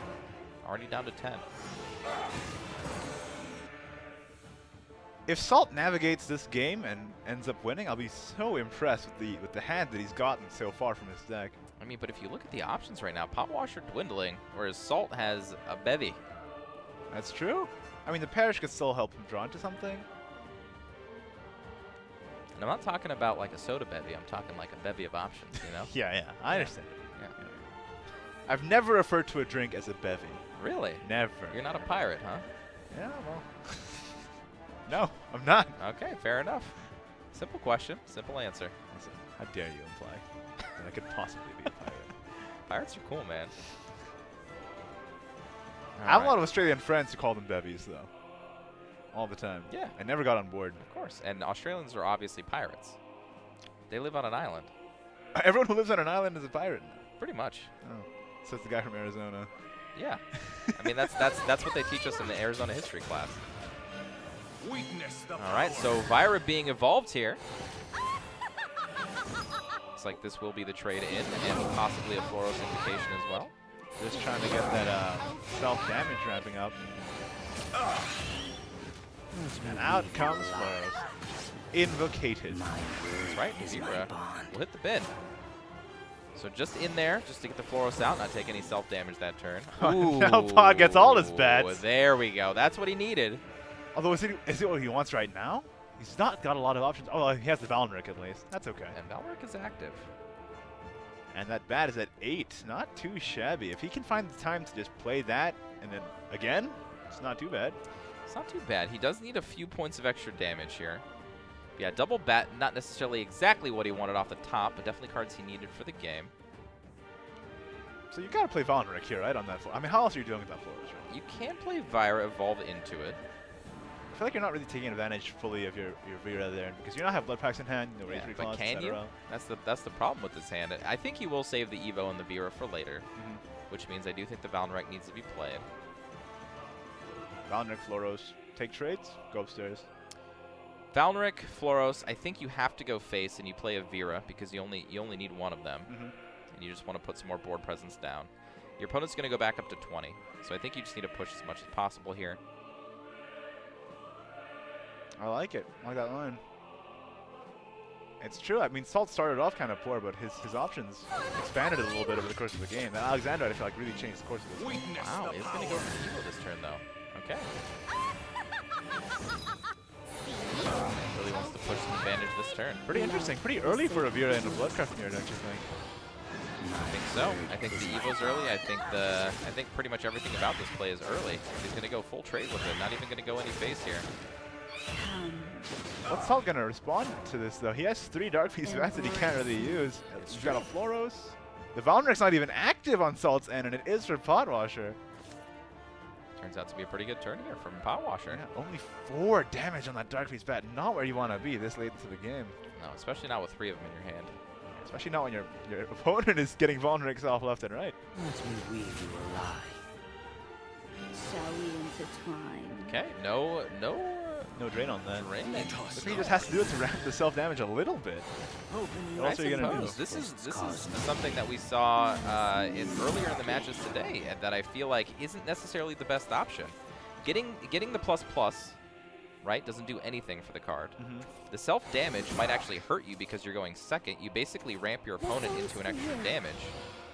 I don't like that play. I don't like Wings of Lust being played just for extra self damage if you're not pushing for lethal on a very close turn. I mean, it's a tough situation for Salt either way, right? Like, if you save that, your Valnric is still not active and it's still pretty far off. Oh, got a blood pack now, though. Yeah, but it can be, you know what I mean? Yeah, it can still get you there. That's true. Keep your options open. At least he's still got another one in hand, at the very least. Sure. But can he get good use out of it? Still not active. And now we're going very into happy. turn 8. Yeah. Yep, he's got the lethal here. I mean, like you said, Salt not with a lot of options there. Too many Dark Beast bats, not a lot of utility cards here. Your strength and Pot, happy as a ham that he won that. That's jumping right. up and down in his chair. I mean, these are tough games, and these are high-stakes games. I would be jumping up and down in my chair as well. Potwasher goes up 2-1 in the match. And you know what? He's one step closer, everyone. One step closer to the grand finals. Oh, yeah. I'm so hyped for him right now. Oh, yeah. I know I feel like I'm a little sedated right now, but inside, my emotions screaming. are boiling. That's right. I mean, if Potwasher makes it to the finals, that's going to show the world that, you know, the Western scene, something to be feared in Shadowverse. I mean, they should have learned that last year. Akamaru Red made it to the finals last year, you know what I mean? That's true. But now it's like double confirmed, right? That's right. That's right. Now, of course, we didn't get the dream, the Hishiro versus Potwasher in the finals. Potwasher has a very good chance of making it to the finals right now, and he gets to play against basically the returning, player from the last year. So definitely his competition is still cut out for him. But you got to give it to him. You know what I mean? Potwasher's up there right now, about to win at least $200,000. Are you kidding me right now, everyone? Let's not count our chickens before they hatch. There's still some games in this series that have to be played out. $200,000. Okay. I feel like you're counting out Salt a little bit early I'm not here. counting him out. I'm just saying both of these players are playing for $200,000 right now. Yeah, that's wild. That is, I can't even comprehend that. It's so much money. You're playing 1 to 2 games of Shadowverse for that much money right now. When I play games of Shadowverse at home, I'm spending money because I need packs for more Mysteria cards. Okay, I don't have them all. All right. And now with the new expansion coming out too, that's definitely true. That's right. Oh boy. I'm excited. I can't wait. I'm gonna lose. Clearly. I'm gonna lose myself if Potwasher makes the finals right now. I might break this TV that we're. Don't do that. I'm gonna go crazy. We kind of need it. I don't think so. I don't think so. Yeah, we can just cast the rest of the games with our minds. That's true. With our minds, yeah. I hope everybody in chat is as hyped as I am right now. I really want you guys to be rooting for your boy right now. You should be. He's 1 game away from the grand finals. Oh my God. That's Salt, though, tough opponent. He might just bring it back, 3 times Rage finalist. Like I said, Starforge Legends finalist. Dawnbreak Night Edge is how he qualified into this as well. He's been on these stages before. He might just bring it back. That underdog spirit is strong in all these players. It's true, and it's not like he's playing poorly in this match. You know what I mean? His draws haven't really been up to snuff right now. Potwasher kind of, throwing his hands up 2 games now against Salt where he's just like, wait, I'm winning this one? Yeah. With the Gilnalees play, with that last game right there where he's just like, wait a minute, that's what you're doing? Yeah. Okay. He looked genuinely surprised. Yeah, like genuinely happy surprised. as well. Yeah, absolutely. But, I mean, looking at it from Salt's perspective, what are his options? Yeah, exactly. I mean, we saw it. He just sort of resigned, played his outs at least, but didn't end up getting there. Yeah, absolutely. So, can't wait to get into our almost last game, possibly last game. Possibly. Yeah, possibly. I'll settle down a little bit. You're a bit excited, yeah. I'm a bit excited. I'm a bit excited. But yeah, I know him. You know what I mean? Like we've spent a lot of time talking to each other at the Contenders Cup and all of the World Circuit events throughout the year. I'm just so elated to the fact that he's even made it here, and now he's almost there. All right, guys, here we go. Again, energy, send it. I know you've only got a little bit of it left, but send all of it to Potwasher right now, okay? He needs it. Dragoncraft versus Bloodcraft here. I think Dragoncraft is actually pretty okay against Bloodcraft, frankly. It does all right. I've been saying this for a while. It doesn't do all right, but it's okay. So far today, I think Blood it's okay. has been smashing I legitimately think it's okay. We'll see. We'll see. Maybe it's my bias talking, but I think that Dragoncraft has very few bad matchups. I mean, I will agree with you. I just think Blood is one of the bad matchups. That's all. All right, we'll see. Although, now I'm doubly rooting for Pot. He's playing Dragon and he's everywhere. There you go. Looking at these mulligans here, if I'm on the play, I'm probably keeping most of what Potwasher has here. If I'm going second, probably keeping most of the cards I have in my hand here. Yeah, really good hand regardless. Yeah. Absolutely. Turn 2 just Phylene. Turn 3 you can play the other 2, draw some cards. Alexandrite Demon yet again in the hand for Salt. Ooh, and he's got his late game assembled there. Not exactly what you want to see now, but not bad to know that it's in your future. All he needs now is the ramp. He's got the card draw. He's got the pieces to ramp into. He's 1 piece away from assembling, the game plan for the rest of the match. I love this too. Everybody keeping Alexandrite Demon in their hand, but then they're just like, yeah, but the Servant of Lust is so good when you're on the play. It's a lot of stats for 2. So good. It also heals you, so you can be a little bit more flexible in your plays in the early game. It's just such a sweet card to have on the play. And no immediate answer here, so I think the play would have been Phylene, but I think it has to be Servant now just to contest. Ooh. Poseidon, interesting. Just to deny the hit into the dome. Salt looks like he cleared something there. Yeah, I don't like the Poseidon's guard here. He got all Razor Claws. I would just trade, yeah. Why even push here? You don't need to. Play your Alexandrite Demon, take a free card from your opponent. It's not like they're going to come back and do anything crazier to you the next turn. That was an interesting pick then on turn 2. I don't like that play. I don't like it at all. I think the Phylene was just better all around. No, I think so. It puts the Whisper in your hand. If your opponent wants to trade, you can clear. Drawing 2 here. Another Singer and a Serpent Drake. But no Rending. kind of a problem coming to turn 4. He could evolve the Serpent Drake into something, but you know, that 4-1 Serpent of Lust is still a problem. Wow. And that is a pretty great hand. Potential invocation, I mean, definite invocation next turn if he wants it. Those triple Razor Claws weren't looking too good, but now with the 2 Restless Perish, a game plan is emerging. The Floros, he's rising. What do you call him? What do you call him? He's a big beast. A big beast. That's right. That's yeah. it. That's no, beastie. Big beastie. Big beastie. Yeah. I mean, you're right. I know I'm right. He is. Shall we cross line? All right, like I said, options available now with the Servant being in play, getting the extra heal here, allowing Razor Claw to be played for pretty much free. Feeble. I think Pot Washer, the early game plan for him was just try to save as much card draw as he can going into this mid game, kind of accepting his fate to the Servant on 2. So I might not have liked the play. Definitely made sense in the way he's going about this game. I just never feel good leaving that that Servant of Lust up so long. But maybe Pot Washer thought, you know, he's got removal for days in his hand anyway. Potential Razor Claws and so on and chains. Like, what can I do? True. Now the board will be dealt with. Boros will be invocated out. Invocated out. Not changing. I'm not asking you to. We're both in this train together. I'm like your grandma, right? So you tell your grandma to stop saying something a certain way, she's never gonna change. She's never gonna change. You're like my grandma. Yeah, I'm like your grandma. Yeah. You Chat's tell me gonna to run away change with the that way I talk, and I say, yeah, I will, and then I never do.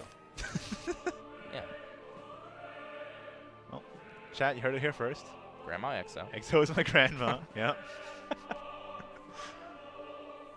That rending is helpful, but it won't be long. Because actually, he's going to evolve the Singer into the Florist here. Get a bit more draw. My songs are hurting. Okay. Really building here for the mid game. Doesn't really want to leave a board behind either. Taking away a few options from Salt. Got an Oracle. Good turn. He's got the Prime Dragon Keepers in hand here. I wonder how relevant they are. Depends on the board that Salt puts down. I mean, extra damage is always good. Clearing boards is even better if possible. He's gonna claw face. Just building for the engine here. I like it. No bat yet, but you know, he's got Valneric into Wings of Lust anyway. Next turn on turn 7, which is huge health swing, and he invocates the Flordos here. That's right, and he knows that Poseidon isn't a play next turn, so the wards aren't coming down. So Valneric plus Wings of Lust is 4, 5, 6 damage straight to the dome without anything else in board hitting face. You can try and hope for a PDK Phylene rending and, you know, point correctly, and then hopefully things go your way. Yeah, don't need to point too hard this turn. The rending helps with that. I think PDK will be the play, though. And there's no wards. There's no protection against this Valneric next turn. So it's going to put Pot Washer down to a potential 3. That doesn't mean the game's over yet, though. No finishing card in Salt's hand at the moment. It's true, but he's already at 10 self-pings, and he's got a lot of time with that Valneric Wings of Lust for the next turn. I mean, you say that, but with PDK down, a lot of damage is going to start going the way of Pot Washer. Burning flames will freeze. Care to touch? Around the board, Salt. Oh, here we go. I think this has to be the Valneric Wings of Lust, right? Every time? Every time. I mean, I guess you could go for the Evil Eye Demon, but you're not too scared of this board at the moment. I think Evil Eye Demon is usually best served against potential Poseidon, especially going into next turn, the turn 8. Actually, I don't even mind just Valneric Wings of Lust, no Evo phase here. Seems pretty good. You get 4 damage in, you get to heal 4, you get another self-damage ping in, you save the Evo for the Evil Eye Demon for a potential Poseidon. That's true, and Pot's already at 9 defense here with no Pure Voice Dragoon or any sort of defense restoration right now. Valneric comes out, Wings of Lust on it.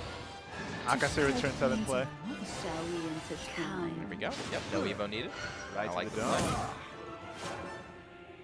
dome. Embrace me. Yeah, and just nothing big here at the end of the game, so looking to draw some cards. Pretty rough for Pot Washer here. Yeah. Looks like this is going to go into a game 5. Maybe. Game's not over. Like I guess said, that's there's true, no end game for Salt yet. Still has the top deck. That's true. Let's not count our chickens before they hatch.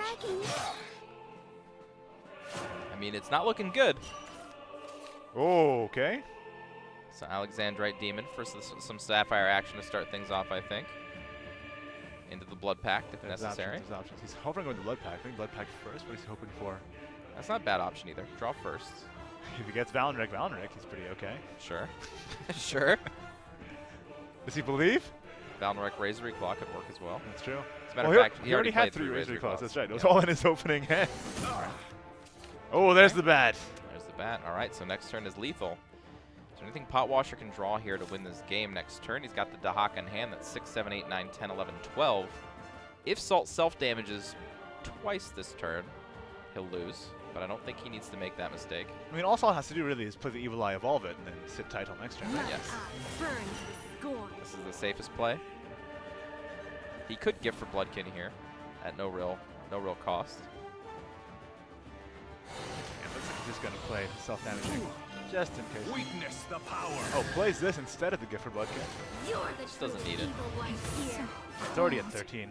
It's quite a bit of damage to heal from. I think this game will go the way of Salt. Again, I don't like this matchup at all. With the high level of play these players have been showing, I don't think Dragon really even stands a chance against Blood at this moment. I don't know, man. I just feel comfortable playing Dragon no matter what I'm up against. I get you do. I'm talking about these players right now at the top level. Okay, I don't think Dragon can compete with Blood. Not at this skill level. I'm saying that as a Dragon main, my friend. Okay, I know the pain. I know what it feels like to say something like that. Okay? I'm saying it. Time to say goodbye. Severin Drake evolved into that Evil ID. But, you know, no matter what Pot does here, it looks like that bat is going to come down.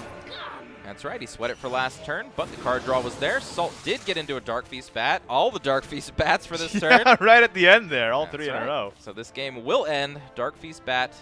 And this is exactly the way we want these types of matches to go. All the way down to the wire. Oh, yeah. Final game. It's going to go to game 5 here. Winner take all. Yeah. To the finals. That's right. And again, it's down to a Runecraft list. One of these lists that only a couple players in the entire room That's true. in Japan were playing all weekend. It feels like it usually comes down to these Runecraft lists now that we're at the the final games of the tournament here. It's always coming down to these giant chimeras or these Mysterias, and these players have been able to navigate them pretty well. Absolutely. And this is, you see the prayer. The prayer's up. He's doing a little bless RNG there. Yep, No bless bless up. RNGs in the chat. Hello, bless RNG. Miss you, man. All right, here we go. This is the game. I guess you're looking for a fight. This one's Okay, for going my second family. is Runecraft. First Dragoncraft. Focus is on. Focus is on. What's up now? He's keeping the Fate's hand. Love that. I'm not going to yell this time, but chat, send your energy. Potwasher, he needs it. Why are you ramping down? I'm not ramping down. I'm just... This is the calm before the storm, my friend. This is before I go on a rampage in this room and break everything. I'd rather you didn't. I'd really rather you I don't didn't. think you're going to have a choice, my friend. All right, so opening hands here. Potwasher opening up with a decent curve. A few high-costed cards. I think Salt is a really decent opener. Yeah, so. Salt, yep, decent opener. Has some good spell boost. Has Fate's Hand. That's one of the cards you definitely want to open with in spell boost. Ozzy the Haka, not a bad card to have against Runecraft, as all of your Evo points early will be reducing the cost of Ozzy the Haka to finish games out early. Yeah, for sure. It's a race, kind of, with the Dragoncraft versus Runecraft. You just got to get there before they get there. That's right. No Giant Chimera in the hand for Salt just yet. No Truce Educations either. No Fiery Embraces either. So none of the payoff cards. That's true. Well, he's still got lots of draw to. Oh, okay. Yep, there you go. There's one. I like that. Just casting the Fate's Hand for 3, hoping to get some of the more important boost targets. Truce Education rewards him there. You always have to maximize your play points when you're playing spell boost. It's the only way to get ahead. Let's teach you how power We see just lots of card draw. Yeah, I was gonna say a lot of draw. Singer into Disciple of Disdain. A whole lot of draw, but not a whole lot of ramp, fortunately. Okay, Cagliostro being moused over right now. Good play. He can clear 2 things here and establish a really sizable body. That's right. Probably going to play something like the Magic Missile this turn. Keep on to the Ars Magna. Seems really good. And he drew into the Owl as well, which is going to help him boost that Truce Education up a lot, plus a 2-win blast in his hand. That's Alright, not bad at all. Now all Salt's looking for is something like a Giant Chimera. Pot Washer just looking to present some sort of pressure here, getting some ramp, which is good. Needs to get to his endgame a little bit faster. Needs to draw into more endgame as well. Orca on turn 4. I like it. I haven't really seen a lot of these Orcas being played with the PDK on the board, fortunately. It's just a good card in itself. It's just a good One card. card getting 2 followers out there, 2 bodies. They have to deal with. That's right. This is how you play against Runecraft right here. You fill up the board, you Evo face as much as you possibly can. Try to spike them before the late game.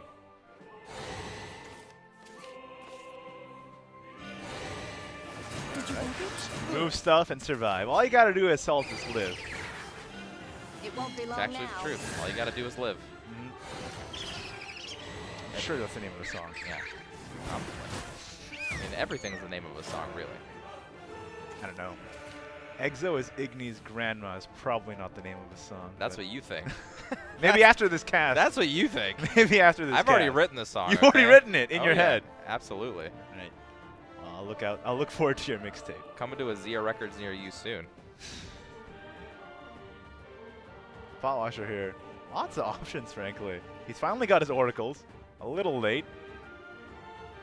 He's got to be thinking, like, I need to put as much pressure as possible, but his hand not really conducive to that right now. Not a lot of pressure at all. Now, Galmu can apply some pressure here. He can evolve it and then use a Disciple. Take down the Magic Owl, deal 3 extra damage, get 2 face. That seems pretty good. Draw an extra card. He might want to save all the small followers for Prime Dragon Keeper to get extra damage, though. True. But he might not get any better use out of the Galmu against Runecraft. Not a lot of good ways to get Galmu damage in. It's odd that Pot Washer's not even an overflow yet this late in the game. Like, he just drew his ramp so late. No Ailas and no oracles until now. Looks like he is going to go to the play I was talking about. Not a bad one. Get the bodies on the field and connect more to the face. Again, it's all about this race. That's right. He's getting damage in. And again, no Giant Chimera. Got to restate that. Salt only has a Truce Adjudication in his hand at the moment. One of those is good enough to stall for a little while. Still needs to get to an endgame. Right, here we go. That Truce Adjudication is not boosted nearly enough, although it's got to be around near 9 then. if that Wind Blast is at 9. It's not low. But again, if it's the only thing you have to build it up as much as possible. It's basically a mini Giant Chimera. Yeah, it's the card you play to block an Ozzy Dahaka, right? So as soon as you know an Ozzy Dahaka is a possibility, you try to block it. Let's teach you how PDK the option. Care to touch? Poseidon's being drawn, not terrible. I think one of these Poseidons might come down, one of the Poseidon's guards, just to produce more board presence here. He might go for the ramp for the Ozzy Dahaka. Looks like it, you know. I like that. Oh, this is getting intense. This is a close game. I mean, it looks like Pot Washer's heavily favored, right? He's got the board, he's got the defense, but this is Runecraft we're talking about. They can stabilize. Yeah, lots of things can come to cost 0 out of nowhere. And Truth Education can do a lot of work as well. I think Salt hovering over that concentration is a good idea. He needs to get to an endgame. Oh, another. Yeah, I was going to say. It's going to be a slow windup, though. To strike one's own mother. That's a big Wind Blast. I'm the only witch this world needs. Vesper puts out the Cauldron. Concentration already used, though. So no extra card draw off of that one just yet. Just Poseidon. Slam Poseidon on 8 every time. Not bad. No easy way to clear this. Again, Ozzy Dahaka in hand. Nova Flare just not enough. So we're talking about earlier too. Nova Flare against the Rams Poseidon. What are you doing against it? This is the opportunity cost of playing Spell Boost. You get to draw a lot of cards, you get a lot of options, but sometimes you don't draw the right ones. And if you don't get them fast enough, you can't build an endgame. Dragon, you just need to top deck them, right? Yeah. Giant Chimera off the top, not as effective as Ozzy Dahaka off the top. But again, stall tactics in place. Has to spend that Embrace. And boosting a little bit more here. Feeling like an adjudication turn that this is the play. Let's block that Ozzy Dahaka like we were talking about. For sure. Here it comes. Smaller one or the bigger one? Probably the big one. The small one's at 5. The big one is at A lot more than 5. That was a huge heal. That is pretty that is big. a fat ward. That is a big boy. Yeah. No Feline to get through this either. Oh yeah, you're so right. So how do you get through this thing? You don't want to waste a duck on it. So let's see. Rending plus 2 from the Force of the Dragon. That's 5. 6, 7 in play. Uh-oh. Yeah. Uh-oh is correct, I think. Uh-oh. You can see Potwasher thinking about the best way to go about doing this. Maybe you start with something like Oracle, just to see what you draw. But if you do, you're limiting your options with the rest of your play points this turn.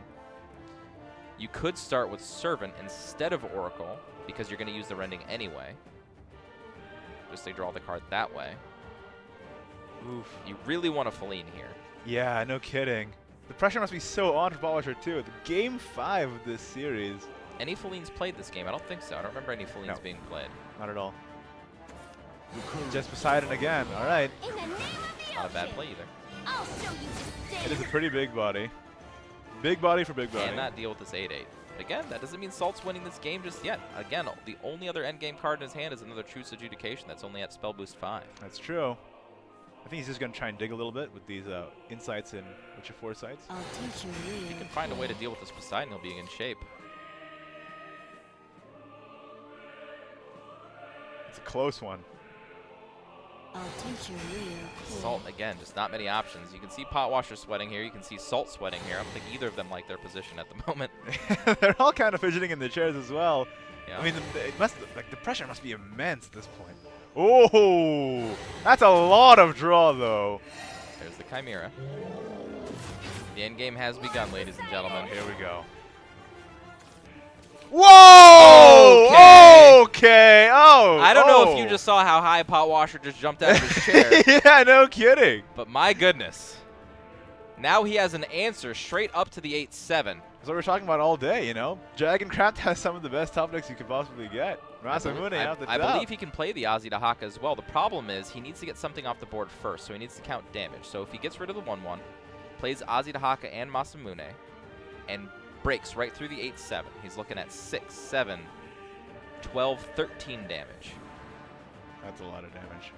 Of course, Salt does still have the second adjudication, so he might recover, but that's a board that's really difficult to recover from at this point. That's right. And not a whole lot of removal options in hand. Like, this Nova Flare is kind of just sitting there doing nothing in this matchup. It's pretty rough. Oh, he's drawing first? I'm back home in a jiffy. Ah, okay. Remove everything and just go straight through. Soaring honor. You still have the Ozzy Dahaka in hand. Submerge. Not bad. You're feeling really good about yourself, yeah. This is not bad. Giant Chimera, definitely not big enough to do any work here. It's a very small Chimera. Small boy. Yeah, small boy. Yep. Little tiny beastie. Wrong name. Wrong name. Yeah. I'm holding it in right now, folks. You're keeping the excitement I'm internalized. about to be a volcano. Don't break the TV, okay? I can't promise anything. Spell boosted 9. That's not enough. Of course, Salt taking every avenue, making sure there must be something I can do. I am like in Potwasher's shoes right now. I'm feeling every emotion. I can't help it. This is too much for me right now. All these Chimeras, man, coming way too late.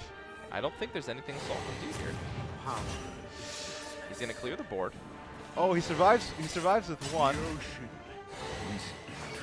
He just survives. It's true. Ozzy Dahaka is gonna come down. But how do you recover from it? That's not quite lethal though.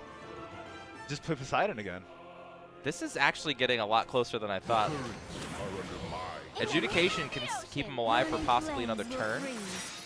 You still got a Poseidon to deal with and an Ozzy Dahaka in hand. I know. And there's a Dragoon as well, just in case there wasn't enough fuel. Ooh. That could deal with a Poseidon. But not all these other Guardians. Okay, we're looking at it now. Only 7 damage on the middle one. I know that the first one has a little bit more damage on it. I believe it was drawn the turn earlier, so something like 9. Nope. Oh, it's still also Same. 7. Okay. Still also 7, so he can't full clear the board. Not even close. ward up. A little puny ward this time. He's gonna go for it. Ooh, not bad. That was a huge heal. 7 heal off of that split there. That's and a great. 9-9 ward. 9-9. But the Whisper's in hand. Whisper here, but then another ward as well.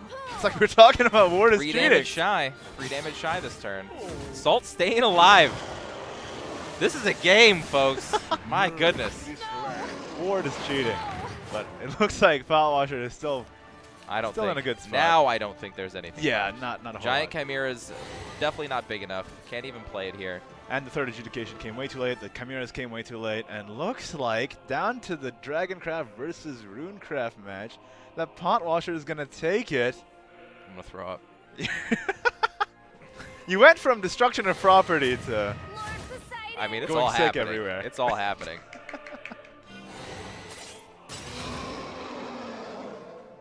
Pot Washer! Yes! Yes! If you're not going to start destroying property, Akama Red is going to.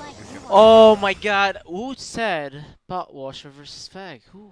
Of us three, who's talking about that? Pot Washer, congratulations, my friend. Once again, the West is top 2. That's right. You must feel pretty proud as well, right? They're carrying your torch as well. Of course. The first thing I said to Zero Fine was, just go to the World Grand Prix and bring it home. I mean, it's not Zero Fine, but Pot Washer is a close friend and he's also from our community. So I'm so excited. I was at the edge of my seat. Washer! Let's go, baby! Come on! I was at the edge of my seat, and when Pot Washer jumped, I actually jumped on my chair when I saw that I even forgot what card it was. Oh my god! All right. We gotta hear the interviews again. Okay, we're in the same position we were last time. React channel time. Oh my god. 素晴らしい熱戦を繰り広げた両選手に今一度盛大な拍手をお送りください。さあそれでは選手のお二人にお話を伺っていきたいと思います。 $200,000 at least。さあまずソルト選手、悔しいセミファイナルになりましたがいかがでしたか？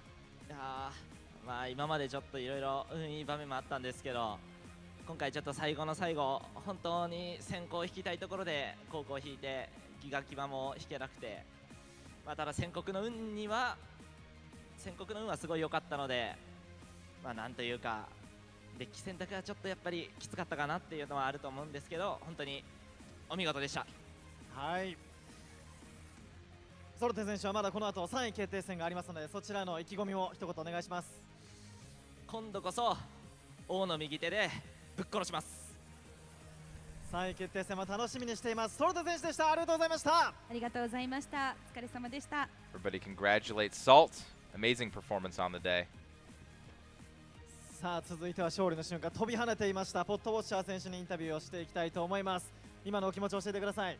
Yeah, I literally fell on my face, but I still feel great. I feel like I pushed really small wing conditions and was rewarded, and that was the best series I've ever played in my whole Shadowverse career. In my life, that was probably the best moment of my life so far.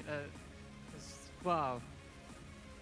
はい、本当に文字通り顔面からも倒れ込んでしまったんですけど、気分は最高です。本当に今回ご自分をこう押すことができて、コツコツやってきたことがですね、すべて報われたと思います。自分の本当に今までやってきたシャドーバースキャリアの中でも最高にできたらと思っています。最高の瞬間でした。本当に嬉しいです。まあね、厳しい戦い、この世界大会昨日から続いてるんですけど、 Just so 非 you 常 know, に guys, ポッ we'll ト be ウォッシャ going to ー the 選 third 手、 and シャドーバー fourth ス match 楽し before ん we で go る to よ the うに見え finals, るん so です we け will ど、 have a いかが break ですか？ before the finals. Yeah, I mean, you can't play a game that much if you don't enjoy it, and I think there are a lot of fun lines you can take, and I was able to showcase some of those and make like weird plays. When you're in a slightly losing position or something, you can try out kind of wacky new things, try things out, and sometimes it works out. It worked out today. I'm really happy. Yes.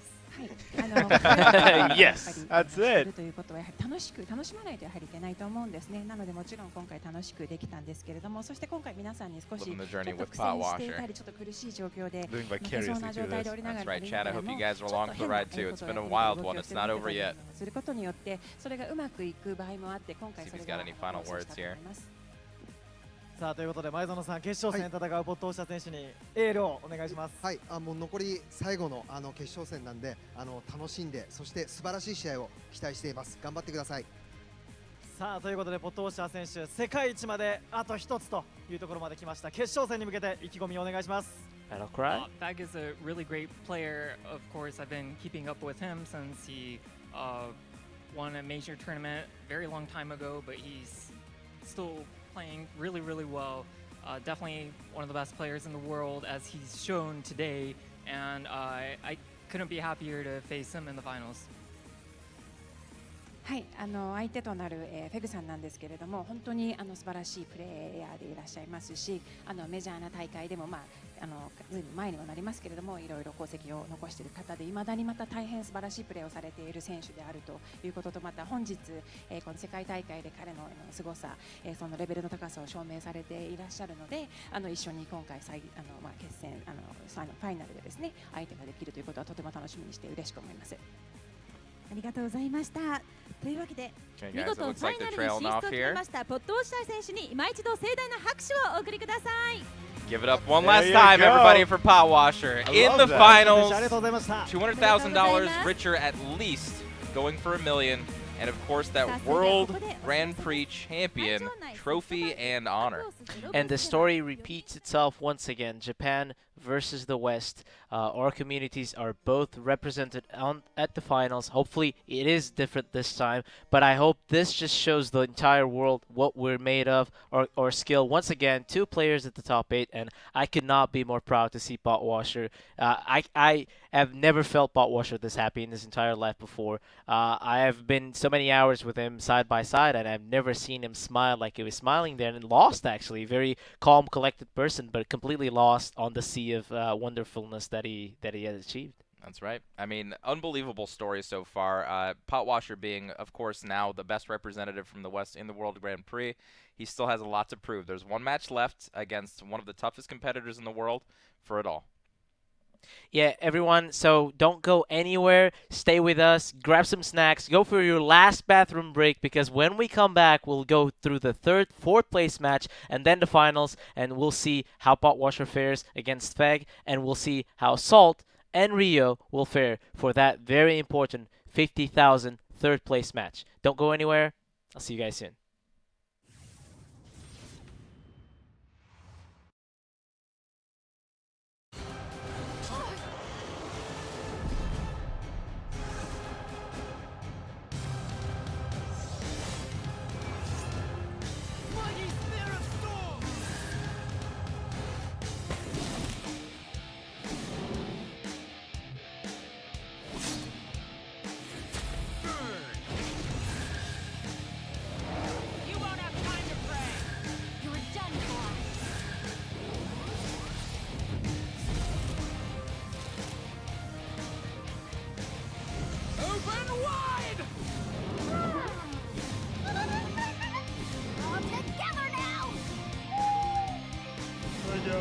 Out more. Woo! Clear the way!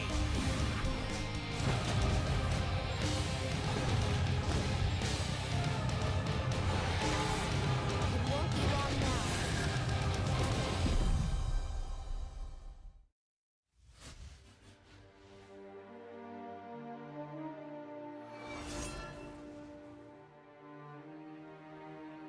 When peace is allowed to flourish, it is quaint what humans can create. But, alas, all good things must end.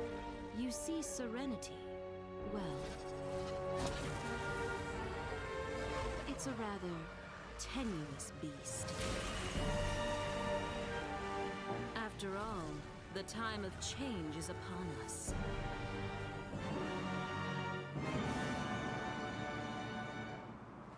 Now, raise your heads in awe. and witness the distortion of your plane.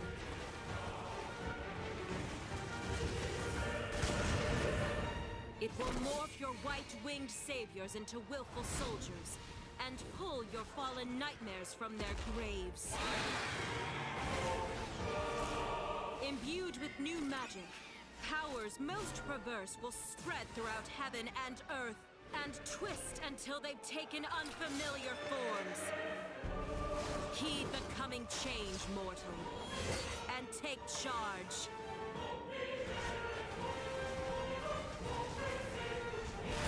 For the world will never be the same. Welcome to the new reality.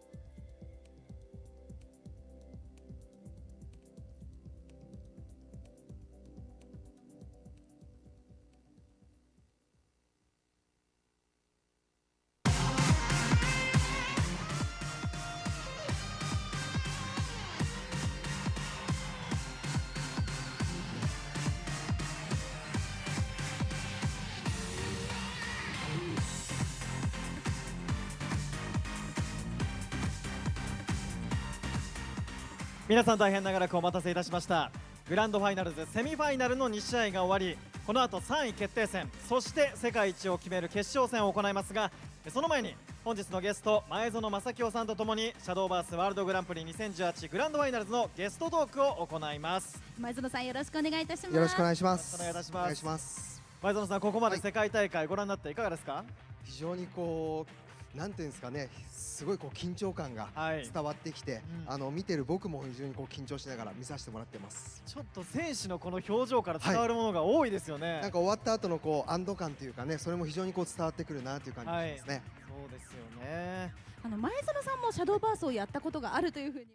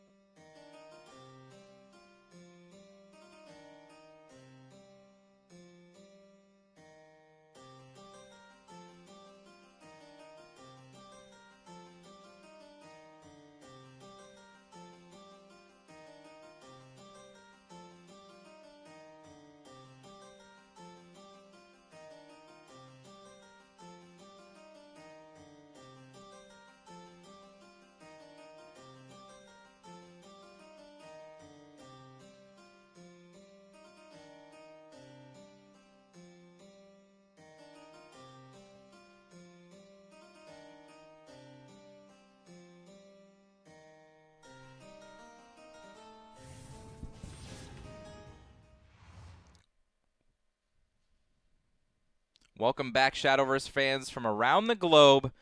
Welcome back to the main event. Thank you for joining us. We are here for the top four. We've got the third and fourth place matches coming up, and the first and second place matches coming up to end out the World Grand Prix. Of course, the third and fourth match place will be for $20,000 to $50,000, whoever wins that match, and the final match will be, of course, for $200,000 to $1 million. So until we get into that third and fourth place match, we will be going into a little kind of brief overview of the entire year to date, how these players got here, what the Shadowverse Open is like, and all of that good stuff. So guys, let's kind of get into it, right? So I've been casting the Shadowverse Open all year. I've been seeing your guys' journey as it stands. Before I get into basically just the outline of what the Shadowverse Open is, Akmar Red, you actually went through the entire journey over the course of this year and even the previous year. So kind of talk to us about it. What is it like playing in the Shadowverse Open? What does it mean to you to be one of the players vying for a spot in the World Grand Prix? Kind of talk to our players and let them know. Yeah, so the field this year changed quite a bit, actually. We changed into a point format, which meant that consistency and being there every week and playing the game and playing Shadowverse is much more important than spiking a tournament. So we started the season with Chrono Genesis, and we went through a point system of accumulating points towards the MVP and towards the overall total points to qualify for the Contenders Cup. So Chrono Genesis, then we had Downbreak Night Edge, Brigade of the Sky, and finally Omen of the Ten, which wasn't actually featured in the SVO playoff season, but for Japan they had the Rage. So being on that Crucible was very, very hard, very difficult. So we had a winner every week.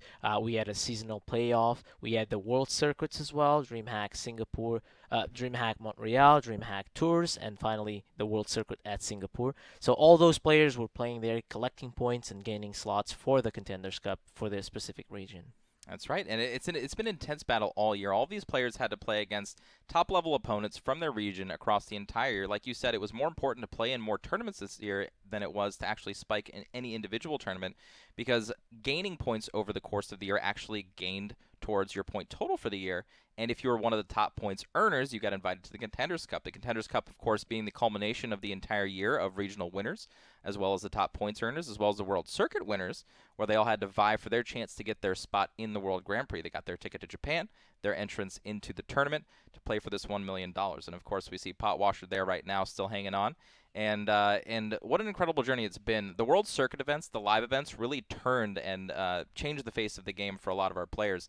So many teams out there, community teams, now professional teams, all joining the fray.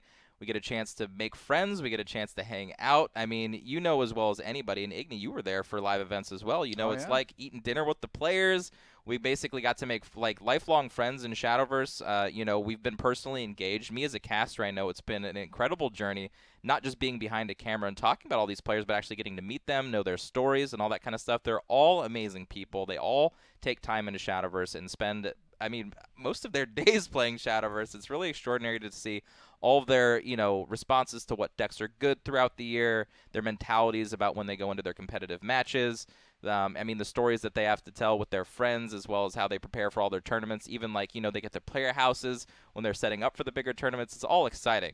What was your favorite moment this year, especially from a live event or anything throughout the Shadowverse Open this year, Igni? This year, I loved seeing the competitive scene in my region, Southeast Asia, Oceania, grow, and seeing that we got a World Circuit stop here in Singapore as well, and being able to cast on my home turf, seeing a lot of the players around this region personally, and like you said, the camaraderie, getting to eat with them, and as casters, then we get so invested in their story, and it makes it a lot more emotional for us as well. I just loved seeing my own region grow as well in that way.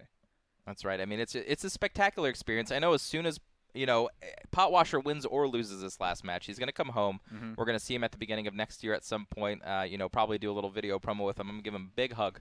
You know what I mean? Any which way that happens. You know, again, what an extraordinary journey, as well as Crumsian.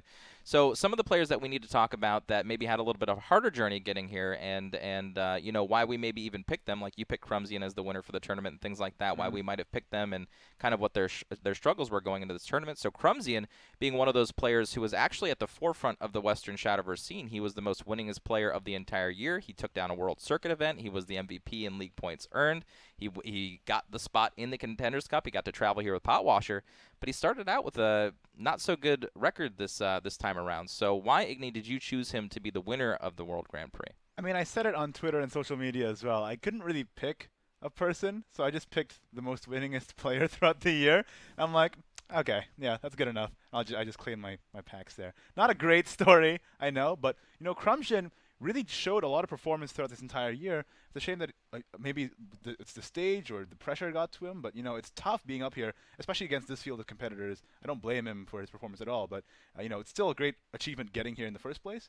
It's just unfortunate that, you know, he wasn't able to make it to the top 8. Sure. Maybe Akamar Red kind of shed some light on that as a player. What would have been like for Crumsian being as winning as he is, going into a tournament like this, maybe suffering a few early losses? Kind of walk me through what a mindset would feel like and maybe what some of his struggles would have been. Yeah, it's hard to know exactly what was through his mind during the player lounge, but for instance, last year we all saw Jay-Z felt defeated when he lost for the first time after winning so many times, so many open seasons, so many NGE tournaments, 3 seasons in a row he was the champion for the PAM region. So when you get defeated for the first time, you get down to the reality, and it's hard to know what went through Crimson's mind, but I guess that his play style is very aggressive, his play style is very proactive, and when Forrest was brilliant and when Forrest was at the head of the meta, he was a fantastic, phenomenal player. An iconic moment I will never forget was when I was at DreamHack Montreal. I was behind his back watching one of his games, and I told Zero Fine the best play here would be to set up this convoluted lethal with a fairy driver, not play it now, set up an elf song so you have enough fairies for this lethal, ignore a trade, risk your own health on the forest mirror because he didn't have enough fairies for their own fairy driver, and he goes and does it. And I'm like, this guy is one of the best Forest players I've ever seen in my life, and I will never forget that moment. And I think that Forest is not at the edge of the meta now, and I think transitioning into another player that I voted for myself, Tempo Storm's Essia, another pilot of Forest that it's brilliant. I've been studying him for so many years, almost a year and a half that I've seen that player, played with him, talked with him, and so close, but yet so far. That makes sense. So maybe just the class changes, the environment changing, things like that, maybe just not on the pulse as some of our other players are. But yeah, what an amazing story for Crumsian this year. Again, walk away with your head held high this year, Crumsian. So let's talk about some of our other players like Chaldea. Yeah, I was looking for Chaldea. Unfortunately, made it to a 4-4 score at the first day.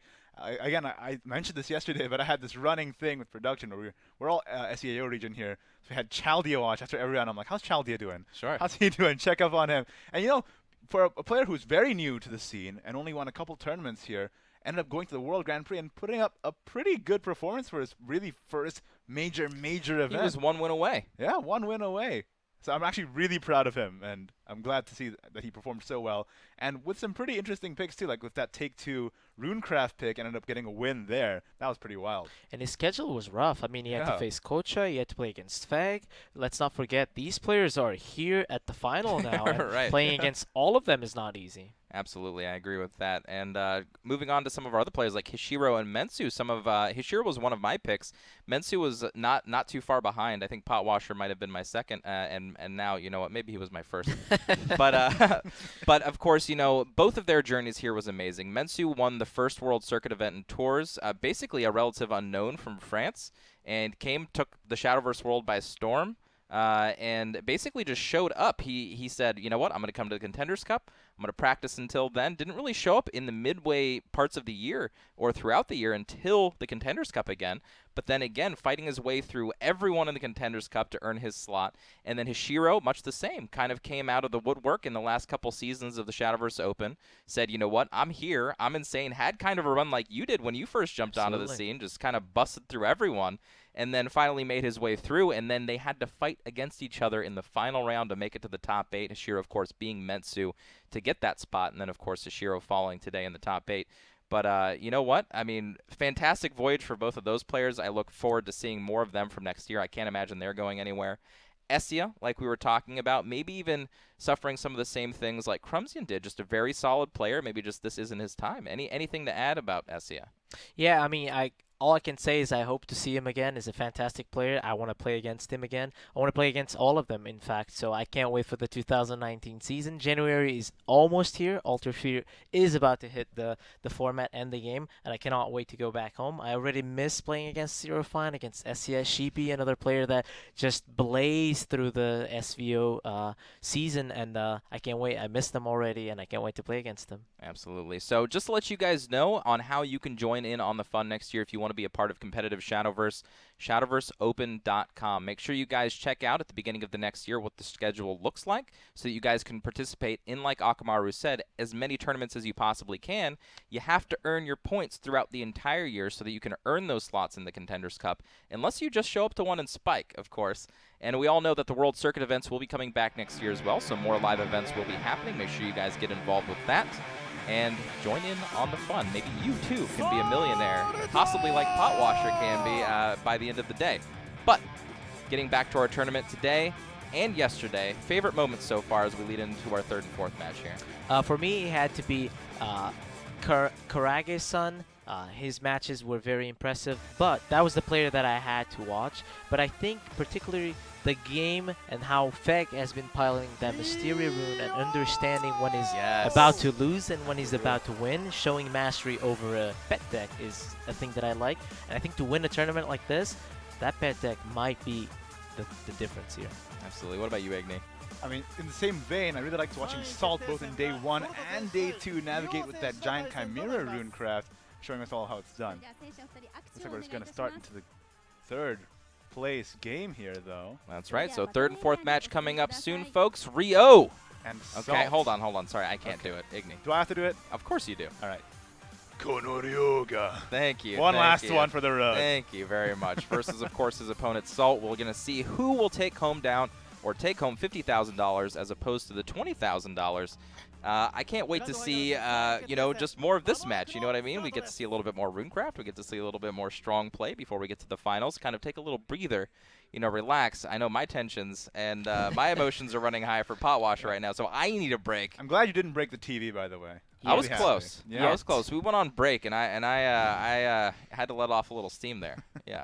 And I mean, we talked about the players from our regions, the west side of the world, but also the Rage, very competitive this year. All the seasons, all the expansions, very hard. I had the pleasure of casting some of them with you guys as well, some with Igni, some with Potwasher as well. So maybe you learned a lot from there too. But to say that Rio, for instance, and Salt, impressive players in their own, and Rio day 1 dominated, and Salt 5-3, almost this close, eliminating Kocha. That was the last game. If that was my last game to make day 2, I would be afraid to miss that opportunity. Yeah. I mean, you got to play into the fact that nerves are always a huge factor in these tournaments, and you're playing for your tournament life. You're playing against last year's World Grand Prix winner. You're just like, okay, all right, I need to pull out all the stops here, and he did make it through, but then again, eventually falling to Potwasher in the end before the grand finals. But now he gets to play for third or fourth place. Still a huge achievement in your Shadowverse career, especially because third place this year takes home as much as first place did last year. So it's still good prize money and still a lot of fame to come with it. Hard to wrap your head around, hey? Third place taking home as much as first place last year. Shows how big the stakes have gotten for Shadowverse now. Absolutely. So it looks like pretty soon here we'll get into the deck list for the third and fourth match. You guys have seen the decks before, but of course it's always good to get a refresher before we get into the match. Who do you expect to win this match? Difficult question. I mean, Rio, I have to be questioning his decisions now because he showed a lot of mental fatigue, perhaps. His decision was not as sharp as yesterday, for instance. That's true. The fact that it is a day 2 tournament, or a 2-day tournament, I should say, can make a difference instead of the only day for Rage format. As a matter of fact, I've got to say that played a part in most of our players' roles here. Every player that we saw losing pretty much, you could see some faltering. It could have been mindset. It could have been plays made on the board. It could have been overly emotional during the games. Any of those things. So these factors definitely play a role. I mean, this is an intense freaking tournament. On the other side of the coin, though, Rio's had some time to take a breather. Meanwhile, Salt is fresh off a game as well. Maybe he's not had some time to mentally reset. Again, this human element really adds a lot of interesting factors into how the games are going to turn out. Of course. And this being a purely mental game, not just physical. I know I've been in both arenas in my life, and when you get to play physical games, exertion, you don't have to like get too mental about it. You know what I mean? You just kind of allow your body to perform. But in these mental games, it can get pretty crazy. Yeah, and once again, the mid-shadow deck, very well piloted by Rio yesterday. Today, not having as much success as he would like, falling a bit short against in his previous match, I should say. But the fact that he has Seraphic Blade has not shown yet to be as strong as he hoped. We have not seen that Vire being destroyed by it. And then again, showing us once again this Dragon deck. That's true. One of the other things I kind of want to make note of with the Prime Dragon Keeper lists is Prime Dragon Keeper specifically hasn't really impressed me today. It's been a nice little option in the decks, but it's always coming down to Poseidon and Masamune and things of that nature. PDK, it's been okay, but realistically it's been more of a hindrance because you don't always have things to play with the PDK. Yeah, I really personally favor the Ramp Dragon deck list, but coming into Bloodcraft here for Rio, I mean... The deck. Yeah. The deck. The deck. If you want to play a deck on ladder and you don't know what to play, this is it. I mean, if 7 players at the World Grand Prix have not convinced you to play this deck yet, I don't know what you're doing with your Shadowverse game. Yeah. I think it was all 8 players. I guess you're right. One of Trill. them had 1 card 9 difference. voice. That's true. That's true. 1 card difference. Actually, that had to be one of my favorite moments of the whole tournament, was us reacting to the Bloody Mary on that deck, yeah. and how we reminisce of that card from the good old days. Unlimited was very fun. I have to say, casting Unlimited with you guys was a very fun experiment. We haven't casted Unlimited too much. That's true. This year, and it was very fun to see professional players tackle that format. Absolutely, and of course, Salt's going to get another chance to win a match with his Runecraft list.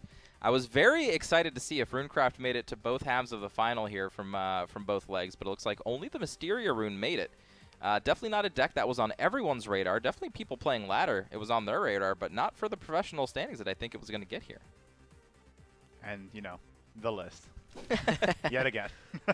So, speaking of the list, we've seen both these players opting to go for Blood first, or Rio actually going for Dragon first. So I wonder if they'll adapt their strategy, because the Dragon versus Blood hasn't been very successful so far, and Rio has opted for that, while Salt has instead gone for the Blood multiple times, or just goes for the Dragon and hopes for the first coin. I think Dragon first is the biggest mistake we've seen all day, to be honest. I think Dragon first has cost so many players that first game in the matchup, and subsequently the entire match. You know what I mean? I think play order has always been an important factor when you're playing in these conquest formats. This is no different. And again, you know, Rio saying that he put Dragon first before, maybe now he's learned from his mistakes, going to this 3rd place match. Again, even though it's for 3rd place, it's still a huge amount of money on the line. Yeah, and this year, I want a special shout out to all the players who gathered here, and to note how far Shadowverse has come. Last year we had so many different lineups, so many weird techs, so many different decks, but this year it's like we all came together and realized what are the strongest decks. That means the game has evolved so much, information is public, and people really care and take the game very seriously now. That's right. It means the game's only going to get harder from now on, because everybody is sharing that information. The games are only going to get harder. But guys, here we go. 3rd and 4th place match, Rio versus Salt. Let's go. Oh, no one queued Blood first. Changing it up, I like it. That's what I'm saying. It's the 3rd place match. Maybe they're like, okay, let's mix it up a little bit here. Runecraft, Salt, of course, following that giant Chimera Runecraft versus Rio's mid-range Shadowcraft with that Osiris. Hello, speak of the Osiris. There's the saying, if it ain't broke, don't change it. However, both these players have lost their last matches, which means they have to adapt and change their strategy. What is interesting is that Rio didn't seem too happy to queue into this matchup, while Salt is just stretching and feeling very comfortable. Yeah, I mean, look at his hand. He's got the giant Chimera. He's doing a little jig, dancing a little bit, got the magic missile in hand. Looks like he has a pretty comfortable game plan here so far. I think he's much happier now that he has Giant Chimera than he was against Pot Washer when he almost never drew it. That's true. I mean, given this, like the reactions of the players, what do you think Rio was hoping to queue into with the Shadowverse? Maybe he was hoping to queue into a Blood from Salt. I think so. I think Rio was hoping for that Bloodcraft deck so that he would get that free, in quotes, obviously nothing is free at the World Grand Prix, but getting that advantage earlier on the game and get ahead on the series. What happened to your attitude? Before you were like, oh, it's unwinnable. Now you're like, oh, well, you know, it's neither here nor there. I mean, I can't be claiming bold statements. I have already been shown how wrong I am by not pointing with my RNG, so that's right. I'm spending too much time using my finger guns with my opponents rather than using on the screen, pointing out to the followers. That's right. You're pointing it to your opponent, you're giving them positive energy. Exactly. Gotta stop pointing at them, gotta start pointing at me. That's right. Right, so in Salt's hand right now, he's got quite a few options here. Just gonna opt for Wind Blast, you know. No need to use the Zero Blade right away. Zero Blade can be used for a higher priority target. But still, already the game's starting off, and he's already boosting Adjudication and Giant Chimera here. Something also interesting that I've noticed from casting a couple of Rages is that the 3rd and 4th place matches where we actually see players so relaxed because they have already done their best. They cannot get to the finals, but they still have something to show. And they're fresh to go. They just have the mentality of, okay, I've done my best. I have been eliminated from the top field, but I can still play some Shadowverse and have some fun. Exactly. Still see how far I can go here against, you know, my fellow players. And I like the mentality of a lot of the players in this tournament. The camaraderie you saw in some of the player entrances. They were hugging each other. They were happy for each other. I love to see that in these events. And, I think Salt and Rio, after a long day of playing Shadowverse, are happy to sit back and just play the best games they can while they still can. And Salt, you're very happy that a card like Skull Ring is no longer used to the nerf, because that would be a very hard card to deal with when you're playing Runecraft, getting those 2 skeletons. Obviously, that's not the case, and Salt, you're just going for his card draw. Was kind of hoping for a Fate Sand or a Concentration to go back with it, but that's not the case, so he has to adapt. Yes, he has that Chimera already online, but that doesn't look too good outside of that. Yeah, not a whole lot of stuff. He got the objectives of the deck, but you need to get there first, right? So perhaps now it's the opposite is happening. Before he didn't get the Chimera or he didn't get the Adjudication earlier in the game. Now it's the opposite. He's getting the tools that he wants, but he's not getting the gas that he needs to keep going. It's rough either way. That's why Giant Chimera is a little trickier to pilot for a lot of people, Like Exo was saying previously, you got to draw the right cards in the right order a lot of the time. Yeah, it's a very risky deck to play. I mean, very high payoff on the top curve, end of the curve, but also very risky, very what we call bricky, very poor hands in some games. Interesting decision, but I think that Salt understands that this is a small field. There's not a lot of games that he needs to win. Very different from a Rage format where where dozens of games have to be won. So I think that Giant Chimera could be the difference in this series.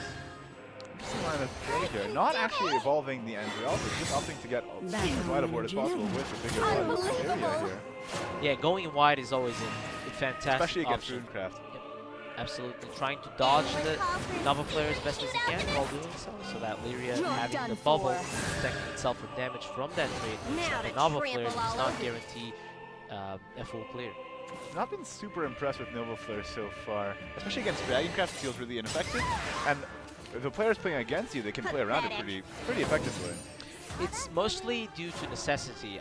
It's the only AoE format that Rune has accessibility in the collection that's actually effective for what it does. Outside of that, there's Staff of Whirlwinds, which isn't very good, and then Proto Bahamut would be your third option.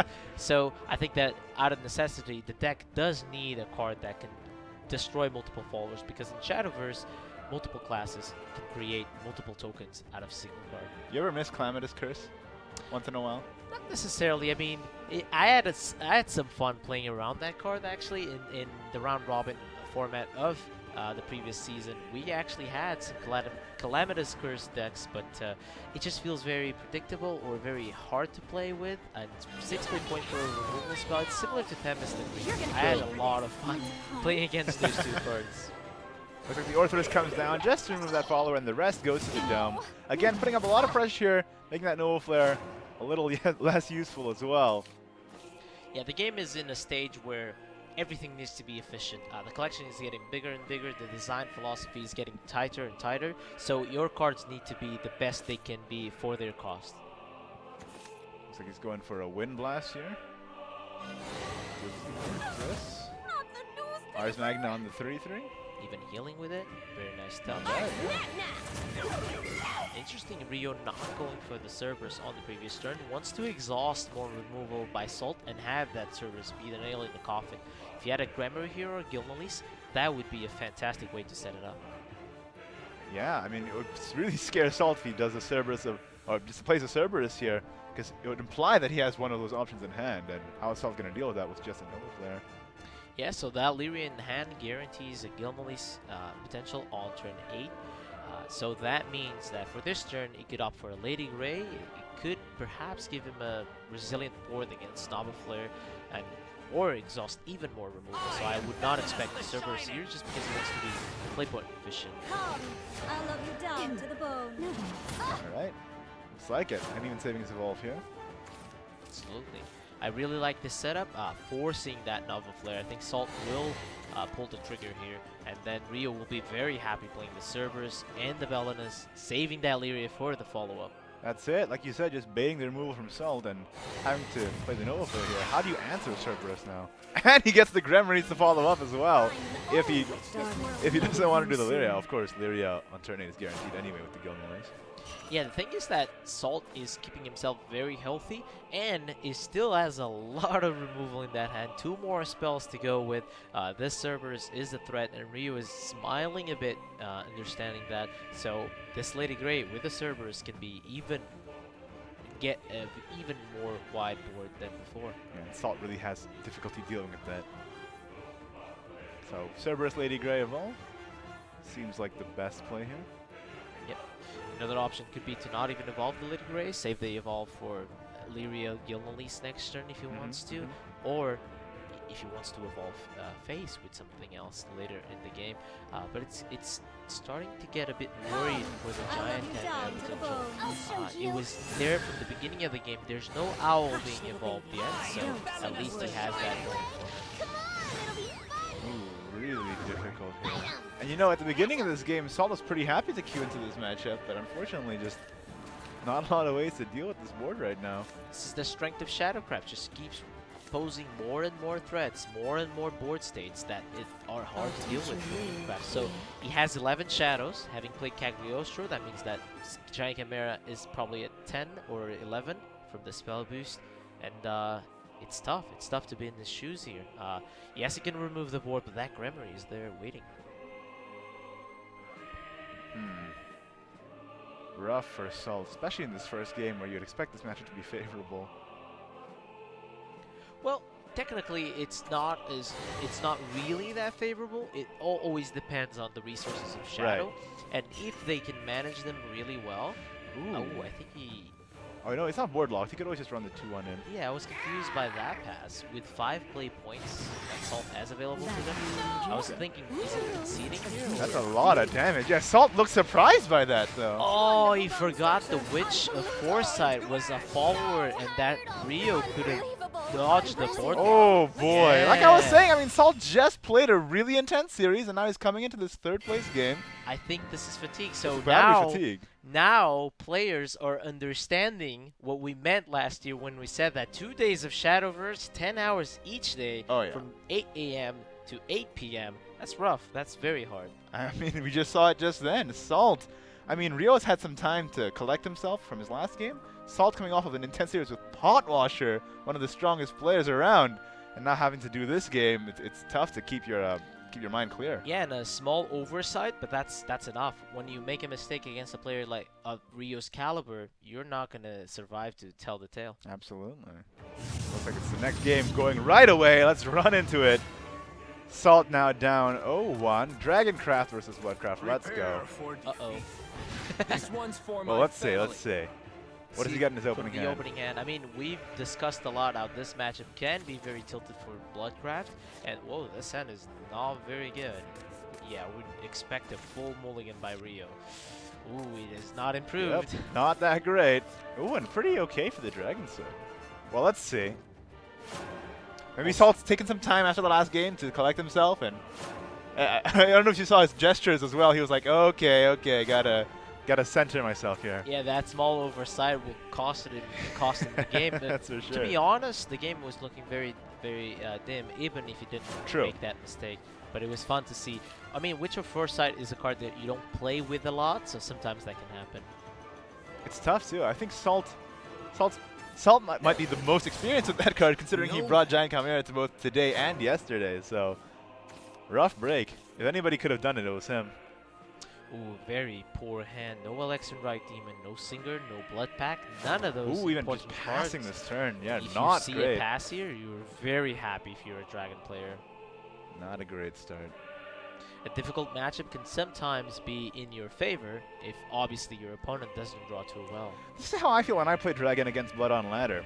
I feel like Bloodcraft is a deck that it really rewards the skilled players, and a lot of the time when people just take the list onto the main ladder and they don't practice with it, it's pretty easy to play around them. But like you said, in this competition where every player knows exactly what they're doing, it's kind of tough. It's getting worse. You can see his reaction. He's like, what is going on? Why is my deck doing this? What to am I me?" doing? I mean, I I guess there's no choice there. Has to summon the Florist and empty his entire hand. Has the Perish to replenish his hand a bit, but he's not very happy. Valneric, Wings of Lust, and the Dark Beast Bat, your game plan is very strong. And Salt has an evolved Aila here. He's got the Dragon Strife Blade. He's got all sorts. Oh, he's an Oracle gamer. He's got all sorts of options now. Dragon Strife Blade. Yep, passing every turn also doesn't feel very good. Passing turn 3 as a Bloodcraft player, it's where you want to set up your hand size by playing cards like Elixir Right Demon. So this is a very big loss of tempo. And Salt, just understanding that, is pressing the pedal and moving forward. I really love that trade too. Just keeping that Aila off of 3 defense. You know, playing around that Snarling Chains, playing around that Razor Claw, Evil Eye Demon, just trying to keep the follower alive on the board. Rio is sinking more and more into his chair, trying to figure out how to solve this puzzle. There was once an interview where a player said playing a Shadowverse game is like figuring out a puzzle or solving a puzzle. So I guess that now he's trying really hard to solve trying to this put puzzle. the pieces together, but none of them this quite is one fit. of those jigsaws where you miss one of the pieces and it's actually impossible the to corner to piece, solve. you lost the corner and now it's 12 times harder. You don't know what you're doing. But you know, this Valneric into Wings of Lust is potentially a thing you can do to clear this Aila. Of course, that's not very clean. But what else do you do, right? You can evolve. You're also spending 2 cards to deal with. To deal with 1/2 drop, exactly. Right. Spending 2 cards that are important for your later game in this matchup. Valneric is such a key card to deal with Poseidon or Hazidahaka. By playing it now, you are completely forfeiting that option later in the game. It's rough. So, Servant of Lust, Valneric perhaps, save the Wings of Lust, but then you don't have any target. So maybe he goes for the half and half, which is maybe a Servant of Lust with the Wings of Lust. He's trying to save the Valneric for a little bit later. I think it is the more important card than Servant of Lust for sure. So here you should be at 6 self-damage, which means that Valneric is almost there. Almost. Yes, pretty good. A lot of ramp here. Going to overflow, getting that Oracle, cycling it, and then going for the Stateful Rending. And look at his hand. A Poseidon, 2 Azis, and more refill, just in case. Yeah, and if there's a case for that Poseidon plus the Singer on turn 10, if he wants to, and he evolves next turn the Poseidon. So, here we go. Is he looking to save the Rending for a future target? That's I a mean, little interesting. setting up Ayala as a 4/3 is not very tempting when you have. That's true. When you're playing against Bloods. But they only have 3 cards in hand, though, and they had some difficulty dealing with your threats in the past. So, I'm not sure if you have to be too wary of it. And Rio here definitely needs Alexandrite Demon or Blood Pact into Alexandrite Demon. Something just to keep himself in the game. Alexandrite Demon also with Snarling Chains would be very good. Singer helps, but it's not Alexandrite Demon as it's not as efficient with play points, but it'll get him the cards that he needs, definitely. But he does need Razor Claw or Snarling Chains in this situation. Let's see what he pulls. There's no other option here. You have to put the Singer. Yep. Oh, there we go. I mean, your deck cannot be bad to you the whole game, The whole time. There's no possible way for it to be this bad the entire game. Room for improvement. Well, making it through, inching his way forward. I think you can Ozzy to Haka face here. Yep. I like that. I would have thought about that though, because Valneric is active, so I don't think this plays. I've seen a lot of players do this play. I guess it sets up lethal though. But the idea is that Poseidon does it too. If your opponent obviously doesn't remove it, but if he's going to remove Poseidon, your Dahaka can also be removed. I mean, nice this here. Wings of Lust swing might be what Rio needed to be in this game. Yeah, it's your favorite turn 7, right? You've said it multiple times. This Valneric into Wings of Lust, you're feeling pretty good about yourself. I mean, I don't see another option that's as valuable. How do you remove the 6/8 otherwise? Oh, here we go. And I mean, you saw your opponent Azidahaka and deal that damage to your opponent's leader's health, to your leader's health, which means you definitely have to heal. You expect a second Dahaka there. You think it's Salt kind of going like, let's end this right now? No, I think that at this point, Salt is calm and collected. I think that the difference between $20,000 and $50,000 will not make you be impulsive, I feel. Yep, definitely. That's a lot of difference in cash. No clean way to remove as well as establish, so we can go for the Phelan, remove the 5-6, but then his options aren't very good. The 4-play point on the Phelan play makes it so that Singer or Galmio could be the potential plays. He still has an evil point left. He can evolve his Poseidon over the Valneric and just sit with that and be happy with that. That's true. In the name of the ocean, Like burning this. flames will freeze. I mean, Rio has 2 cards in hand. Time to say Pretty goodbye. rough. It'll become 4, at least. My fury should merge into land. Okay. Let's see how this turns out. Yeah, and I don't think this bat is big enough. I mean, he was at 7, 8 now with the Wings of Lust, so bat is only 8 damage. There is no way to punch through those wards, so I think that, yeah, Salt has navigated this game very well. Unfortunately for Rio, the hand was not what he needed or what he wanted out of this game. That's it, going to a 1. 1, well, potentially. Let's see here. Hopefully no player slips. But seems like it that Salt is going to take this and make this 3rd place game just as intense as all the other ones. Yeah, I don't see any outs in the hand. You could use Darkfist Bat to remove The the Poseidon? Poseidon, Yep. but you're either not winning the game by doing that, you still need 2 more bats, as Yep. well as the Dahaka that we see already in the hand for Salt being able to be such a strong menace that Rio cannot deal with the current hand. It's rough. It's rough. Can't even suicide the Singer looking for more answers, so it's very difficult only having access to 8 play points while Salt is already at 10 play points. Dragoncraft got a lot of really quality cards throughout the course of its mini expansions, right? Warbreaker Dragoon into Poseidon, now Masamune and Pure Voiced. Yeah, I mean, they have such a good collection that they don't even need to play Warbreaker Dragoon, which in my opinion is actually a very valuable and powerful card. They just don't need it. All the other ones seem more powerful. We only saw 1 player bring it, and only 1 copy as well.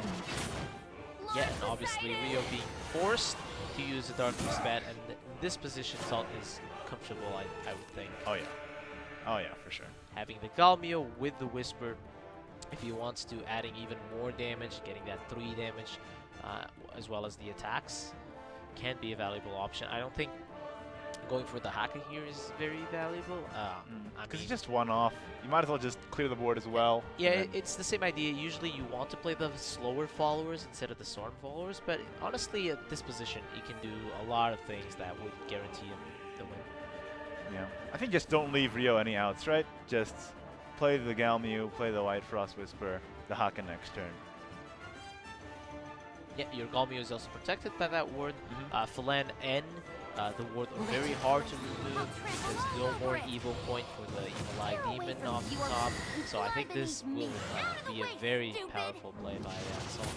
Did you like it? And the rest go upstairs. Can even trade if he wants. I mean, it doesn't need to use the Whisper. But with the second true. Phelan in the hand, I would be inclined to do so and get that extra damage. You could run the 1-2 into the 5 lane into the bat and then just play another one. But Yeah, against Blood, there's not a lot of valuable targets outside of the evil points for Whisper, so I would be surprised not to see Whisper being used here, instead saving your Phelan. you can space damage in, right? Yeah, absolutely. As well as keeping it for the next turn. Very hard for Blood to remove all of these followers. Got another bat, but it's not nearly enough. It's at 9 right now. That's close. I mean, to be fair, for Rio's side, he made this game a bit closer than I thought at first, with his opening hand being so bad to the point of passing. That's true, yeah. This game still lasted a bit while. But, you know, classic Poseidon, Nazi Dahaka.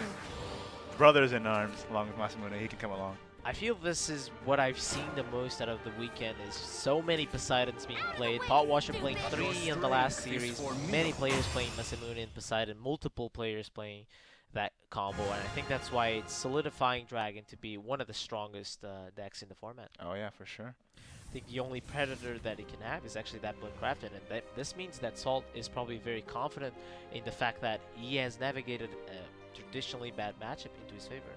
So now what's left is Salt has the Runecraft and the Bloodcraft left. Yep. And Rio has the Dragoncraft and the Bloodcraft left. So who are you favoring right now going into this? The lineups versus lineups. So the Runecraft by Salt can actually win versus Dragoncraft. I mean, we saw how close he was against Botwasher, where if he had a Giant Chimera early in the game, it could be the difference. But then again, the Bloodcraft decks are very powerful, so it's hard to predict. I mean, Rio still has that Bloodcraft, we still have a Bloodcraft mirror to go through, and I think that the winner of this matchup will solidify himself and will perhaps get the win. All right, let's take a look. The Bloodcraft mirror. You know it, you love it. We've seen it all throughout this tournament weekend. Ooh. Once again, not a very good hand out of the opening. From Salt's Mulligan, I expect him to be on the draw, keeping that Snarling Chains. But Rio would have loved to see some Alexandrite Demon or Blood Pact. Once again, he doesn't want to risk falling into what happened to Salt against Botwasher with having a very awkward hand in the mirror. You want to keep your hand big, you want to have all the options available to you as fast as possible. All right, Rio is on the play, so he gets to play that Servant of Lust turn on, which we've seen be powerful before. I wonder if he's going to go for the Alexandrite instead, though, and try and get that Florus out early by playing the Blazing Sapphire turn 3.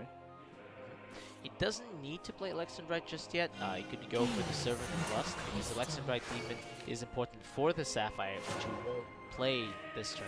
But instead, opting to just hide that Servant of Lust, expecting perhaps a removal spell to be used this turn. I mean, he did see that Salt did keep a card, so maybe expecting that Snarling Chains being kept as well. Alexandrite comes out for both players here.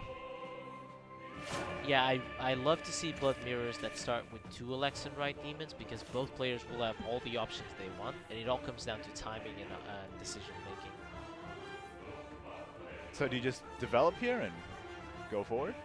Or does Snarling Chains the 2 on the opposite side? Exactly, like with no good option for 3 play points, I think that Rio could develop the Sapphire here, or since he doesn't have any 0 cost, this is one of the keys. If you're at home thinking when to play your Sapphire, it's about having it on turn 5 proccing or turn 6. If you have 0 cost points, you can proc it on 5 to get your Florus. If you don't, you want it on turn 6, because that's when you can play 3 2-drop spells, for instance. Makes sense. What's the reasoning behind playing the Evil Eye over the Snarling Chain in this situation? Yeah, that's interesting. I guess that he thinks that Evil Eye Demon is less flexible than Snarling Chains. Both players actually thinking that. Later in the game, it'll cost 5, so perhaps that's why they're not inclined to use the Snarling Chains. That's true, and just not really valuing the Evolve effect in the mirror. Yeah, in the mirror, usually Virus and Florus take priority, but there's a chance where you can actually push for a lot of tempo with a Florus and an Evil Eye Demon down later in the game. Ooh, got some of the 0 cost now, though. Looks like a Floros might come out next turn. Yeah, that would be lovely, because he set up the beautiful turn 6 proc on the Sapphire, as well as having a Florus on 5. That would be definitely where Rio would be ahead of this. Go forth and course your blood. Alright, going into turn 4 for Salt here. Oh, he just top decked the Vira. See what he gets, what options he has. Double Vira, not bad. I mean, having 3 of all points can distribute them for a Florus, a Vira, and another Vira. So it's all about, once again, about decision and timing on those evolve points. Salt's got a lot of options here. He's kind of pondering it over, making some gestures. Snarling Chains on the 4-2 is an option as well. Vira, Evolve, probably the highest tempo play. Playing Blood is very fun. It definitely feels like solving a puzzle. You have to maneuver your board states. You have to play like this 3D chess game of controlling 3 different scenarios or axes. Your play point usage, because you're still playing a combo deck, you want to maximize that. Your self-damage ramp, your Florus invocation, and not only that, how much damage can my opponent do? So controlling all of that is not easy. That's why the deck favors the highest level of skill, and which is why we see so much of it in the World Grand Prix. Yeah, high floor deck, definitely. And unfortunately for Rio, this is not what he needed to activate the Florus on turn 5. He would have loved to see any sort of 2 play point card that he could have played, and this is where perhaps that Evil Eye Demon early on may cost him. He had the opportunity of playing a 5-4. It's not the best thing you can do, but it's an option that is not available for now. And now there's not a whole lot you can do on this board. Perhaps Madness revealed. it has a window for it. You can heal with it the next turn, and obviously using the 0 play point spell isn't good, or amulet I should say, isn't good for the Florist, but you already have enough to develop it. He's gonna go for Bloodkin and use Snarling Chains as bat. Yep. So he wants to and this get should the get a Florist. Floros. Yep. At least the parishes get him a bit more fuel going into this. It does feel pretty weird about this. Not very artistical, but it's still effective. I mean, not the most beautiful Florist invocation. Not as elegant, yep. Not as elegant, doesn't have a lot of finesse, did it the hard way, but it's done. Florist is on the board. A lot of times it's good enough. But with Salt has so many options right now. It always feels so good to just see your opponent have only 3 cards in hand and struggle to do the most effective plays, and you're just sitting here with an easy 8, and you're like, okay, I can take my time and think through several avenues of play here. So let's see. Salt here has 1, 2, 3, so not enough for a Florist.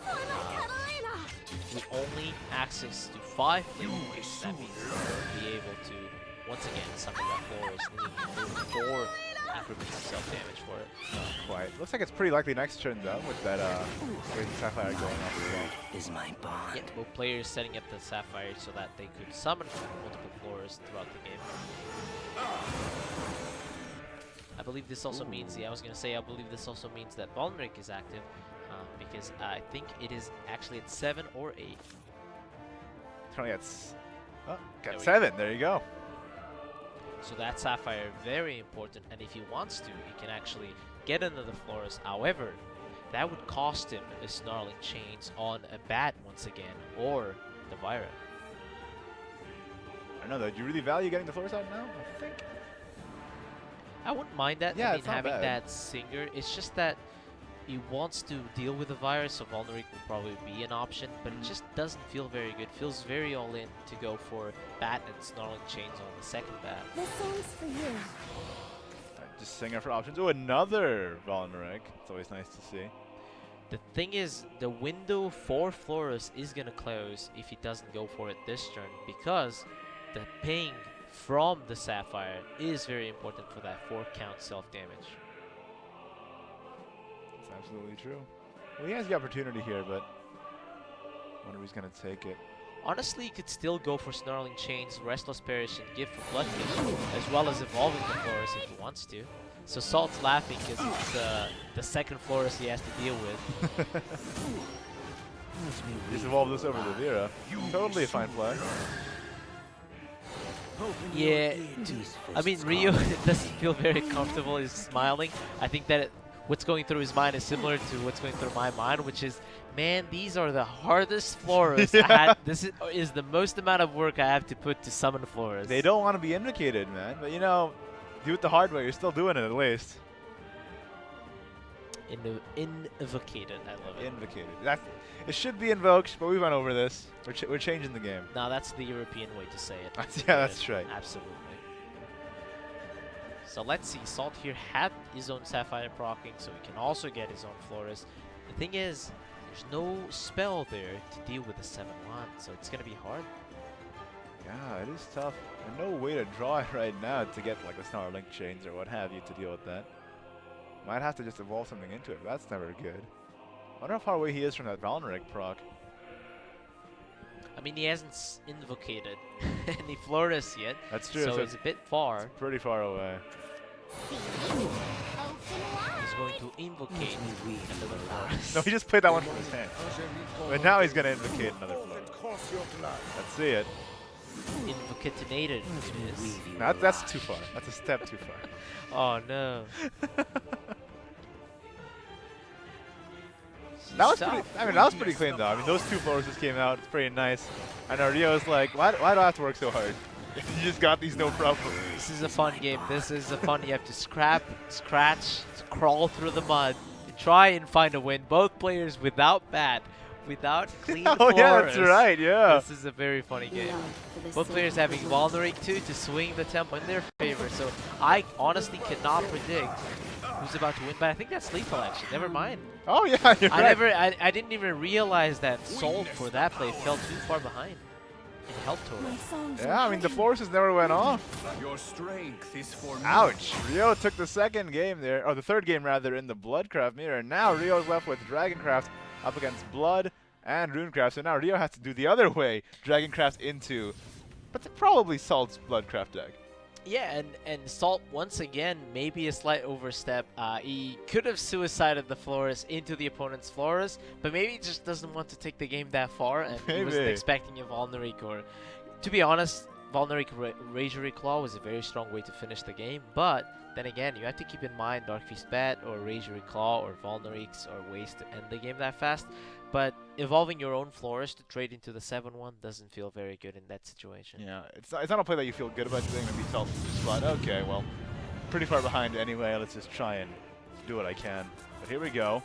Of course, Salt King on his Bloodcraft again. Rio going first on the play with Dragoncraft here. Let's see how this turns out. So both players having the Dragon versus Blood. Yeah, the shoe's on the other foot this time. Exactly, but Salt came out ahead on that one, so I'm very curious to see if it's going to be a bit different or if the Blood hand is cooperating to deal with this Dragon. I mean, Parrish is pretty alright. Probably toss the Floros though. Rio is a Dragon Oracle gamer though, and he is on the play, which is pretty good against Bloodcraft. I mean, what a hand to start things with. Oracle into Waters of the Orca. Ooh, pretty low impact for Salt here. Wow. And he's also on the play, so Rio here can have a very strong start, and with Salt's hand, I don't see a way for him to answer all of this. It got a little bit better. A little bit.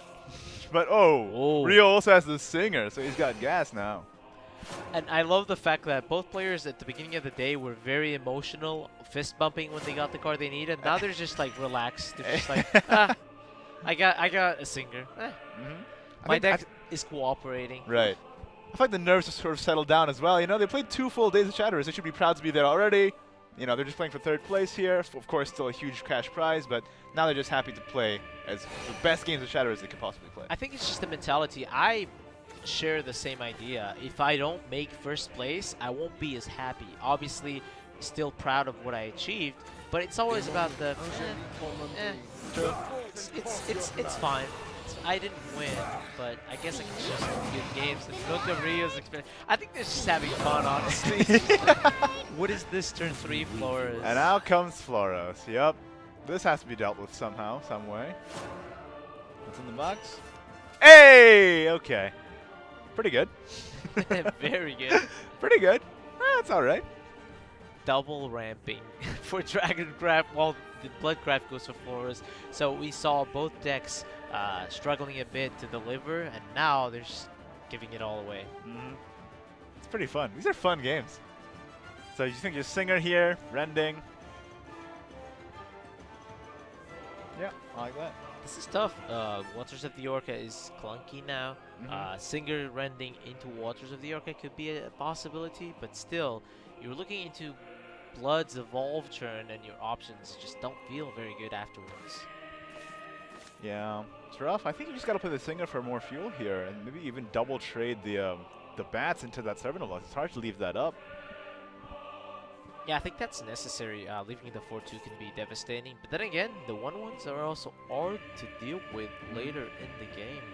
Prime Dragon Keeper dealing 2 damage, having to focus on 2 bats could be awkward for you. That's true. Oh, he's just going to go Waters of the Orca for the enhanced cost. Ignore the Flores. Just wants the most amount of board presence as possible. I like this. You know, it's a turn before the Evil Eye Demon's even a factor as well. Could have been heavily punished by... Oh, I was going to say, ooh. It could have been heavily punished by Vira and Snarling Chains or Razor Claw, but this is still a very good play if he goes for the Wings of Lust. So for Salt here, Vira Evolve seems pretty good. You can even play a Blood Pack, get more fuel as well. Try and smooth out this clunky hand. Yeah, having the Volneric there might save the Wings of Lust for a very powerful turn on turn 7. We've seen how good that can be. Absolutely. Blood Pack seems like a good opportunity to go for in this turn, as you're already ahead on the board and you're dictating the trades. Tough decisions here. So this is a difference between developing a 6-6 or drawing into more cards. When I play Blood, I like to assume the control rule instead of being the aggressive, tempo-oriented style. Of course, if I get the window to do so, I will. But I just like drawing cards here, making sure my hand is big enough to deal with threats that Dragon propose. Yeah, absolutely. I mean, what else are you gonna do? I think just drawing into your pieces, making sure that everything's active. Just trading the bats into one of these. Yeah, I like that. Is this blood pact in here? Oh, Wings of Lust, actually. Interesting. It just wants the most powerful follower available to him at the moment. It is pretty tough to go with that, yeah. I mean, I like it. It's staying consistent to his game plan, being very aggressive from the start, getting that crazy opening with the Florist and the Serpent of Lust, now transitioning into a 6-6 Vira, and I don't see any Philan there. Yeah, how do you deal with that at this point, right? I mean, you can try and Hail Mary and see what you get at the top. Is Philan even good here? I mean, you still have to spend your rending. Yeah, I mean, it's better than nothing at this point, right? Yeah. Yeah, I mean, it's better than literally losing nothing. The game, yeah. of course. True. This is hard. Rio's feeling it. Is not very happy with this current situation. 6-6-5. Another Orca play. Is he just gonna ignore this Vira? I think he's in a position where ignoring the Vira is the play, and whenever you ignore it, such a big Vira, you are not going to. Oh yeah, Salt is gonna punish Rio for this. To be fair, a Hail Mary on the Singer would maybe even give him a worse position. True. If he didn't draw it, it would just have a 1-2 instead of all these 2-2s. Gotta hedge your bets, you know? This is the least risky way to at least get some form of presence on the board right now. And Potwasher himself mentioned sometimes you fall too far behind, or you fall behind and you need to take some risks, or you need to take some wacky decisions, as he put it. And I definitely agree. I think that I've definitely been in spots where I ignored some heavy threats and just hoped my opponent didn't have a specific card. So for Salt here, he seems to be pretty ahead, but you know, still taking your time to think through this. He's got the Alexander Demon for a little bit more draw. Doesn't have to put the Blood Pact here. Yeah, all the 2-2s are very hard to deal with too. True. The current self-harm proc I think is at 5, so he still needs 2 pings for Valnarek to become active, but not too difficult with that Blood Pact in hand already. Can try and dig for something. Also, the Wings of Lust will give him an extra one at the end. That's of the true. Yes. So he's going for the Alexandrite Blazing Sapphire though, just for a little bit more. An azure. Rio not happy. I mean, his hope was that his opponent just didn't have a card draw, so that his hand was too small and didn't have his own conditions. Oof. That's the 3rd Waters of the Orca on this game. Yeah, I mean, we've talked about this before. I'm really not impressed with both the Prime Dragon Keeper and the Waters of the Orca late. So far, they've seemed pretty ineffective, and that 6-5 Vira is a testament to that. Let's see. So here, perhaps developing Prime Dragon Keeper. Ooh, another aspect that I have totally missed, is that both players are actually not evolving a lot, and Rio still has 2 evolve points, while Salt has his own 2 evolve points, which means when Dragon doesn't pressure Blood enough so that they can keep all their evil points, all the Prime Dragon Keeper plays they can do are just don't seem like enough. Really don't. I mean, Rio had a pretty rough start as well. Let's teach you how power. See how this goes. Care to touch? There's an Azirahaka, but you know, nothing to support it really. Yeah, and at this point, it's just hoping that Salt just doesn't get his Dark Feast bat or even more damage from Valnarek. Be gone! Valnarek is pretty easy to activate at this point. Swing your miter. Yeah, not even Valnarek Keeper. I never forget. This song's for So you. accepting the fact that she can be removed, but Evil Eye Demon would have been able to remove the entire board, or Rio's just hoping that Salt doesn't have the ending go. Oh, okay. There we go. What an awkward game for Rio right from the start. Oh boy, and that Evil Eye Demon's kind of cinched things. And he's laughing. He's smiling because he expects it. He actually didn't know how close he was from actually winning this game. From the start that Blood had, it felt like it was very hard for Dragon to come back, but he made it close. And this Evil Eye Demon, if it wasn't for that card, Salt actually didn't have a very efficient way to clear all the 2-2s or leave. But right off the top, I feel like this series, it's been kind of a theme here. The deck has been either providing plenty or not really at all. I mean, the decks may be tired too. They've been It's true, yeah. They've been pulled out of the pocket too many times. It's the soul of the deck, right? You were talking about this before. Your deck is your constant companion. It's the heart. It's my friend. So many players said that too. So here, this feels like a very predictable pattern. Every time Blood and Dragon go to the board, they fight a lot, and Evil Eye Demon just seems to be the nail in the coffin in every game that I saw. Yeah, that card is crazy. It's such a good reset button. Stalls for so many turns. It seems to bridge the weak mid-game that Blood can have into a very powerful endgame with Volmeric and the Dark Beast Bat. So Rio's just thinking through, can I still win this? Do you want to just evolve the Serpent Drake into this 5-4? Or? Yeah, this is a difficult position. I mean, he does have to deal with a 5-4. There's no efficient way to do so. He can evolve this 8 play point Serpent Drake if he wants to, but that's another target for Volmeric to eat. And pretty easy from there to just continue rolling and rolling. I think that Waters of the Orca would be play, but yeah. Okay. It won't be long now. That was weird. You wanted the 2 damage from the Force Play Dragon. You wanted to maximize the play point efficiency, but it just seems weird to not go for the entire Warcus and still have to evolve one of them. Yeah, that was a little bit of a strange line of play there. I would have liked either, just full-on Orcas and evolve one. That kind of weird Dragonoot first and then Orcas? Yeah, I think he's feeling it. He's not very happy with this play. I think that might have been a mistake. Maybe fatigue is getting to him. It's very stressful. Trust me, I was there, and when I came out of the venue, I wasn't even able to see what was around me and do any math. I was just like, what's going on? Where am I? I just want the $25,000? What's happening? How many zeros is that? I can't see the zeros. I've been seeing too many zeros. This year, this year you'd be seeing way too many zeros as well, considering how things have changed.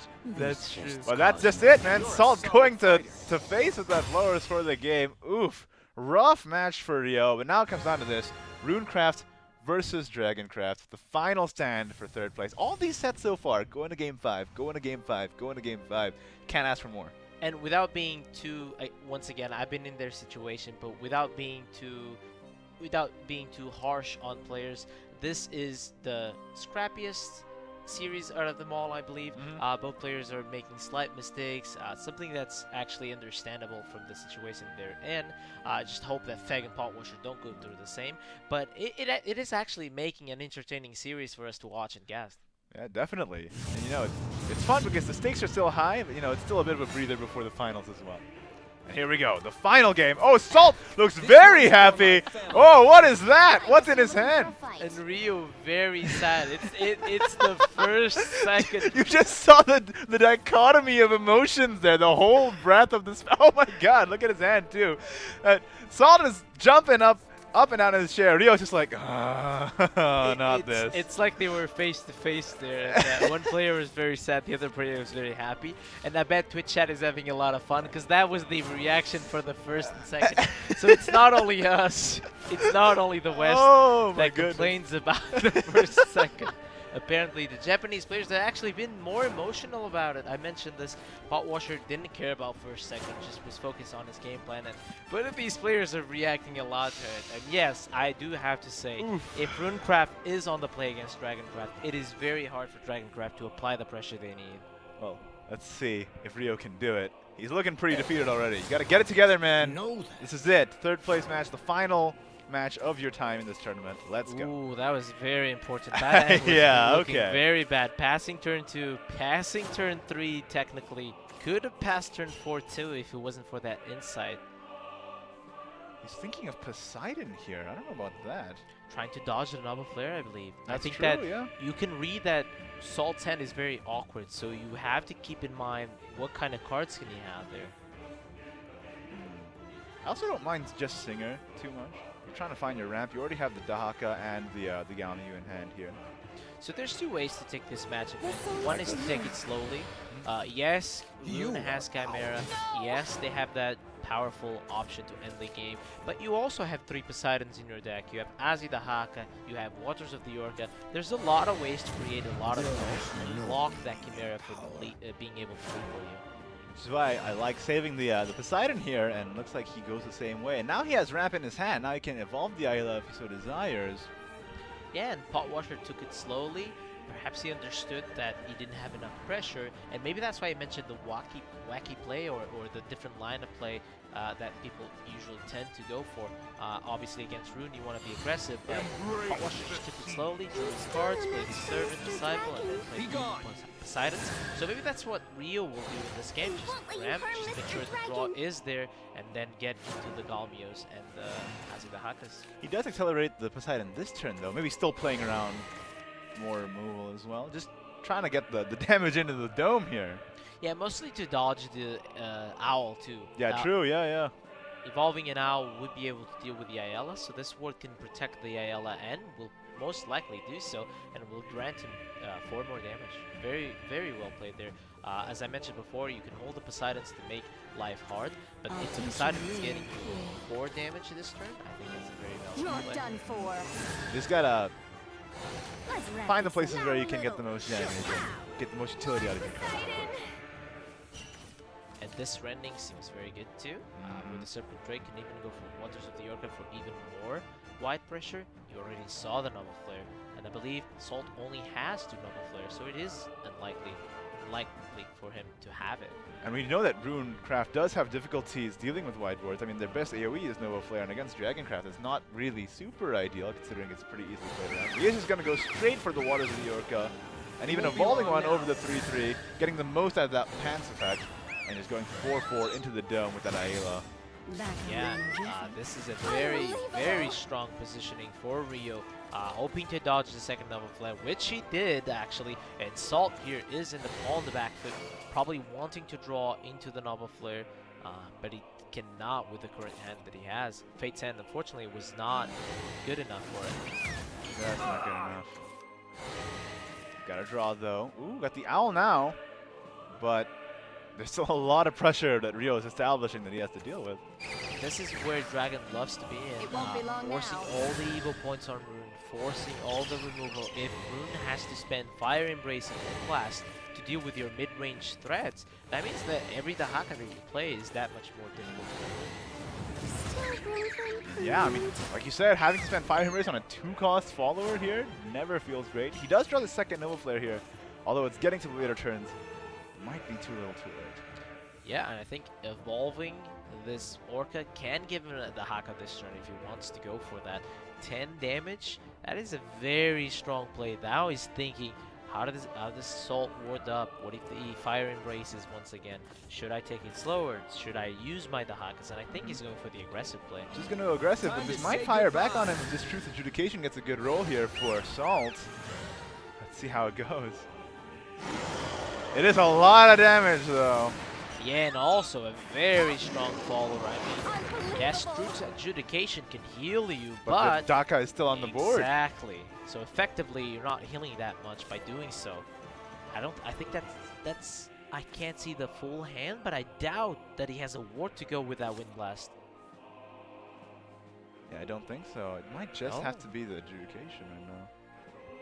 So if he has to hope for Truth's Adjudication to be bigger than a 6-8. Otherwise, the Haka, the second Dahaka, would just end the game. It's a tough gamble. So he needs at least 7 health. Actually, no, because the Disdainful Rending is there too. Also, Galmio. Yeah, it's difficult. So the heal can also play a part there. I mean, how much do you believe, right? Not a lot? To be honest, it is the only out, yeah. Right? If he doesn't go for the ward here, he just loses the game. So it's about Salt understanding that and trying to hope for the Azzy. I mean, he saw the first Azzy. He's got to assume that Rio has another one in hand, right? Oh, boy. Oh, I believe that's it. I don't think there's a way to ward there. Perhaps hoping for Mysterious Knowledge for the 2-2 ward. That would have kept him alive, but this will be Rio's win.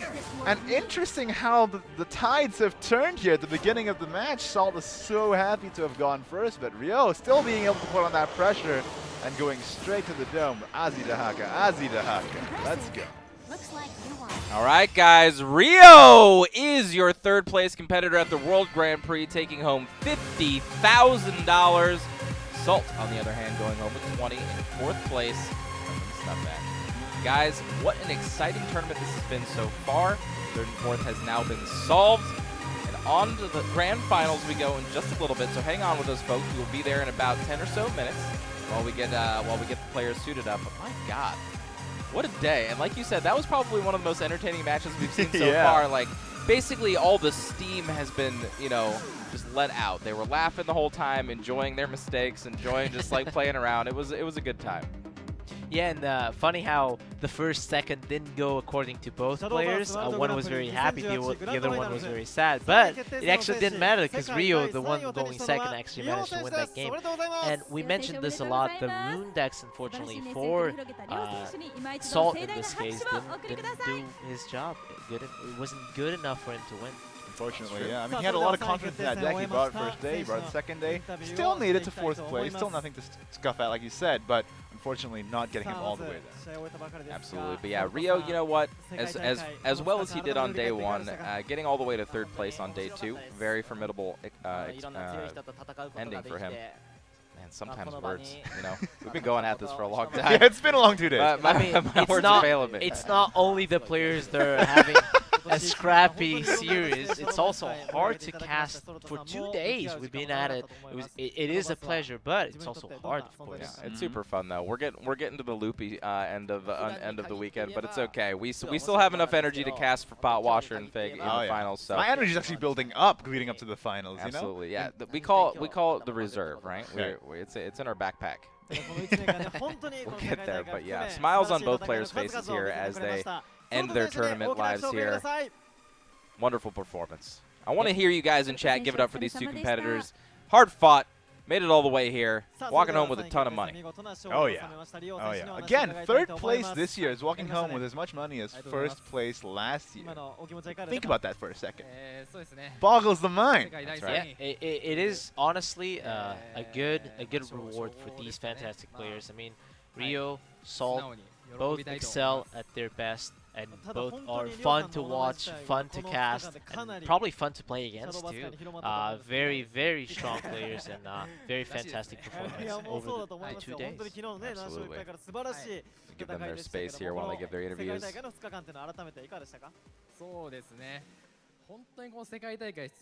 A lot more happier now that the series has ended. I didn't look very confident during the 3 games that he had to play, or rather the 5 games that he had to play. And once again, Salt with the Giant Chimera rune, unfortunately, both against Potwasher and Rio was incapable of getting that win. And we mentioned this many times in Conquest format. Your weakest link can be your doom. And I definitely would have been remiss if I would have included Mysteria Rune in who I thought was going to make it to the finals. But I mean, what? Mysteria Rune. That's the beauty of all these regions coming together, though. You know, you get to see how all these different players have their secret text coming into the tournament and everything. Changing your mind, Exo. And day 2 too. Yeah. He didn't show it day 1, so confident that he would make it to day 2. And then he would have the pleasure. Pull out the secret tech out of his jacket, you know. The pleasure of showing us Mysteria Rune, and perhaps people in the audience are also thinking Mysteria Rune is my favorite deck. So thank you, Fag, for showing it to us. Absolutely, guys. All right, so this is our wind-up time, guys. This is the grand finals wind-up. Again, like I said, about 10 minutes until the finals match appears. But let's kind of talk about these players' journeys so far. So Potwasher. We've been talking about his journey a little bit throughout the course of the entire weekend, but just to kind of give you guys a recap, Potwasher been in the scene since the beginning of time in Shadowverse, as it were. He's always been a part of the competitive scene. He's always been the guy behind the scenes working with entire teams of people for deck lists, how to improve their play with decks, and all that kind of stuff. He's been a front runner in a lot of the community events leading up into this year, and he's always been the guy that people said were their backbones leading into these tournaments as far as preparing for the tournaments and things like that. This year, we noticed that he was struggling a lot. I mean, he was doing better than he ever had. We saw him start cropping up in the top 8s here and there. We started seeing some improvement. We always saw the self-defeatist kind of attitude at the beginning of the year. However, as the year progressed, he started winning. He started getting to the top spots in tournaments. He started taking some of them down. And then all of a sudden, once he broke that barrier, here's Potwasher. You know what I mean? He's here. Everybody thought he was probably the best player in the West coming into the World Grand Prix, outside of Crumzian, of course, being the winningest player in Pan America. And really has just turned his entire attitude around. Outside of just putting all the time into it that he has in Shadowverse, I mean, what else can you say about it? I mean, he plays. Now he's winning. His mindset's in a good place now. He's got the smile on his face while he's playing, even all the way up into the finals. As a matter of fact, I just saw a recent tweet of his where he said, you know what, $1 million isn't even comprehensible by a normal person, so I'm not nervous at all, which is an amazing attitude to have. I don't know if it's true, but it's definitely an amazing attitude to have. But Potwasher has made it to the finals now, and we couldn't be happier for him. Again, guys, we're going to have to give him all of our energy going into the finals, every ounce of it that you have left. And let's get on to Feg. So you know a little bit more about Feg. Talk to us about Feg. So one experience I had with Feg was when we were in the backstage. So they made 2 different rows of players. Ones were to enter from the left, others were to enter from the right, so in rehearse. And in rehearse, he comes to me, he has a pack of cigarettes with a red circle, and he tells me, Akamaru. And I was like confused. I'm like, yeah, I'm Akamaru. Nice to meet you, Feg. And he's like, no, Akamaru, pointing to the red circle. And then they told me that Akamaru is actually the red circle from the Japanese flag. So that's just shows me, just tells me how nice, how extrovert he was, not shy, showing his confidence being there. And even though this pop idol, or this star as they call him in Japan, was very nice, very friendly to a foreign, contrary to the other players where they were a bit more shy, they didn't know me too well until I got to know all of them, and then they were more expressive and they were more emotional. But Feg always stuck out to me as one of those players that is not afraid to show himself, to be the center of attention, to be under the flashlights. So I think that he has what he needs to be a champion, and I think that he's proving so far by going through the process of qualifying twice to the World Grand Prix, qualifying twice to the day 2 of the World Grand Prix, and making it to the finals. It is incredible. I cannot express how difficult it is to even make it to the World Grand Prix, let alone the finals. As a matter of fact, he's the only one that had to do it through the open stages twice, because Kocha got basically invited because he won last year. So yeah, exactly. Coming from the bottom ranks all the way back up to the World Grand Prix, the only player to do it so far in the entire world. That's saying a lot. As a matter of fact, I believe the tournament that he qualified from is actually the one he qualified from last year too. So showing mastery over the JCG tournament format, I believe. And it was also the last chance he had to qualify, and he made it both times. Yeah. That's how you got to do it. So let's talk about their tournament lives up to this point. So we know Potwasher's story, right? Started 0-2 on Unlimited. And what I felt like for the Unlimited decks that they ran, especially looking at their Shadowcraft list, I don't think they teched very hard for the actual format, or not the format itself, but the metagame that they were going to be playing against on day 1. All of the other Shadow decks that the Japanese players were bringing, the Korean players were bringing, they all had so much good tech for the mirror, and I feel like they were just playing a very straightforward list, and it really hurt. Not just Potwasher, but I believe Crumzian was playing Shadowcraft and Unlimited as well. Yeah, I think so. They had a read on the meta. Unfortunately, it didn't pay off. So it sometimes happens. You have an inch, or you have someone advises you to go for something, or you read something that's very popular, or you just practice with your partners and you see the strong decks. Sometimes the other players don't see the strong decks as you do, so predicting it isn't as good as it is. But unfortunately, that was not the case for Crumzian and Potwasher, and they just had to come back from behind, and it was very difficult. Take 2. However, Take 2 was their hope, and unfortunately for Crumzian, it didn't start well at Take 2 as well, but Potwasher just taking it as a 2-0. I know what that feels like, and I think that is important to refresh, get a clean state, and just work on your knowledge of the format. And Aka, I know you've talked to us about it, you've talked a little bit on stream about it, but I want you to talk to our audience right now and tell them the importance of Take 2.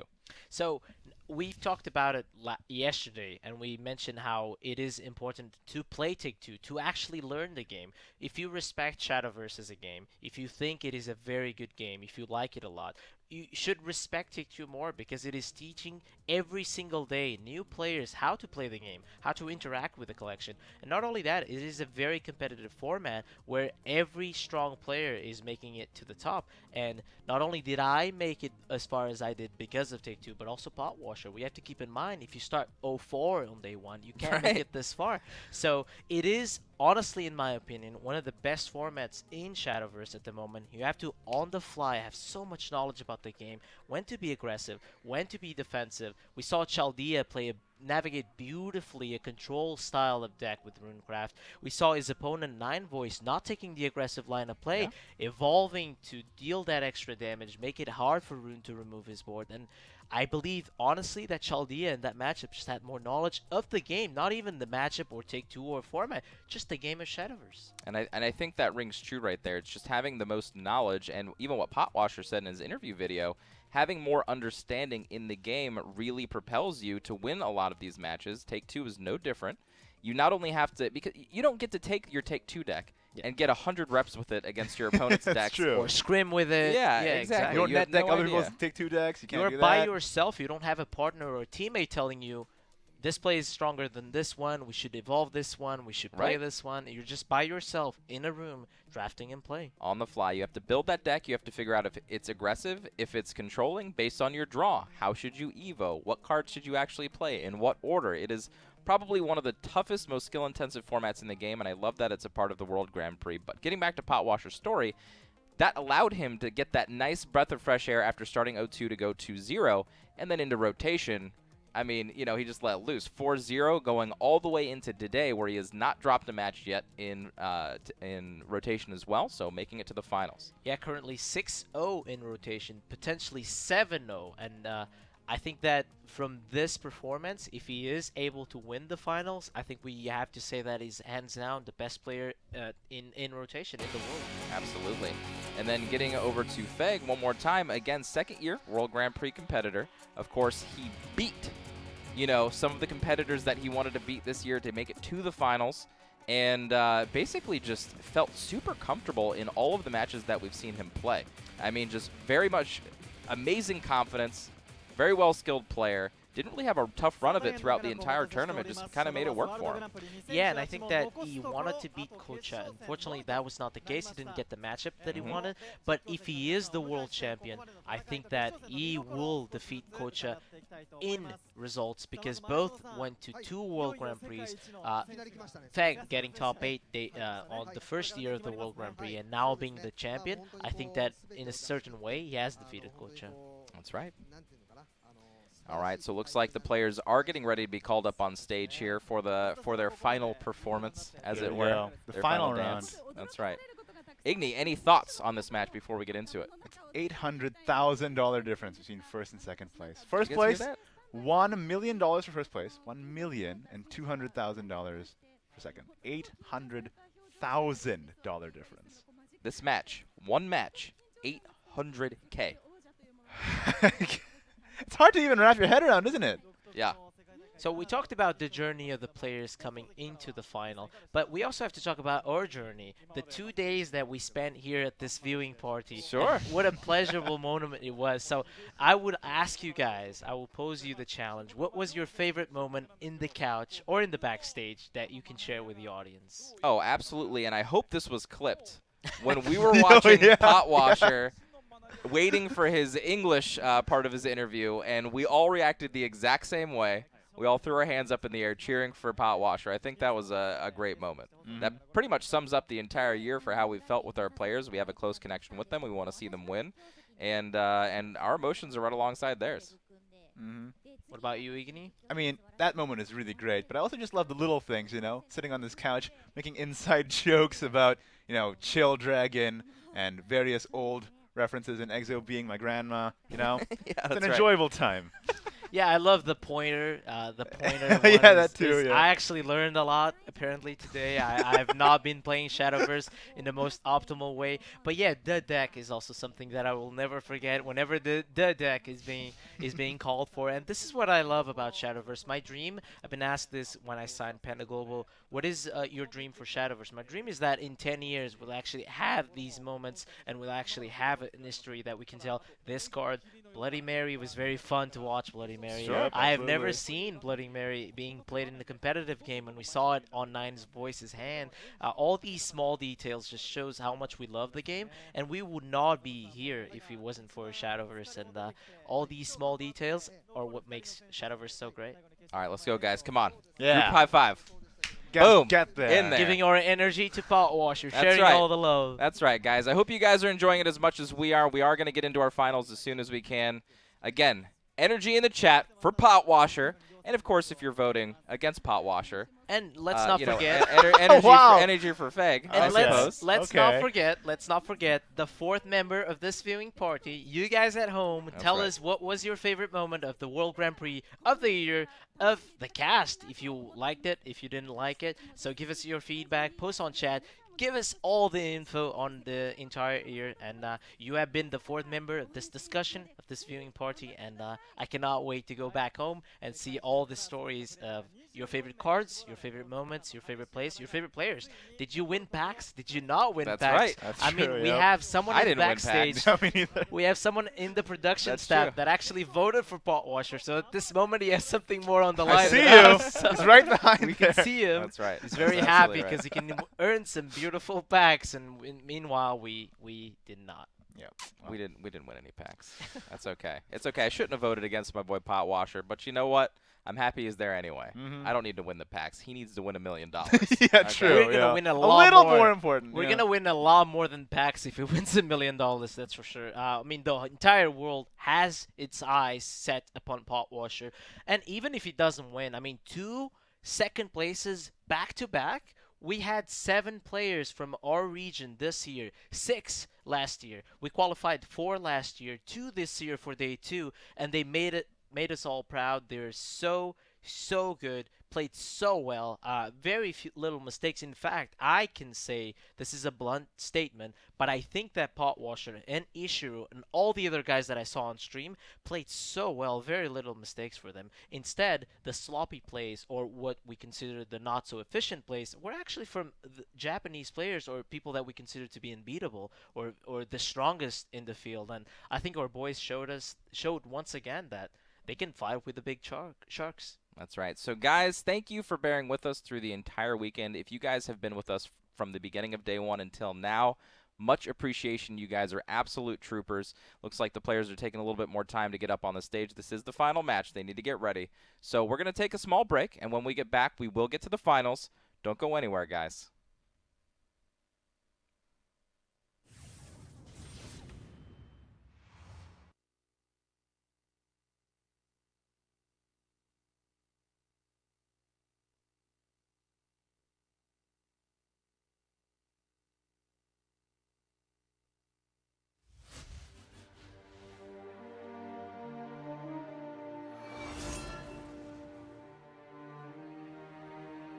When peace is allowed to flourish, it is quaint what humans can create. But, alas, all good things must end. You see serenity, well, it's a rather tenuous beast. After all, the time of change is upon us.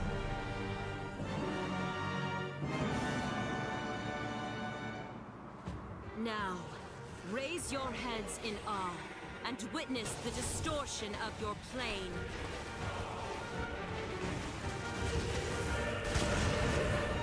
It will morph your white-winged saviors into willful soldiers and pull your fallen nightmares from their graves. Imbued with new magic, powers most perverse will spread throughout heaven and earth and twist until they've taken unfamiliar forms. Heed the coming change, mortal, and take charge.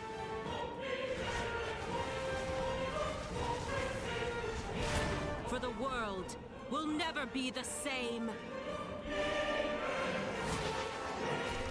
Welcome to the new reality.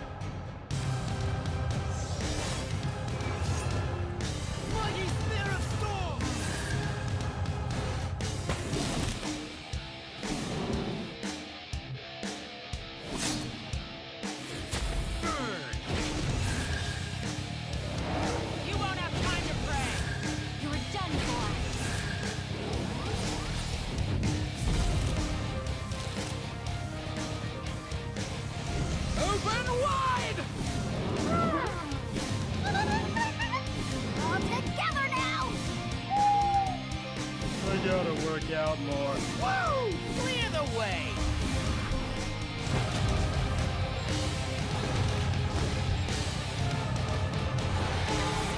It won't be long now.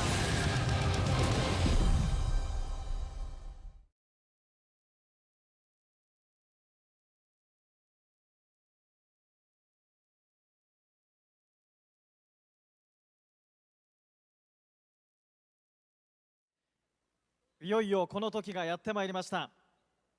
2018年最大の決戦、シャドーバース世界一強い選手が決まります。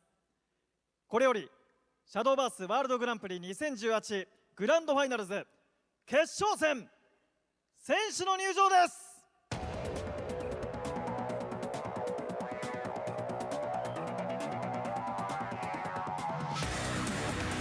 ポーツウォッシャー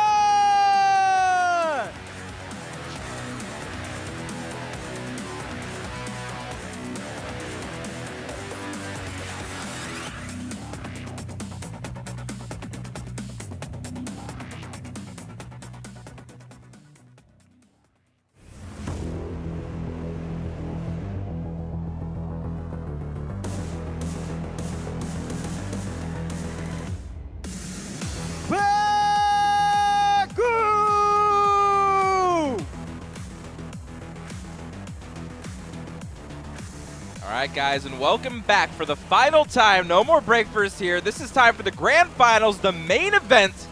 Fake versus Potwasher for the grand finals, the 2018 Shadowverse World Grand Prix. Welcome, welcome, welcome. I hope you guys still have your energy for the last match because you need to give it all to Potwasher. Let's go. Woo, woo, woo, woo. I like this. They both have the classic esports pose, crossed arms on the grand stage. Ready to go, the final game. That's right. This is the hypest moment in Shadowverse history right now. These players playing for $800,000 this match. To have both languages coming at me at once. I don't actually feel that nervous. I'm very surprised. I'm looking forward to playing, and I'm already happy to be here, but there's still more. So.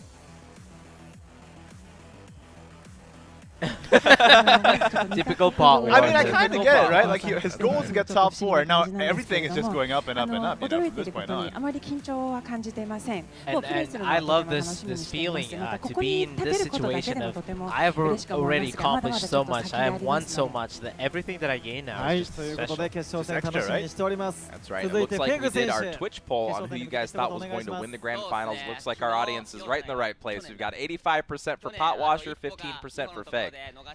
That's what right. a surprise. That's right. You guys should be voting for Potwasher. Who's the 15% out there? I'm gonna find you. All right, calm down. Feg, you know, he's got fans in his own right. Of course, of course. I start having a feeling that part of the $1 million will go to Mr. Exo here if Potwasher wins. I start getting that feeling. I doubt it. I don't want any of it. He earned it, okay?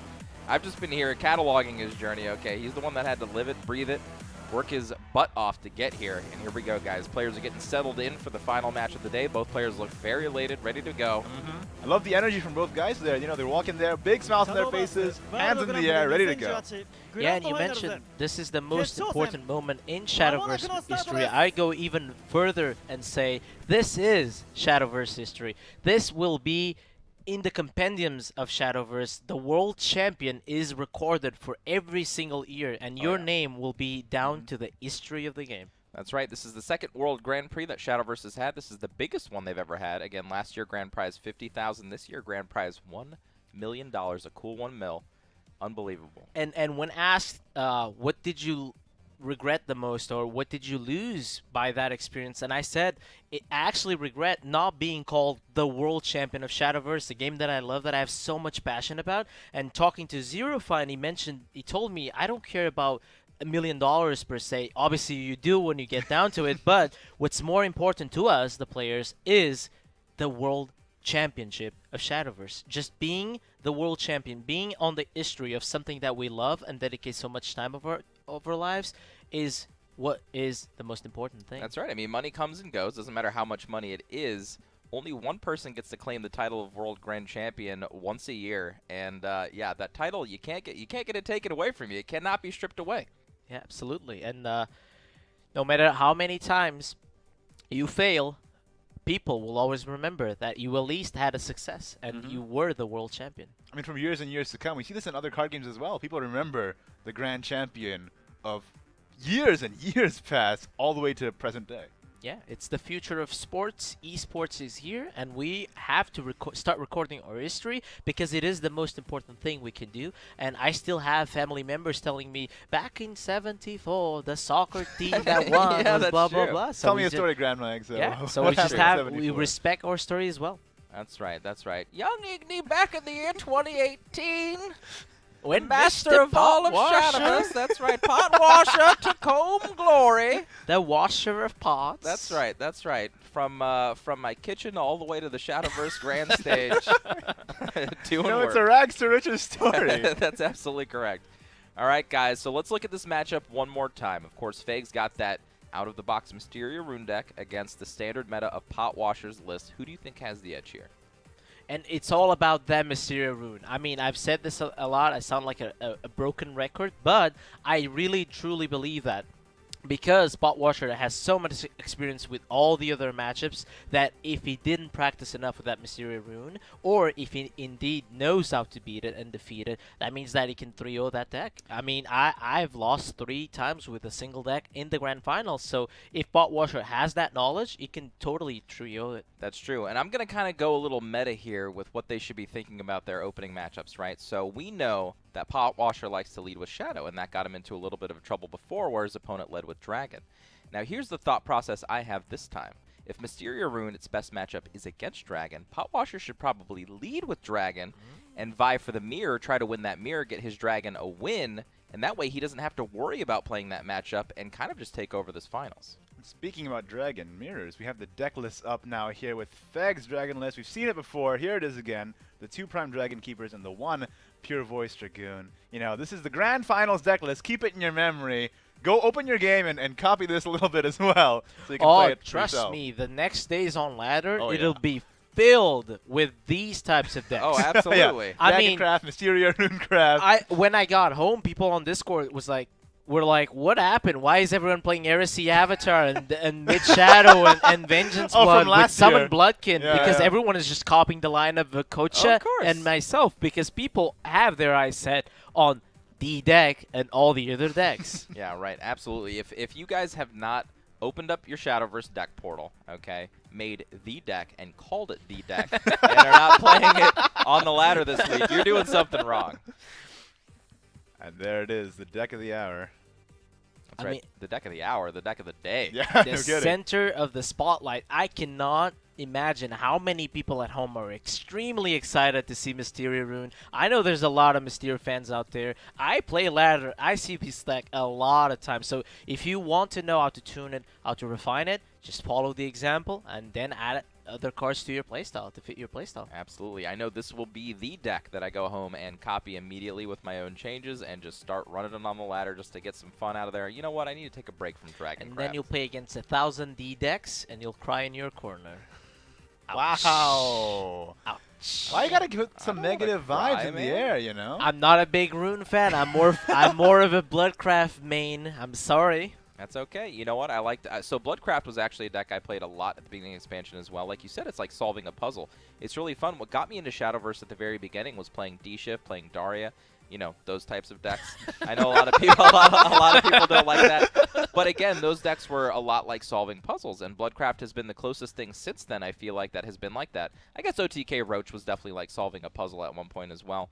But again, one of those decks that nobody liked playing against, but it was super fun to master and get ahead of.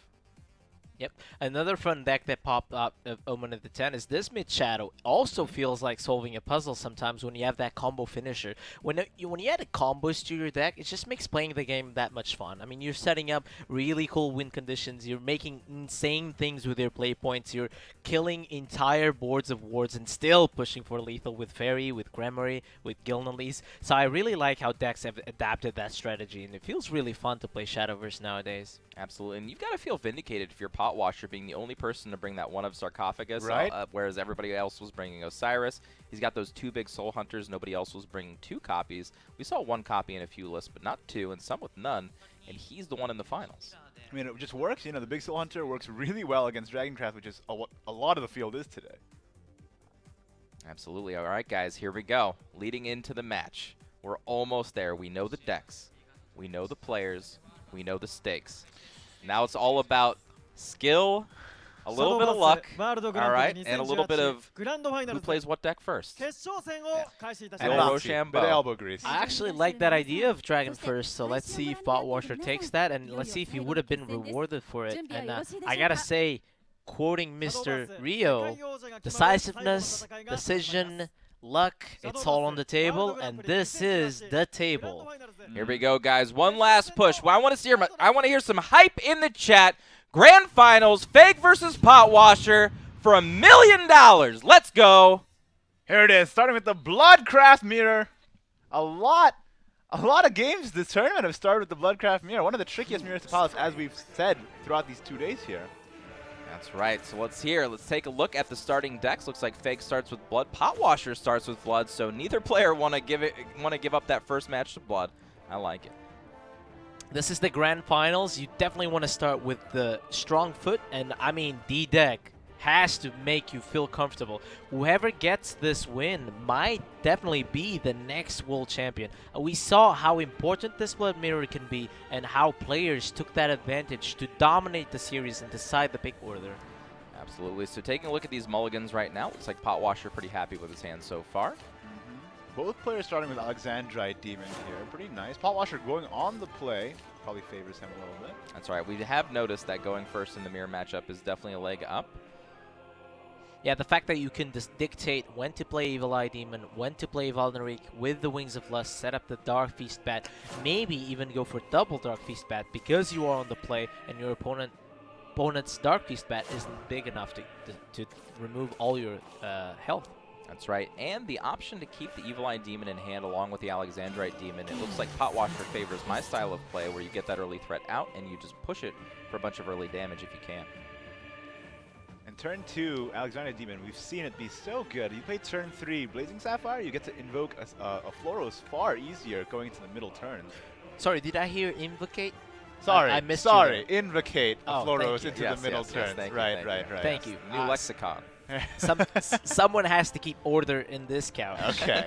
Since we're all 3 casting this game, it's about to get a little bit hectic right now. Okay, I understand. You can't reign over my chair though. Okay. I'm the one who keeps order over here. So let's see, there's the option of Evil Eye Demon to remove the Alexandrite or match your own Alexandrite, and I think that this card is just fantastic.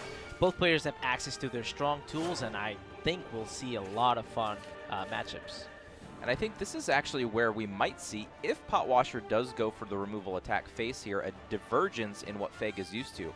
He's used to his opponents playing the Sapphire this turn, maybe even trading, as opposed to going for the more aggressive line. That's why he didn't remove the Alexandrite Demon. So if Potwasher does pull through with this line of play, I think it might catch Feg off guard.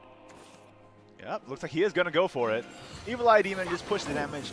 Really strong to just keep the tempo on your side, push that face damage. Because you're on the play already, just force Feg to be on the back foot the entire time. And I love this. Now it could stall that Blazing Sapphire, and we know how important it is to get that out early. Yeah, if you're Feg here, do you match the removal spell that Potwasher used, or do you set up your own Blazing Sapphire? I think matching could be very importantly because keeping yourself healthy is the most important thing in this matchup. You do not want to fall so far behind that a Dark Feast spat could end the game. That's true. And we have seen, though, in the mid-game, multiple Floros invocations back to back to back can really set the tone of the entire matchup here, though.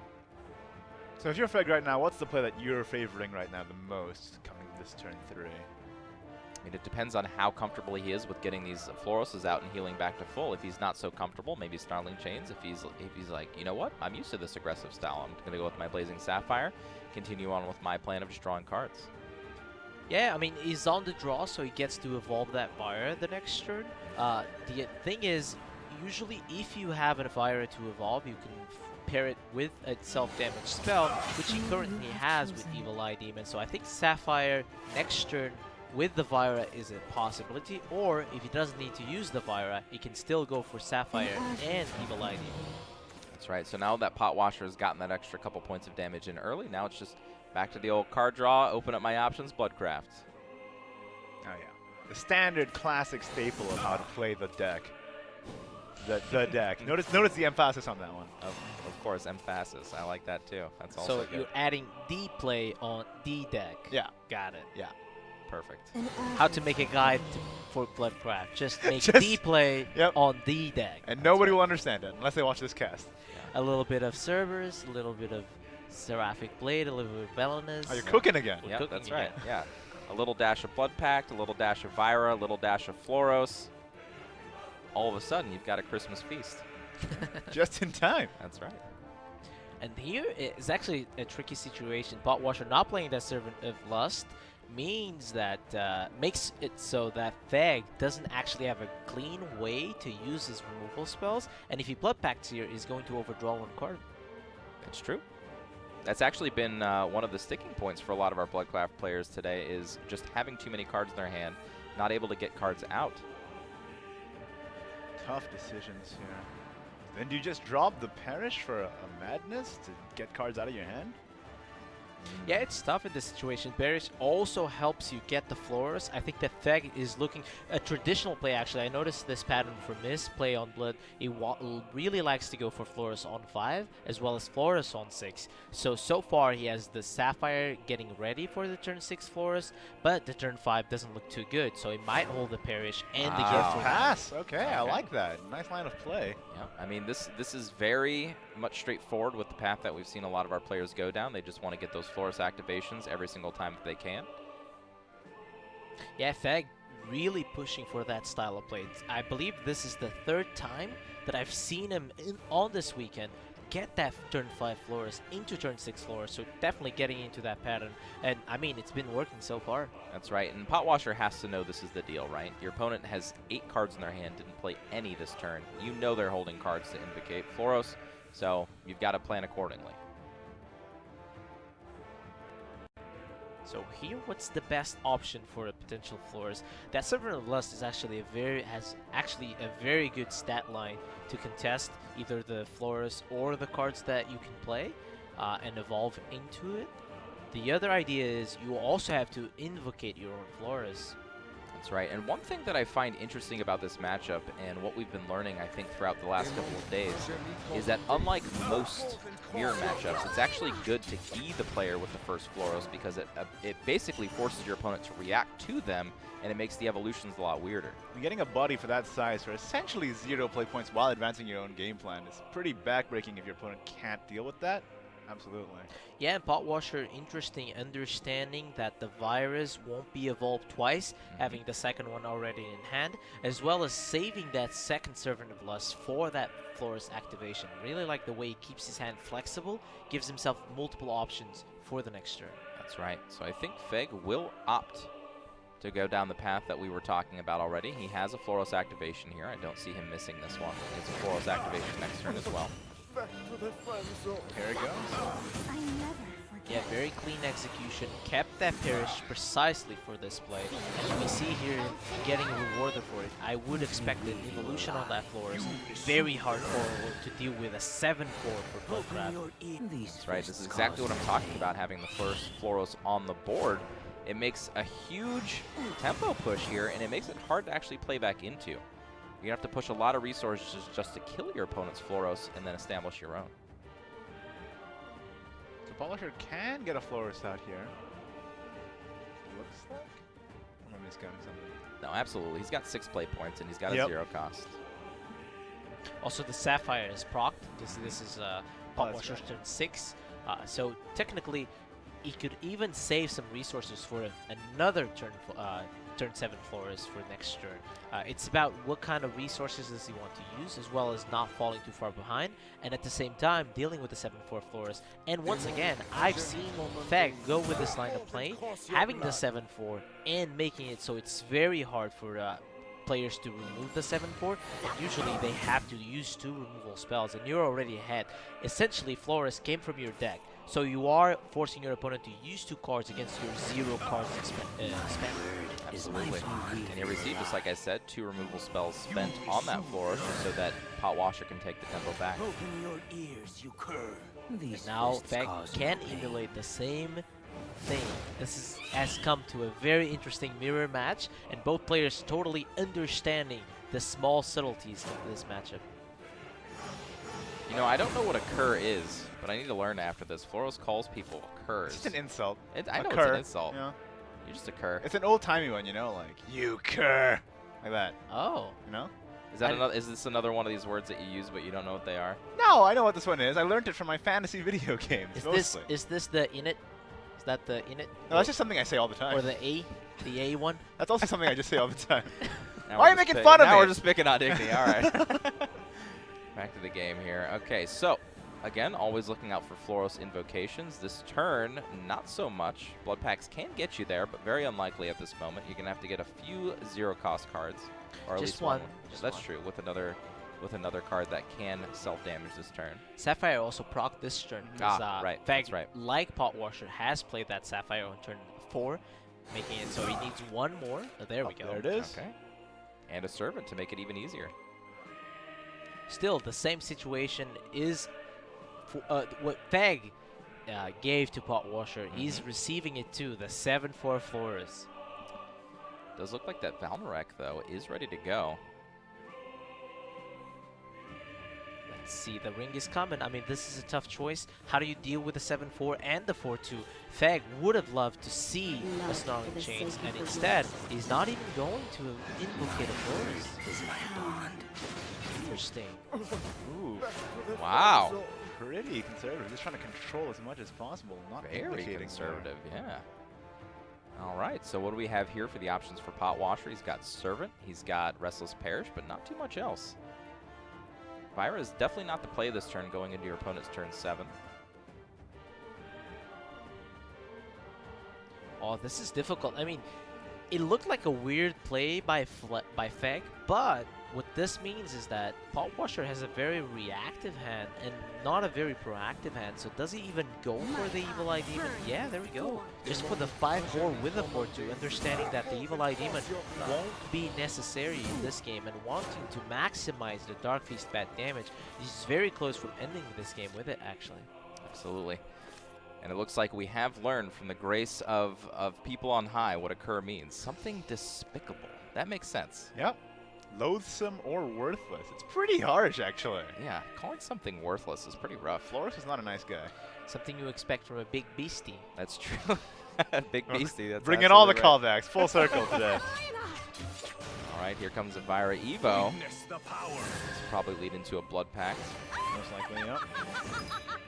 Also protecting himself from that turn 8 Dark Feast bet. Very important. Ooh, very important draw there too if he wants to go with the Vira and the Wings of Lust.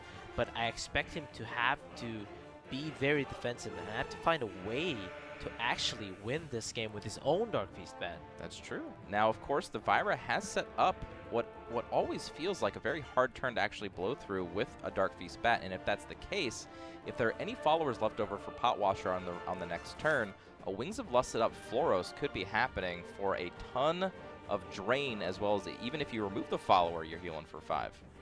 Yeah, so Feg here is trying to decide, do I want to make this a 6-6 and then trade, or do I want to go for the Madness Reveal and maximize the healing?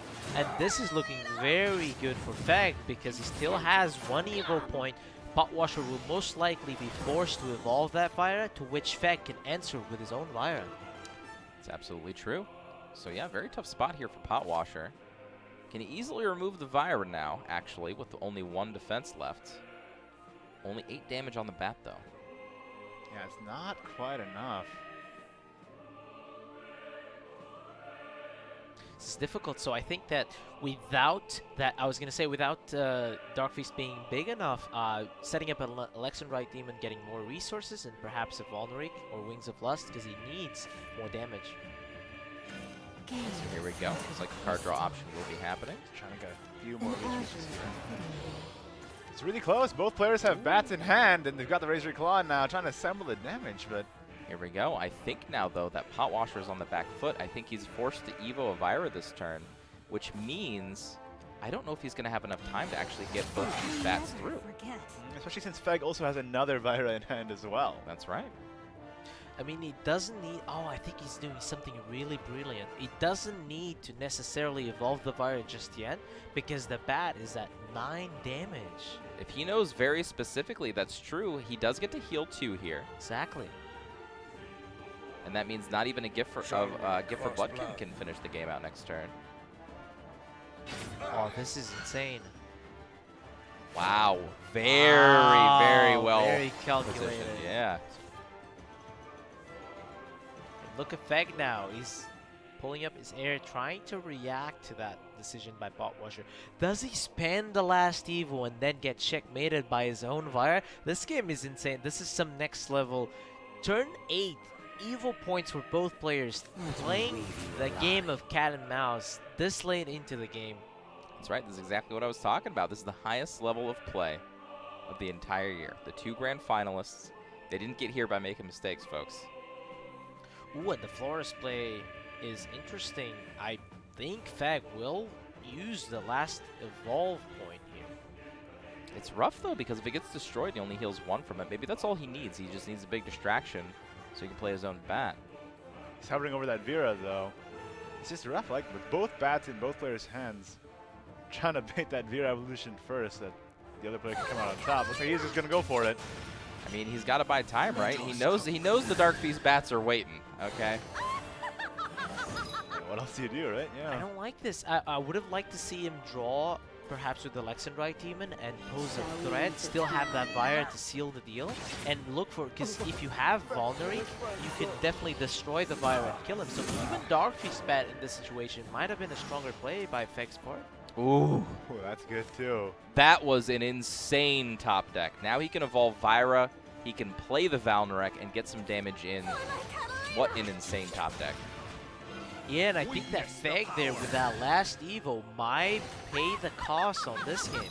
I don't know. Without that Valnarek, I think it was a very good play, but the Valnarek kind of sets it right on back. Lots of things happening on screen right now. Yeah, beautifully. I mean, this is so strong by Potwasher. I don't see a clear way for Feg to deal with the board or lethal Potwasher here. I will tell you this much. If I was in Potwasher's position in this game, in this matchup, I would have easily lost this. Yeah, that was expertly navigated. You notice that once that Feg used his evolve point, he pretty confidently spent his on his Vira, knowing that he checkmated Feg here, essentially. Yeah, and I think that Potwasher put Feg into an uncomfortable situation, and Feg dropping that Flores might have been the play that decided his loss here. Absolutely. Flores is such a high investment on your play points and requires you to evolve behind it, and perhaps you didn't have another option. Beautifully played by Washer on the Blood Mirror. And this is a huge leg up. Winning the Blood Mirror, getting that first win in the Grand Finals. Stay calm. Still feet touching the ground. Oh, I'm calm. I'm calm. We're only one game deep, Until my I friend. see the third win, I am not going to even react. Don't jinx it, right? Nope. Caster's curse Nope. is real. I'm not saying anything. Nope. Nothing. Just normal Blood Mirror, yeah. Yeah, it was good stuff. Yeah, he had a good time. You know, time, he played that expertly. I mean, again, I think the non-Vera Evo there really speaks volumes to his knowledge, and I didn't even see him doing quick math to get there. He just knew. Yep, just practice, practice, practice. Work, work, work. That's all you need. That's why he's there. That's why he's getting so close to that $1 million prize. And that's why so many players believe in Potwasher, not only for our regions, of course, but even the Japanese people, they're all believing in Potwasher as well. They view him as one of their own, almost. Absolutely. They actually said that, as you said a little bit earlier. We're rooting for 5 people now because technically he's Japanese. Nope. But he's not. He's ours. He's from Texas, He's okay? a Texan boy. That's right. Come on. Heritage be gone, okay? Wow. Wow. We have the claim here. That's right. All right, Next guys. match. Dragoncraft versus Runecraft. Feg queuing up his Mysteria Runecraft here. This is the matchup Potwasher was trying to avoid. Perhaps Feg found his matchup. This is what he's been beating to get this far. See if Potwasher can get it done. Maybe be the only player that can defeat Feg with the Dragoncraft deck. Feg even going full mulligan on an Insight and Magic Missile, just trying to get the Owens, the Mysteria cards, and it looks like it's paid off for him here. I was going to say, Exo, you better be taking notes. That full mulligan was very good, insightful on how to actually play this deck. Owen is a key card, as you mentioned, Igni. Absolutely. One thing I have learned, and this is through playing Dimension Shift and all that, you might have the Insight, you might have the Magic Missile, but if you don't have the things that you need to either accelerate into your endgame, this is one part of these spell boosts and Runecraft decks that I do get. The hard part for me is figuring out what to do on turns 4 through 7 when you have literally 50-50 choices on what you spell boost, in what order you play things. It just gets very difficult. I think it's the strength of Greya now. It just pushes the deck a little bit over the edge. It lets you do both. And we've seen Feg prioritizing that Evo target, even not playing Cagliostro, which is something I was playing in my own Mysteria list. And yeah, Greya just seems like a way stronger option now that the mini expansion is at the game. Absolutely. All right, so let's see if he chooses to trade here. Looks like it. Can't imagine you don't, right? You don't want to get too much pressure laid on you. Got rewarded for the Order too. The spell not being too relevant for the Mysteria cards, but Owen being relevant. Look at this gross, okay, in Feg's hand right now. Double Fate's hand, gross, double Miranda, and Fiery Embrace. Yeah. He has a Mysterian Knowledge to go along with all of this. The knowledge makes it all cheaper for not very much cost as well. Plus, advancing your game plan at the same time. Ladies and gentlemen, this was a main Runecraft player calling gross to a Runecraft hand. So this is really, really, really powerful. Yeah, absolutely incredible. I mean, wow. There's the Greya as well. Okay. My God. That Graham is a complete board clear and a complete spell boost on your entire hand. Can I get some in chat right now? You know, I like it. I actually want to see games like this. Oh, of course. There's both players have access to their tools and their impactful cards. Potwasher having Galmio, having Prime Dragonkeeper, Poseidon. I want Potwasher to get his Masamune, so we get to see that even more. I think you also want Potwasher to get his Masamune for different reasons. Sure. Absolutely. But yeah, what an insane start here for Feg. Potwasher's going to have to do a lot of work to win this game. Oh, yeah. Oh, yeah. I mean, 2 Mirandas and an 2 hands in your hand as well. I mean, you couldn't really ask for anything better right now. No. Finished. I actually don't think you can. I mean, maybe another Mysterian Knowledge off the top, right? Yeah, maybe. I mean, you also have a full hand completely this turn. I mean, you're up on resources. You're up on your game plan. Ooh, I would like for him to make this decision before actually doing this play, because now he's giving a lot of information to Potwasher, in particular that he has removal spells, for instance, or a Nova Flare, which actually is not the case, but not using the Greya's Ember could feed away information to Potwasher. Sure. little tiny things here. Any little edge you can get. Like Paul Washer even said in his own words, right? It's a game of information. Absolutely. I think this is a fantastic moment to develop the Singer, get that big hand that Dragon Grab loves, and just the board is empty, so Singer is not so big of a loss of tempo. That's right. I think he is missing that one crucial piece of ramp that's really going to pull him into the end game here, and this might be just a little too slow to fight against what Feg's building up to right now. I mean, come next turn or the next couple of turns, it's going to be a full board of just a bunch of teachers at a school and the golems they summon. It's going to be pretty difficult to fight against. Yeah, actually, all the Mirandas cost 2 so far, so he can evolve the Miranda even and explode. Fate Sand also costs 0 and is 5 and 6. So it can go for double Fate Sand next turn for 0 cost, as well as 0 cost Mirandas, as well as 2 cost Ands in the same turn. And now you understand where my was coming from. Wow! Act like you just said! Why do I do this? Ladies and gentlemen, even Feg is smiling, and he can dump his entire hand. Actually, I don't think he can because of board space. Yeah, I don't think he has enough board space to get the ball out. But he could have played his entire hand if he so desired. It's a pretty good problem to have. Wow. Yeah, the smile is still on his face right now. He can Earthright Rowan's beautiful smile, as well as play all the other Ands and Mirandas. How does Dragoncraft even deal with all of this? One simple answer: it doesn't. It doesn't look like say it. Bahamut. Sure. Nope. Bahamut was a great answer. Getting a little nostalgic. We're still way too far away from Bahamut. Even. Going to flashback territory. Oh my God! I think Feg is even caught up by surprise. He wasn't even like, sure what do I play. even do? Yeah, I can do everything. What do I want to do? It's a bit of an embarrassment of riches, hey. I think I mean I saw this play before, but I was sitting here only counting the play points. He was just there receiving all the riches. This is so fun to watch. Oh, not going for the damage to face. That's interesting. He's conserving the defense of the Miranda here. I mean, I would not. Look at Paw Washer now.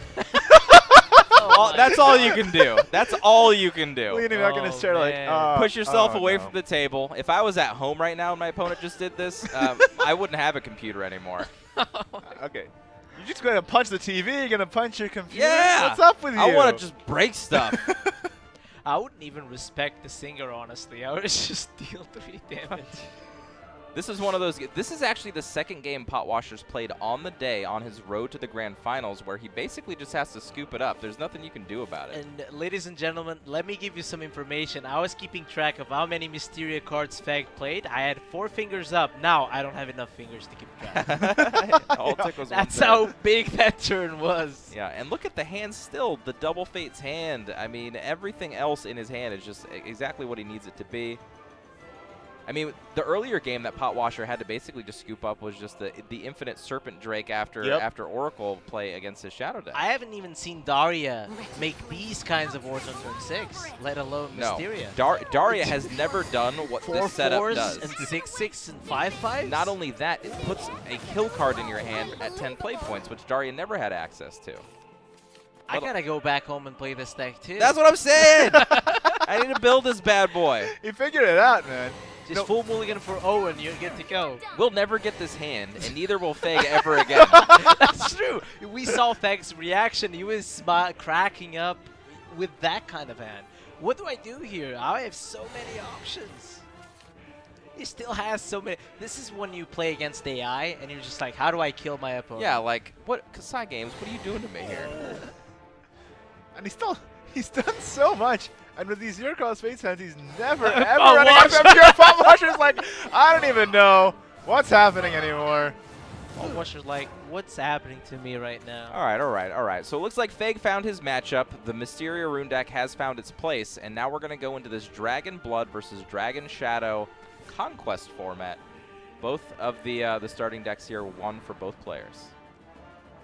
Yeah, and it all comes down to what you mentioned before. Trying to dodge that dragon, he's not able to do so. But then again, had he started with dragon, Pot Washer, if he started with dragon, he would have faced blood. So yeah. So tough very spot. heads up. to start with Blood. Maybe not so heads up to lean into Dragon. Tell you what, though, with this draw, I don't think Shadow would have beaten this deck either. Yeah. I don't think any deck beats this deck. Yeah, no. This is the first time I was saying it could be the weakest link. What am I talking about? Yeah, this is the strongest, strongest link possible, the actually. strongest thing I've ever seen. I didn't even know.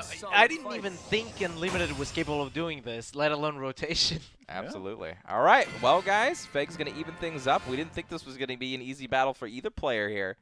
So now we're going to rely on the decks that both players basically Conquest formatted with yesterday. So, I mean, good all around. Yeah, it's tough. I mean, Shadow and winnable. Bloodcraft versus Shadow and winnable, so Potwasher might get that matchup. It's all about the next skew. It's very important that Potwasher understands Feg's playstyle, understands his big order, and gets that Shadow into Blood and that Blood into Dragon, as we keep talking about. So I think for now, Potwasher is ahead if he controls that big order very well. That's true. I do think Feg did overcome the biggest hurdle, as we were talking about, finding the matchup that he needed to. So I think we're on even grounds now. I think this is 50-50 for both players. Really just comes down to, is the Shadow deck where it needs to be? I think so. I think he's been performing very well with Shadow. He's been winning without Gilnelis, without Arcus. He has what it takes with this deck. He's very practiced with that deck as well. And, you know, with the text that he's made, he's very confident in it. Different from any other player, but he's the one who made it to Grand Finals. Yep. Yeah, and I think traditionally Shadow does well against Blood, and the tech that he added with Trotzker's Big Soul Hunter just makes the Dragon match a little bit more bearable, and he can actually take it to the late game and then end things, and even survive against two Poseidons as we saw before. Both players just getting ready here. Intense, intense. Let's get the hype in chat again. First place, $1 million. It's an $800,000 game. No one else playing a card game ever in the history of ever won $1 million for winning a match. Yep. Yeah, and I actually hope this goes down to a Game 5 so that we have that experience of a best of one for $800,000. That would be insane. Yes. My blood would be just racing through my body. Well, I hope it is right now. Otherwise you wouldn't be here with us. You know? I'm just barely keeping myself from imploding, basically. All right, guys, here we go. There we Game go. 3, Shadow versus Blood. This is the matchup you were just talking about. If it is, in fact, as it has proven to be, unlosable against Blood, Potwasher will get a leg up in this matchup. Good prediction by Potwasher. I mean, we all talked how Blood is very strong, how Blood is a very comfortable deck that players rely on, and maybe that was what Potwasher caught, that small glimpse of predictability that Feg, that crack in the armor, could be enough for Potwasher to get ahead in this series. That's right. We just saw the reaction from Feg, too. I don't know if it was about the matchup or the opening hand, but hand on head. Not feeling too confident about this one for some reason. Ooh. No Alexandrite Demon, no Blood Pack, no Singer. Not a lot of Sand's fuel. Looking very empty. When you get Vulnerix, and that's the danger of running 3 Vulnerix in your deck. Yes, it's fantastic. Yes, it's very good with Wingless of Lust, but if you do not get the card draw to keep your hand big, you won't be able to summon Floros, Invocate Floros, as well as self-damage yourself. That's right. Yeah, very weak hand. This might be one of the first games we ever get to see a Valnorak played with the Restless Parish. Just as a body. Just as a body, just to try to contest board. Oh, never mind. Okay. There we go. Okay. There it is. We got a grand finals. All right. Actually like it. I want games to be hard so that Potwasher can show his mastery and show that he's not just lucky, he's just not decisive, but he's also very knowledgeable. I can't say any of the games that we've seen Potwasher win have been lucky. Absolutely. I mean, honestly, with the match that he won previous to this, like he said, he pushed very small win conditions, and they just happened to work. You know what I mean? In the previous match, he wasn't even expecting them to, but he did everything he could. And consistent. I mean, against the Chimera Rune of Salt, yes, he took it slower, but he understood that he didn't have the aggression that he needed and was consistent throughout the entire game, playing 3 Poseidons on that game, where other players were just playing the Hakas and hoping that would be good enough. It was just, let me take it slow, 1 damage here, 1 damage there. At the end of the game, he was capable of winning. It's been a struggle, but it's definitely paid off for Potwasher. You know, it's kind of indicative of him as a player as well, just grinding through this competitive year all the way to this moment. That's right, and I really have to harp on, harp is the wrong word, I really have to admire Potwasher for his statement to the fact that the deepest understanding of the game, or the player with the deepest understanding of the game, really has an edge in these games. And what I mean, to boil that down into a lot of how his games have been playing out, knowing exactly what your opponent needs to win and playing just above the edge at all times. As long as you can stay above that edge, you're not going to lose the game. You don't need to be super defensive, super aggressive, whatever the case may be. You just need to stay right above water at all times, and if you can really eke out a win in any which way you want to. We saw that in that Blood game as well, and he didn't evolve that Veer that turn, and that got him the victory. Absolutely. Yep. And we saw how Feg hesitated. He slammed the floors very fast and then stopped for a moment and actually reacted. Did I do the right thing? Should I have done something different? Those are the types of things that can cost you games at the World Grand Prix and especially at the finals. That's right. And looking at this play here from Potwasher, very good read on the situation. No removal spell here from Feg to actually clean up this board. So can remove the 3-2 if he wants to trade, but that is firmly putting Potwasher in the proactive seat of this game.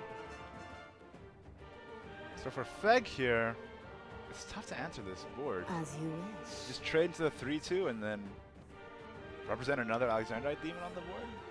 Or I mean, yeah, it's rough. I don't think you want to play a card draw effect here, but maybe he's going to go for it. Yeah, I think with the options that he has in hand, he has to look for more cards, because if he plays Alexandrite Demon this turn, next turn looks really bad, and if he double Blazing Sapphire on Shadow's turn 5, that could cost him the game with a Cerberus there, without even needing to evolve, and then you have to Evil Eye Demon and you just fall too far behind.